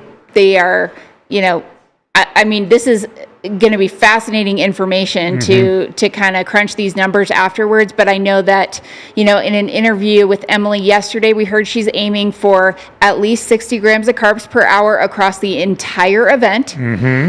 While some may say that's a bit low, you got to think about effort levels in something that's multiple days. You got to think about also supplementing with real food. And so I think, that was her goal, and that's something they figured out ahead of time. I've definitely seen her drinking bottles of things, quickly at aid stations, housing some oatmeal with honey in it, eating maybe some mashed potatoes or things like that. Definitely some real food at every single aid stop we've seen. And then we also learned that Rachel has dialed in her sodium concentration, that she's quite a salty sweater, so she loses, according to Emily, 1,500 milligrams of sodium per liter of fluid, and that is on the high end. I think the range can be from 200 to 2,000 milligrams per liter, but Rachel on the saltier side of, the sodium concentration, so she has been paying attention to that, and they are making sure she is also getting adequate sodium into her system to replenish everything. I did a fascinating interview with Andy Blow, the founder of Precision, and the equipment that they use for the sodium tests has its roots in testing for cystic fibrosis. Wow. And he was in medical supply, and he started the company using that equipment. These pieces of equipment are state of the art for the sodium testing. 1,500 is on the high side. If you look at the Precision branding, you've got the yellow and the orange and the purple. The purple is the most. It's a rainbow of it's the a rainbow intensity. Of the codes, and so the most salty is the purple one. Anyway, we had a seminar with Emily from Precision, and she did do a little bit. It was on her Chianti fueling, and she was closer to 80 grams an hour, which, when you think about it, was at a higher level, higher intensity level. Yeah, for sure. That makes sense. So you got to dial those. But she was things still up and doing down. the 1,500. Was needing to replenish 1,500 milligrams of sodium per liter.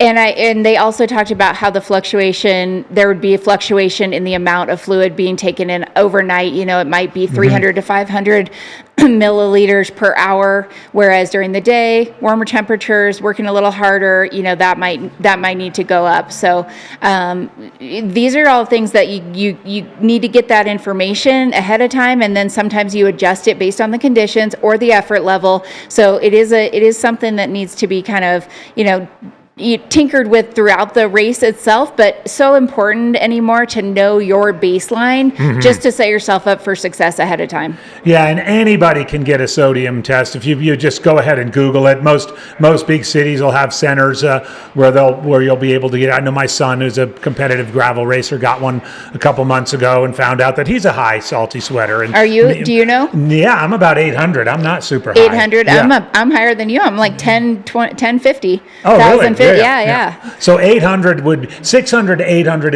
is the quote unquote average. So Yes. I'm higher than average, but you get into four figures, and I've got an athlete I coach. He lives back in North Carolina, big guy. He's over 2,000. Wow. He's one of those, but when we discovered it changed things. And, he's he's a 24-hour, 100-mile guy. But as soon as we knew that and dialed everything in, it kind of all changed for him. Yeah, because these levels, you think about the fact that they're such long events that if you're off on kind of optimal levels for your own physiology by just a little bit, you compound that over 10, 15 hours, and it can turn into really big problems. And there's, hydration stuff is not something that is easy to come back from. If it gets too out of whack, You're gone. That was the last hill, by the way. Woo, the last hill, that was a little hill. bit of a grinder there at the end. Now she's on the famous sort of winding paths of Buffalo Park.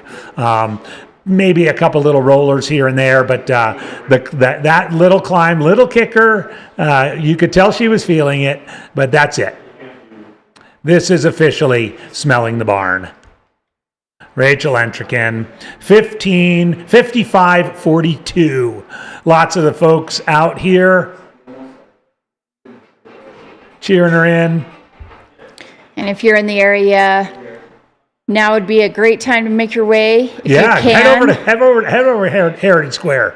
I'm going to have a little FOMO not being there in person ourselves, but we're just a couple blocks away. You can also come stop by Run Flagstaff, say hello, check out the shop here.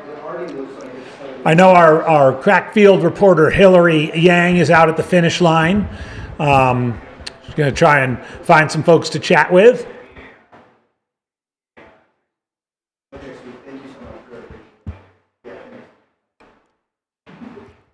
Less than a 5K. We've got some Andy Glaze references. He always says your mom can run a 5K. So that's, that's something I could hear. I could see Rachel kind of, thinking about something like that. There we go. Petting the dog. And one cool thing we just saw, if you follow Mountain Outpost on Instagram, they posted a little photo reel, and we heard that right outside of Trinity Heights, which was the last aid station, just a mile or so before this, that when Rachel passed by there, she said to one of our field folks, "This is the best day ever. Best day of my life." Best day of my life.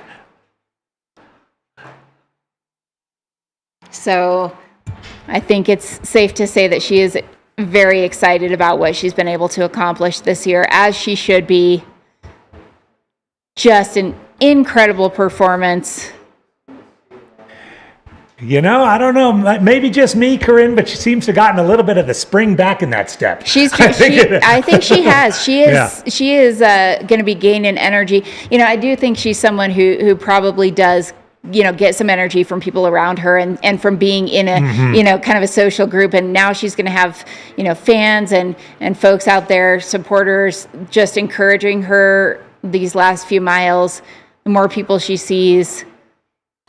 The race has come a long way in 6 short years. That inaugural year, the residents of Flagstaff had no idea what was going on. No, and now guess what? The person at the rental counter was like, "Are you here for the race?" And I'm like, "The Cocodona 250." She's like, "Yeah." I'm like, "You know what the race is?" And she's like, "Oh yeah." I'm like, "All right, good stuff." It has become Yes. a just a huge event here for the I area. ran into a couple women out on my run this morning. I was like, look at all of us getting our runs in early because we got an exciting day ahead. Mm-hmm. We do indeed. You were mentioning Dylan Harris, and I believe that's one of his team there in the white shirt. Dylan making a film covering the women's race here this year. Did she just pump her fist? She did. Nice. I think to that person right there. So cool.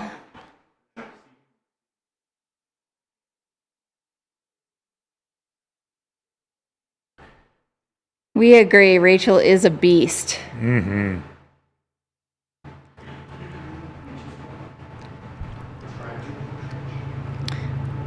All right, bear with us. Bear with us. We are going to get this feedback for you.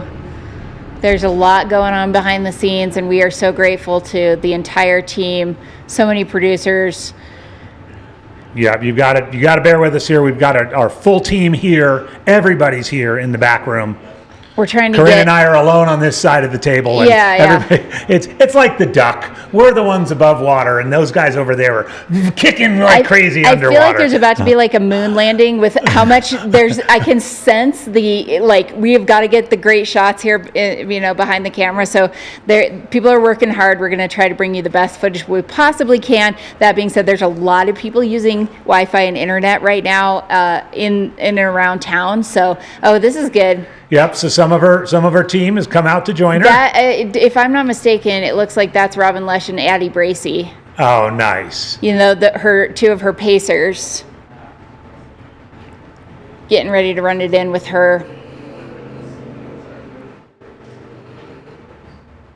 Yep. Addie's been at it a long time in the sport.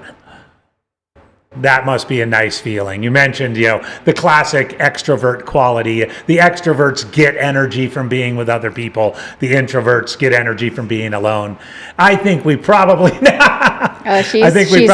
what category Rachel fits into. She is pumped. Yeah. I mean, to have someone like Addie Bracy with such a storied career, we've got someone like Robin Lesh who's just starting and building her career, but is absolutely also on the rise. And two people that I think bring really good energy to this entire team, just out there celebrating. She's getting to celebrate this with fellow ultra runners and athletes. And now, Corinne, I'm not always a big branding guy. I know some people are more into it than others, but I think Precision nailed it with these shirts with the crowns on the back for the Queen of Cocodona. Yeah, I think they couldn't have scripted it better. The Queen is living up to her moniker. Yes, indeed. She is arriving, and she is absolutely pumped. There's a great shot of this main drag right up Buffalo Park. She is high-fiving fans and spectators. She should be soaking this all in. She has absolutely earned this. Yes, she this has. Is like a dirt carpet. Forget the red carpet. It's a dirt carpet. Dirt carpet, making her way into Flagstaff. She's earned every step of this victory lap. Every step.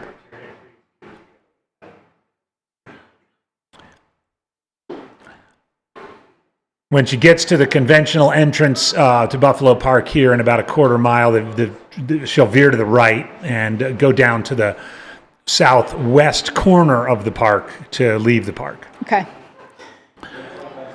She's got to only have a couple miles, right? Yeah, only a couple miles now. Look at this. All kinds of people out on a Wednesday. This is definitely a town that knows and can appreciate the effort that's being put out here. This is a town that celebrates endurance and feats like this more than many. Yeah, in many ways, Flagstaff is the absolute perfect finishing town for Cocodona.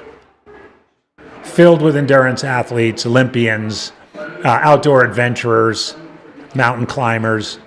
About to be flooded with people preparing for Western States 100. Yeah. Oh, yeah. Being up here at altitude. There's a fair number of Cougar trophies kicking around town. Yes. Yeah, someone asking in the chat, we think Rachel's got, less than a couple miles, probably 2 miles left. She's going to go through Buffalo Park. She's going to make her way into Flagstaff proper and some of the side streets.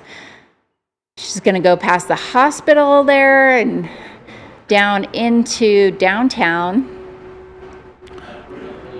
Yep. So she'll probably be a tad over 56 hours, 56 and something low, let's call it. They're going to have to turn right here, I think. Yeah. Don't go straight. There we go. They heard you, AJW. There we go.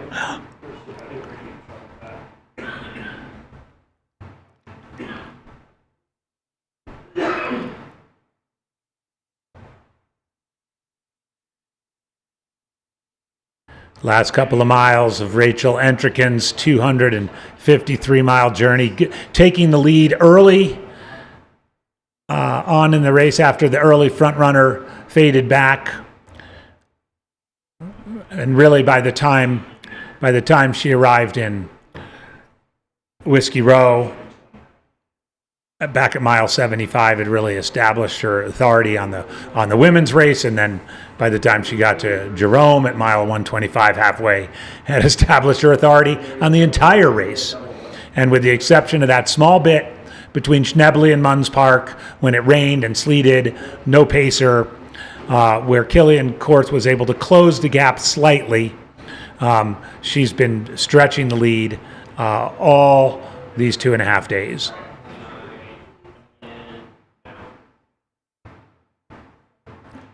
She really has, and I know last year when she ran the race, one of her main goals was to, keep a really positive attitude, be nice to her crew, kind of stay, positive and focus on her attitude throughout the entire race. She felt like she achieved that. This year, she has taken it to an even higher level. She has a team built around her, helping her. I think that she, she's just fully embraced this now being her job, her profession, her passion, all into one, and is thriving in this environment. Yeah, I mean, she's been in the game a long time, 12, 13 years. She has. I mean, a lot of people are like, ooh, we've only, some people have only known her name for a couple of years here, but she has been doing the sport for a decade plus. And as a full-time physical therapist for most of those years until recently. In the preview show, she actually thanked Jamil for giving her career.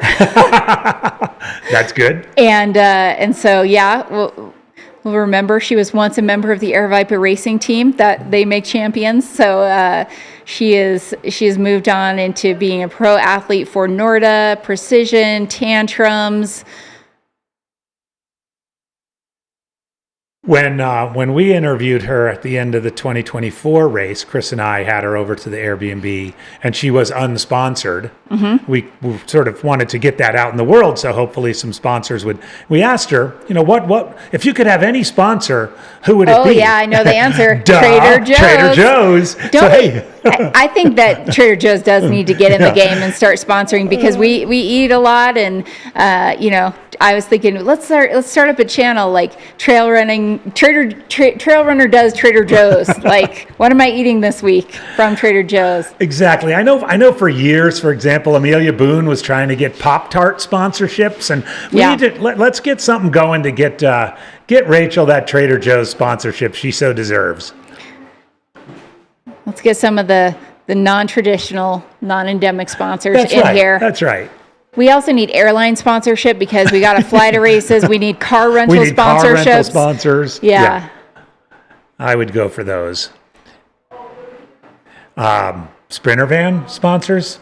Totally. 100%, especially for 200. Yes, indeed. Especially, I think that was a funny thing about Rachel actually reserved a van, and I saw her post a thing that a week before, she got a notice, good news, your van is not available, but we have an upgrade for you. And it was like a giant RV. And she's like, oh my God, how am I going to do this? But the problem solving starts right now. You know, I'm going to just go with the flow. So, and on the right hand screen here, we've also screen there have a visuals on Killian Korth, and he is making his way down Elden.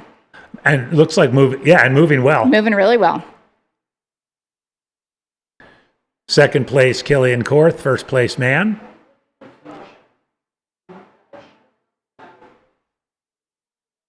So Rachel's just a couple of minutes now from exiting the park and getting onto the streets, and that's about a mile to go.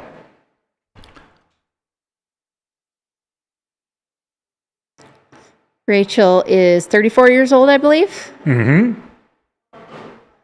And her current residence is Salida?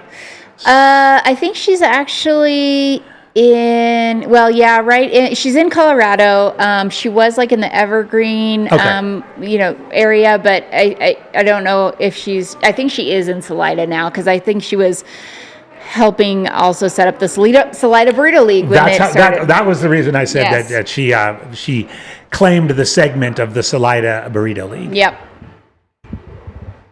Her team is growing a bit here as they get near the streets. Nice split screen here with Killian dropping down through the rocks of the descent off Elden.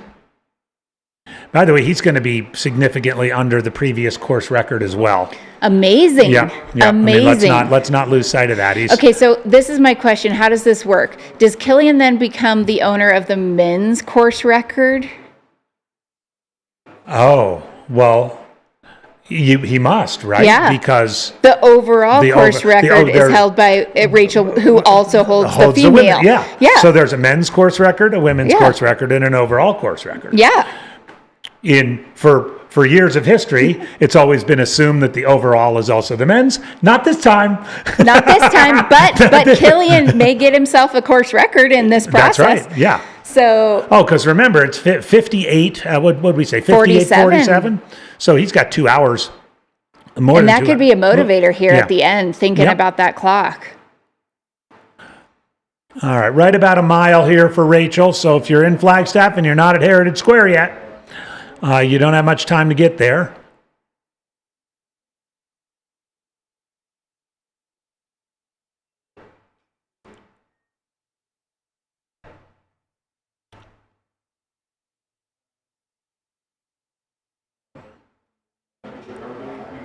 When we were talking about Beaver Liquors, there were a couple of folks that said that maybe it was still there, or at least they've at least seen the sign. So we've got mixed reports on Beaver Liquors. Nonetheless, we'll keep our eye out for Beaver Liquors because it is a huge landmark on the finish of Cocodona. She's close now. As well as the famous left on Birch. Yes, that's it. Left on Birch. Left on Birch, the final left turn before the right-hand turn into Cocodona Alley. Yeah, so she's got to be getting kind of close to the hospital now, right? Nope, she's got to make a left first. Okay, left. So there's a light up in the distance. She makes the left, and from that you can see the hospital. She goes by the hospital. Then it's a nice downhill.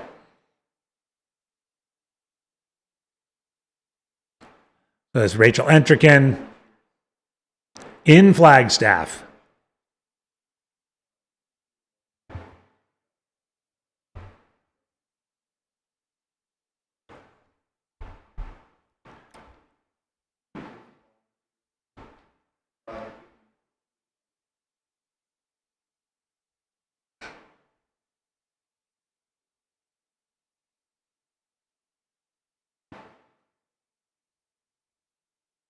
This is Rachel Entricken, 34 years old, currently based in Salida, Colorado.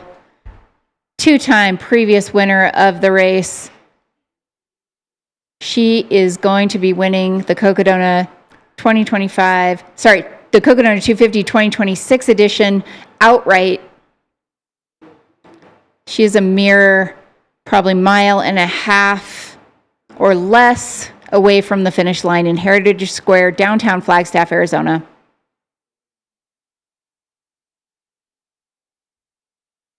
And Cody Poskin. So right-hand screen bottom, that's Cody Poskin, third place overall, just about hitting the Elden Lookout Trail. Yep, he's almost done with the climb. At the top.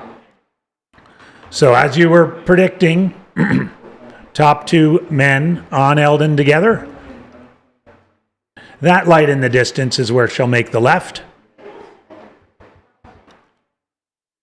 That's not the left on Birch. What a lot of people don't know is the runners that make a left on Birch are actually making a left going the wrong way on a one-way street. Chris pointed that out to me a couple of years ago. That's okay. If they're on foot, Yeah, we'll allow it, they're right? allowed to do it.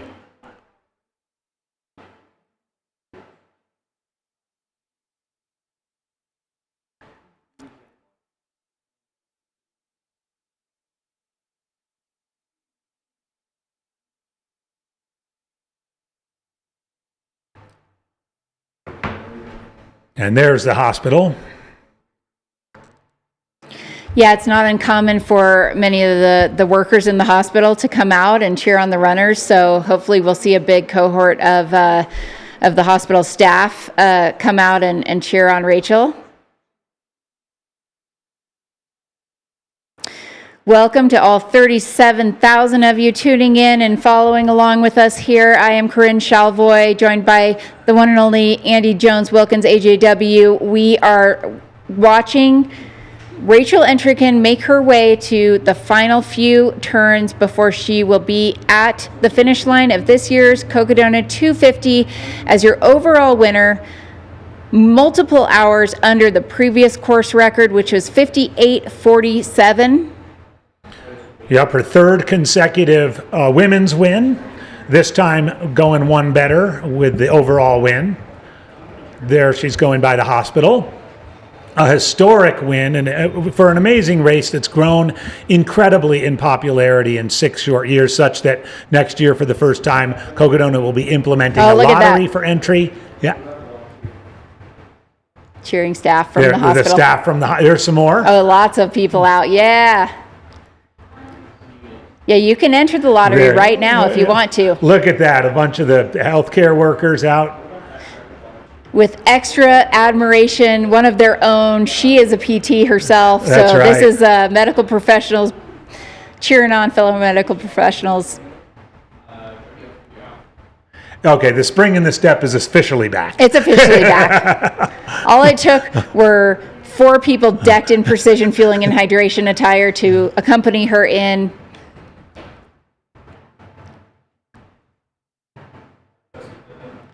She's moving well. I mean, Yeah. I would say that her quads are definitely not gone considering how she is descending here, which is really kind of wild to say after 250 plus miles. It'll be 253 when it's all said and done. And you can tell how fast she's running because someone was just running in front of her and they were moving quick. That was Matt Feldick. Was it Matt? Yeah. I thought it was, but I Marketing- wasn't 100% sure. Marketing director for Aerovipa Running and all around great guy. Oh, we got some audio here.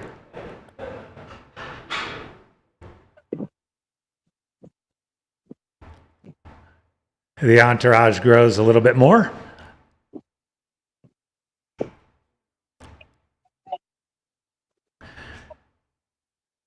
All right, Corinne, we're coming up on Beaver Liquors. Okay. So we'll be able to See if at least the sign's there, and if not, the door's open. Traffic is stopping. They are stopping traffic. Beaver Liquor, the sign is definitely still there. About a half a mile from here. Half a mile. Chris Warden's there with the red vest.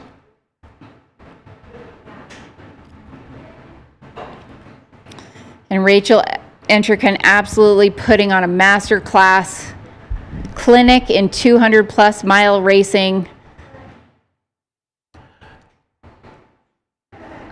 Beautiful day too. Look at that. Just puffy So clouds nice. in the sky. It is nice and moderate temperatures out there. It's probably 60, 65 degrees. Yep, dry. It was chilly last night, chilly this morning on our runs. Yeah, but I think that coating of snow on Elden, which I went to bed and it was covered, and I woke up and it was not there any longer. Yeah. May have actually been helpful in tampering down a bit of the dust, and I think it was really optimal overall. Other than this one section of some mud, overnight, these runners have had really, really great conditions.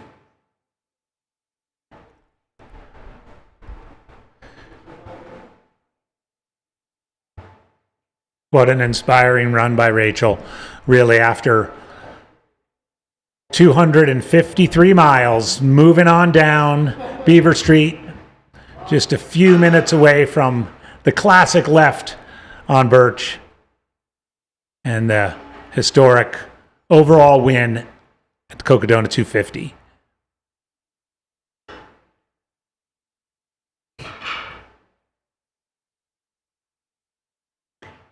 I don't know if I've ever seen Addie Bracey holding a Insta 360, but that's a cool sight. She's getting all the footage, all the content. It's also a win for this crew and the pacers that are part of it. You feel so invested in the day or days that you are supporting your athlete, and so I'm sure that all of them running with her are just so incredibly happy and also inspired just to know exactly what she's gone through these last few days and what it took to accomplish this. They know it better than anyone out there right now. So to have them celebrating with her is also really cool to see. Yeah, and of course, they're going to have a lot of stories about this 2.5 days as well, and lots of information. Rachel is very open about sharing things about her training. She's completely open on Strava. She's open about her nutrition planning, what she's planning on doing for racing and so forth. And I think it'll be fun to hear the post-mortem from this, not only from Rachel, but from this entire crew. Yeah, she's a great writer. She's got a Substack. I'm sure she'll do one, if not multiple, recaps on the race herself and put it into words, process it all. As you join us here to watch Rachel Entrekin as she approaches the very last few turns, she's getting ready to finish and win the Cocodona 250. People are crying in the chat. We'll get audio if we can, but yeah, so much love for Rachel in the chat. Thank you all for being here. It's absolutely incredible to see this happen.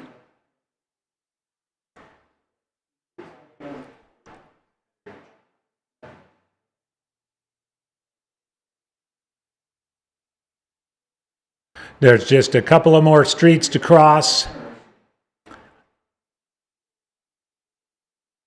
Makes that left on Birch.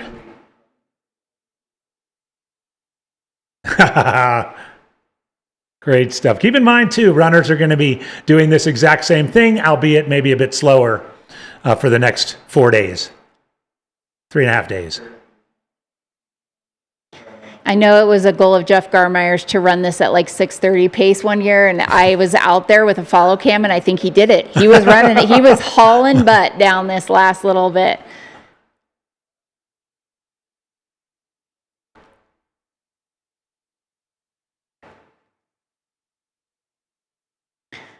She's getting very close now.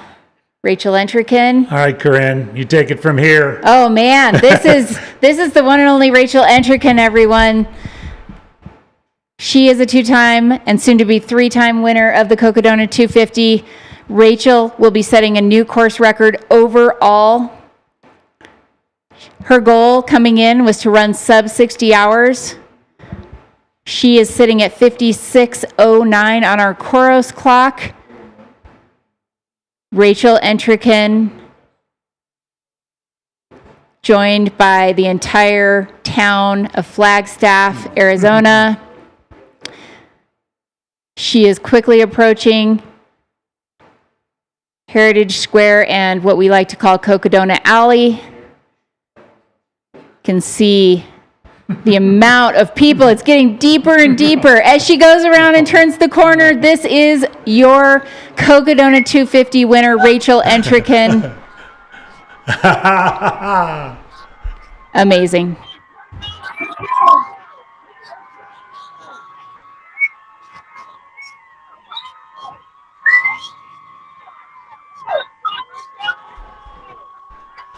Just wow. Just wow. Take a bow, Rachel Entrican, the queen of Cocodona.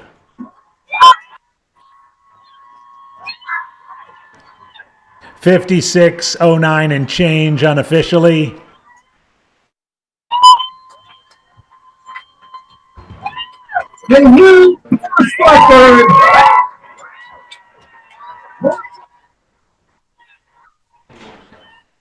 New overall course record by over 2.5 hours. There's her team hug. Just incredible.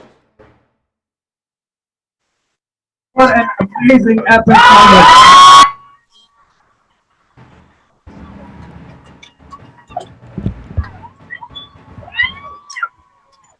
That was a sprint down Cocodona Alley. She made the turn, and next thing you know, she was breaking the tape. Yes, she was. Yeah.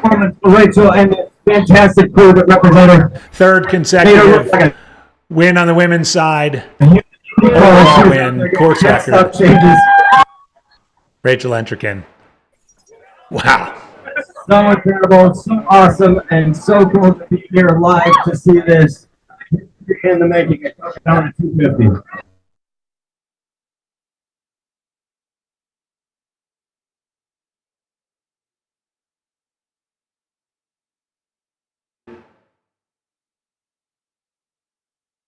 Big hug from mom and dad. Oh, are those her parents? Family, guys are awesome.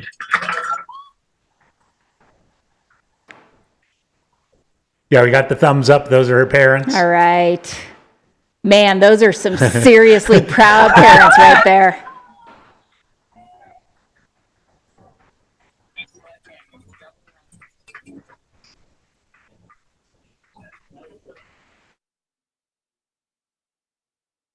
Look at that crowd. It's like 10 deep back there. There are a lot of people out.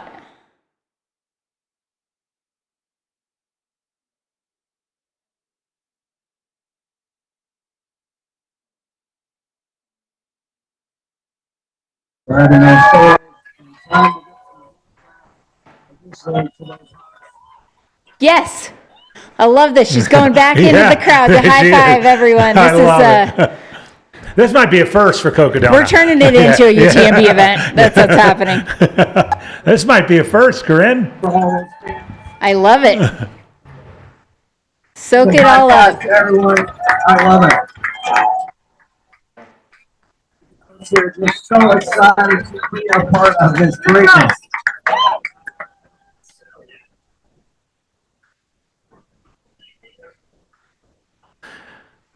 Is she actually sitting down? No, she's not sitting down. She's petting dogs. Apropos. Oh, yeah. The word went out that the citizenry of Flagstaff wanted them to come out with their dogs. I don't know who she was taking a picture with. Wouldn't be surprised if it was like the mayor of Flagstaff. That's a hug from Dylan Harris. Yeah, that's Dylan.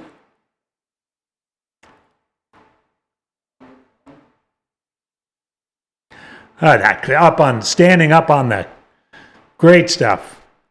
So many people out there. Thank you to everyone who showed up to cheer her in and everyone who is in the chat. Steve Adderholt, the race director. Proud purveyor of the Cocodona. Of the first place.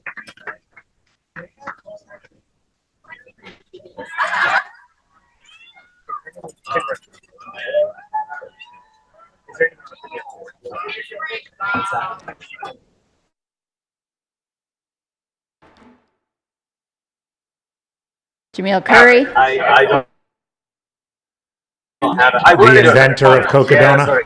She's got to go get her post-race picture taken by the one and only Howie Stern. Rachel, hell yeah, baby!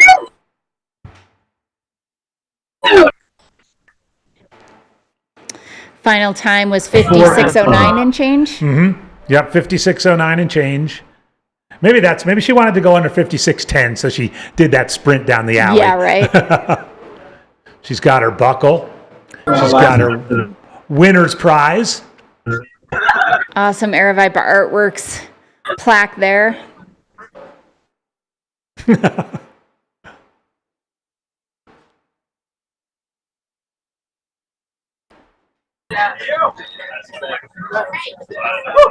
Man. Unbelievable. Oh, we're putting a mic on her. Yeah, looks like we're getting ready for an interview with Hillary Yang.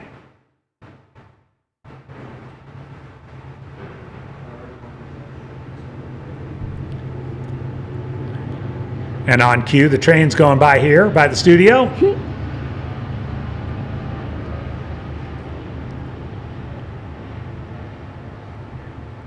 Someone said Cocodona is Cocodone. It is for Rachel. A lot of other people it's not, though.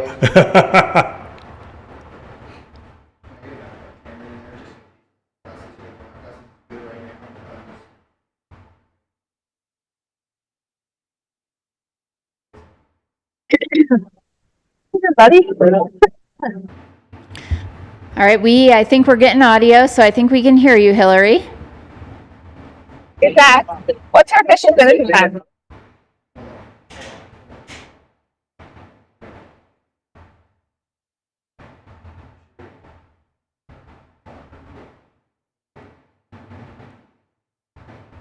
We're going to work on getting the audio here of Hillary Yang, who is going to do a instant post-finish line interview with your winner, Rachel Entrekin. She set a new course record overall today, running 56 hours and 9 minutes and change on the Cocodona 250 course.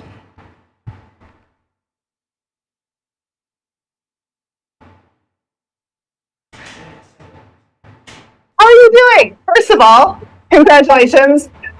Yeah, what's going through your head right now? Do I need a microphone? You have a microphone. Can you hear me? We'll go like this for everyone else.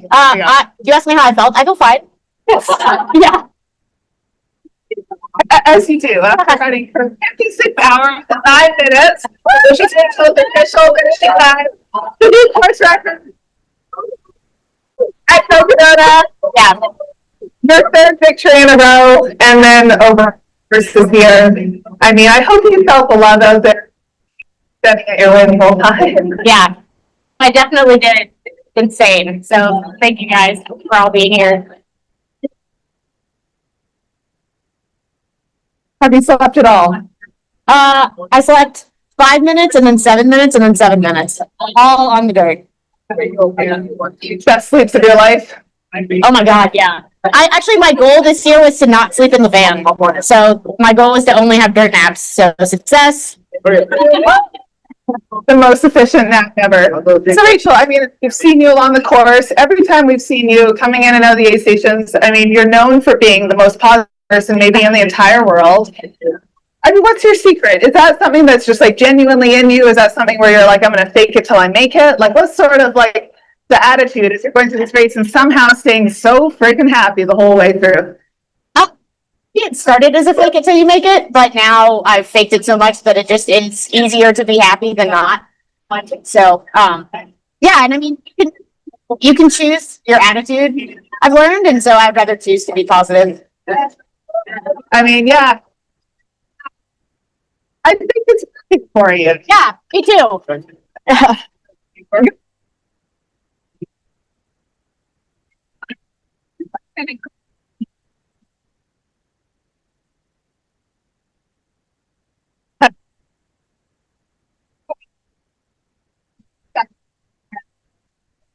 And you are to this race. Talk us through sort of some of your preparations. You run it twice, won it twice. You knew what changed leading up to this year. I didn't really change anything. I guess adequate. So.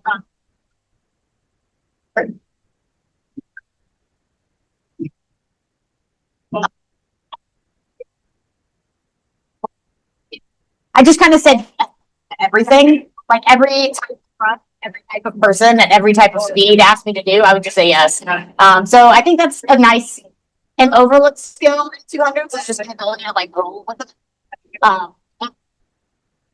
Teaches you how to do that. Also, I'm a professional runner, so I can actually do that. Yeah, it's the best. I have the best job ever.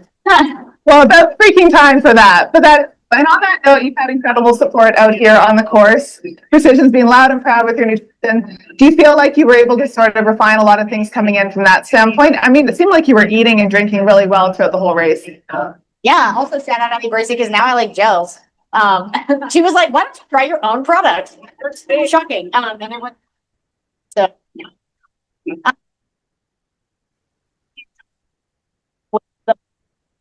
So that was. Wait.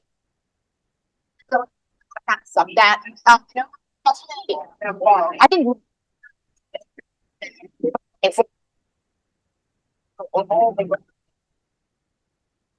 I don't know. I guess more black magic.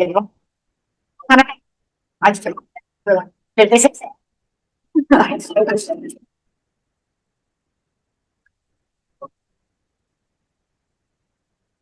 What was your sort of that? Were you targeting that over the podium? I know there was a lot of chat watching the race as far as like whether it just sort of evolved as our race was going so well. Because Steve asked me. Thanks for having me back. But I definitely. Oh, hi, Molly.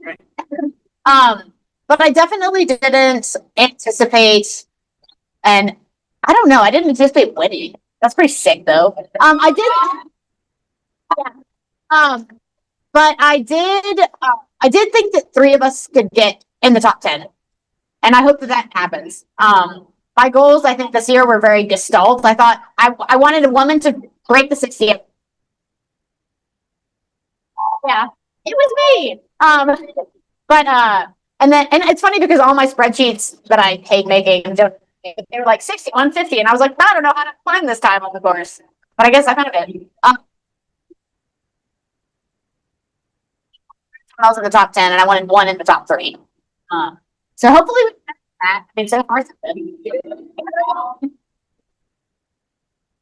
I mean, that is incredible. Just looking at the last, like you went from a 70 out, to a 56 out.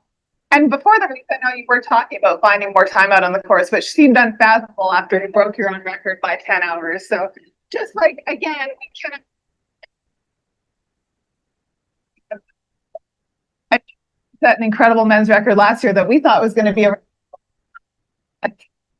Sorry, man. I guess he's going to have to come back. Oh, it's your time, man. Just so pushing at this level. Just, I mean, and in general, in your career, let's just say, like, your career is all incredible to watch. And again, no matter what, because you've worked your way here. Just tell us how that.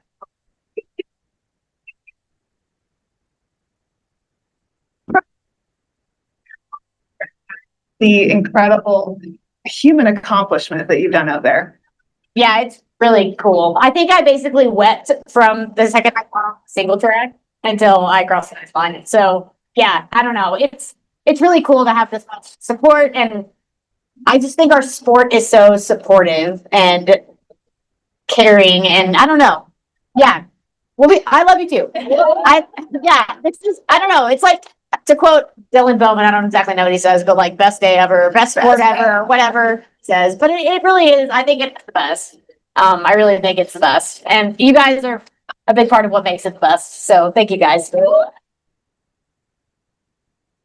I mean, that's a pretty incredible note to have. Questions. One of them. Okay. I know. I'm sorry. This moment, we got to soak it in. Going up Mount Elden, we've talked a lot about how that section is pacerless, and I feel like that's kind of a cool part because for once it's like just you. I know we had a camera person out there. Shout out to our female camera person that ran up a lot of Elden with you. Yeah. Because you were running up Elden. Yeah. How did that feel to sort of have that time on your own? Did you feel like you were able to be present and just soak it all in that moment?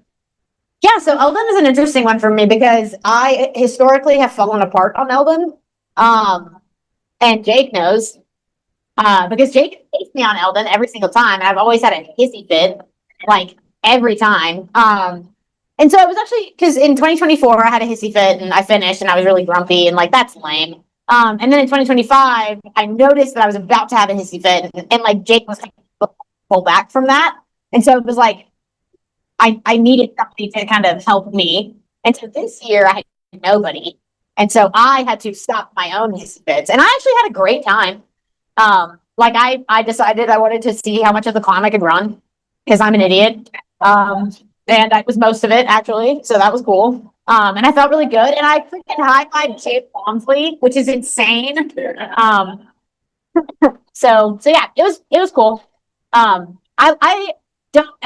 don't typically use pacers except for this race, and a lot of that for like my safety. It's just because I think it's so fun, and I want to have people experience it with me. But yeah, I don't typically use pacers for me to do something by myself. So there, all like sailing and did I fall? I heard that you had a couple falls. I fall. I just got hurt in my shoe. Like, John is starting rumors over there. No, I think this is the first year I didn't fall. That. Whoa, just so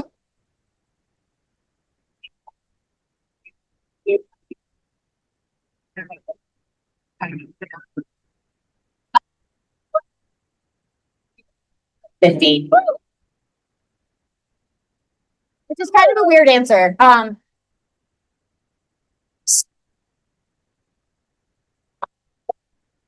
why not you? Like, you've already done this twice. Yeah. Like, you're so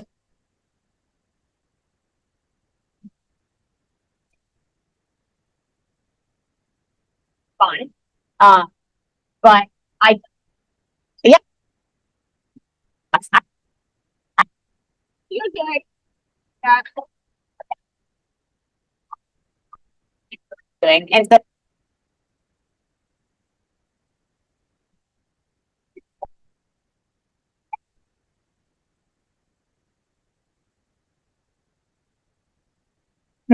so I think we could feel that.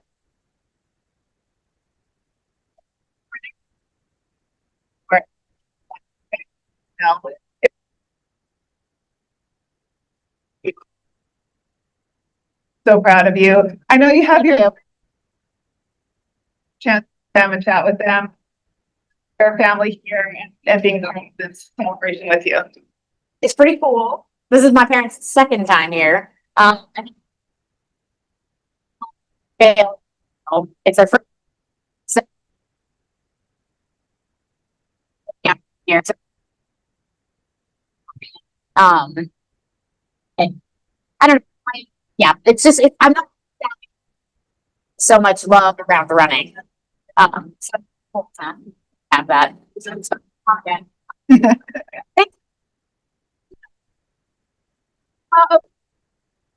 Celebrate. What's sort of top of mind right now? Is it food? Is it sleep? Like, what are you going to do right after this? Besides.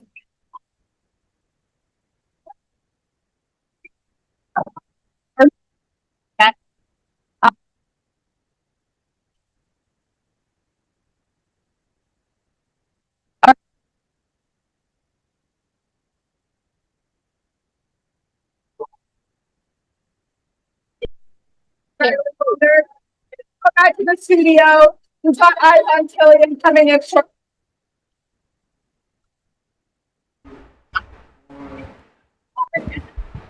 All right, thank you so much, Hillary Yang. I know our audio is a little choppy there. We're doing the best we can with the service, and there were a lot of cameras and media folks out there, on Wi-Fi. So Hillary was bringing us a post race instant interview with overall winner, new course record holder Rachel Entricken.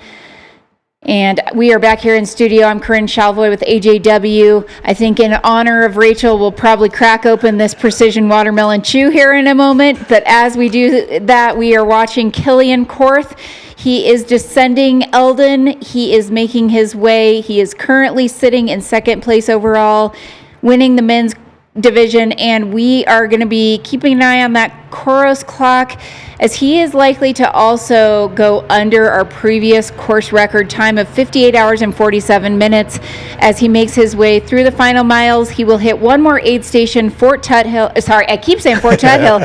It's Trinity Heights. Yeah. Trinity Heights, also the Breaking Bad themed aid station this year. He'll make his way to Trinity Heights. That will be 4 miles left in the race for Killian Korth, who has been just rocking it with bright colors this entire Cocodona. I wanted to say day, but days of the race since Monday. We have been here with you for 56.5 hours on Mountain Outpost. Cocodona 250 presented by Ultra. He made it down quickly. I mean, he's at the bottom. There's, as you might recall from Rachel's descent, he's at the bottom while it's still rocky. He's not on the nice smooth town trails yet, but wow, he got down in a hurry. Also, while we were celebrating Rachel's finish, we saw Cody Poskin on the top, so he's on the way down as well. He might even go under the previous course record.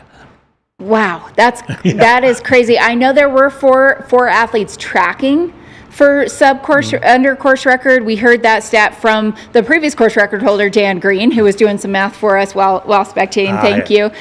While joining us in the live stream feed there. So, yeah, fast times being run this year.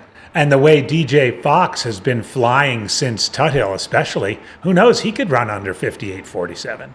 There is a chance that depending on when Killian leaves this area, we could have 3 men on Elden. I don't know where DJ Fox is, so he could be on there right now as well.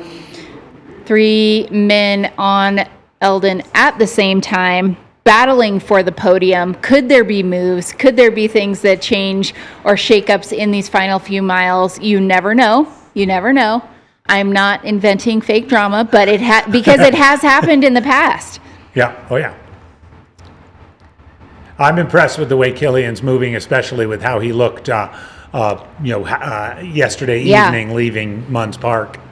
He's cracked the code with whatever was ailing his hips. Yeah, Killian Korth out of Grand Junction, Colorado.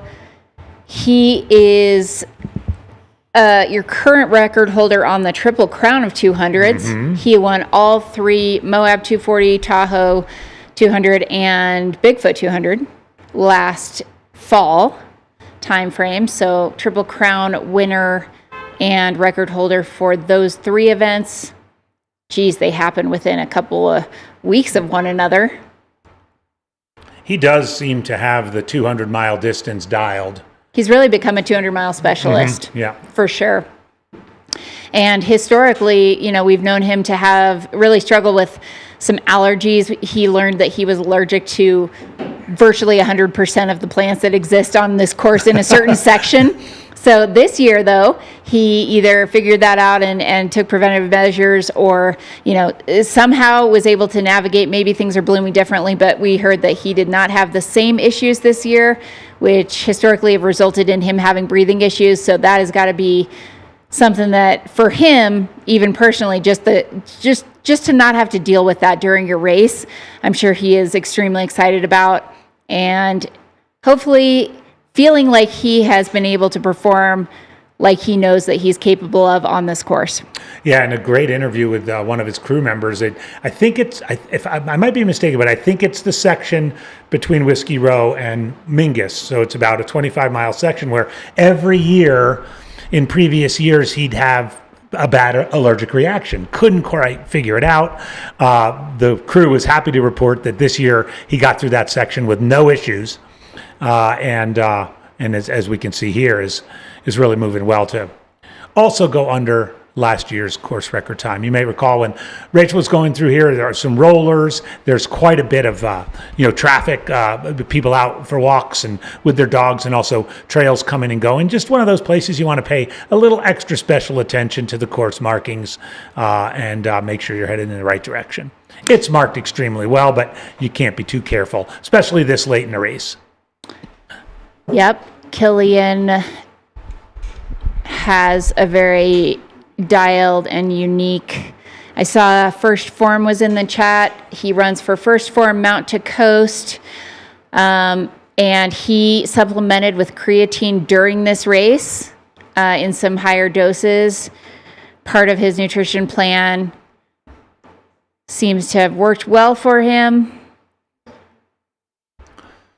By the way, Mount to Coast with a relatively new athlete team is acquitting themselves quite well in this race, with Killian in second place and Cody in third, and Meg Eckert still charging on the women's side. That's an impressive performance from that relatively new brand. Yeah, a lot of the athletes out there wearing either the H1s or what will be a new release that they've not put out yet, at the M1 shoe, right? Yeah, I think they're timing that for UTMB. Okay. Yeah. Great. And I think that it was Cody, maybe, who was saying he was going to wear one pair of shoes the entire time. Yeah, one pair of H1s. And at least a couple of times I've seen him, he's out of that orange color.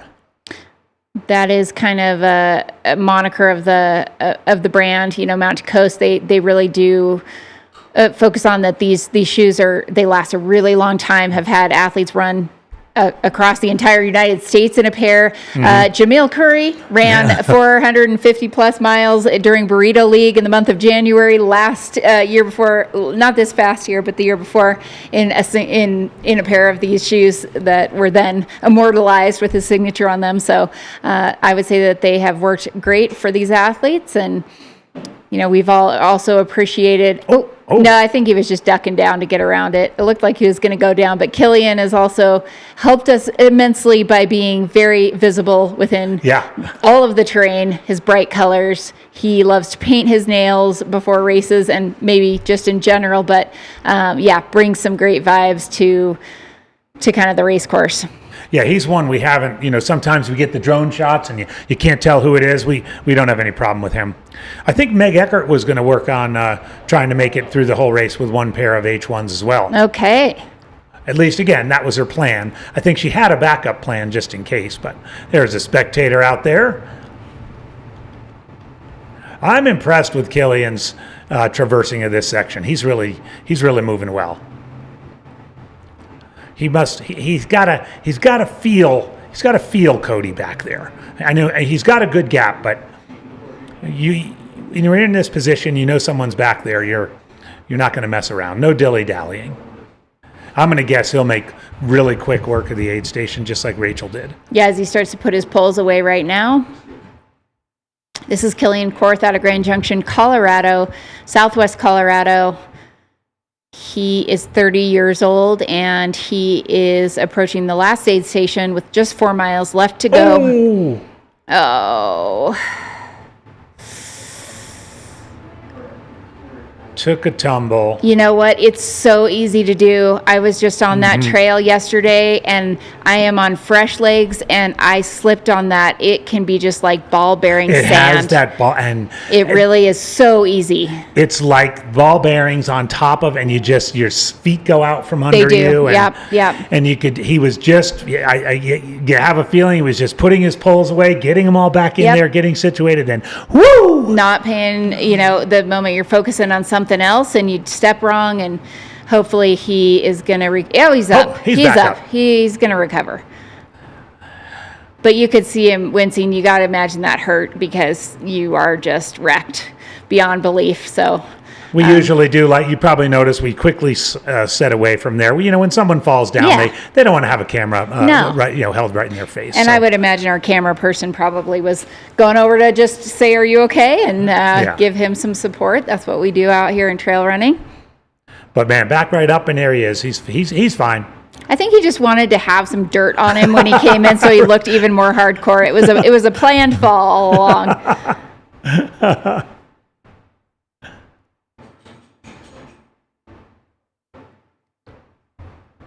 He was like, "Man, I need a little bit of adrenaline, so I might just slip and fall, so I can get an adrenaline boost before." I mean, Killian's an incredible athlete, so I'm sure this wasn't an issue for him. But there is sometimes a concern, a fall this late in the race. Yeah. If you're gonna actually be able to get up. He had no problem, obviously, and he's moving. This is Killian Korth making his way into the final miles here. We are also keeping tabs on the runners behind. As you may, I'm sure you're aware, if you're on this live stream, we just watched Rachel Entrekin cross the finish line, first overall, setting a new course record, 56:09 and change. We are now on Killian Korth. Behind Killian, we've got Cody Poskin, currently sitting behind Killian, and then behind Cody is DJ Fox. Those three are relatively close to one another. Might be a mile or two separating them, but it's not much, especially for a 250-mile race. Then we're going to be keeping an eye on the runners behind them, and I want to share that Kyla Mayer is out there pacing our friend Jakob from Sweden. Apparently he has run every step of the last 17 miles and is charging in 10-minute miles. They were almost to Wildcat, and it would not be surprising for him to move up. They have passed Eder, and they have passed Courtney DeWalter as well. And on the tracker are real close to Heather Jackson. Wow. Okay, so we have Jakob Oberg out of Sweden with a late surge here. Super exciting. We'll be following that. That is exciting. Yeah, Heather is sitting in the second place women's spot. Yes, she is. Sixth place overall. Just behind, a little ways behind DJ is Joe McConaughey. Okay. So after Rachel, Killian, Cody, DJ, Joe, then Heather, and now Jakob charging. Behind Jakob, Courtney, then Eder, and fourth place woman currently, Meg Eckert. Yeah, but what we're saying is you want to stay here. You want to stay fixed on the live stream because there's some cool stuff that's about to happen, and we're going to see a lot of notable names, a lot of really, really incredible athletes kind of coming in fairly quick succession here. Yeah, all in incredibly fast times as compared to past years. Jeff Browning still moving very well, just a little bit behind Meg Eckert. And Zach Hauer, we've talked about him before, just a little bit behind Jeff. He's still rolling. Zach was up in that podium kind of contention for a while, but struggled with some knee issues overnight, but he is still continuing strong. And, oh, man, I wonder if he fell again and it's just they might just be like, man, this is so hard, but it's just real, right? Yeah. Your body has been through so much in these last few days, and just the amount of grit and determination, for Killian to just be continuing here so strong. These are people who are getting the absolute last drop out of their abilities. You can just feel it. Can't you just feel it through the screen that he took that spill. He got up. He probably had some adrenaline pumping. Adrenaline wore off, and now it's settling in that it could very easily cause you to like cramp somewhere else, and man, you got to feel for Killian right now. But he can do this. He's only got a few miles to go. He's going to walk this off, and I'm sure be continuing at whatever rate he can. Yep, he's on his way into Trinity Heights aid station. From there, he has just about 4 miles to go, mostly nice smooth trails, and then a couple miles on the road. Yeah, we know his hips were kind of bothering him 40 miles ago. Yeah. And then you fall on your hip, and I'm sure it does not like it. So we are all sending energy through the screen to Killian.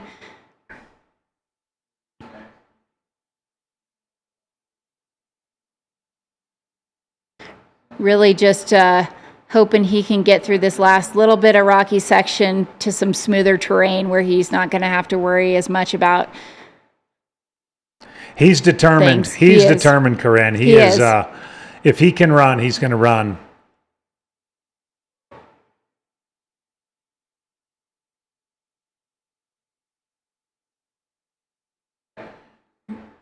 So Here he is at Wildcat.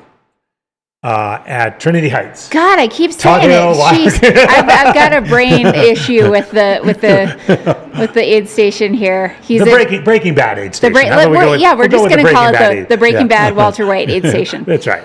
Walter's there ready to help Killian. Yo, AJW, I don't know what I'm talking about. Yo. Come on, yo. Come on, yo. This is Killian Korth into Trinity Heights, mile 249. 4 miles to go from here.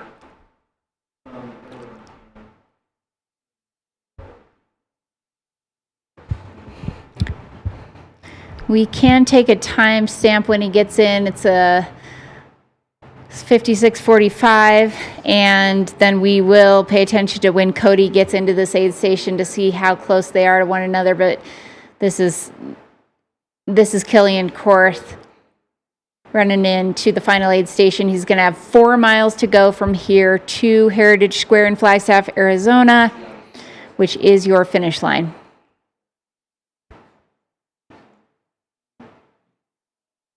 He's going to blow through, isn't he? I think he just kind of said, no, I don't need anything. Yeah. And with that achiness he must feel, he might not want to stop. Yeah, I could see that. You don't want to stop because it might just make it worse, stiffen things up. He's going to keep moving. No need to stop at that aid station. He may also, know that there are two runners not that far behind him that are going to be charging hard, and he's going to do everything he can to keep moving swiftly through here.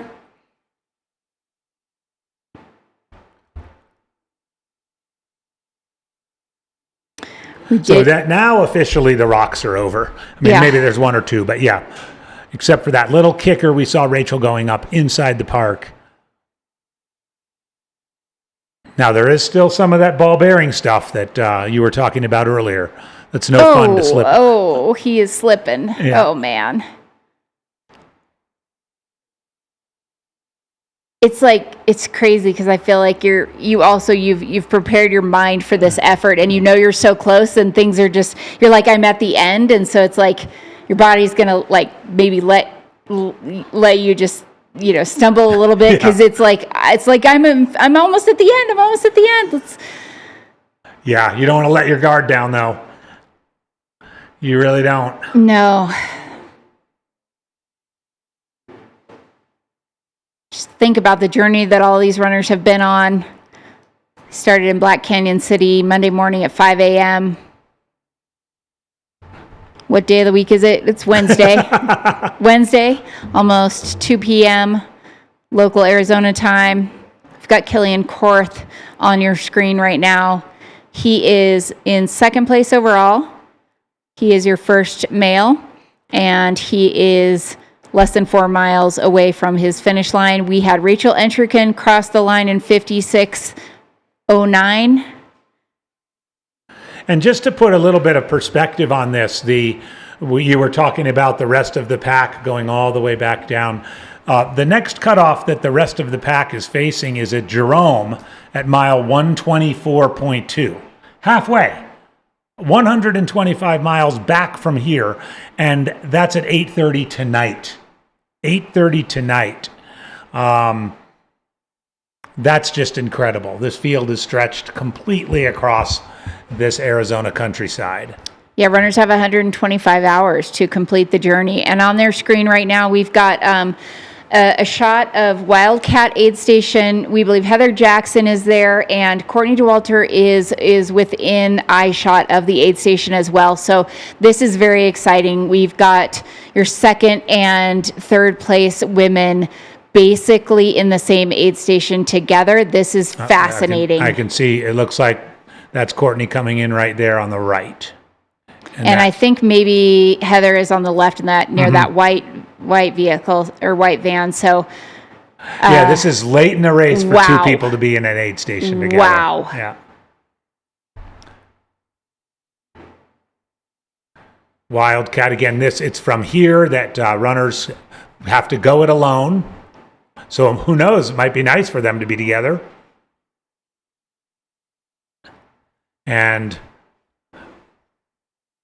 I don't know if you still have contact with Jakob's pacer. Yeah, so Jakob is in aid still. This one also? Yes. So there's 3 runners There in are 3 runners in here. Oh my gosh. 3 runners in Wildcat. What mile is Wildcat? Wildcat, real quickly, is 234.1. 3 runners in the same aid station 234 at 234 miles into this race. Yep, and they are respectively in 6th, 7th, and 8th place. Your top 6 are Rachel, Killian, Cody, DJ, and Joe.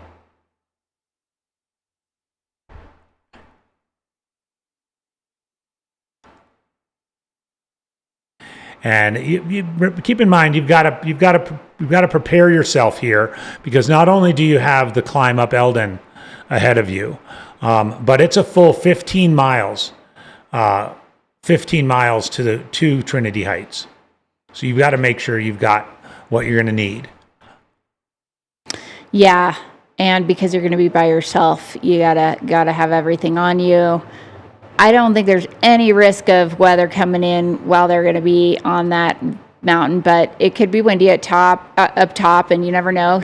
Body regulation, temperature regulation could be out of whack. You might want to have a jacket with you just in case. I'd say jacket and headlamp just to be safe. You probably don't have to go crazy with other gear, with other cold weather gear. Yeah, is that Heather walking out? Because it looks like she was in the white, and we'll try to get confirmation, but it looks like maybe someone is leaving aid. I think that's correct. I think we've got Heather Jackson leaving Wildcat Aid Station. So she's leaving at 56:51.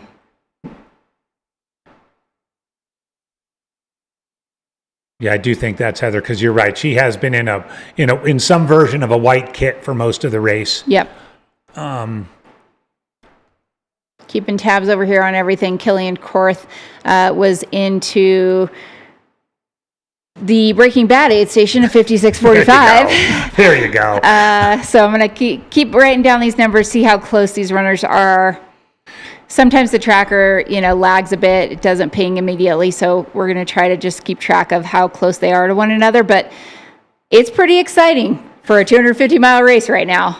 Yep, and Killian's got a little smoother terrain now into the edge of Buffalo Park. He's popping a gel. It's probably smart. So smart. You got all the way through. Keep that energy going in. Mm-hmm.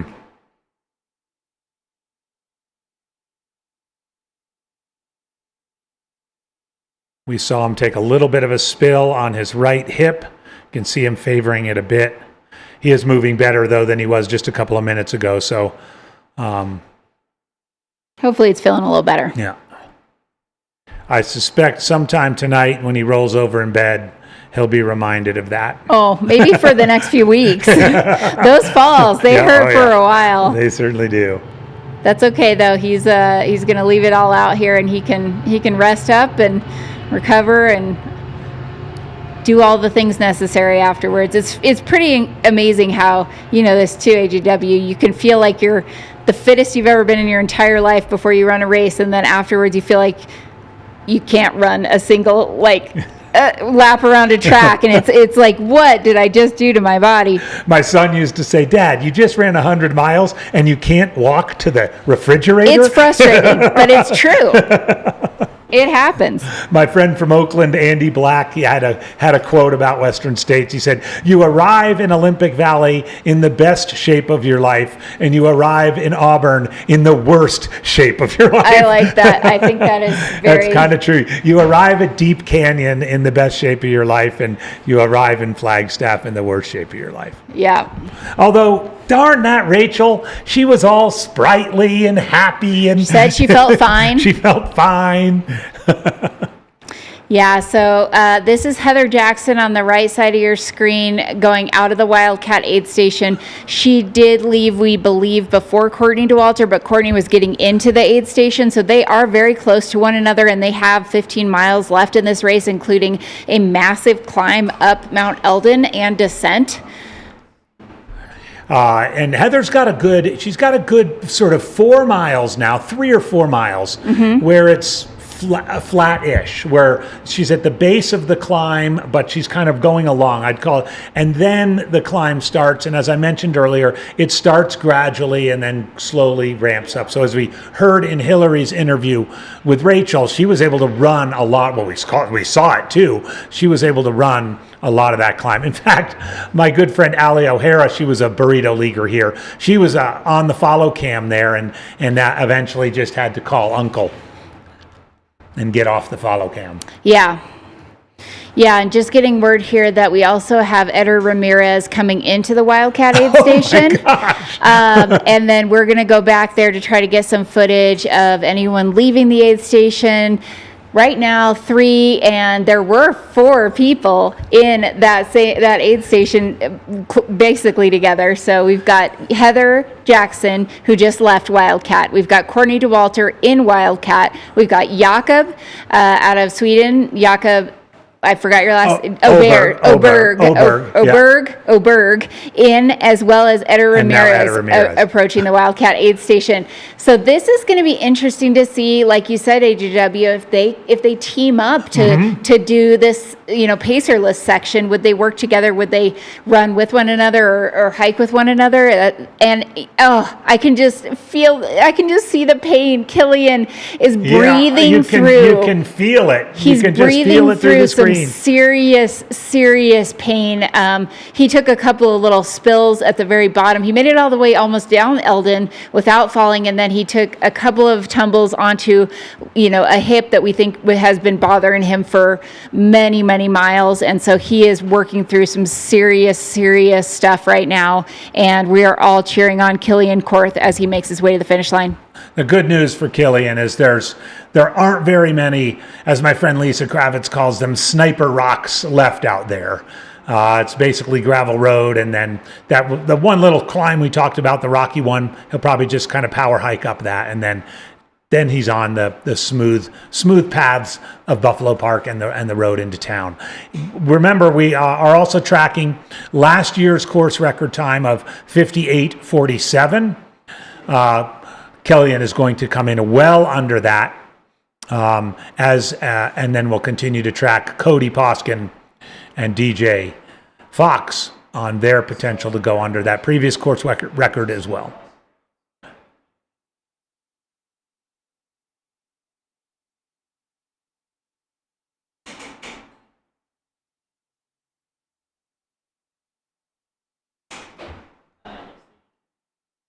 There's a camera on the right, the road out of Wildcat.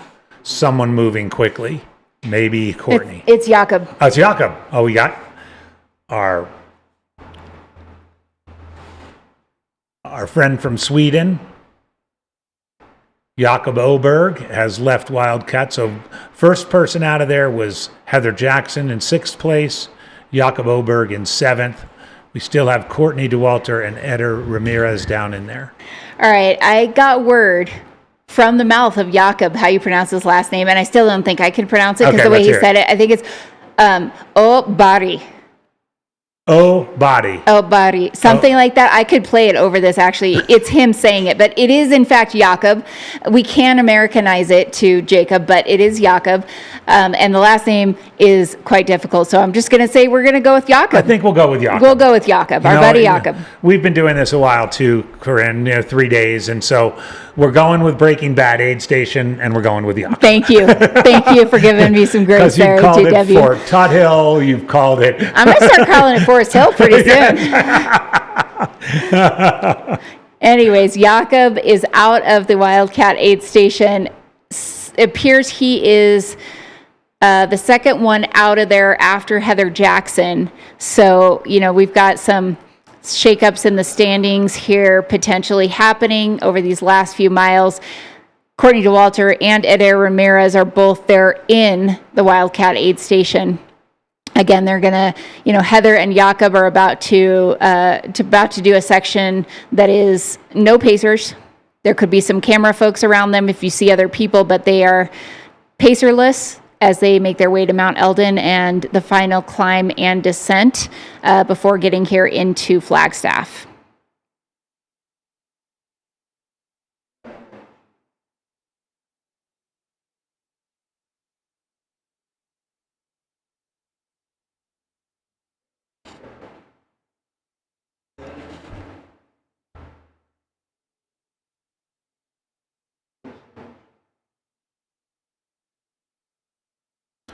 Oh, body. Oh, body. I'm going to try it. I'll play it for you here. All right.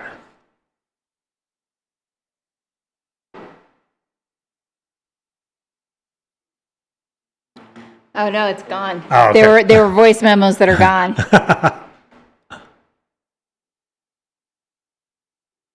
Well, we're doing our best. Needless to say, he's moving really well. He took a little bit of extra time in there, but he's moving on that road out of Wildcat. This is that last climb we were talking about when Rachel came through. It's not, if you're doing it on fresh legs, it's not much, but if you're doing it at mile 251, it's a grind. Someone said, "Oh, Barry, oh, Batty." Oh, Batty. Anyways, it is a tough name. This is Courtney DeWalter. All Man, right. she's running. That's cool. Well, I mean, pretty much is kind of, I mean, I don't want to say three together, but they could potentially be in the same area code for the next 15 miles. Heather, Jakob, and Courtney.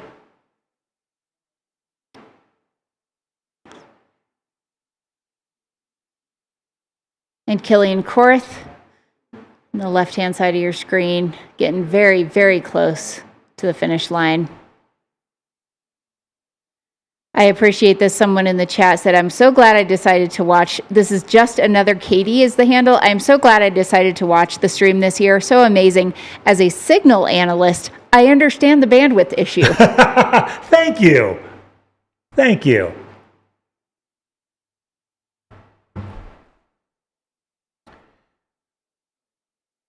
We're going to get back to Cody when we can. He's on his way down Elden in third place.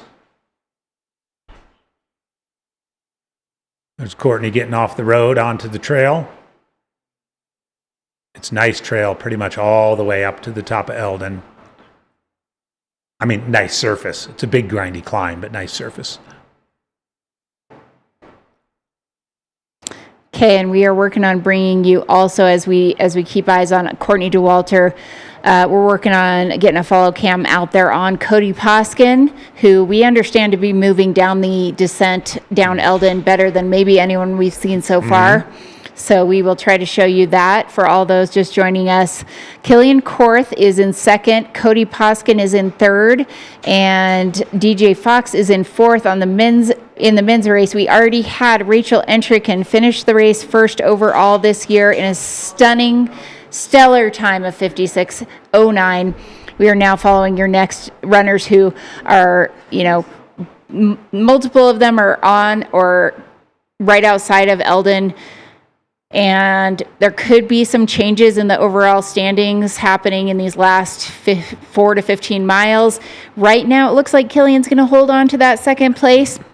That being said, he looks like he's in pain and struggling. So we're going to keep eyes on whoever we can. We have as many follow cams out there as we can make happen. So shout out to everyone who is jumping in to help us with the coverage on multiple athletes here in the final miles of the Cocodona 250. Yep, I know we have a cam heading back from Trinity Heights.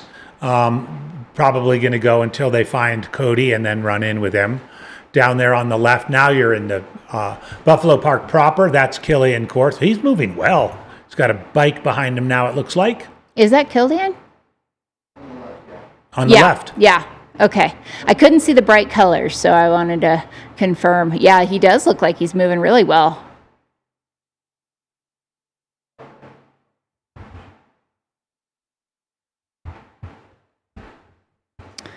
Jakob O'Berry. Jakob O'Berry. Jakob O'Berry.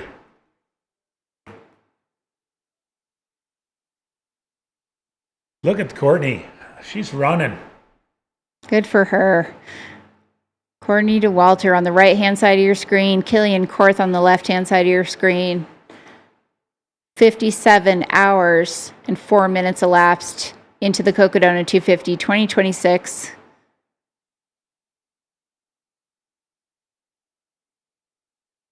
Back to a running gait, nice smooth running gait, and I think Killian knows he's got to put everything he can into these final few miles. He does not want to lose his place or, jeopardize being as fast as he can on the clock, because this is also going to be very much a sub-course record time that he is running here. Mm-hmm.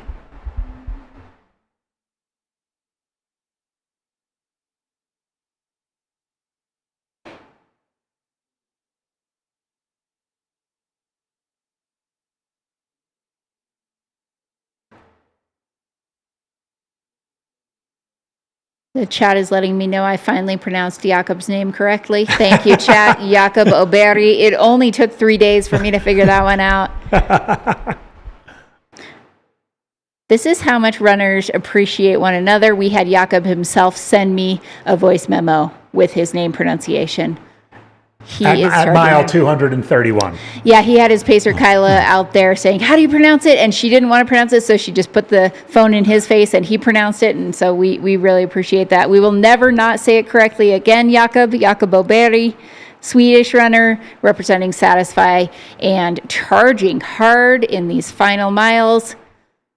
Right now, you have eyes on Killian Korth, Grand Junction, Colorado. Is that Alyssa? Looks like Alyssa. Following on the cam, or is that or it's Alyssa? All right, Alyssa Clark out there also doing some follow cam work for us. Thank you, Alyssa. Yep, Killian's just going now right down the middle of Buffalo Park. He'll go out the entrance, across the parking lot, and then on that last little right-hand bend down to the corner. He's got less than 2 miles to go to Heritage Square.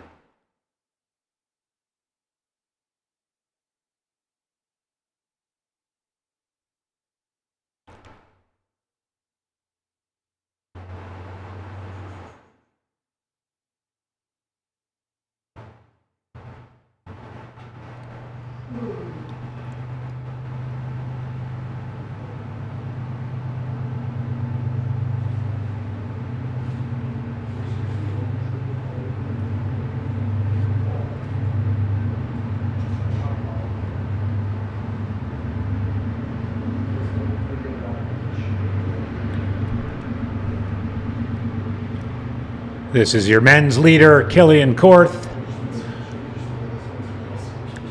A couple of miles from the finish. I'm going to guess he'll be right around 57:30.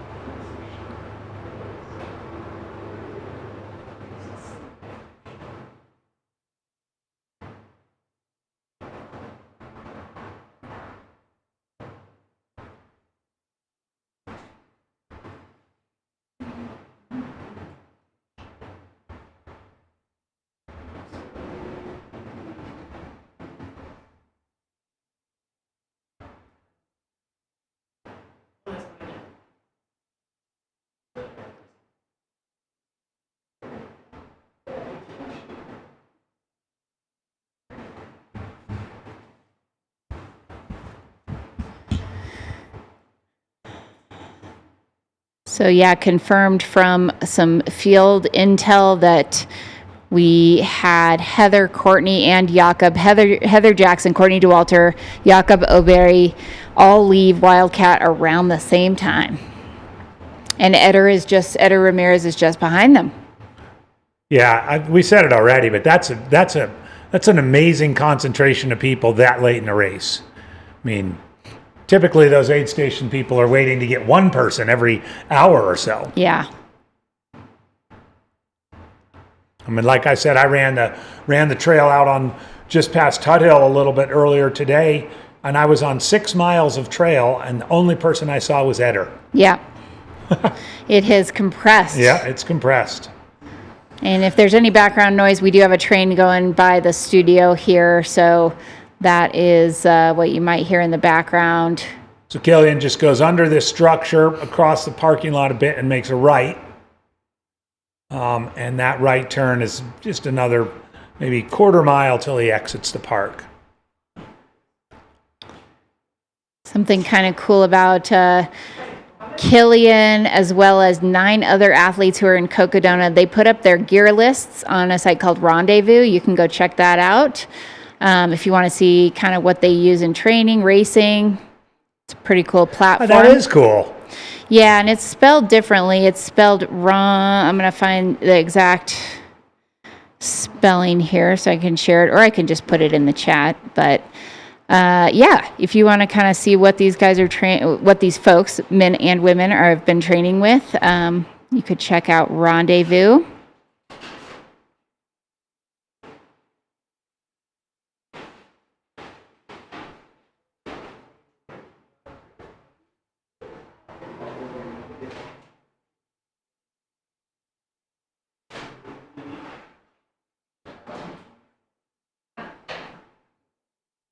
It's RENDEZVU. You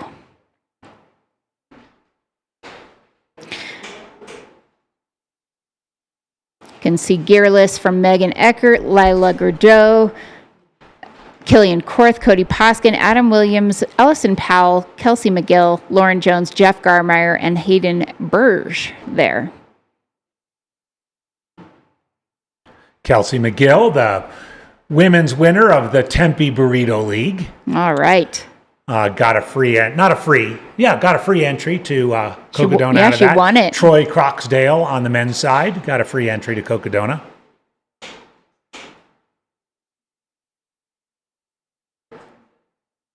All right, and on the right side, this is DJ Fox.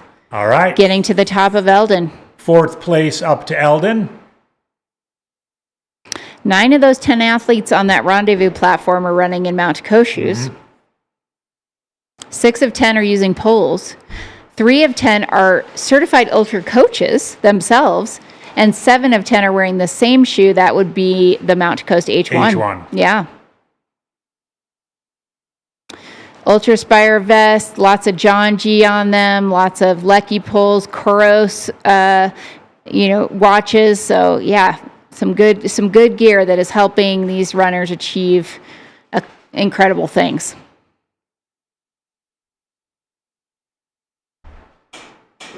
Yeah, shout out to Hunter, the founder of Rendezvous, who is actually, trying to kind of bring some authenticity to, I'm not just an influencer. This is what I actually train with. This is what I actually use in racing. It's a pretty cool thing. That is cool.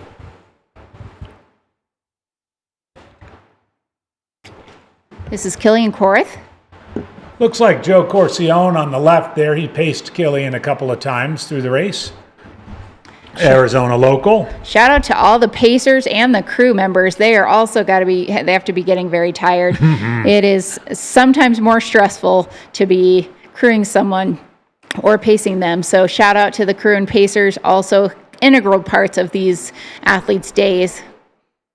Reminder too, for those of you crews who might be listening in, our friends here at Run Flagstaff are offering delivery service out to Fort Tuthill. That's so cool. Which is just incredible. So, I know many of you, your athletes might still be a ways away from Fort Tuthill, but they've got everything here. So everybody's favorite nutrition, you could get Never Second, Precision, Tailwind, Morton.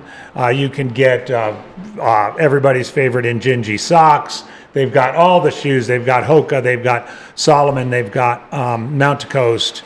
They've got poles. Nikes? ACG Nikes. They've got poles. You might have, if someone busts a pole. They've got pole quivers. They've got Nathan products. So maybe you lose a flask or something. They've got flasks, and they'll deliver them out to you at Tuthill. That is some top-notch service so right come there. on over. And by the way, come on over anytime and say hi to us here in the studio. Bring us a snack. Bring us a snack. Bring us a drink. Bring us your favorite goodie treat from from Flagstaff. We'd love to see you over here.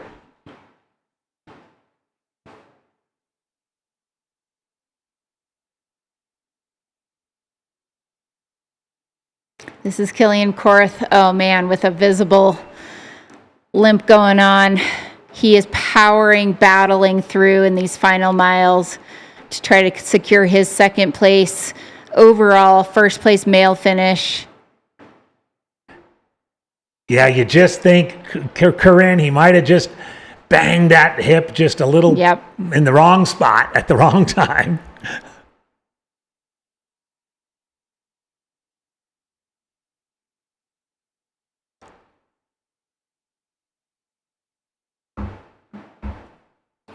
Oh, people want to know how the watermelon chew was. You want to Oh, try let's it? crack it. All right, Yeah, let's try it. we're gonna try it.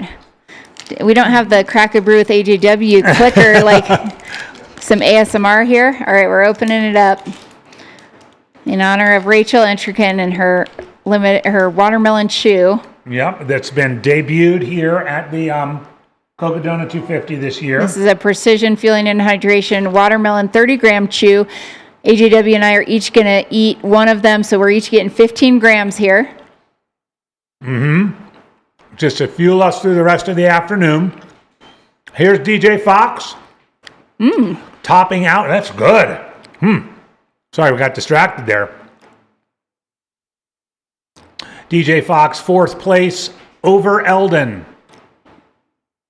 Very good. I like that a lot. I like that. It's not too overpowering. It doesn't taste artificial. Very good. Great job, Precision. And we have Eder, we believe is DJ Fox on the right at the top. This is Cody Poskin. We also believe we have Eder Ramirez in between Heather and Courtney. Okay, got it. And this is Cody getting into Trinity Heights, so he's got 4 miles to go. He has he's completed the descent down Elden. He's gonna come down Elden in good time. Killian Korth on the left, he's got about 1.5 miles to go. So they're about 2.5 miles apart. He's getting something in his hand out here.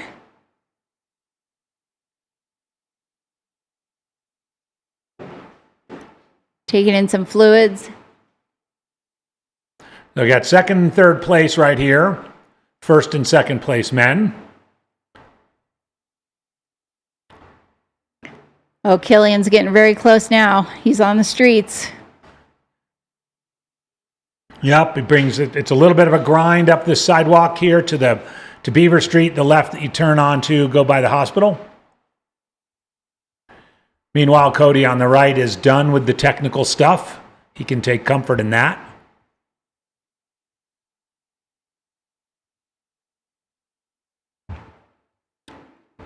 Cody's definitely like topping off fluid here. He's filling up. He spent the most time. Well, and of course, it depends what he left Wildcat with. You could run out. It's a 17-mile section, but he's off.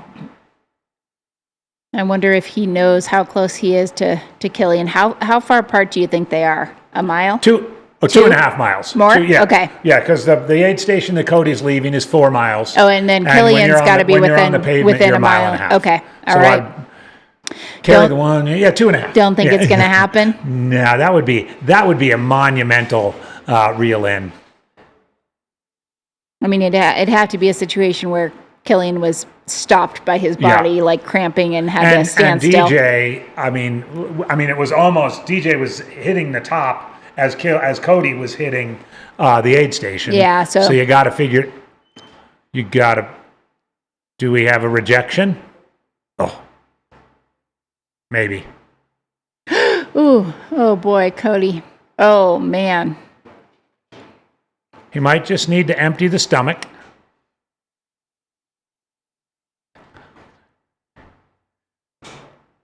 That was that had the look of something doesn't feel right in there. Yeah, it did. It did, and I think he may just be like trying to charge as much as he can, and his systems were like, nope, we're not going to do that. All right, Killian's making the turn onto Beaver Street. He's going to go by the hospital.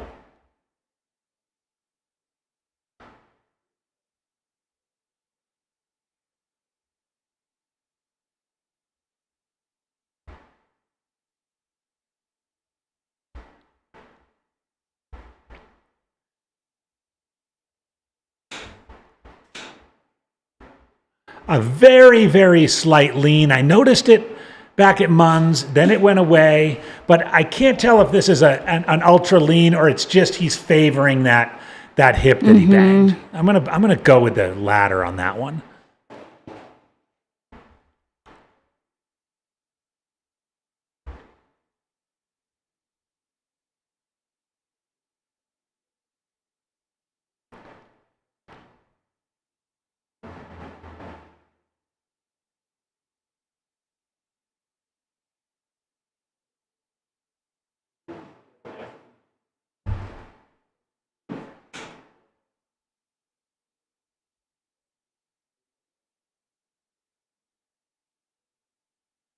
I love it. Hospital workers are out there.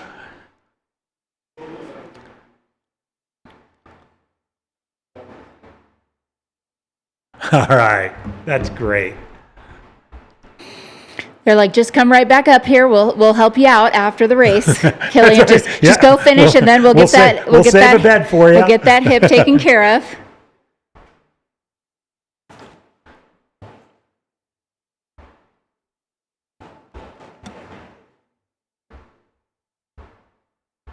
If you were inspired by Rachel's performance, you can go back a little ways and check out her post-run interview. I'm sure we'll also have her into the studio at some point to chat a little bit with us.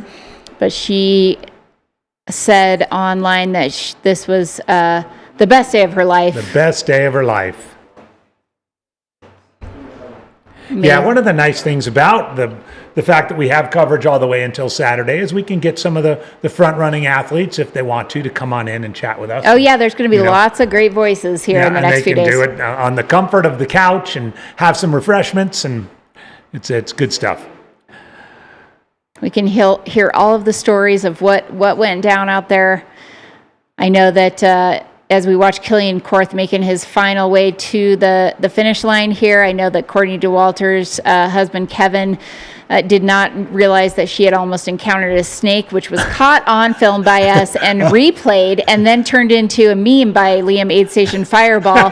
And when he saw it, he was like, how did she not tell me about this when we were pacing? Because this is literally her nightmare. It was pretty really? Funny. Yeah. Courtney's afraid of snakes? Apparently Courtney is afraid of snakes. And this was a Arizona black rattlesnake. And as Chris told me, those are pretty venomous, highly venomous, and it was coiled, and so it was probably quite scary. Beaver Liquors. Still can't tell if it's open. I might have to just walk up there. We're just going to go visit it. I'm just going to have to go check it out. I'm going down to Heritage Square when we get off anyway, so we shall see. Oh, yeah, I'm going to go over there, hang out. Just go to soak in the vibes. Yeah, soak in the vibes.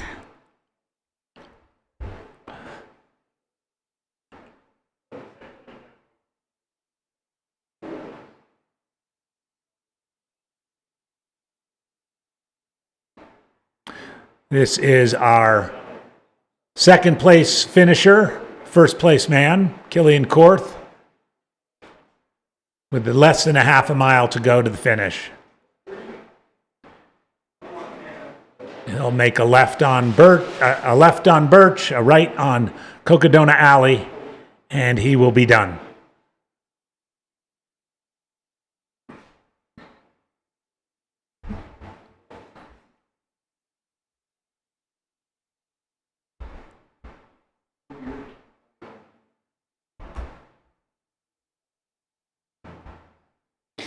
Killian Korth, everybody. I would say, kind of putting out a performance that he can be absolutely proud of on the Cocodona 250, running under the previous course record. He has run this race multiple times in the past, but always struggled with various things. And this year seems to have, worked through anything ailing him, including some hip issues, to run what will be the second fastest time ever on this course. With him glancing at his watch, I wonder if he was thinking of sub 57:30. Sometimes you get a number like that might get in your head. Seems to be in range for him. Again, Dan Green's course record from last year was 58:47. So it's a pretty safe bet that Cody Poskin will be under that too. I think DJ Fox may end up a little bit short of it. He would have to float down Elden, I think, to be able to do that. But still. But he's still going to be sub 60. Well under 60. Wow. And depending on how Joe McConaughey's doing, we could actually have 5 runners under 60 hours. What is going on? What's going on? What is going on? Good temperatures. Dry trails for the most part. Yep, other than a bit of mud. And just human beings figuring out how to do things. Yep, equipment, shoes, optimally. Nutrition, research. I mean, remember, it was not very long ago that there were not very many 200s to do. And now there's plenty, the various things you have to practice, whether they be nutrition or sleep or gear, training for that matter. Yeah, which is still a bit of an experiment. We see, I'm trying to think of, I think Rachel and Killian and Cody and DJ are probably all pretty high mileage individuals in general. But I think there are different ways to approach these in terms of training. Probably one of the best methods is to go do it and then know what you're in for and learn from those things, but just getting out there and experiencing them. We don't know what Courtney does for training, but I would not be surprised if it was similar in terms of mileage to some of these folks. Lindsay Dwyer putting down 150-mile running weeks. I think she probably has, of this top group, probably has the biggest volume. Cody Poskin definitely has some big volume. Yeah. Rachel, big volume, but also big vert.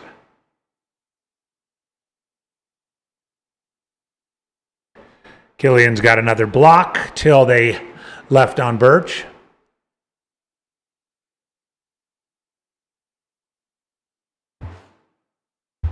Folks saying that Killian is definitely in the pain cave. Yeah. I think, yeah. We need to create, caves are too small. We need to, like, tunnel, the pain tunnel. Yeah, cavern. Yeah. The pain arena. The pain coliseum. The pain coliseum.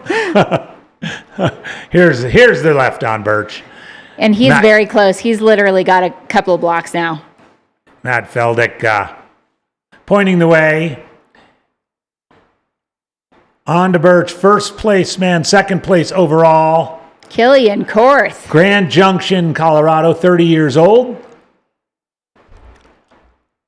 Triple Crown of 200s, course record holder. We got the Pain Abyss in the chat. Abyss. You go into an abyss. Oh, yeah. The Pain Abyss. The Pain Abyss.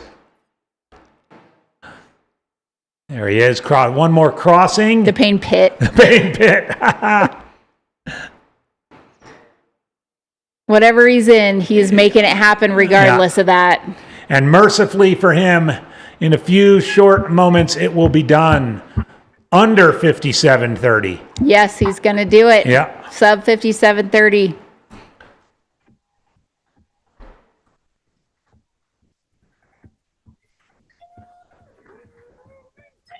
There we go. There it is. That's a good view down Cocodona Alley. A little fist pump. There it is. There's the finish line. We've got audio. Killian for Killian. Breaking the tape.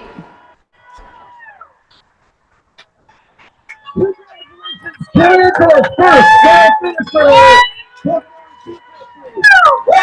All right. Killian Korth. 57:28:40 unofficially. The winner of the men's race, second overall. And a big hug to the mom there as well. Good strong finish there. That was a battle for Killian. Oh, I like the Absolutely pink and blue epic hearts finish. in the Absolutely chat. epic race. Congratulations, Killian. Second fastest all-time Cocodona run.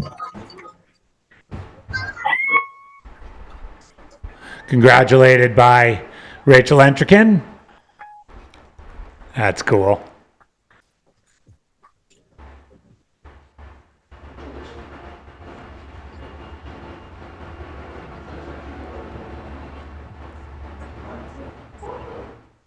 He's almost there. He's almost there.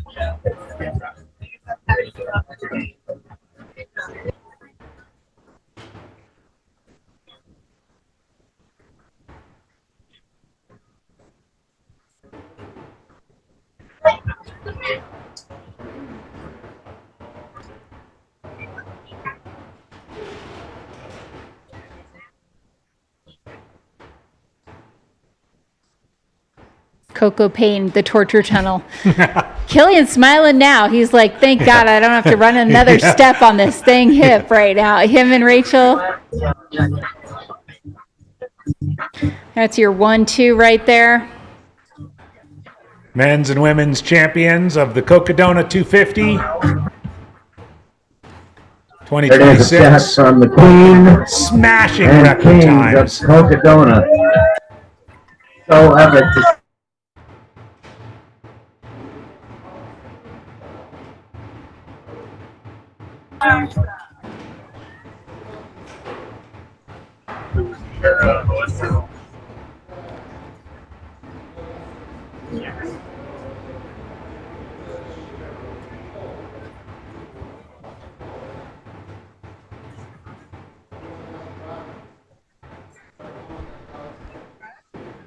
Steve's asking about the lean. Or his eye. Did he Oh, fall on maybe his check it. Yeah, maybe it's true. fell and hit his eye.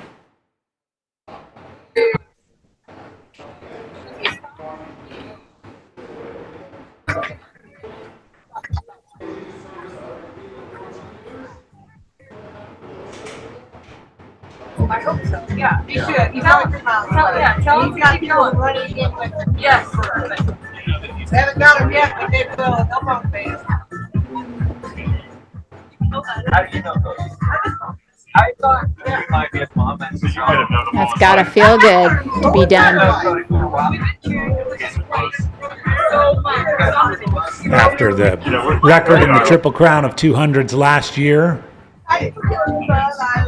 what would Killian do for an encore? Well, second overall and the winner of the men's race at Cocodona 250 under previous course record time.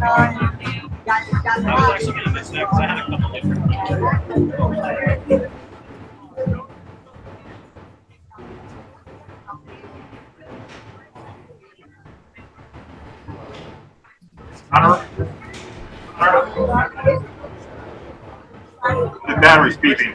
as Killian grabs that epic post-race photo.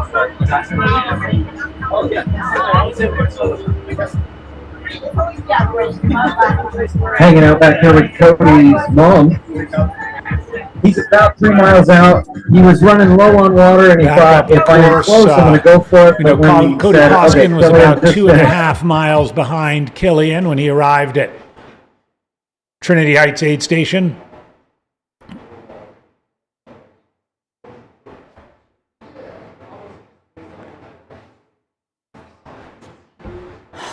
And DJ Fox was on his way down Elden. Those are the 4 that we know. Yep, and we will be back on Cody soon. I mean, like when you're so sleep deprived, sometimes it doesn't matter how close you are to the finish line. We understand that Cody laid down for a moment. Did he lay down for a moment? Yep. All right. Oh, but he's back up. I mean, you got to listen to. Yep. Sometimes I think, we saw him almost fall over. That could very easily be because he is so exhausted and sleepy. So he is doing what he needs to do here, even in the final miles. I mean, I think it's just a testament to how far these athletes are pushing themselves.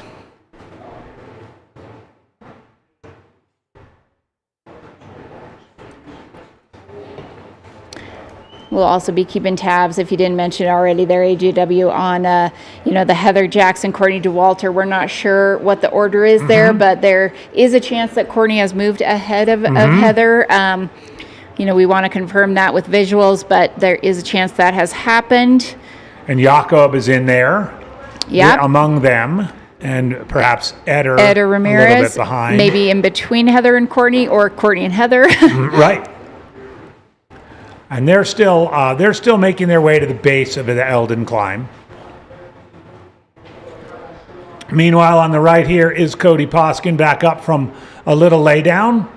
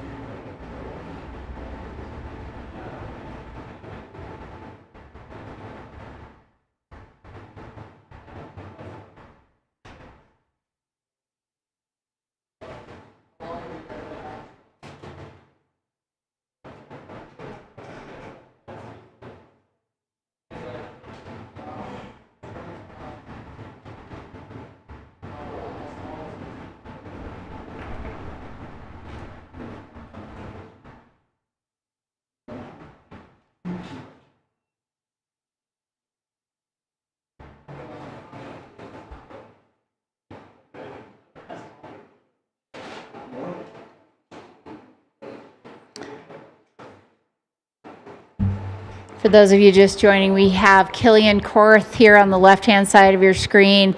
Killian just finished his race. He is kind of in the 10th. They're getting a post-run photo from Howie Stern. They like to do the pre- and post-run pictures, which are incredible to check out. He is done with the race. He has completed it and run under the previous course record. He finished in 57 hours, 28 minutes, and 40 seconds.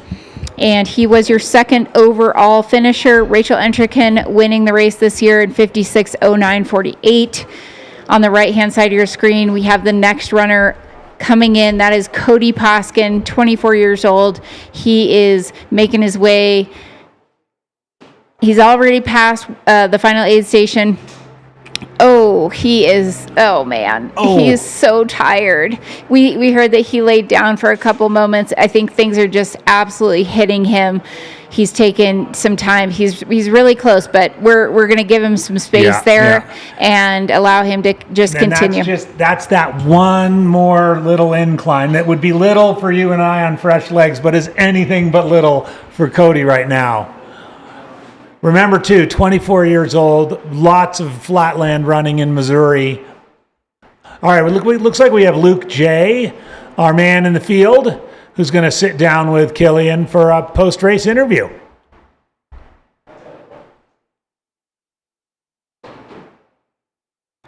We'll keep you updated on Cody as well.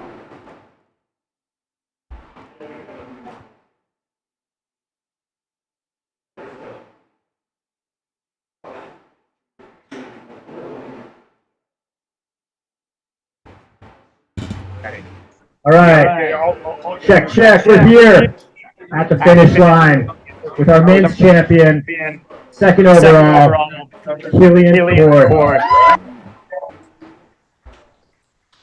Before we dive into some questions, give me one word that sums this up. Challenger. So challenging. I know you've been here before. And today, last couple of days, you put it together. So maybe talk about returning to this course and the meaning behind being here multiple times to get it right. Yeah, I was here in 22, 23, and 24. And I tore my hamstring in 2022, and then in 23 and 24 had DNFs with breathing issues. Well, there's a different story. It doesn't matter. I had like serious health problems. So just to get to the end and not go to the ICU is a win. Yeah. To get to the end and win and not go to the ICU is pretty cool. Yeah. Hey, nice. It was cool seeing your crew out on the course. You had a well-oiled machine, and your wife and mom. They had a great sense of humor in the cold, in the night. But you guys got a well-oiled machine. Maybe just talk about, do you guys practice this, or you seem like a very analytical, organized person. Give me the rundown. Yeah, we had a bunch of different reasons. And I think really with like multi-day stuff, it comes down to that type of experience. Like, it's so important, right? But knowing exactly, knowing all these unexpected things, like having an extra glass of water or an extra glass of drink mix, or like any of those things that can like help you be more efficient at an aid station without me having to tell them. Like they're perfect at that. How was these last 2 miles knowing that you probably had it, but he was close enough to make you a little nervous? How's that?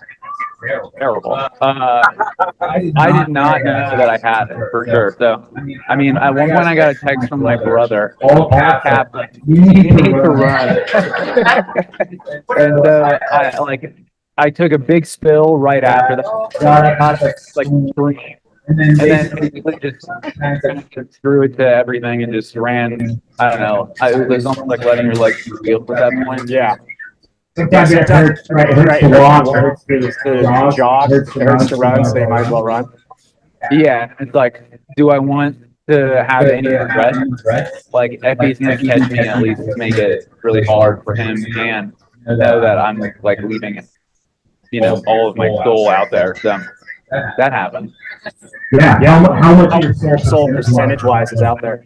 Oh man, sitting in the dirt after that spill is like 99. So you mentioned your brother. He paced you a ton. You just had two paces, right? Yeah. So maybe give me like they swap back and forth. They both ended up covering a bunch of miles, and then your dad is running 125 or is running 125, right? Yeah. So my brother and the Joe Cortiano right here, each paced 70 miles. So they took that each in like two separate segments, each of them. And I mean, they knew what to do. I was a big wimp when Joe was pacing me through the night, and he was nothing but encouraging. And then when I needed tough love, my brother's there for me. So it's good. That's awesome. So when you were about 5 minutes talking about your mom, and I said, what should I ask him? And she said, ask him about apologizing for being a whiny little bitch. Was that what we're talking about? Yeah, basically, I had this like muscle issue with like my right glute, and instead of like dealing with it and understanding that's just one of the things that happens, I just like let myself start being like sorry for myself, And so I was just like grumpy and somber, and it's just stupid. Yeah, that was me being a whiny little bitch. Yeah. I mean, it's the power of a positive mindset, right? Rachel mentioned that when Hillary was talking to her. I think like throughout the course of the race, doing the live stream, we saw you a bunch of times and saw you in some pretty low spots, some pretty good spots. And we're impressed at just like how systematic and analytical, but also very positive you are. Is this like a huge part of your success? I think so. I mean, we all do this because we like the challenge, right? So if you're like going to try to avoid it, that seems kind of stupid, like doing something else, right? And then I think just like for me personally, it's like I want to find out the most about who I am, and so like getting everything to die allows me to have like 4 primitive miles of like soul searching. So it's kind of like you can't get one without the other, if that makes sense. Yeah, absolutely. And then in those times, there's a few sections where you're not allowed to have a pacer, and you're by yourself. Would you have any maybe like transformational moments, anything that was like maybe a deeper, more like personal? This was really cool presentation where coming into Markman's Park, and I saw like all these trees lit up, and I thought it was like electric light, but it just happened to be the sunset. But like it's like how many different trees? I was thinking of just like the data over there. Like what happened? But I mean, I like those. Yeah. The mist moments out there, they're awesome.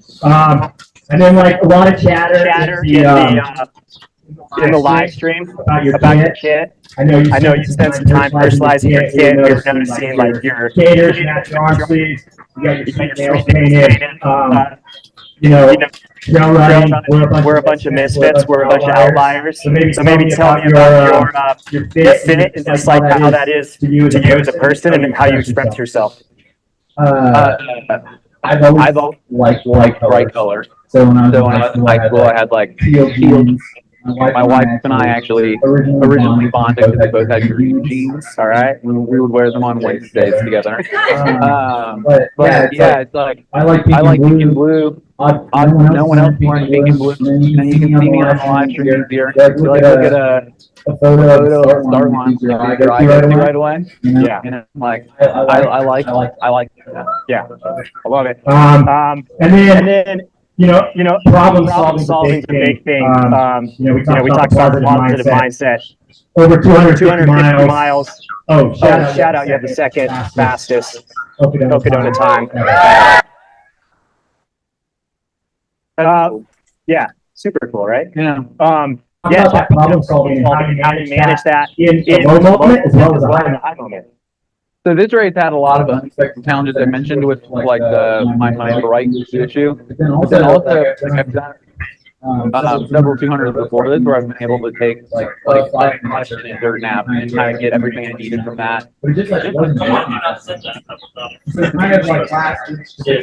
try to save my race. We like slept for an hour, which is totally not in the plan, but I think ultimately was you have to be willing to be like, okay, like screw it, we're gonna throw something out and like try something new. Whatever you have, that of course clearly isn't enough. Yeah, yeah. That's super good. One fall, multiple falls. I think really actually only one fall where I hit the ground. I like put my hand down one other time, but I don't know how much that can count. Yeah. All right. Real quick, give your sponsors a shout out, and then we'll let you go. And then after you give the sponsor shout out, what you're gonna eat and drink tonight. Wow. I haven't even thought about that at all. I hope I don't forget anybody. First Form's here filming. Mounted coats for my shoes. Forms for my watch. I used the Apex. I don't know if Zach's here, but it has. I made sure to finish in time. They gave you a deadline?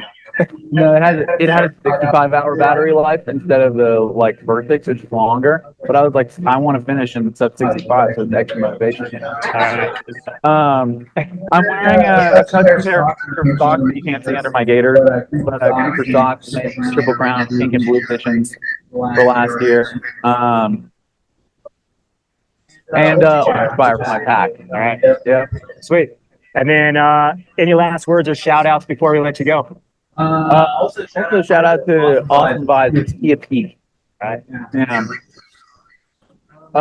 And thanks. Like, I mean, he does it alone, and it's like we talk about like specific crew dynamics, but just the like.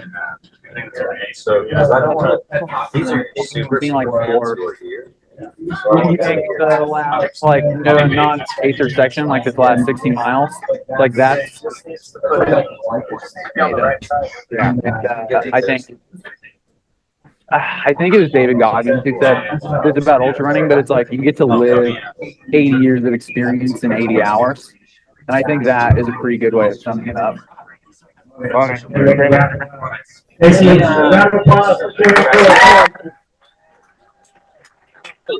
I mostly make sense? 100%. Nice. That's good. Yeah. I know it's hard. That's good. Dude, for sure.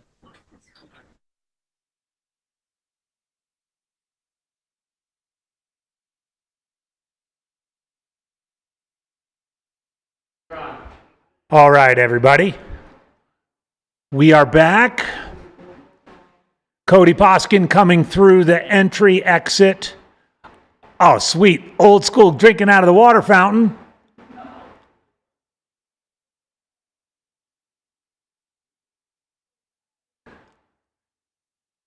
He's got to do a little rinse here.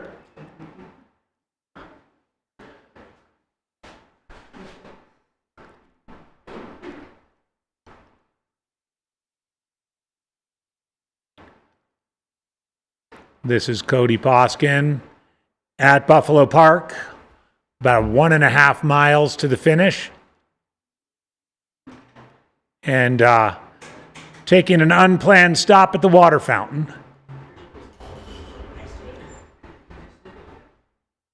Yeah, Cody was dealing with some, we understand to be nausea, maybe also sleep deprivation stuff here at in the last couple miles. So he is doing whatever he needs to keep himself okay. Yeah.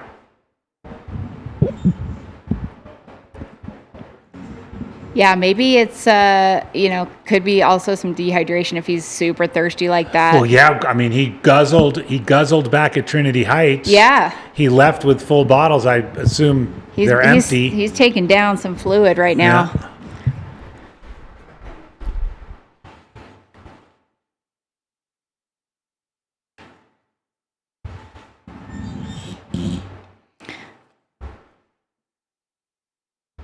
Cody last year at this race ran 71 hours and 11 minutes. Look at how much time he is taking off of his own personal. Say his time again? 71:11. Oh my gosh. So he's like, this is what it looks like in the daytime. Cody is taking 14 hours off last year's time. Last year he was 7th place. And he is running 14 hours faster this year. So assuming he holds it together, which it looks like he's regrouped enough to do so, he too will be the third runner to go under Dan Brown's previous course record. Dan Green. Dan Green. Dan Brown from Wamatochik. Isn't Dan Brown an author as well?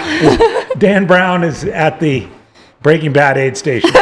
Dan Green, of course. I know Dan Green. You mean he's at Fort Tuthill? He's at Fort Tuthill. We're getting tired in the commentary studio. Nothing like these folks.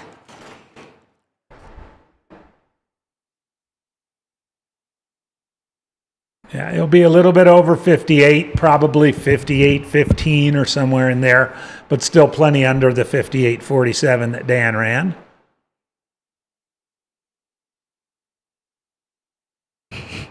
Dan Brown wrote the AJW code.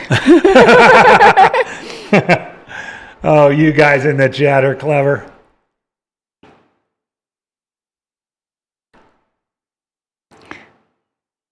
Yeah, we accidentally referenced Dan Brown instead of Dan Green. We got our colors mixed up there. But this is Cody Poskin. I picked Cody for second in my fantasy, I do believe. I think I had Killian Korth winning too. I forgot to put in my picks though, but I did lock them in I didn't put them into actual fantasy, but I wrote them down. So I did have Killian and Cody both for sure in the top 3, and so that is, I'm going to give myself a little pat on the back there. Getting some word a little bit that Courtney's making a bit of a move, and seeing how we saw her on the drone shot really running well, that does seem to track.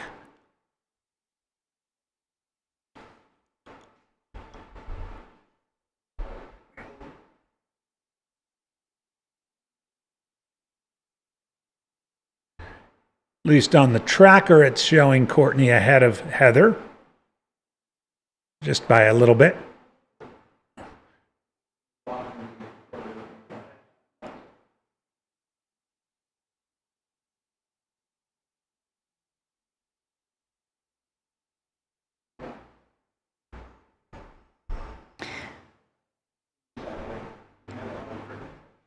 This is the Cocodona 250 2026 presented by Ultra.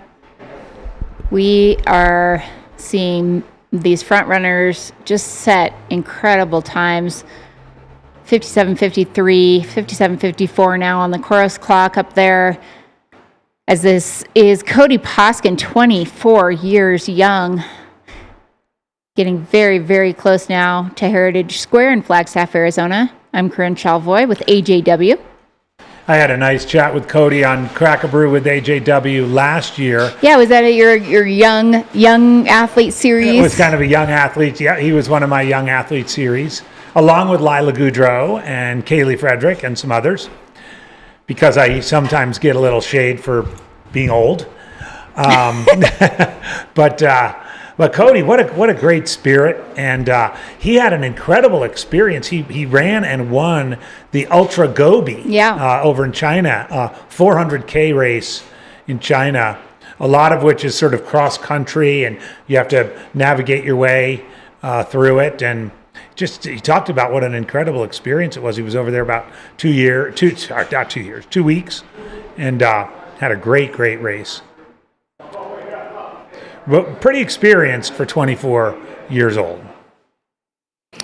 Yeah, I don't know if you recall, but I'm so curious, AJW, if Cody or Lila had ultra running parents. Do you remember?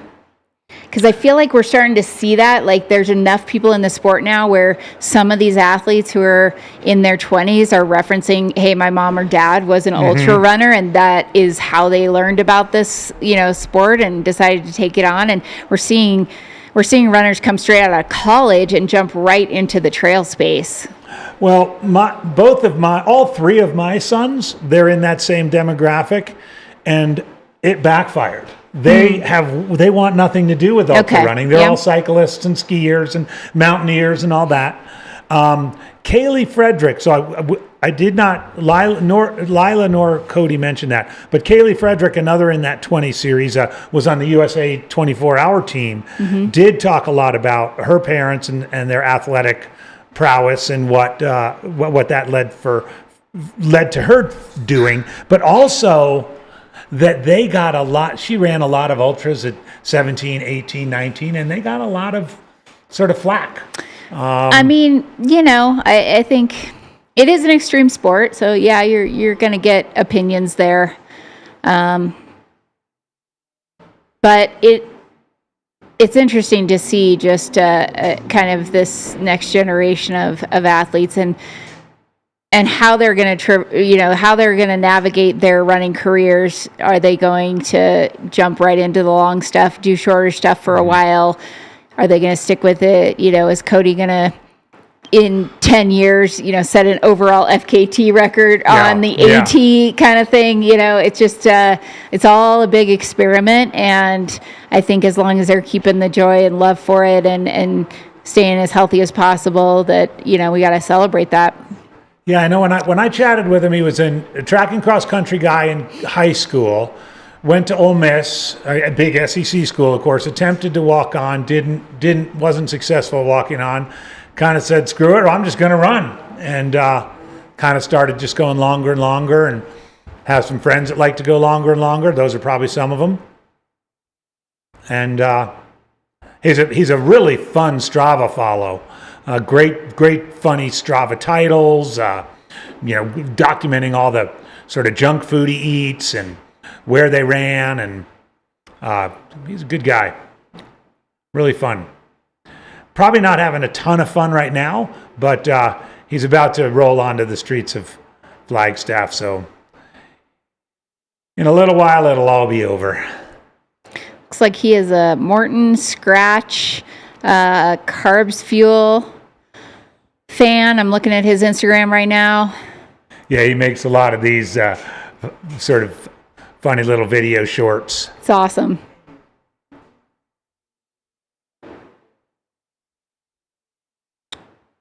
Appears he may have shaved his legs for this event. Got to get aerodynamic. Right on.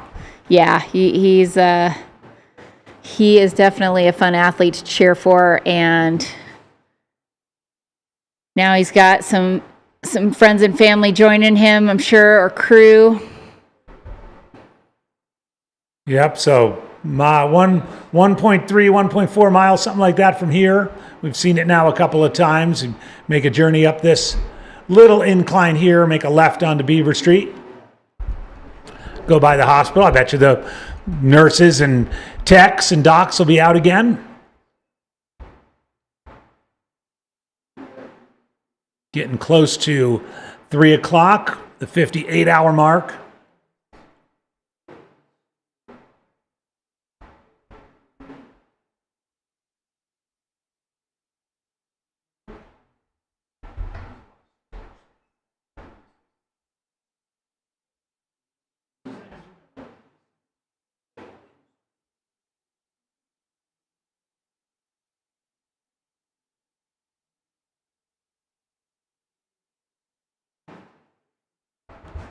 Cody, a Mount Coast athlete. Someone in the chat said his shirt was gas. Yes, I think I agree. Loving that shirt. I think that is a John G. button down.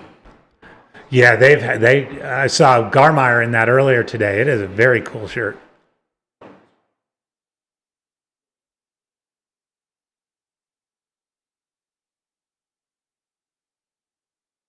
All right, worth noting, Cody also helps coach a youth track and cross country team in St. Louis. Go Cody. Thank you so much for letting us know that. Alistair Finbar. Oh, Go Gels by BPN. That's also in there. And I saw some Gatorade and I saw some Pop-Tarts on his list of things that he enjoys eating. Are you on that rendezvous or deja? What's it called? Rendezvous. I am on I called it rendezvous. deja vu. Right now they're having they're having deja vu. He's having deja vu. I am on rendezvous. I have a profile there, and I put in my Desert Rats kit, things that I used to run 100K a few weeks ago.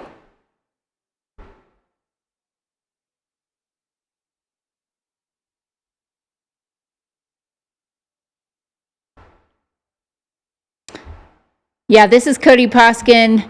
He is getting it done here. He was battling some nausea, maybe sleep deprivation. We had to pan away from him a couple times with the camera just to give him some space as he's dealing with maybe some dehydration, obviously some fatigue and stuff at the end of this journey, because he's taking, kind of like 12, 13, 14 hours off of his previous time running this race. He ran 71 hours last year, and he is sitting squarely over 58 hours.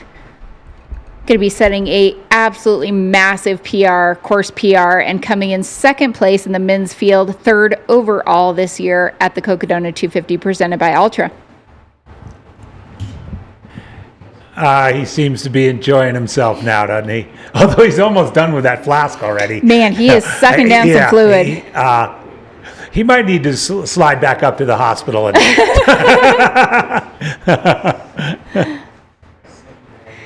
Probably can happen.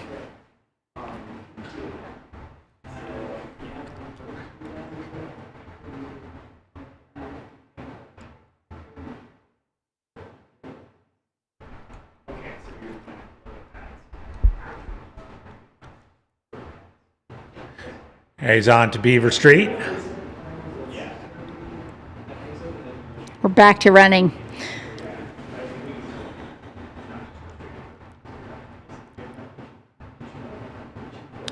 Well, I don't know if it says something about men and women, Corinne, but in this section, all of Rachel's crew let her lead. And in this section, Cody's following. Yeah. We'll just leave that there. Maybe they're dragging him along. Maybe he told him to do that.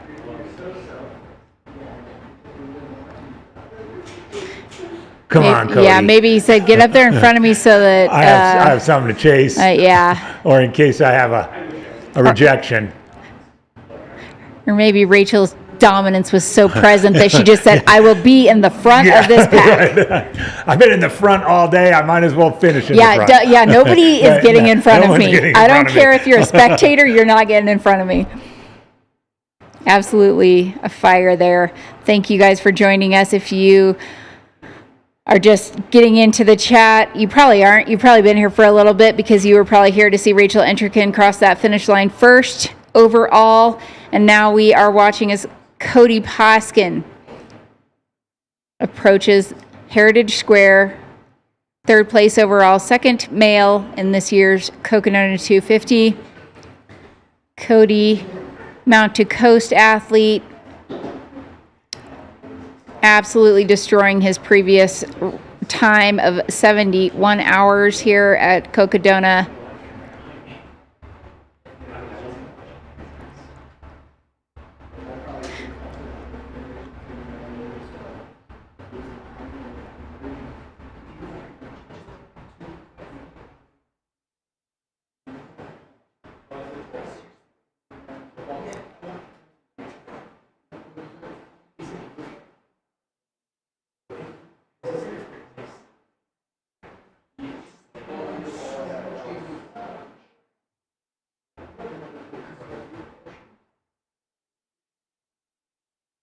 We will be keeping eyes as well on Courtney DeWalter and Heather Jackson. We are not sure who is leading those two. Was Heather before the climb up Elden? We think Courtney may have passed Heather at some point, but all things considered, they are very close to one another. We've also got folks like Eder Ramirez and Jakob O'Berry in there.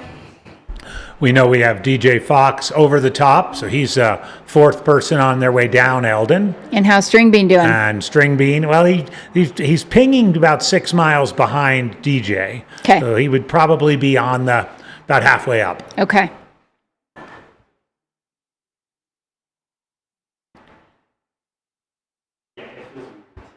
And Meg Eckert is continuing to lurk. Nice. Yeah.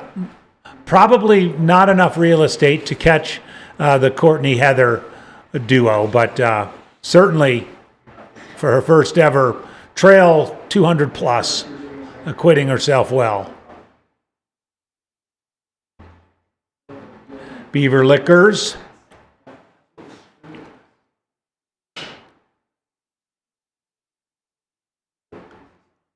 He's getting some more water. We saw Man, this is This is a record for most water drank in the Right. final 6 miles of this race. 4 miles of this race. Yeah, he's got to be on fumes. He grabbed all his bottles and chugged one at Trinity Heights. It was empty, and he filled his flasks at the water fountain at Buffalo Park. Yep. And now he's chugging another bottle of water. Yeah. And we're hearing from Mr. Zach Marion that it is quite warm out there in the sun in Flagstaff. So might also be feeling the heat a bit.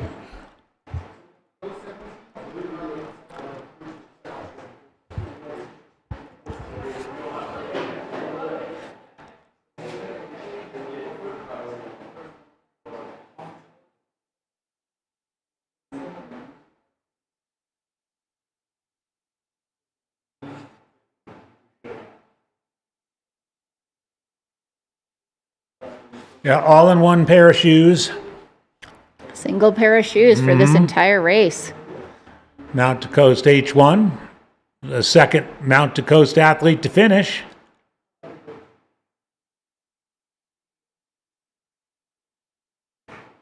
Rachel ran in Nordas. Both Killian and Cody in H1s from Mount to Coast. I don't know what DJ's rocking. Someone in the chat might know. What shoes is DJ Fox wearing?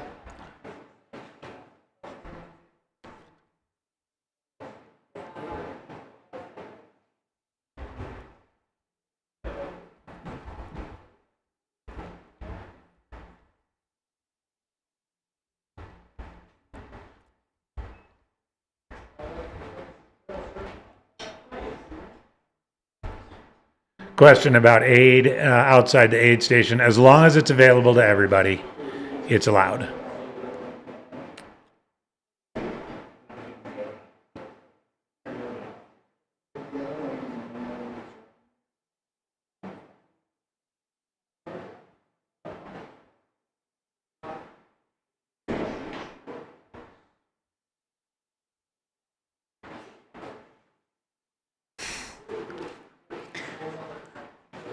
Thank you very much for my lunch delivery. One of our incredible producers, Jordan, delivering lunch to Corinne. If anyone wants to throw us a pizza party tonight, maybe some pizzacletta. I wouldn't be mad at that, and we would not be mad at that. So throw some money in the chat so we can buy some food tonight and feed our producers, our all the volunteers, not all the volunteers, because there's 900 of them. Unless you want to be really generous, you can do that. But no, if you want to support the live stream and buy us a coffee, you can do that with a super chat. We love it. We love a good pizza party here in the studio. And then come on by. We're at Run Flagstaff. Come down, say hello. I'm going to put some Women Can stickers out on the table here, and you can come grab one of those as well. Today is a day to celebrate Women Can, because Rachel Entrekin just showed that she certainly could. Showed that she could. Set a new course record. And this is Cody Poskin you're watching right now. I'm Corinne Chalvoy, joined by AJW. And it's just a little couple blocks down from Heritage Square here at Run Flagstaff. So come check it out.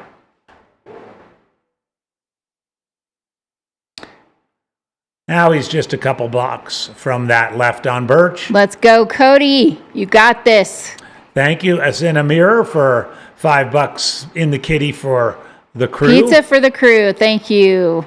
once all y'all pay up for saying the forbidden words, we'll have plenty of money for pizza. I saw lots of legends and legendary there were queen. We need to add queen because we have about 10 million queens in there when Rachel finished. But thank you, Jay Pennell.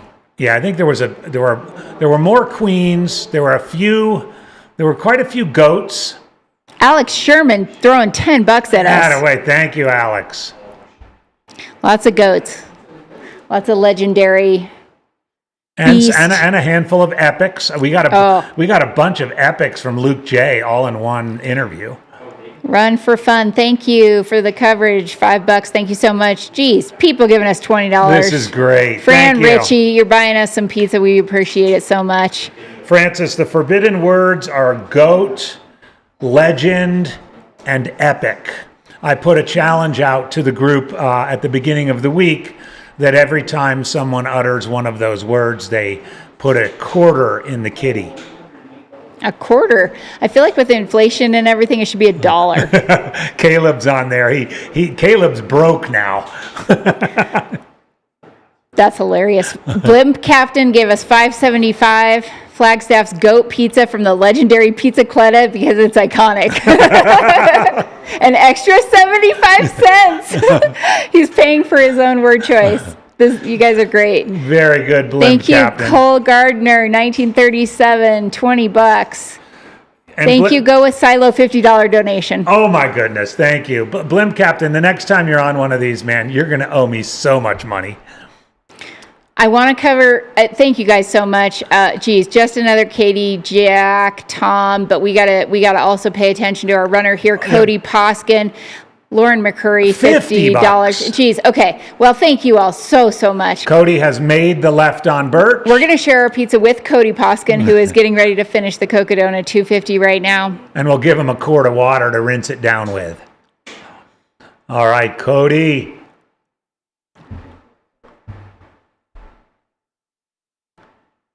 Third place, second place male from Missouri, 24 years old.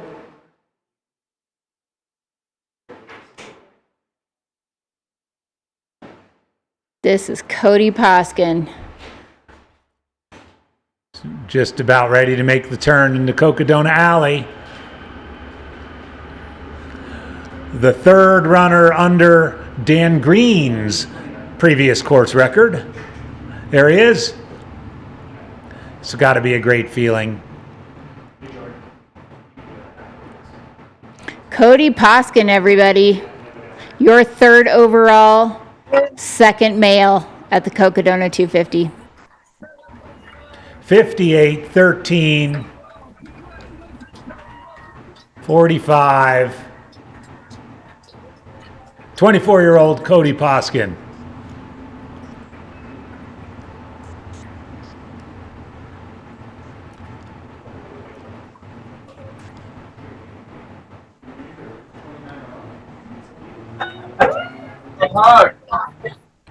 Big hug from mom. Big hug from his mom. He just said, that's a long run. $50. You guys are amazing, epic, legendary goats. Thanks. I'm going to frame that, put it above my computer monitor. Thank you, Jeff Kennedy. And this is Cody Poskin, everybody. He is maybe of all of our runners so far the most deserving of a seat. Yeah, he's spent. What do you say? I didn't catch that.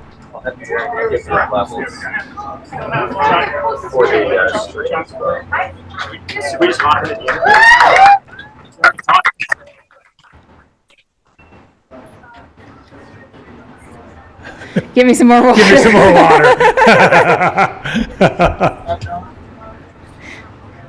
Everyone in the chat, throw some water bottle emojis while you're giving us your super chats and helping us buy pizza. Yeah, Cody. Someone said Cody has come a long way from 3 boxes of raisins in the Grand Canyon. I would love to hear that story.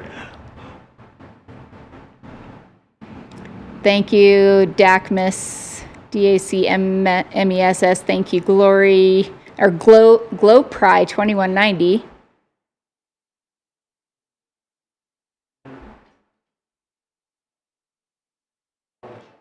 We're getting baby bottles in the chat.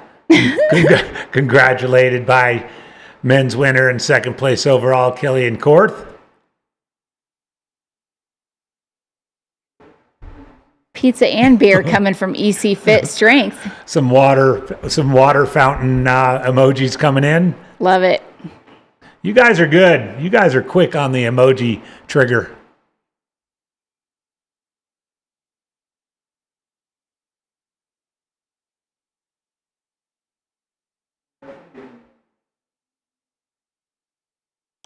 Money goes to Mountain Outpost. Not tipping the commentator. No, AJW and I are not going to take it all. No, it's Mountain Outpost. This stuff costs a lot of money. You should see all the equipment in here. Whew. We have to have our producers sleep in here so no one steals it. Yeah. It's a lot of stuff. Thank you, Dan Crevier. That is Cody Poskin over there, greeted by Jameel Curry, who's going to hand him his award.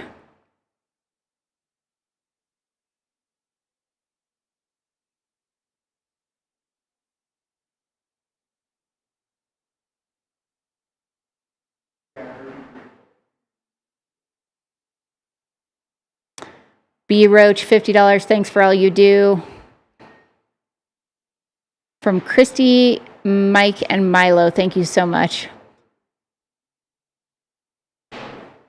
Christine Benjamin, thank you. And I think we are shortly, if he's feeling okay, we'll probably get some words from Cody as well. Right now, he's going to take his post-Cocodona photo. And we are still keeping our eyes peeled back up the course for DJ Fox, who's on his way down Elden. Looks like he's probably just about down on his way to Trinity Heights. Joe McConaughey nearing the top. And Courtney, who it looks like, at least on the tracker, has passed Heather Jackson for second place woman.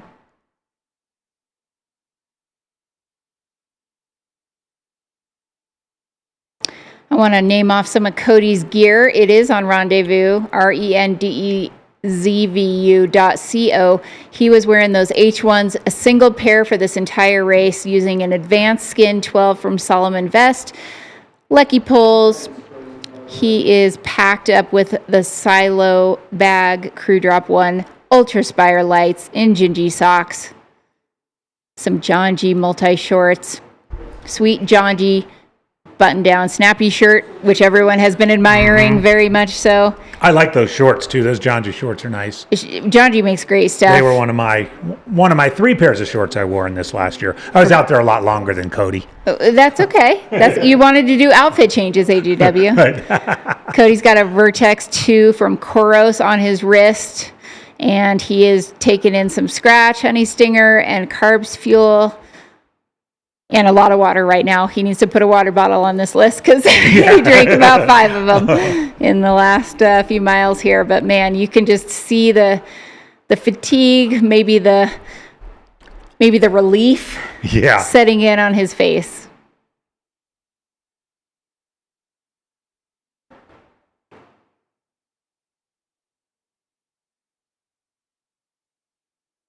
Thank you, Chris Woodside.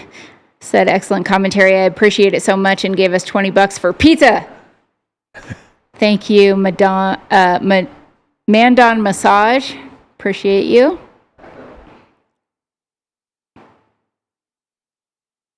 Another $50 donation. How much money? We're making money. You guys are awesome. Thanks for hosting. We might have pizza for 3 more live streams. Shout out to the runners, Rachel, Killian, and all, some bosses. I'm here on the couch recovering from a marathon. Congratulations. All right. We will work on our audio here. Cody does look tired. Very. Yeah. Very.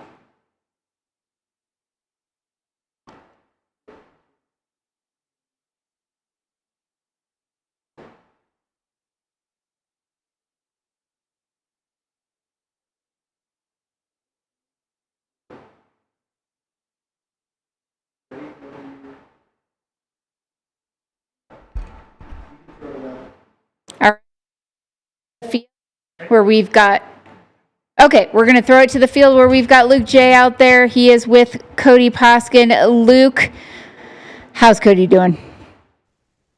All right. We are here at the finish line of the Cocodona 250 with our third place overall, second in the men's race, Cody Poskins.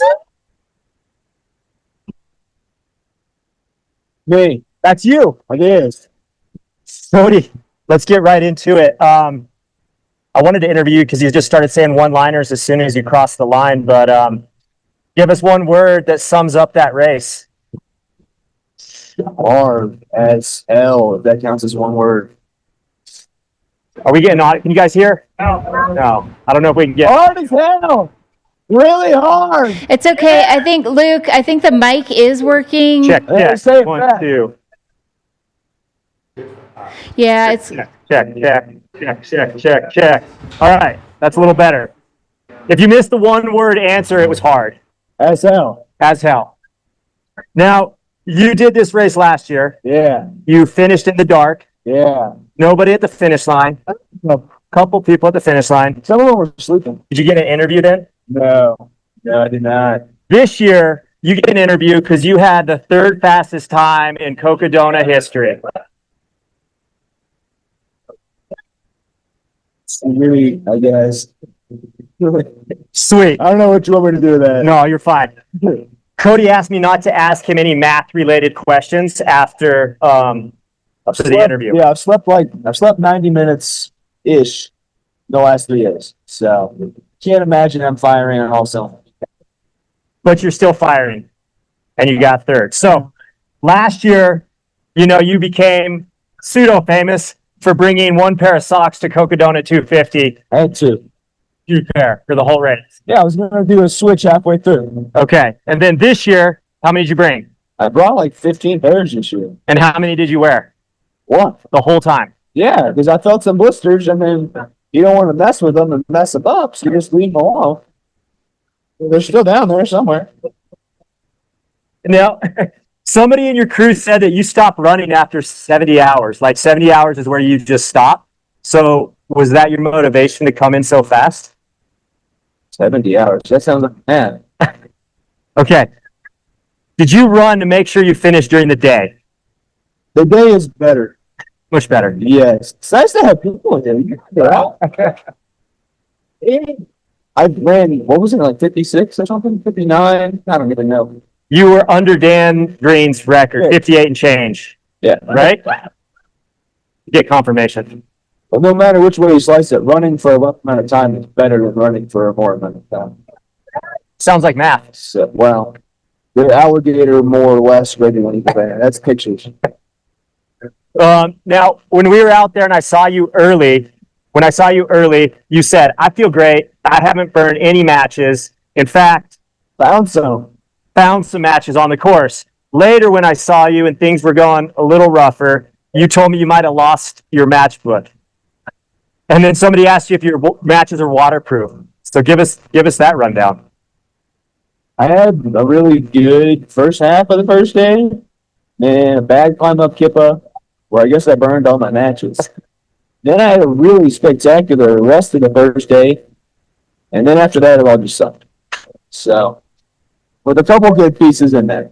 So I don't think my matches are waterproof. It did rain a little bit. Got more of that stupid mud that we had from last year. I think I got lucky. I think a lot of these back at the backers are going to get more of it. So I only got like at least. All right. But that mud sucks. So that's all I got to say about that. All right. No more mud chat. Your bracelets. I was told to maybe ask about your bracelets. You're like a bracelet guy. Some of your bracelets carry meaning. I know you work with like a youth run club. Maybe tell us about that, and then your Gobi bracelet. Yeah, for the record, I'm not a bracelet guy. Sorry. All of these did not exist a week ago. But, yeah, Kelsey from Mount Coast, I met in China, gave me the Gobi one, so I just figured I'd wear it. Why not? She gave it to me. Yeah.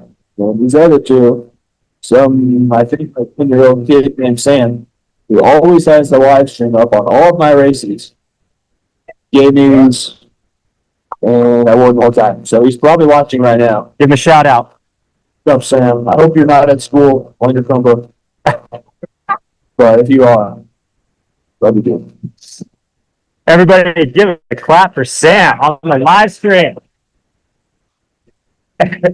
Oh yeah, whatever. And Cody, you're a little younger than a lot of the field out here. You're 24, right? Now I heard Sounds like numbers. sorry, no more math. You're young and tackling these massive distances. You also won the Gobi 400K race out in the desert. But I wanted to ask you, I heard that you officiated a wedding, so you're a certified. Well, it expired. Oh, God. I think I can just go online and click the button again and pay $50, and I'm back in action. If anybody needs a wedding officiated and you want the third place Cocodona finisher to officiate your wedding, hit up Cody Poskins. All right. Tell us about your nutrition. That's something people are always curious about. You know, what were you taking for race nutrition, and then what were you eating real food? So this race was kind of the first for me. It was almost exclusively gel, which historically I hate gel. Yeah. Usually it's Pop-Tarts and Cheez-Its, pizza. And I still had Pop-Tarts before the race started. But then I started gagging on stuff and picking stuff up. And the only thing that went down really nice was gel. So I pretty much had all gels. What kind of gel? Board. Mostly. There was some like maple syrup gels. Yeah.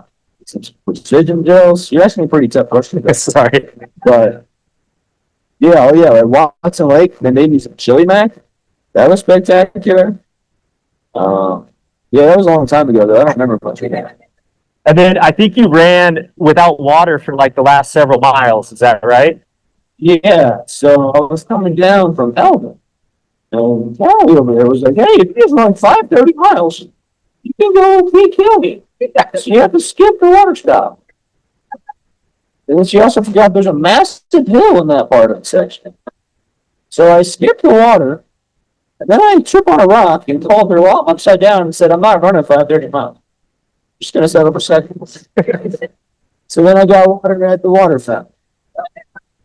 Clever move. Now, I know you finished third with Killian and Rachel in front of you. Killian kind of dangled in front of you, especially late in the race. You definitely closed a huge gap in the second half of the race. Do you think you would have gone that fast if you didn't have Killian to chase? Not a chance, yeah. All right, and it was nice. I guess not nice. Like I thought I was going to get him because everyone was like, "Oh, he's just walking." And then all of a sudden, he decided to run again. I didn't catch him, and then I tried to catch him up the mountain. That didn't work, and I tried to catch him down the mountain, and that didn't work. And then I tried to run 5:30 miles to catch him at the bottom of the mountain. That didn't work either. So maybe one day I'll get him. One day you might. I think we're all ready for it. Would love to see a rematch at some point. How many changes did you do? What'd you start with? Where'd you finish? I knew you were wearing the H1 at the finish here. What'd you start in? Started in Mount Coast M1. Yep. A little more grip. So that first section's a little rocky and gross. So I wanted some more grip. So I wore those. The rest of the race was just in these. And one pair of socks. Pair of shoes after that first one. Got the job done. Comfortable. I mean, besides the blisters on my toes, I'm pretty sure everybody gets blisters. Yep. No rubbing. One knee grip, one knee cushion. Wore these last year after running 3 miles on a treadmill, like the day before. Like, yep, those will do. Then here we are again. Running them again. Good side for it's the best shoes we have. I love it. And you got a smiley face on the back. Well, yeah. I had 2 pairs of these that were the exact color. You don't want to mix up. No. So yeah, smiley face was a I love it. All right, and before we let you go,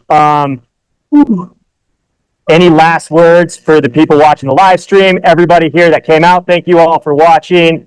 To your crew, any parting words from the great Cody Poskins? Solid. To reiterate, thank you all for watching. I hope you found my questionnaire responses somewhat entertaining. I try to make those fun. Sorry if you ever saw me rubbing glue on myself somewhere during the live stream process, but I think you're used to that by now. So, Maybe I'll see much too much out. Right. Perfect. Excellent. Congratulations, Cody. On your third place finish. Second male. You go take a nap. Go take a nap, get some food. Thank you all for sticking around. Cody Poskins. Thank you, guys. I don't even know what to say after that, AJW.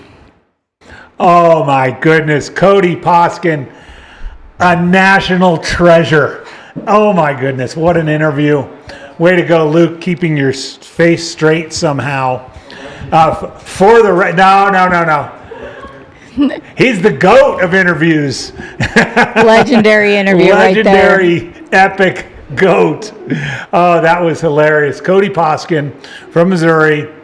Gosh, where do we start? We do have to first correct on the shoes, because we had been reporting that he ran the entire race in one pair. Didn't exactly get to the sense of when he changed, but sounds like he wore two. Luke asked him about his socks. Last year, he famously showed up here at Cocodona with 2 pairs of socks. This year, he said he had 15, and so an upgrade there. He also adamantly declared that he's not a bracelet guy. But everyone in the chat said he is a bracelet guy. Right. So, and everyone wanted us to free Cody from the interview because he was, I think this is just ultra running, people. This is ultra running. You have to imagine a couple of things. This goes right up there on the mantle with the Tara Dower, Brett Hornig interview after Black Canyon. And when Dillisms gets a hold of this one on Instagram, it'll be pretty funny too. Someone said that the first time Dillisms had his work done for him, so he doesn't even need to voice over it. Exactly. He'll just repost I think Dillisms could just play this. I think so too. Yeah. Hey, shout out to Caleb Schiff. He from Pizzicletta. He's in the chat. Thank you so much. He asked how many people we need pizza for. He's everyone go visit Pizzicletta and Pizzicletta Dark Sky. Great pizza, and we would love some. That would be amazing. Thank you, Caleb. And Caleb, in addition to being the owner of Pizzicletta as well as Indian Gardens on the road down to Sedona, is also a very strong trail and ultra runner himself. And so thank you so much, Caleb. We will love to take you up on that offer. We'll check with Zach, our boss, on numbers.